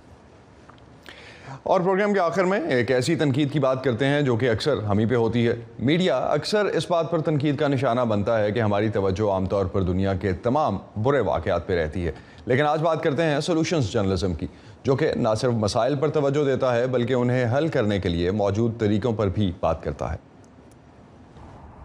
2015 में सहाफ़ी बैरी ज़ेलनर ने क्लीवलैंड ओहायो में बच्चों की गुर्बत के मसले पर तहकीक की। उस वक्त अमेरिका का ये वस्त मगरबी शहर बच्चों में गुर्बत की सबसे ऊंची शरह रखने वाले अमरीकी शहरों में से एक था। नतीजतन नौज़ायदा बच्चों की अमवात कौमी औसत से कहीं ज़्यादा थीं, ख़ासतौर पर स्याह फाम बच्चों में, जो सफ़ेद फाम बच्चों के मुकाबले में मुमकिना तौर पर 2 गुना थीं। मसला बड़ा था और ये काफ़ी अरसे से मौजूद था। सहाफ़ी कई सालों से शहर के हुकाम और अवाम की तवज्जो इस मसले की तरफ दिलाते रहे, लेकिन कोई तब्दीली नहीं आई। लिहाजा बैरी ज़ेलनर ने एक मुख्तलिफ तरीका इख्तियार किया। हम एक ऐसी जगह की तलाश में थे जो उसे बेहतर तौर पर अंजाम दे रही थी और अपनी जद्दोजहद में क्लीवलैंड से बहुत मिलती जुलती भी थी। बाल्टीमोर आबादी और आमदनी के लिहाज से क्लीवलैंड की तरह ही था। बैरी ज़ेलनर को मालूम हुआ कि बाल्टीमोर ने 2009 में इस मसले को हल करना शुरू किया था और वहां 2015 तक बच्चों की अमवात में 24% कमी हो गई थी। बैरी ज़ेलनर ने जब अपने नताइज शाया किए तो क्लीवलैंड के हुकाम ने इस उम्मीद पर उनसे मालूमात लेने के लिए राब्ता किया कि वो भी इस मसले से निमटने के लिए कुछ कर सकें। उन्होंने इस तरह के बहुत से प्रोग्रामों पर अमल दरामद शुरू किया और पूरे निज़ाम को इसी तरह तब्दील किया जैसा कि बाल्टीमोर ने किया था। तो उन्होंने 2015 में आगाज किया और काफ़ी अब वक्त गुजर चुका है और उन्होंने भी बच्चों की अमवात की शरह में तकरीबन वही कमी देखी जो बाल्टीमोर ने उसी अरसे में देखी थी। बैरी ज़ेलनर ने जो कुछ किया उसे सोल्यूशंस जर्नलिज्म के नाम से जाना जाता है। हम मसाइल के हल की कवरेज में सहाफ़ियों की मदद करते हैं, लेकिन ज़्यादा मेहनत और आला मेयार के साथ। आप मसाइल के हल के लिए की जाने वाली कोशिशों पर खुशी नहीं मना रहे, आप उन पर उसी तरह रिपोर्टिंग करेंगे जैसे कि किसी दूसरी खबर की। आपको हकीकत में इन शवाहिद को एहतियात के साथ देखना होगा और इस बात को यकीनी बनाना होगा कि ये हल काबिल अमल है और जो डेटा वो रिपोर्ट कर रहे हैं वो काबिल एतबार है। द सोल्यूशंस जर्नलिज्म नेटवर्क ने अपने वजूद में आने के बाद एक दिहाई में 30,000 से ज्यादा रिपोर्टर्स को तालीम दी है।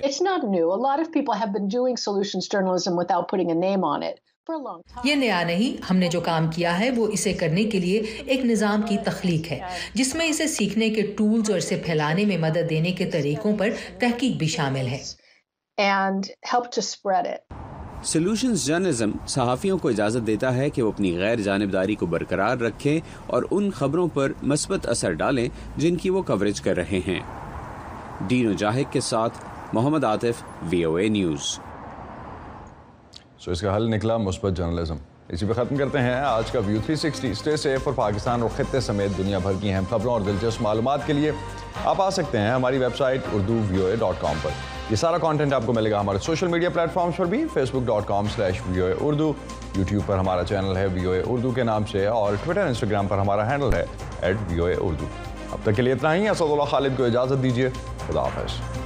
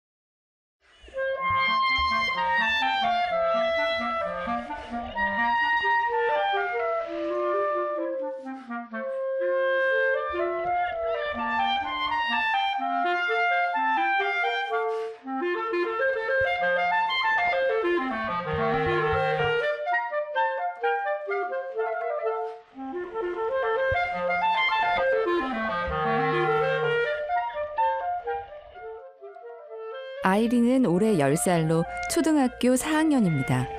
클라리넷 연주가인 아빠와 오빠 덕분에 이렇게 아름다운 음악을 공짜로 감상합니다. 아이린이 싱크로나이즈를 시작한 건 3년 전 7살 때부터인데요. 클라리넷 연주가인 아빠와 성악가인 엄마의 예술적 감각을 물려받아 싱크로나이즈를 시작했을 때부터 두각을 드러냈던 아이린입니다. 저희 선생님이 잘 가르쳐 주셔서 가면 항상 거짓 메달은 따요, 애들이. 저희 팀은 여기 15년부터 여기 16년 이건 작년 거고. 시작한 지 3년밖에 되지 않았는데 벌써 메달이 수십 개네요. 3년 전이에요. 그때 저희 팀 다 전체. 지금은 많이 커졌는데. 더 좋은 기회를 찾아 떠나온 미국. 아이린네 가족은 어린 아이들을 키우기 편리한 팰리세이드 파크에 정착한 지도 10년이 됐는데요. 이곳은 인구 2만여 명 정도의 작은 동네지만 대도시 뉴욕과 가깝고 대중교통 이용이 편리해서 다양한 인종이 모여 살고 있습니다. 미국이라는 나라가 아무래도 좀 넓고 많은 문화들을 접할 수가 있잖아요, 한꺼번에. 그게 참 저도 그렇고 아이들한테도 좋은 것 같아요. 꼭 한국적인 것만 받아들이는 게 아니라 아주 다양한 문화를 한꺼번에 이렇게 받아들이고 그거를 다 즐기면서도 살 수 있고 배우면서 살 수 있는 그런 것들이 좋은 거라고 그게 최고로 좋은 것 같아요, 미국에서는.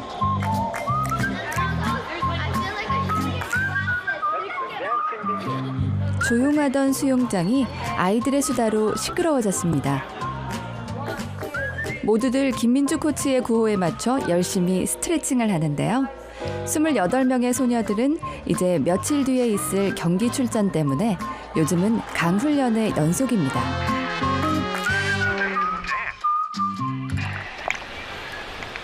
이들은 뉴저지 유일의 아시안 싱크로나이즈 팀의 선수들입니다. 정식 이름은 싱크로나이즈 스위밍인데요. 수영 경기의 일종으로 땅에서 하는 안무와 물속에서 펼쳐지는 기술을 접목한 스포츠입니다. 일반 수영과는 달리 싱크로나이즈 선수들에게 중요한 것은 바로 물속에서 음악을 잘 듣는 건데요. 음악의 흐름과 몸동작이 하나로 일치해야 하고 안무의 틀이 물속에서 이루어지기 때문입니다.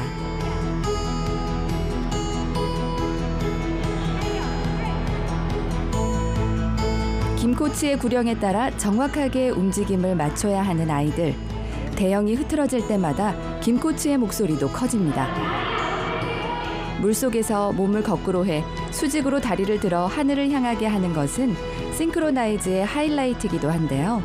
그 상태에서 다리로 갖가지 안무를 하는 기술을 보고 있으면 감탄사가 절로 나옵니다. 하지만 이런 안무를 하기 위해 먼저 다리를 움직이지 않고 가만히 뻗는 연습을 하게 되는데요. 이렇게 한쪽 다리를 수분간 들고 있어야 합니다.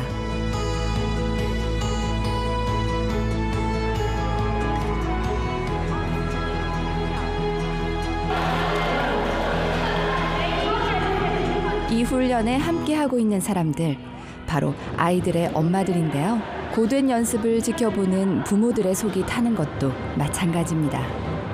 팀이 이렇게 같이 연습하는 걸로 아이들이 훨씬 더 건강해지는 그런 느낌이 있고요. 그리고 또 이렇게 늦은 시간인데 책임감 가지고 연습하는 아직 어린데 그런 생각을 가지고 있다는 거에 좀 그 뿌듯한 생각이 좀 들었어요.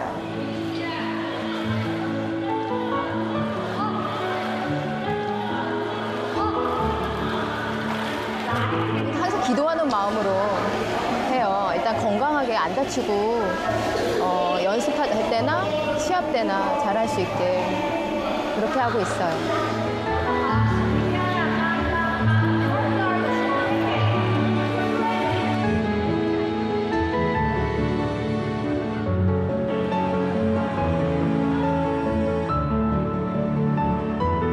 이번 경기에서 3위 안에 입상을 하면 미국 전국 경기에 출전할 수 있는 자격이 생깁니다. 앞으로 올림픽 선수로도 멋진 활약을 펼치겠다는 꿈을 가지고 소녀들은 열심히 물을 가릅니다.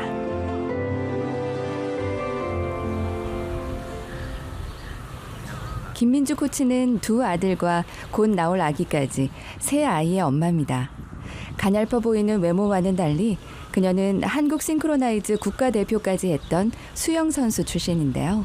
남편인 이규창 씨도 국가대표 수영선수 출신으로 그야말로 물개 가족입니다.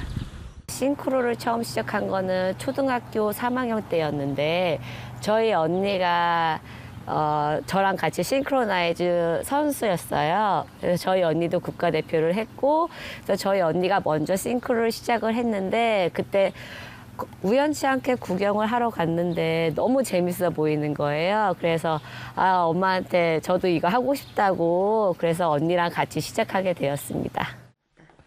민주 씨와 규창 씨는 태릉 선수촌에 있던 민주 씨의 언니를 통해 알게 됐습니다. 저희 언니가 생일 파티를 한다고 이제 다 친구들을 다 불러 모았는데 저는 그때 같이 가가지고 우연치 않게 딱 만난 거예요. 같이 지내다 보니까 너무 괜찮아가지고 이제 결혼을 하게 됐어요.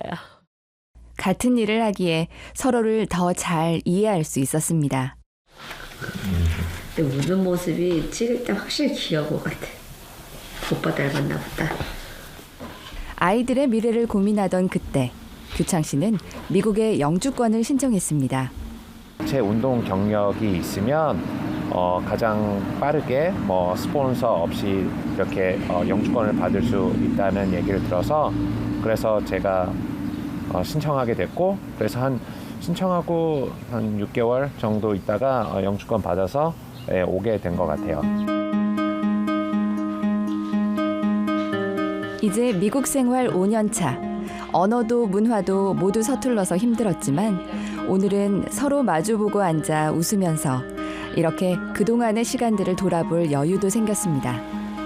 아는 사람 한 명 없었던 미국 땅이었지만 둘이 함께 있어서 힘이 됐고 이런 선택에도 후회는 없습니다. 다른 사람의 시선을 너무 많은 영향을 받지 않는다는 거, 그리고 이제 내가 원하고자 하는 거를 노력하면은 어느 정도 이제 목표를 달성할 수 있도록 주위에서도 많이 도와주고 그런다는 점이 좋고요. 그리고 아이들 교육도 좋고.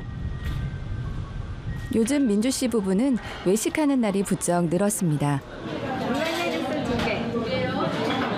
규창 씨는 집밥을 좋아하지만 몸이 무거워진 민주 씨를 위해 이 정도 배려는 기본입니다. 사실 이 부부에게 앞으로 태어날 딸은 특별히 소중한데요. 작년 민주 씨가 시합을 따라다니며 무리를 했던 탓에 유산을 한 아픔이 있기 때문입니다. 그래서 이번에는 많이 조심하려고 하지만 생각은 자꾸 수영팀에 가 있습니다. 내일은 리저널 팀이라고 해서 여러 군데 지역에 사시는 분들이 이제 와가지고 같이 하는 팀인데 그래서 2군데 정도 가는 팀이 있거든요. 근데 저희는 1등을 목표로 항상 메달을 따야 된다는 그 목표로 항상 열심히 하고 가기 때문에 제 목표는 항상 1등을 바라보고 있습니다.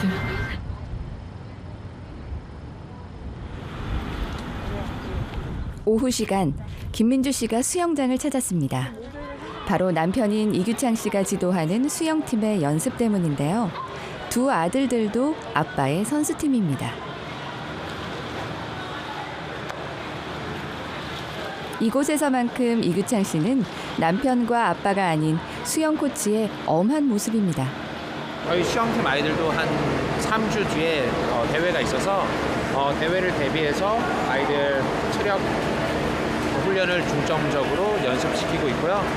보통 기회가 될 때마다 와이프도 같이 와서 저희 아이들도 수영을 하고 있어서 기회가 될 때마다 와서 보고 그러고 있어요. 민주 씨는 오늘 엄마의 자격으로 수영장에 왔는데요. 다른 부모님들처럼 아들들을 뒷바라지하는 시간입니다. 제가 연습이 없을 때 아이들이 연습할 때는 항상 와가지고 아이들 훈련하는 것도 보고 항상 같이 다니려고 노력하고 있어요. 수영 코치인 남편, 수영 선수인 아들들. 이 수영 가족은 늘 함께 있어서 피곤한 점도 있을 것 같지만 민주 씨에게는 좋은 부분이 더 많습니다. 같은 부분을 가지고 일을 하니까는 서로의 어려움과 서로의 좋은 점과 이런 걸 다 이해할 수 있는 부분이 많이 크고요. 제가 이때까지 하면서 단점은 특별히 없었던 것 같아요.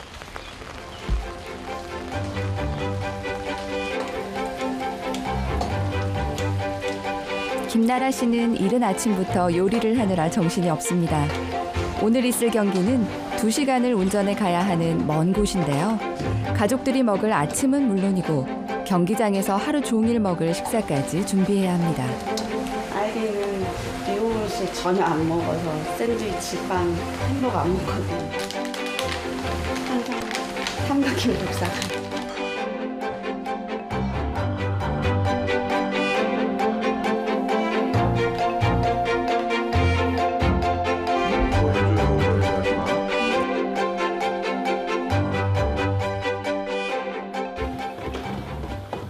드디어 경기장으로 출발하는 아이린과 엄마.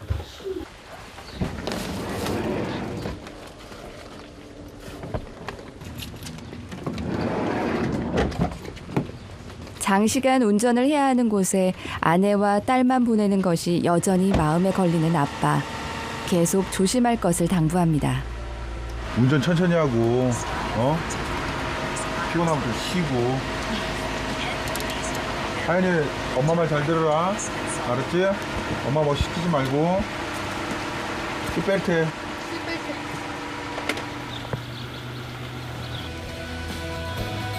미국 동부의 여러 지역에서 막 도착한 선수들이 경기장으로 모여듭니다.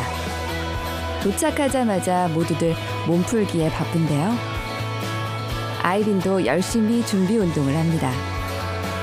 오늘은 8팀이 치열한 경합을 겨루게 됩니다. 참가하는 선수들만 100명이 넘습니다.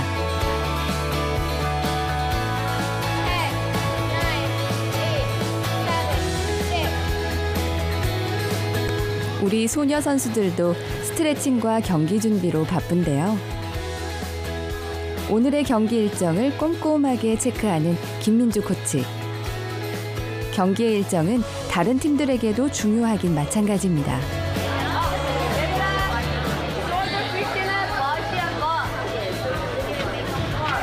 선수들이 바빠졌습니다.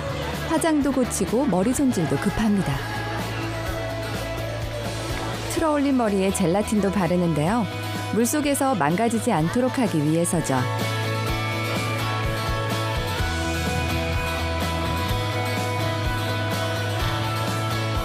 엄마들은 예쁜 액세서리를 붙여서 수영복도 손수 만들고 화장도 직접 해줍니다. 드디어 경기가 시작됐습니다.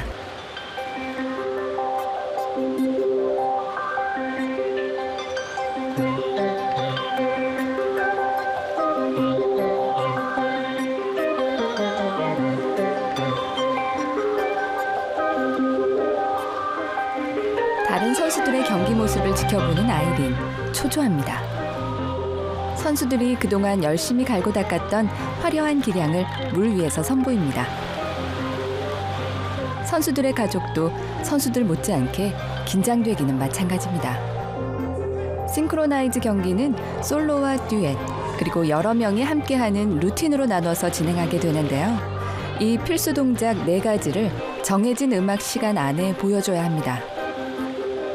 심판들이 점수를 줄 때 집중해서 보는 것은 정해진 동작을 얼마나 천천히 그리고 정확한 동작으로 하고 흔들림이 없는지, 그리고 물 위로 많이 나올수록 높은 점수를 받을 수 있습니다.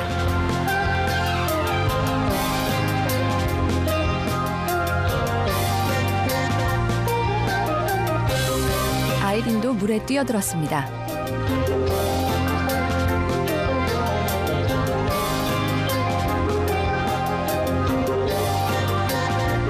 한치의 오차도 없이 호흡이 척척 맞습니다. 오랫동안 연습한 결과죠. 음악을 얼마나 잘 표현하는지 판단하는 데 있어서 선수의 얼굴 표정과 화장, 수영복 등이 반영된다고 하는데요. 그래서 선수들은 숨이 차더라도 음악이 전달하는 기쁘거나 슬픈 감정을 얼굴 표정으로 잘 표현해야 합니다.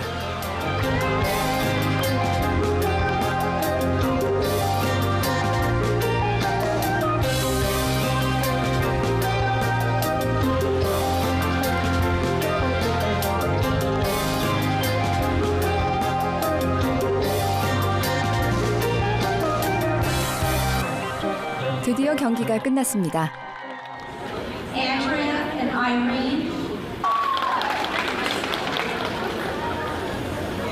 심판들이 합산한 선수들의 점수가 발표될 때마다 관객석에서 응원의 박수가 터져나옵니다.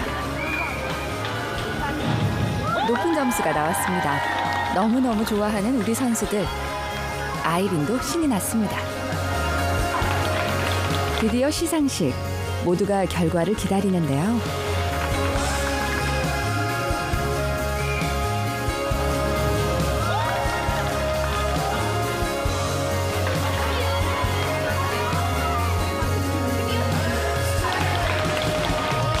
한국 아이돌로 구성된 유저지 싱크로나이즈 수영팀. 이 팀에 이제는 다른 동양인들도 합류했는데요. 팰리세이드 파크가 아니면 불가능했을 독특한 팀. 이제 목표는 올림픽입니다. 저희 팀의 제일 막내 아이가 이겼어요. 네, 1등 했어요.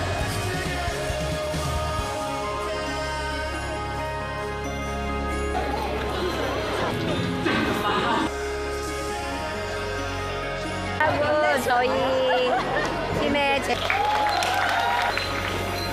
1등 했어요.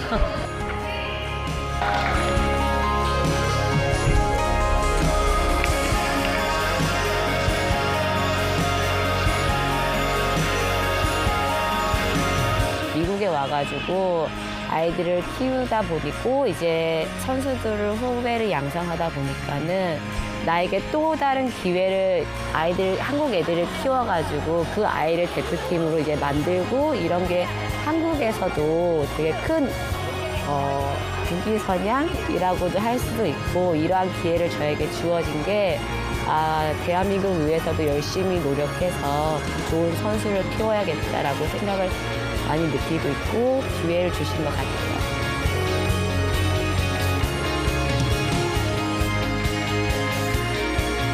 오늘의 고된 훈련을 이겨나갈 수 있는 힘은 바로 올림픽 메달이라는 최고의 정상에 서 있는 자신을 상상하기 때문입니다.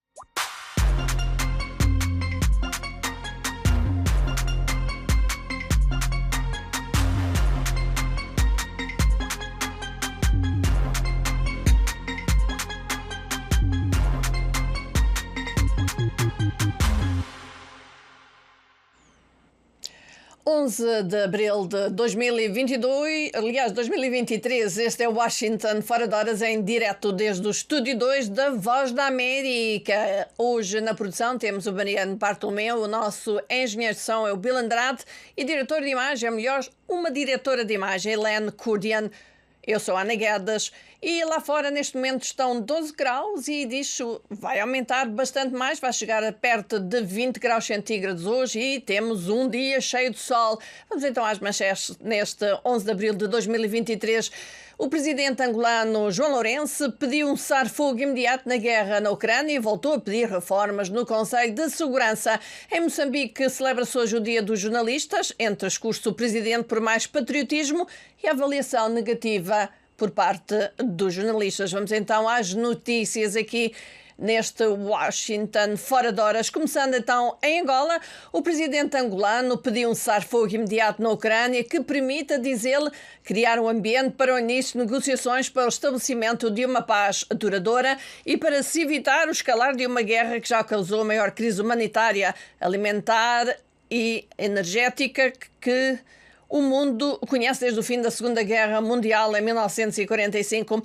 João Lourenço fazia estas declarações em Luanda, na abertura do Conselho Consultivo Alargado do Ministério das Relações Exteriores de Angola, em que reiterou a posição de Angola sobre o conflito na Ucrânia. O mundo acompanha com muita preocupação e o eclodir da guerra da Rússia contra a Ucrânia, a anexação de territórios de um país independente, situação que Angola condena, frisou o chefe de Estado angolano, que defendeu ainda a urgência e a necessidade de se reestruturar o Conselho de Segurança da ONU para garantir a presença de membros permanentes de regiões que estão atualmente excluídas.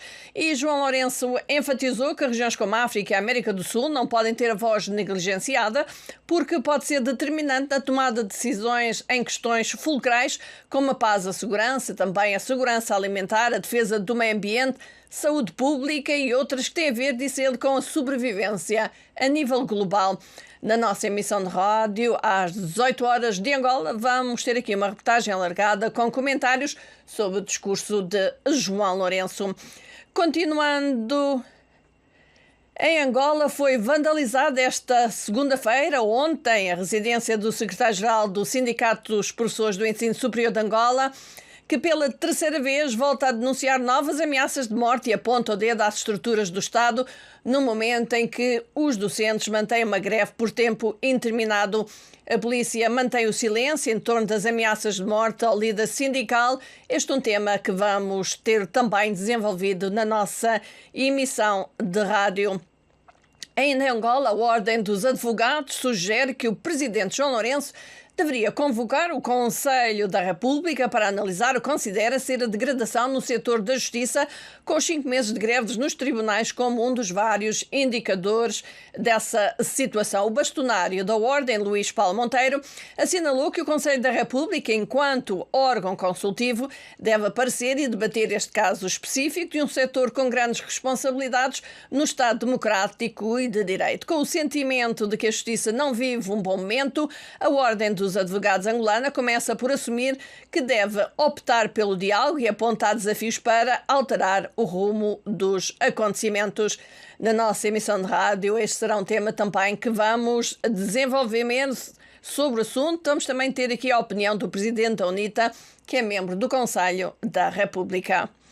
E vamos agora a Moçambique, onde se assinala hoje o Dia do Jornalista Moçambicano, que marca o 45º aniversário da criação do Sindicato dos Jornalistas.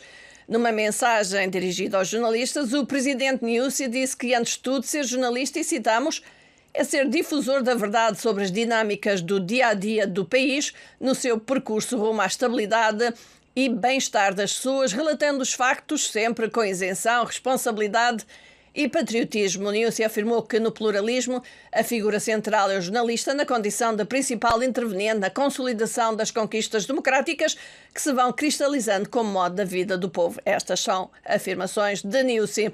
Entretanto, a Organização Internacional Freedom House, no relatório de 2023, voltou a dar nota negativa à liberdade de imprensa em Moçambique e o país continua a ser parcialmente livre no que diz respeito à liberdade de informação.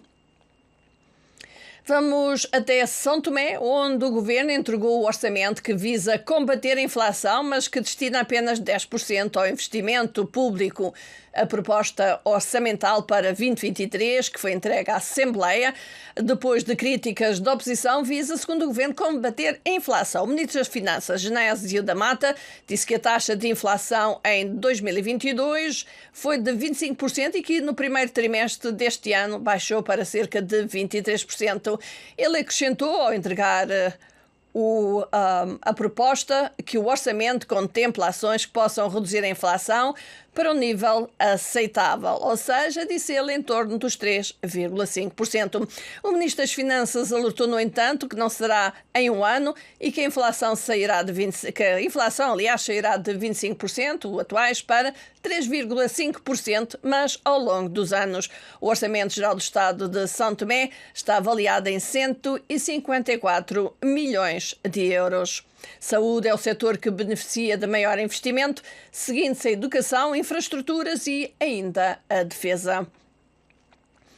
E vamos voltar a Moçambique, onde, apesar de estarem a registrar-se progressos na gestão humanitária, nas ações de desenvolvimento e manutenção de paz em Cabo Delgado, ainda há falta de coordenação, coerência e complementaridade na resposta ao conflito que há cerca de 6 anos assola aquela província norte de Moçambique, isto segundo o estudo do Centro de Democracia e Desenvolvimento que foi apresentado em Maputo. À medida que os ataques de grupos extremistas violentos no norte de Moçambique se aproximam do seu 6º ano, em outubro de 2023, o conflito se tornou uma crise de longa data, com graves consequências nos esforços de segurança, humanitários e desenvolvimento. Desde 2020, o governo, em colaboração com parceiros de desenvolvimento, sociedade civil e organizações religiosas, tem demonstrado maior empenho em atender às necessidades humanitárias das pessoas deslocadas internamente, afetadas pelo conflito. Porém, Adriano Novunga, do Centro de Democracia e Desenvolvimento, CDD, considera haver falta de complementaridade entre as partes que atuam naquela região do país face às ações terroristas. Continua a haver ainda falta de articulação, falta de harmonização e falta de complementaridade intra e intersetorial. E isto eleva os custos da assistência humanitária, que na verdade muitos desses custos acabam sendo para as operações e menos para atender à população necessitada em Cabo Delgado. Novunga falava no âmbito do lançamento do relatório sobre resposta ao extremismo violento no norte de Moçambique, que dá conta da necessidade de haver uma maior transparência nas ações em Cabo Delgado. O relatório indica ainda que há uma tendência crescente entre os principais atores, ou seja, o governo, a ONU e as organizações não governamentais, de se comprometer com uma maior complementaridade e coordenação em direção aos objetivos de assistência humanitária, desenvolvimento e consolidação da paz. Apesar desses esforços, muito mais trabalho precisa ser feito para evitar a intratabilidade do conflito, apontou a pesquisadora Joana Martins. Os financiadores de muitos fundos que aparecem para resolver os desafios de Cabo Delgado, que eles também se organizem e trabalhem dentro dos guidelines do triplo nexo, dentro de uma triangulação de fatores e de necessidades que promovem a coordenação entre atores, promovem não esquecer a questão da manutenção e da construção da paz, que não seja só ela militar, mas que seja, acima de tudo, uma construção da figura também do Estado, das organizações da sociedade civil, e que possamos então olhar para um Cabo Delgado com uma robustez para o futuro, também não só para enfrentar a questão do conflito, não só para enfrentar as questões da instabilidade, mas para estar preparado para os investimentos enormes que aí vêm no setor de gás. Depois da resposta inicial caótica à crise em que as organizações militares e humanitárias operaram de forma independente, observam-se progressos, nomeadamente com a criação da ADIM, segundo indica este relatório. De Maputo, Alfredo Júnior para a Voz da América.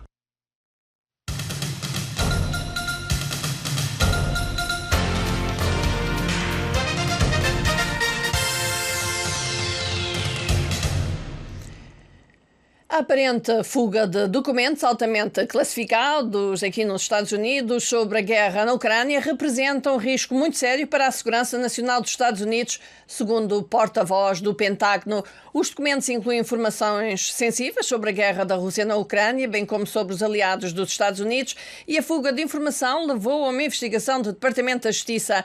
John Kirby, o porta-voz do Conselho de Segurança Nacional, diz desconhecer-se quem foi responsável pela fuga de informação ou se haverá mais fuga de documentos. Kirby disse que o presidente Joe Biden foi informado pela primeira vez sobre o assunto no final da semana passada e manteve-se em estreito contacto com funcionários de segurança nacional. Os documentos classificados começaram a aparecer no Discord em finais de fevereiro e mais tarde espalharam-se a outros sites de comunicação social, incluindo o Telegram e o Twitter. No entanto, não se aperceberam até que o New York Times noticiou sobre o material na semana passada.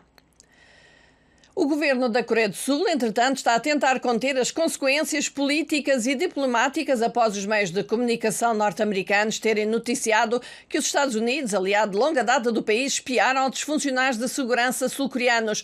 As alegações surgiram domingo, quando o New York Times publicou pormenores de um memorando dos Estados Unidos que alegadamente descrevia discussões no seio do gabinete presidencial da Coreia do Sul sobre o fornecimento ou não de armas à Ucrânia. Kim Tae-ho, o conselheiro de Segurança Nacional, diz que os ministros da Defesa dos dois países concluíram que muita da informação é fabricada e que a fuga será investigada nos Estados Unidos por ser um assunto interno. Embora o relatório dos serviços secretos centrado na Coreia do Sul parecesse revelar pouco ou nenhuma informação surpreendente ou prejudicial, alegadamente baseava-se, pelo menos em parte, na chamada inteligência de sinais, sugerindo que Washington espiava um dos seus aliados mais importantes. A situação torna-se incómoda para o presidente sul-coreano, Yoon Suk-yeol, que alinhou o seu país mais de perto com os Estados Unidos e prepara-se para uma rara visita aos Estados Unidos, mais precisamente vai visitar a Casa Branca no final deste mês.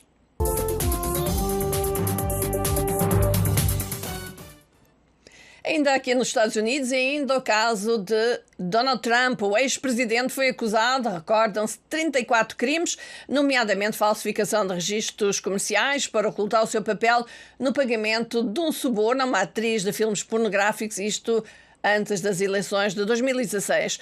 Podem, todavia, as acusações suscitar mais incerteza nas presidenciais americanas em 2024?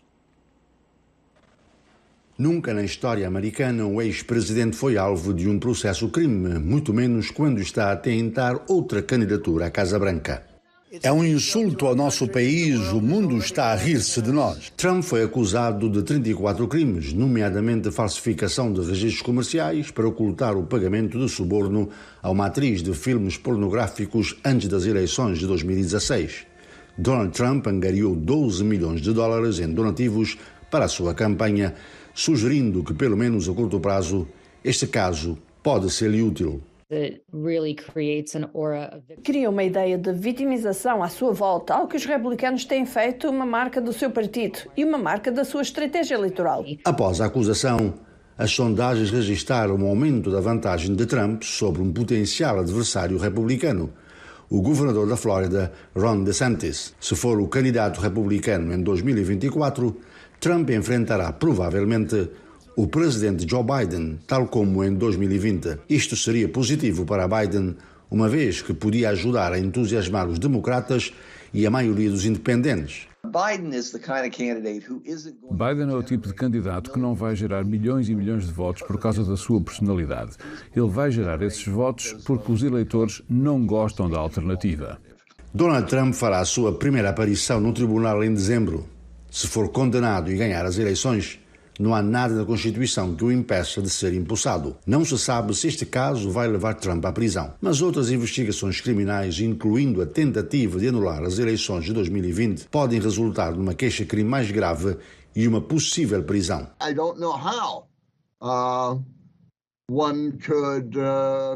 Não sei como é que se pode ser eficaz como presidente dos Estados Unidos enquanto está numa cela prisional, mas não há nada na Constituição que impeça alguém de ser presidente dos Estados Unidos enquanto está preso.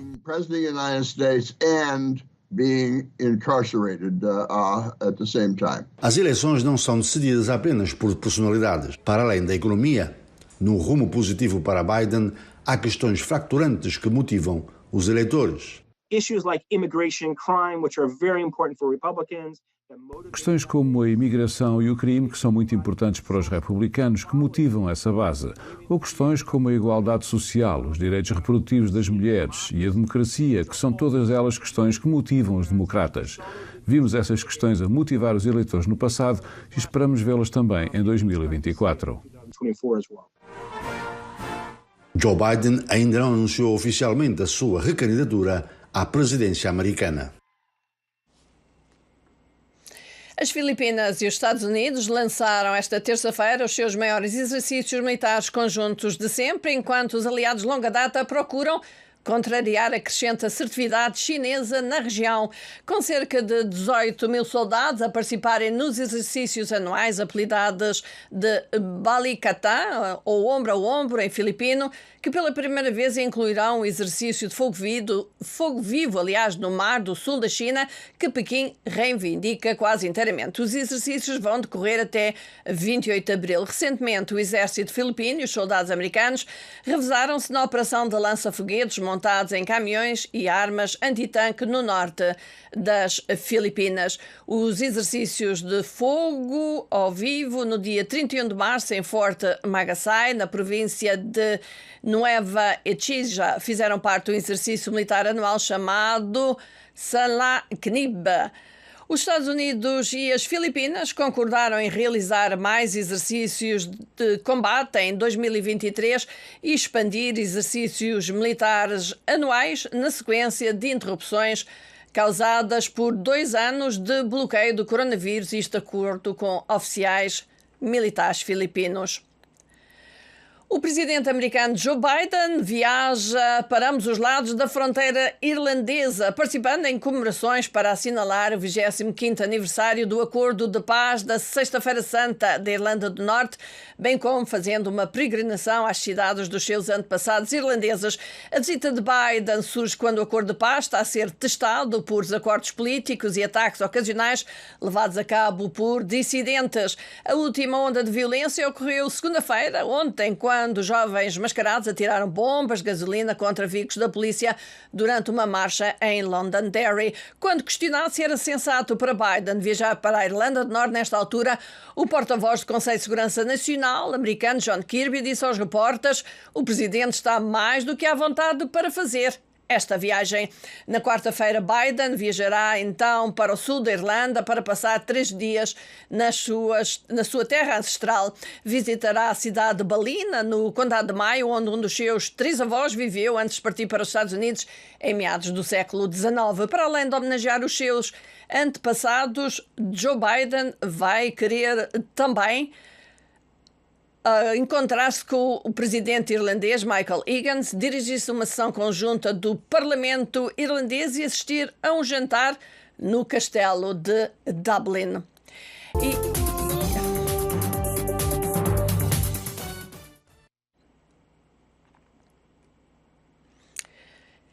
Os socorristas estavam esta terça-feira à procura de 2 pessoas desaparecidas nos escombros na cidade mediterrânea francesa de Marselha após um colapso de um edifício. Há 2 dias, os investigadores estão a tentar apurar a causa da explosão e da derrocada do edifício. Até agora foram recuperados os corpos de 6 pessoas dos escombros do edifício de apartamentos de 4 andares.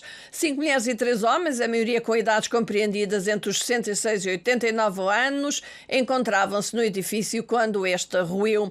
Os peritos forenses da polícia francesa estão a trabalhar para identificar os corpos recuperados até agora. Entretanto, cerca de 200 pessoas evacuadas do bairro enfrentam uma espera incerta antes de serem autorizadas a regressar às suas casas. E vamos agora falar da China. Taiwan. A China declarou segunda-feira que está pronta para lutar após ter completado 3 dias de extensos exercícios de combate em redor da ilha de Taiwan, simulando a selagem da ilha em protesto contra reuniões que a presidente taiwanesa Tsai Yang Wen manteve na semana passada com legisladores americanos. As patrulhas de prontidão de combate, denominada Joint Sword, foram concebidas como aviso para a alta governação de Taiwan, que a China reivindica como sendo sua, disseram os militares. Zhang Juche, ex-vice-presidente do Instituto de Investigação Naval Chinês, pensa ter sido um exercício legítimo, de acordo com o direito internacional, que dá a todos os países soberanos o direito de salvaguardar a sua própria soberania, segurança e integridade territorial. E isto, diz ele, penso que todos os países têm direito a isso. A televisão estatal chinesa disse que nos últimos exercícios, aviões, incluindo bombardeiros H-6, com capacidade nuclear, armados com mísseis ao vivo e navios de guerra, encenaram exercícios para formar uma situação de bloqueio multidirecional envolvendo toda a ilha. Os Estados Unidos têm uma política de uma só China, que reconhece, mas não subscreve a opinião de Pequim, de que tem soberania sobre Taiwan. Os Estados Unidos consideram o Estatuto de Taiwan instável e enviam ajuda militar para a ilha para ajudar na sua defesa. O presidente americano, Biden, tem dito frequentemente que os Estados Unidos defenderiam militarmente Taiwan se a China invadisse, embora Washington tenha mantido que a sua política de uma só China não mudou.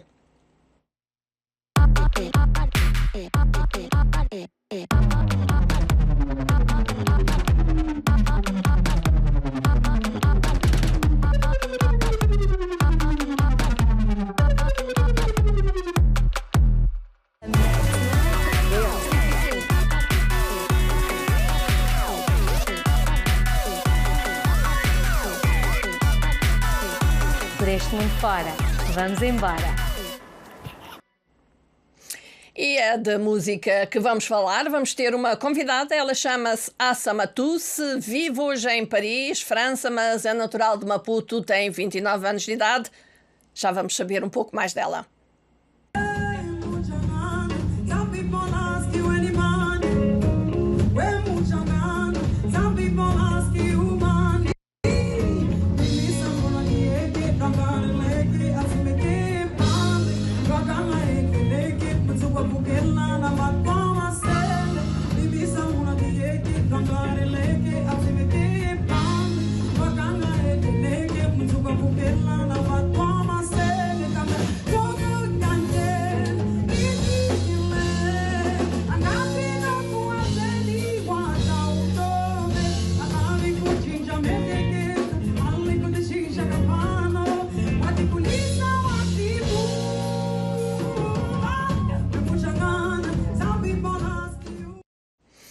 E esta é Assa Matous, ela é natural de Moçambique, mais precisamente de Maputo, mas cresceu no bairro de Mavalane, nos arredores da cidade, tem 29 anos, vive em França, dedica-se à música e a música sempre esteve presente na sua família. O pai tocava guitarra e ela acaba de lançar em Paris o seu segundo disco, Muchangana ou Xangana, e disso vamos conversar. Olá, Assa, bem-vinda a este Washington Fora de Horas da Voz da América em português. E parabéns por mais um trabalho, por mais um disco de música. Como é que foi o evento, o lançamento, a saída deste seu segundo disco? Olá, Ana. Muito obrigada por me terem. Obrigada. É um prazer para mim estar aqui a falar para vocês. E, olha, falar do meu segundo álbum e deste lançamento, não é? Como acabou de publicar, é falar de algo inédito, não é? Pronto, nós quando crescemos e fazemos música, sempre eu tenho dito que nós artistas estamos sempre aptos a levantar voos, e este voo aqui ficou permanente, né? Acabei ficando em Paris e olha, fiz o lançamento do CD agora. E foi uma surpresa para mim, porque além de ter prontos os franceses que fazem produção francesa e vivem neste país, tinha também um grande grupo de moçambicanos, algo que eu não vejo faz muito tempo. Então fiquei extremamente emocionada a ver tantos moçambicanos, entre aspas, a estarem e chegarem para me abraçar e fazerem parte deste momento que não era só meu, era deles também, tendo em conta que também tentei juntar o útil ao agradável, que era o lançamento do CD, que pronto, estava a ser preparado, foi preparado quase durante desculpa, entrou uma semana, durante quase 2 anos e depois a gente fez este lançamento agora, então foi mesmo emocionante. Assa, o que é o Muchangana? O que é que te inspirou a escrever Muchangana? Olha, foi o meu pai, não é? O meu pai que é um Muchangana nato, eu tenho dito, porque graças a Deus, não é? Hoje em dia eu digo graças a Deus, mas mais nova eu dizia que tinha alguma vergonha, não é? Porque não entendia exatamente o que isso significava e tinha também vergonha das minhas raízes, porque pronto, na escola era complicado a gente falar xangana e tudo mais, mas o Muchangana são pessoas da etnia xangana, não é? E meu pai faz parte dessas pessoas, a minha mãe também. E eu, por ter, pronto, nasci em Maputo, e as pessoas que lá nascem normalmente são marongas, mas eu me considero machangana, porque Muchangana, no caso, acho que não se diz machangana, Muchangana. Por quê? Porque eu fui criada nesta cultura toda dos Muchanganas.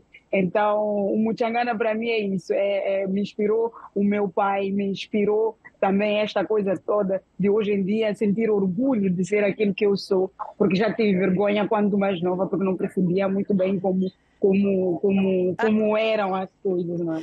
Essa é interessante. Uma curiosidade em relação à sua música é que nas canções mistura várias línguas. Qual é a razão? É para ultrapassar essa questão de às vezes não se sentir muito bem na sua pele? Não, mas eu posso dizer que é uma das coisas que me fez aprender a falar muitas línguas, porque graças a Deus eu hoje falo muitas línguas, foi também esta questão de prontos, quando eu era mais nova e me meti muito cedo nesta questão toda da música e não sei o quê, eu tive a oportunidade de viajar muito cedo e em algum momento me senti excluída em grupos prontos de pessoas moçambicanos que de alguma forma tinham crescido na cidade, tiveram oportunidades melhores que as minhas, então puderam estudar inglês, a própria música na altura eu nem tinha estudado música, nem nada, não tinha nenhuma noção das coisas, eu cantava porque já nasci assim, eu costumo dizer que a música me escolheu, então não tive esta oportunidade quando mais nova de estudar música, estudar línguas, porque não haviam essas publicidades, estas oportunidades para mim, a minha família não tinha capacidade. Então, por eu ter me sentido bastante excluída em algum momento na minha vida, isso me também motivou a aprender muitas línguas. Então, em todo lugar, em todos os países onde eu passei, eu sempre procurei falar a língua daquele lugar. E por isso, mas também, pela questão também, eu acho que é importante quando a gente chega num país, é importante valorizar a cultura do país onde a gente está. Tanto é que eu aprecio bastante as pessoas, os estrangeiros que chegam em Maputo e se interessam na língua, não só portuguesa, mas tentam entender o que se fala em termos de língua materna, que é o Xangana, existem tantas outras línguas em Maputo. Assa, em cerca de 20 segundos, quer criar uma fundação para causas sociais. Como está o processo?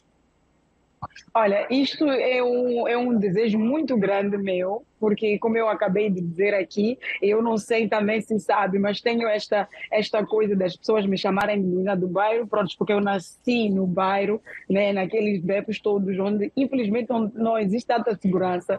Então isto é uma coisa que me tocou bastante e cresci assistindo isso, o fato de não poder andar livremente, não é? Às vezes até não são as pessoas do nosso próprio bairro, porque as pessoas do nosso próprio bairro, elas estão ali muitas vezes e nos ajudam, não é? Estão ali para nos proteger.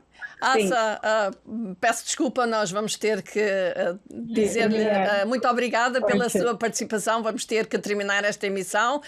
Portanto, este foi o Washington Fora de Horas desta terça-feira. Hoje é... se eu não estou enganada, se a memória não me engana, 11 de abril de 2023, convosco esteve Ana Guedes aqui no estúdio, Mariana Bartolomeu esteve na produção, então até amanhã.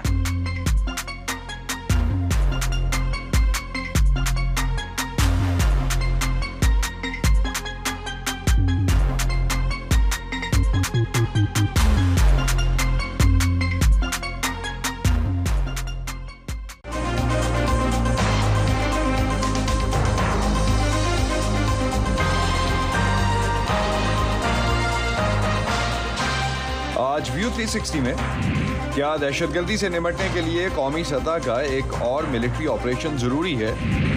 Afghan Taliban के साथ पाकिस्तान का सबसे बड़ा मसला TTP की कार्रवाइयां हैं। Khwaja Asif shower का police line का जो है वो सरफहरिस्त है।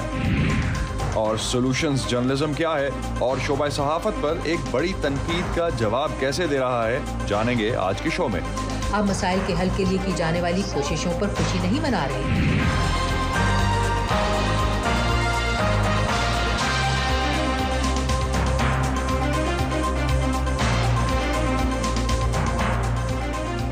वॉइस ऑफ अमेरिका के वॉशिंगटन स्टूडियोज में आप सबको खुशामदीद। आप देख रहे हैं प्रोग्राम व्यू 360 और मैं हूं असदुल्लाह खालिद। पाकिस्तान को इस वक्त सियासी और मुआशी मुश्किलात के अलावा सिक्योरिटी के खतरात का भी सामना है। अमेरिका की अफगानिस्तान पर वॉर ऑन टेरर के शुरू होने से अब तक पाकिस्तान दहशतगर्दों के खिलाफ तकरीबन 1 दर्जन फौजी ऑपरेशंस कर चुका और अब एक बार फिर पाकिस्तान की नेशनल सिक्योरिटी काउंसिल ने मुल्क से दहशतगर्दी को जड़ से उखाड़ फेंकने के लिए एक और वसीतर पैमाने का फौजी ऑपरेशन शुरू करने का फैसला किया है। इस फैसले पर बाज़ सियासी हल्के और तजज़ियाकार सख्त तहफ़्फ़ुज़ात का इजहार क्यों कर रहे हैं, इस पर बात करेंगे कुछ देर में। अभी जानते हैं कि अमेरिका के यूक्रेन जंग से मुताल्लिक़ खुफिया दस्तावेज़ात के लीक होने के बाद अब क्या डेवलपमेंट्स है। अमरीकी महकमा ख़ारजा ने हाल ही में इंतहाई खुफिया नौइयत की दस्तावेज़ात के लीक होने को कौमी सलामती के लिए संगीन ख़तरा करार दिया है। पेंटागन का कहना है कि इस हवाले से होने वाले नुकसान को कम करने के लिए इक़दाम किए जा रहे हैं। पेंटागन के तर्जुमान ने यूक्रेन में जंग के बारे में इंतहाई खुफिया अमरीकी दस्तावेज़ात के लीक होने को अमरीकी कौमी सलामती के लिए इंतहाई संगीन ख़तरा करार दिया है। लीक दस्तावेज़ात के मामले पर अमरीकी महकमा दिफा ने एक ग्रुप तश्कील दिया है जो न सिर्फ इन मालूमात के बाहर आने के नुकसान का जायज़ा लेगा बल्कि ये भी देखेगा कि इन तक किस किस को रसाई हासिल है। इन दस्तावेज़ात में यूक्रेन की हिमायत के लिए अमरीकी तरबियत और साजो सामान का शेड्यूल, जंग से होने वाले नुकसानात का अंदाज़ा और अमेरिका अपने अहम इत्तेहादियों और शराकतदारों पर क्या निगरानी कर रहा है जैसी अहम दस्तावेज़ात शामिल हैं। वाइट हाउस का कहना है कि ये खदशात मौजूद हैं कि मज़ीद तफसीलात भी लीक हो सकती हैं। उधर अमेरिका में मास शूटिंग के एक और वाक़े की अगर हम बात करते हैं तो रियासत केंटकी के शहर लुइविल के एक बैंक में फायरिंग के वाक़े में मरने वालों की तादाद 5 हो गई है। मुकामी पुलिस के मुताबिक फायरिंग करने वाला शख्स बैंक का साबिक मुलाजिम था और वो भी इस वाक़े में मारा गया है, जबकि 7 अफराद ज़ख्मी हैं। खबरसां इदारे एसोसिएटेड प्रेस के आदाद शुमार के मुताबिक लुइविल का वाक़या इस साल होने वाली मास शूटिंग्स का 15वां बड़ा वाक़या है। 2 हफ्ते पहले अमरीकी रियासत टेनेसी के एक स्कूल में 3 बच्चों समेत 6 अफराद को स्कूल की एक साबिक तालिब इल्म ने गोलियां मारकर हलाक कर दिया था। एपी के मुताबिक 2009 के बाद ये पहला मौका है कि किसी साल के सिर्फ पहले 100 दिनों में मास शूटिंग के 15 बड़े वाक़यात हो चुके हैं। पाकिस्तान की कौमी असम्बली में अवामी नेशनल पार्टी और पश्तून रहनुमा मोहसिन दावड़ की नेशनल डेमोक्रेटिक मूवमेंट ने हुकूमत के इस ऐलान पर तहफ़्फ़ुज़ात का इजहार किया है कि तहरीक तालिबान पाकिस्तान और अस्करियत पसंदों के खिलाफ एक मुल्क गिर ऑपरेशन किया जाए। बाज़ कबायली इलाकों के लोगों का कहना है कि उनके जहन में गुज़िश्ता फ़ौजी कार्रवाइयों के नताइज के बारे में अभी भी सवालात हैं। वॉइस ऑफ अमेरिका के शमीम शाहिद इस वक्त हमें पेशावर से ज्वाइन कर रहे हैं। उनसे इस नए ऑपरेशन के ऐलान और कबायली अवाम में जो तहफ़्फ़ुज़ात पाए जाते हैं उस पर मज़ीद बात करते हैं। शमीम, किसी नए मुमकिना फ़ौजी ऑपरेशन पर किन लोगों को तहफ़्फ़ुज़ात हैं और क्यों है ऐसा? सबसे ज़्यादा तहफ़्फ़ुज़ात तो कौम परस्त और जो मुतरक्की ज़हनियत के हामिल सियासी पार्टियां हैं उन्हीं को है। इसी सिलसिले में एक तो मोहसिन दावड़ ने कौमी असम्बली में बहुत बड़ी तकरीर की है और उसने मुखालिफत की है और अवामी नेशनल पार्टी की सूबाई सदर अहमद वली खान का ये कहना है कि सबसे पहले तो इसका तयन करना चाहिए कि अफ़गानिस्तान से ये तालिबान किसने लाए हैं और किस तरह आए हैं, तो इनके खिलाफ कार्रवाई होनी चाहिए। अवामी नेशनल पार्टी ने 3 मई को इस सिलसिले में एक आल पार्टीज कॉन्फ्रेंस के इनेकाद का भी फैसला किया है। मगर सबसे ज़्यादा जो तशवीश है वो शमाली वज़ीरिस्तान और जनूबी वज़ीरिस्तान के कबाइल में है। जनूबी वज़ीरिस्तान के कबाइल पिछले 3-4 दिनों से उनके जरगे हो रहे हैं। जमात इस्लामी की ज़ेर एहतमाम एक एहतजाजी मुज़ाहरा भी कल परसों हुआ था और कल एक आल पार्टीज जो मुख्तलिफ सियासी जमातों के रहनुमा थे उनका एक जरगा हुआ है जिसमें उन्होंने बिल्कुल मुस्तरद कर दिया है। जनूबी वज़ीरिस्तान के अहमदज़ई वज़ीर कबाइल ने भी जरगा किया है और उन्होंने बिल्कुल इसको मुस्तरद कर दिया। उसने कहा कि वो किसी भी तौर पर अपने इलाके में ऑपरेशन को करने नहीं देंगे और न नकल मकानी की इजाज़त होगी। इसी तरह की एक चीज़ अगर और भी आप इसमें एड्रेस करते चलें, कुछ अर्सा पहले इन्हीं इलाकों में हम देख रहे थे कि अस्करियत पसंदों की वापसी पे एहतजाज भी तो हो रहा था। अस्करियत पसंद बिल्कुल, ये अगर आप देखें तो पिछले साल अगस्त से जो वाक़यात शुरू हुए थे, सबसे पहले माटा स्वात में, तो वहाँ पर भी जलसा हुआ था। मेरे ख्याल में उस वक्त तो सितंबर और अगस्त के महीने में पूरे खैबर पख्तूनख्वा में बहुत बड़े बड़े जलसे हुए थे अस्करियत पसंदों के ख़िलाफ़ और अस्करियत पसंदों के साथ मुज़ाकरात करने और उनके मुतालिबात मानने के ख़िलाफ़। कौमी असम्बली में भी ये मसला उठाया गया था। अब भी यही सूरत हाल है। एक चीज़ बिल्कुल क्विकली, अगर शमीम एक चीज़ लास्ट पे आप अगर बताते चलें, ये जो मिलिट्री ऑपरेशन के खिलाफ लोग हैं, तो ये कोई और ऑल्टरनेट दे रहे हैं, हिकमत अमली कोई और पेश कर रहे हैं इन अस्करियत पसंदों से निपटने के लिए? ये कहते हैं कि अफ़गानिस्तान के बारे में पॉलिसी का जायज़ा लिया जाए, तालिबान के साथ गुड और बैड तालिबान का तमीज़ ख़त्म कर दे, और साथ साथ इन लोगों का ये कहना है कि इंटेलिजेंस बेस्ड और मुखबिरों की इत्तला पर टारगेटेड ऑपरेशन किया जाए। बहुत बहुत शुक्रिया शमीम शाहिद, आप हमें अपडेट कर रहे थे जो इस वक्त सिचुएशन है वहाँ पे इलाके में, और ख़ास तौर पे जो सिचुएशन अब आगे ऑनवर्ड्स बनेगी। सूबा खैबर पख्तूनख्वा का ज़िला सवात इन इलाकों में से है जो एक अरसे से अस्करियत पसंदी और दहशत गर्दी की वजह से बुरी तरह से मुतासर हुए हैं। इस साल कलादम दहशत गर्द तंजीम तहरीक तालिबान पाकिस्तान की मुख्तलिफ कार्रवाइयों में 100 से ज़ायद पुलिस एहलकार मारे जा चुके हैं। इलाके में सियाहत के शोबे से जुड़े कारोबारी हज़रात का कहना है कि दहशत गर्दी की नई लहर के बाद उनके कारोबार तकरीबन ठप होकर रह गए हैं। दूसरी तरफ कानून नाफिज करने वाले इदारों का कहना है कि हालिया अरसे में जिन अफवाहों ने जन्म लिया था उनको एड्रेस करने के लिए पूरे इलाके की छानबीन की जा चुकी है और अब सवात एक पुरअमन इलाका है। नज़रुल इस्लाम की रिपोर्ट। गुज़िश्ता 10 बरस से सयाहत के शोबे से वाबस्ता मोहम्मद सुहेल कहते हैं कि अगरचे 2009 में एक कामयाब फौजी ऑपरेशन के बाद वादी सवात में दहशतगर्दों को ख़त्म कर दिया गया था, मगर इलाके के सयाहों में पाए जाने वाली झिझक का असर उनके कारोबार पर अब भी है। तकरीबन 8 महीने पहले तक जो भी हमारे साथ बुकिंग करता था वो पहले उसके बारे में पूछता था कि मैं तो आना चाहता हूँ, मैं रूम बुक करना चाहता हूँ, मैं वहाँ पे घूमना फिरना चाहता हूँ, वहाँ के हालात कैसे हैं। तो इतना तो ये सेंसिटिव एक चीज़ है जो 10 साल पहले हुआ था, उसका इम्पैक्ट हम 10 साल में क्लियर नहीं कर पाए थे, और इसके बाद अभी तकरीबन 7-8 महीने पहले इसने दोबारा सर उठाया था। तो जब हम उसका इम्पैक्ट मतलब 10 साल पहले वाला ख़त्म नहीं कर पाए थे, अब दोबारा ये सर उठा लिया था इसने। एक मुहतात अंदाजे के मुताबिक सवात में 300 से ज़ायद होटल्स हैं। शहर की मईशत का ज़्यादातर दारोमदार सयाहत पर है। सवात के शहरियों का कहना है कि मुल्क में हालिया दहशतगर्दी के लहर के बाद उनका कारोबार बुरी तरह मुतासिर हुआ है, जिसके बाद लोगों ने सयाहती मकामात का रुख करना कम कर दिया है। सवात का शुमार पाकिस्तान के बेहतरीन सयाहती मकामात में होता है। सरसब्ज़ पहाड़, उनमें बहने वाले दरिया हर मौसम में सयाहों को अपनी तरफ खींचते हैं। सरकारी अदाद-ओ-शुमार के मुताबिक गुज़िश्ता साल 4 लाख से ज़ायद अफराद ने यहाँ का रुख किया, मगर कुछ अरसा कबल इलाके में शिद्दत पसंदों की सरगर्मियों पर यहाँ बेचैनी ने फिर से जन्म लिया, जिसकी वजह से मकामी अफराद ने बड़ी तादाद में एहतजाज किया। अगरचे हालात मामूल पर आ चुके हैं, मगर टूर और ट्रांसपोर्ट ऑपरेटर्स अब भी इस सूरत हाल के बायस परेशानी का शिकार हैं। टूरिज़म बिल्कुल यानी कि सवात में बहुत ज़्यादा कम हो गए, क्योंकि पिछले साल की अगर मैं बात करूँ तो पिछले साल यानी कि बहुत ज़्यादा कस्टमर आ रहे थे पंजाब से, KFK से, हर जगह से हमारे पास कस्टमर आ रहे थे। इस साल ये है कि कुछ तो यानी कि हालात की वजह से, कुछ सैलाब की वजह से कम हो गए।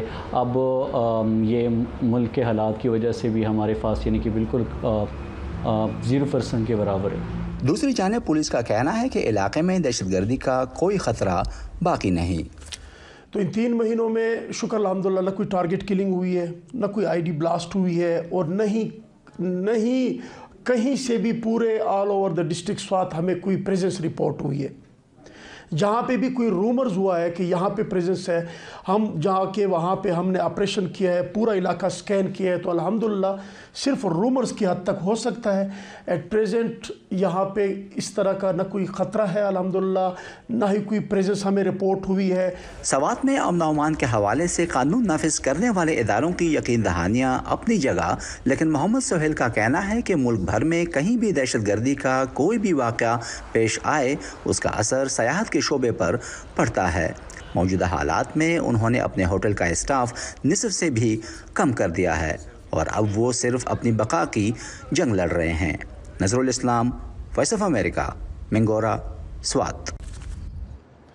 मिलिट्री ऑपरेशंस की बात करें तो इससे पहले भी मुख्तलिफ अदवार में पाकिस्तान की सिक्योरिटी फोर्सेस दहशतगर्दी पर काबू पाने के लिए कई फौजी ऑपरेशंस कर चुकी है। इस तरह की कार्रवाइयाँ खैबर पख्तूनख्वा, बलूचिस्तान और अफगानिस्तान के मुल्हिका कबायली इलाकों में की गई हैं। साबिक फौजी सदर परवेज़ मुशर्रफ के दौर में अलमिज़ान नामी ऑपरेशन अमरीकी और पाकिस्तानी फ़ौज का जॉइंट ऑपरेशन था, जो कि 2002 से 2006 तक जारी रहा। 2007 में सवात में होने वाले ऑपरेशन को ऑपरेशन राह हक का नाम दिया गया, लेकिन फिर 2009 में सवात पर शिद्दत पसंदों के दोबारा कब्जे के बाद ऑपरेशन राह रास्त शुरू किया गया। जनूबी वज़ीरिस्तान में होने वाले ऑपरेशन को राह निजात का नाम दिया गया। 2011 में कुरम एजेंसी में ऑपरेशन कोहे सफ़ेद शुरू हुआ और तकरीबन 9 साल पहले ऑपरेशन ज़रब अज़्ब, जो कि अस्करियत पसंदों के खिलाफ किया जाने वाला पाकिस्तानी सिक्योरिटी फोर्सेस का सबसे बड़ा ऑपरेशन था। 2014 में शुरू होने वाले इस ऑपरेशन में दहशतगर्दों, सिक्योरिटी एहलकारों और आम शहरियों समेत हज़ारों अफराद हलाक हुए। इस कार्रवाई के नतीजे में 10 लाख से ज़्यादा लोग बेघर भी हुए। ऑपरेशन ज़रब अज़्ब के 3 साल बाद 2017 में ऑपरेशन रद्दुल फसाद शुरू किया गया। पाकिस्तान के वफाकी वज़ीर दिफा ख्वाजा आसिफ का कहना है कि अफ़गान तालिबान के साथ उनके अच्छे ताल्लुकात हैं। वॉइस ऑफ अमेरिका की नजराना यूसुफजई से बात करते हुए उन्होंने कहा कि पाकिस्तान का सबसे बड़ा मसला TTP की मुल्क के अंदर कार्रवाइयाँ हैं। वज़ीर दिफा कहते हैं कि अफ़गानिस्तान तालिबान की मजबूरियों को वो समझते हैं। रिस्पॉन्स ठीक था उनका, एनकरेजिंग था, और लेकिन अभी तक उसमें शिद्दत में कमी नहीं आई। और उसकी मेन वजह जो है, जो उन्होंने भी जिसका जिक्र किया और हमें भी इस चीज़ का एहसास है कि पिछली गवर्नमेंट के दौरान और आज जो NSC का कम्युनिके इशू है, उसमें बड़ा क्लैरिटी के साथ ये चीज़ बताई गई है कि बहुत से लोग जो है वो पाकिस्तान में आके बस गए और उनको एक प्रोग्राम के तहत वहाँ पे बसाया गया।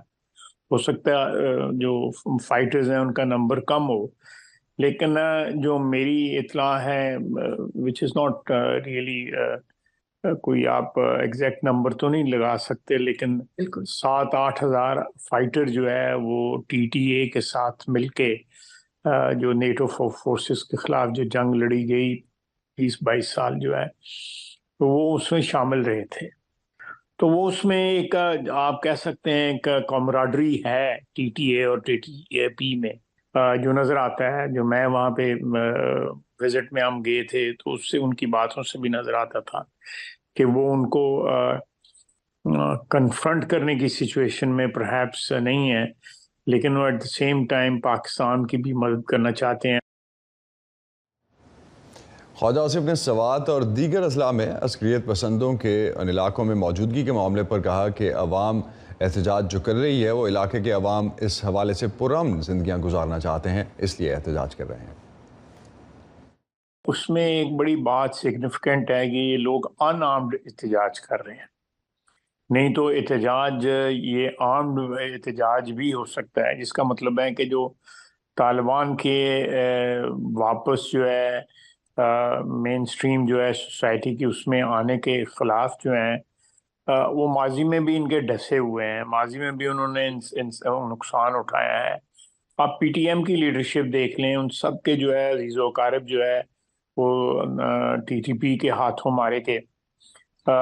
इसी तरह स्वात के अंदर जो है जहाँ सबसे पहले डिस्टर्बेंस स्टार्ट हुआ 2007-8 में डिस्टर्बेंस स्टार्ट हुआ, और लेकिन एक बहुत बड़ी एनकरेजिंग बात है कि इन लोगों ने खुद प्रोटेस्ट किया। माजी में इन्होंने प्रोटेस्ट नहीं किया था, लेकिन अब जबकि उन्होंने 8-10 साल जो है अमन की ज़िंदगी गुजार ली, तो उसके बाद मैं समझता हूँ कि उनको एक हौसला हुआ कि हम एक सिविलियंस की हैसियत से, एक पाकिस्तान के शहरी की हैसियत से जो हम की ज़िंदगी गुजार रहे हैं, वो इनके साथ को एग्जिस्ट नहीं कर सकते। तो उन्होंने आवाज़ उठाई और आवाज़ जो है बड़ी इफ़ेक्टिव उठाई। पाकिस्तान में सियासी कशीदगी में इजाफे के साथ अमन व अमान की सूरत हाल ख़राब होने के साथ साथ इस वक्त जो सिचुएशन बन रही है कि अफ़गानिस्तान की सरहद से जुड़े सूबे खैबर पख्तूनख्वा में हुकाम ने अस्करियत पसंदों की बढ़ती हुई कार्रवाइयों से निपटने के लिए सिक्योरिटी फोर्सेस को चौकस रहने की हिदायत की है। लेकिन सूबे में आए रोज़ पुलिस पर हमलों की वजह से आम लोगों के साथ साथ पुलिस एहलकारों में भी बेचैनी पाई जाती है। इस बारे में मज़ीद बात करते हैं सिक्योरिटी उमूर के तजज़ियाकार आमिर राना इस वक्त हमारे साथ मौजूद हैं इस्लामाबाद से। आमिर, गुज़िश्ता चंद माह के दौरान कुछ पुरतशद्दुद वाक़यात में पुलिस और फ़ौजी एहलकार हलाक हुए हैं, जिनमें सिक्योरिटी फोर्सेस के आला अहदेदार भी शामिल हैं। मुल्क में सिक्योरिटी की सूरत हाल के बारे में आपका क्या तज्जिया है? देखिए, सूरत हाल तो ख़राब है और इसमें ख़ासा पिछले कुछ महीनों में इजाफा भी हुआ है, लेकिन इस सूरत हाल को बहाना बना के इलेक्शन मुलतवी किया जाए, ये एक बहुत ही हैरानकुन बात है, क्योंकि ये अमन व अमान की सूरत हाल जो है, जिन दिनों में हमें यहाँ पे बताया जाता था कि तालिबान को शिकस्त दे दी गई है, उन दिनों में भी इस तादाद के अंदर हमले तो होते रहे हैं।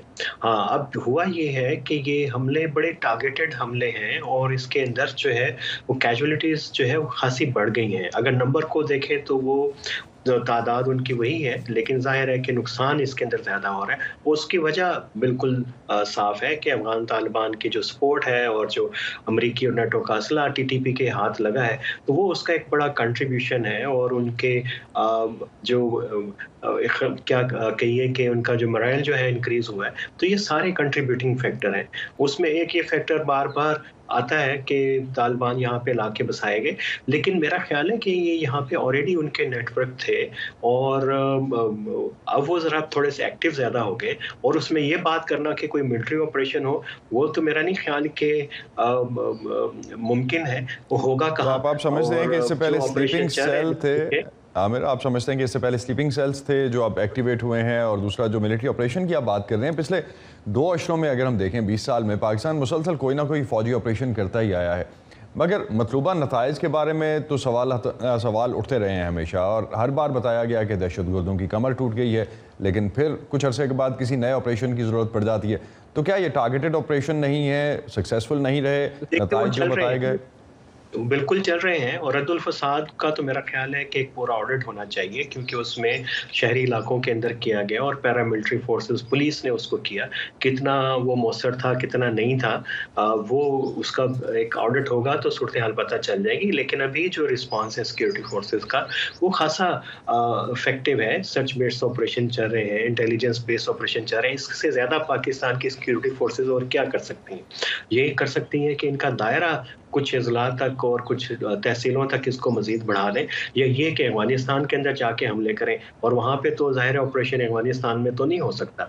तो उसके लिए तो हिकमत अमली जो बार बार जिक्र किया जा रहा है और नेशनलिस्ट जमातें भी कर रही हैं, उसकी तरफ थोड़ी सी तवज्जो देने की ज़रूरत है कि जो आपके ऑपरेशन चल रहे हैं ऑलरेडी, उसी को मोमेंटम को बरकरार रखें और तालिबान के साथ जो है वो दबाव उनका सफारती जो है उसको ग्रेजुअली बढ़ाते जाएं। जो एक चीज़ नहीं हो रही वो ये कि जितने भी अभी तक अफगान तालिबान के साथ बातचीत होती है, वो ख्वाजा साहब गए हो या कोई भी जाता हो, तो वो उसका हमें पता नहीं चलता कि बात क्या हुई है और उसका नतीजा क्या निकला है। अभी तक हमने कोई जामे कम्प्रिहेंसिव डायलॉग तालिबान से शुरू नहीं किया जिसमें सिक्योरिटी और बॉर्डर के सारे इशू शामिल हों।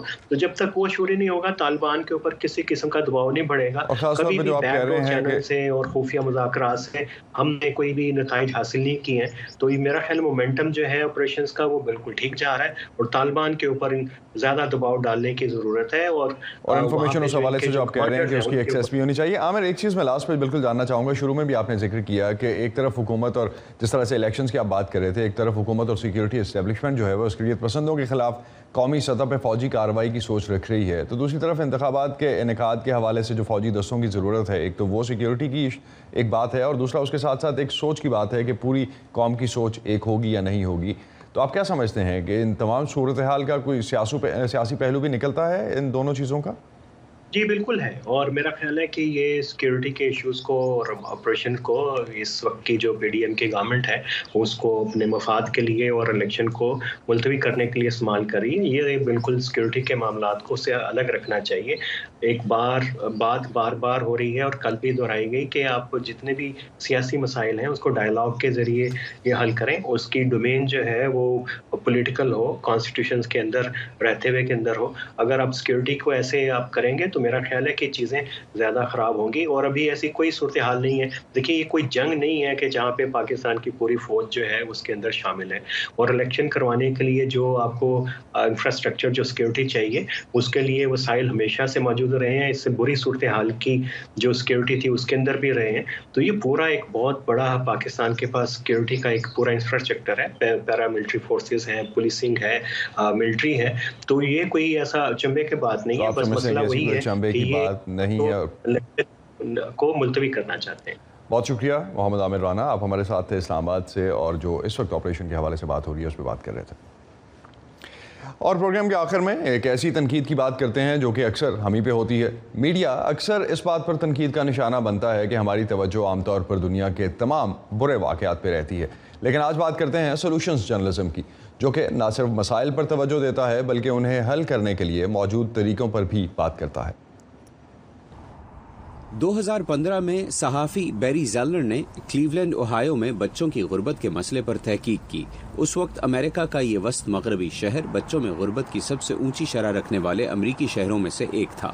नतीजतन नौज़ायदा बच्चों की अमवात कौमी औसत से कहीं ज़्यादा थीं, ख़ासतौर पर स्याह फाम बच्चों में, जो सफ़ेद फाम बच्चों के मुकाबले में मुमकिना तौर पर 2 गुना थीं। मसला बड़ा था और ये काफ़ी अरसे से मौजूद था। सहाफ़ी कई सालों से शहर के हुकाम और अवाम की तवज्जो इस मसले की तरफ दिलाते रहे, लेकिन कोई तब्दीली नहीं आई। लिहाजा बैरी ज़ेलनर ने एक मुख्तलिफ तरीका इख्तियार किया। हम एक ऐसी जगह की तलाश में थे जो उसे बेहतर तौर पर अंजाम दे रही थी और अपनी जद्दोजहद में क्लीवलैंड से बहुत मिलती जुलती भी थी। बाल्टीमोर आबादी और आमदनी के लिहाज से क्लीवलैंड की तरह ही था।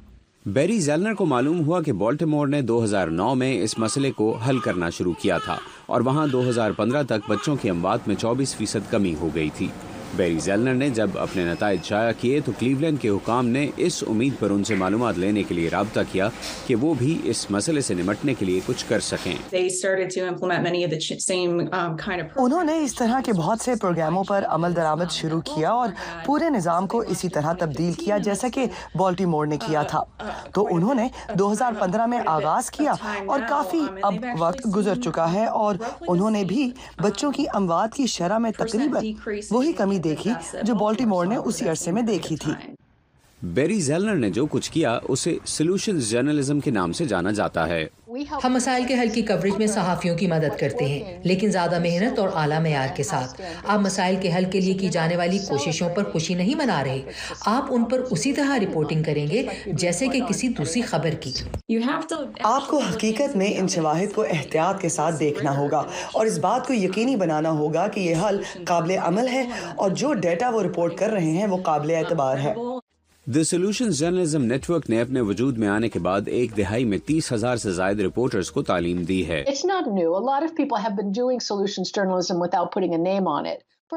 ये नया नहीं, हमने जो काम किया है वो इसे करने के लिए एक निज़ाम की तख्लीक है जिसमें इसे सीखने के टूल्स और इसे फैलाने में मदद देने के तरीकों पर तहकीक भी शामिल है।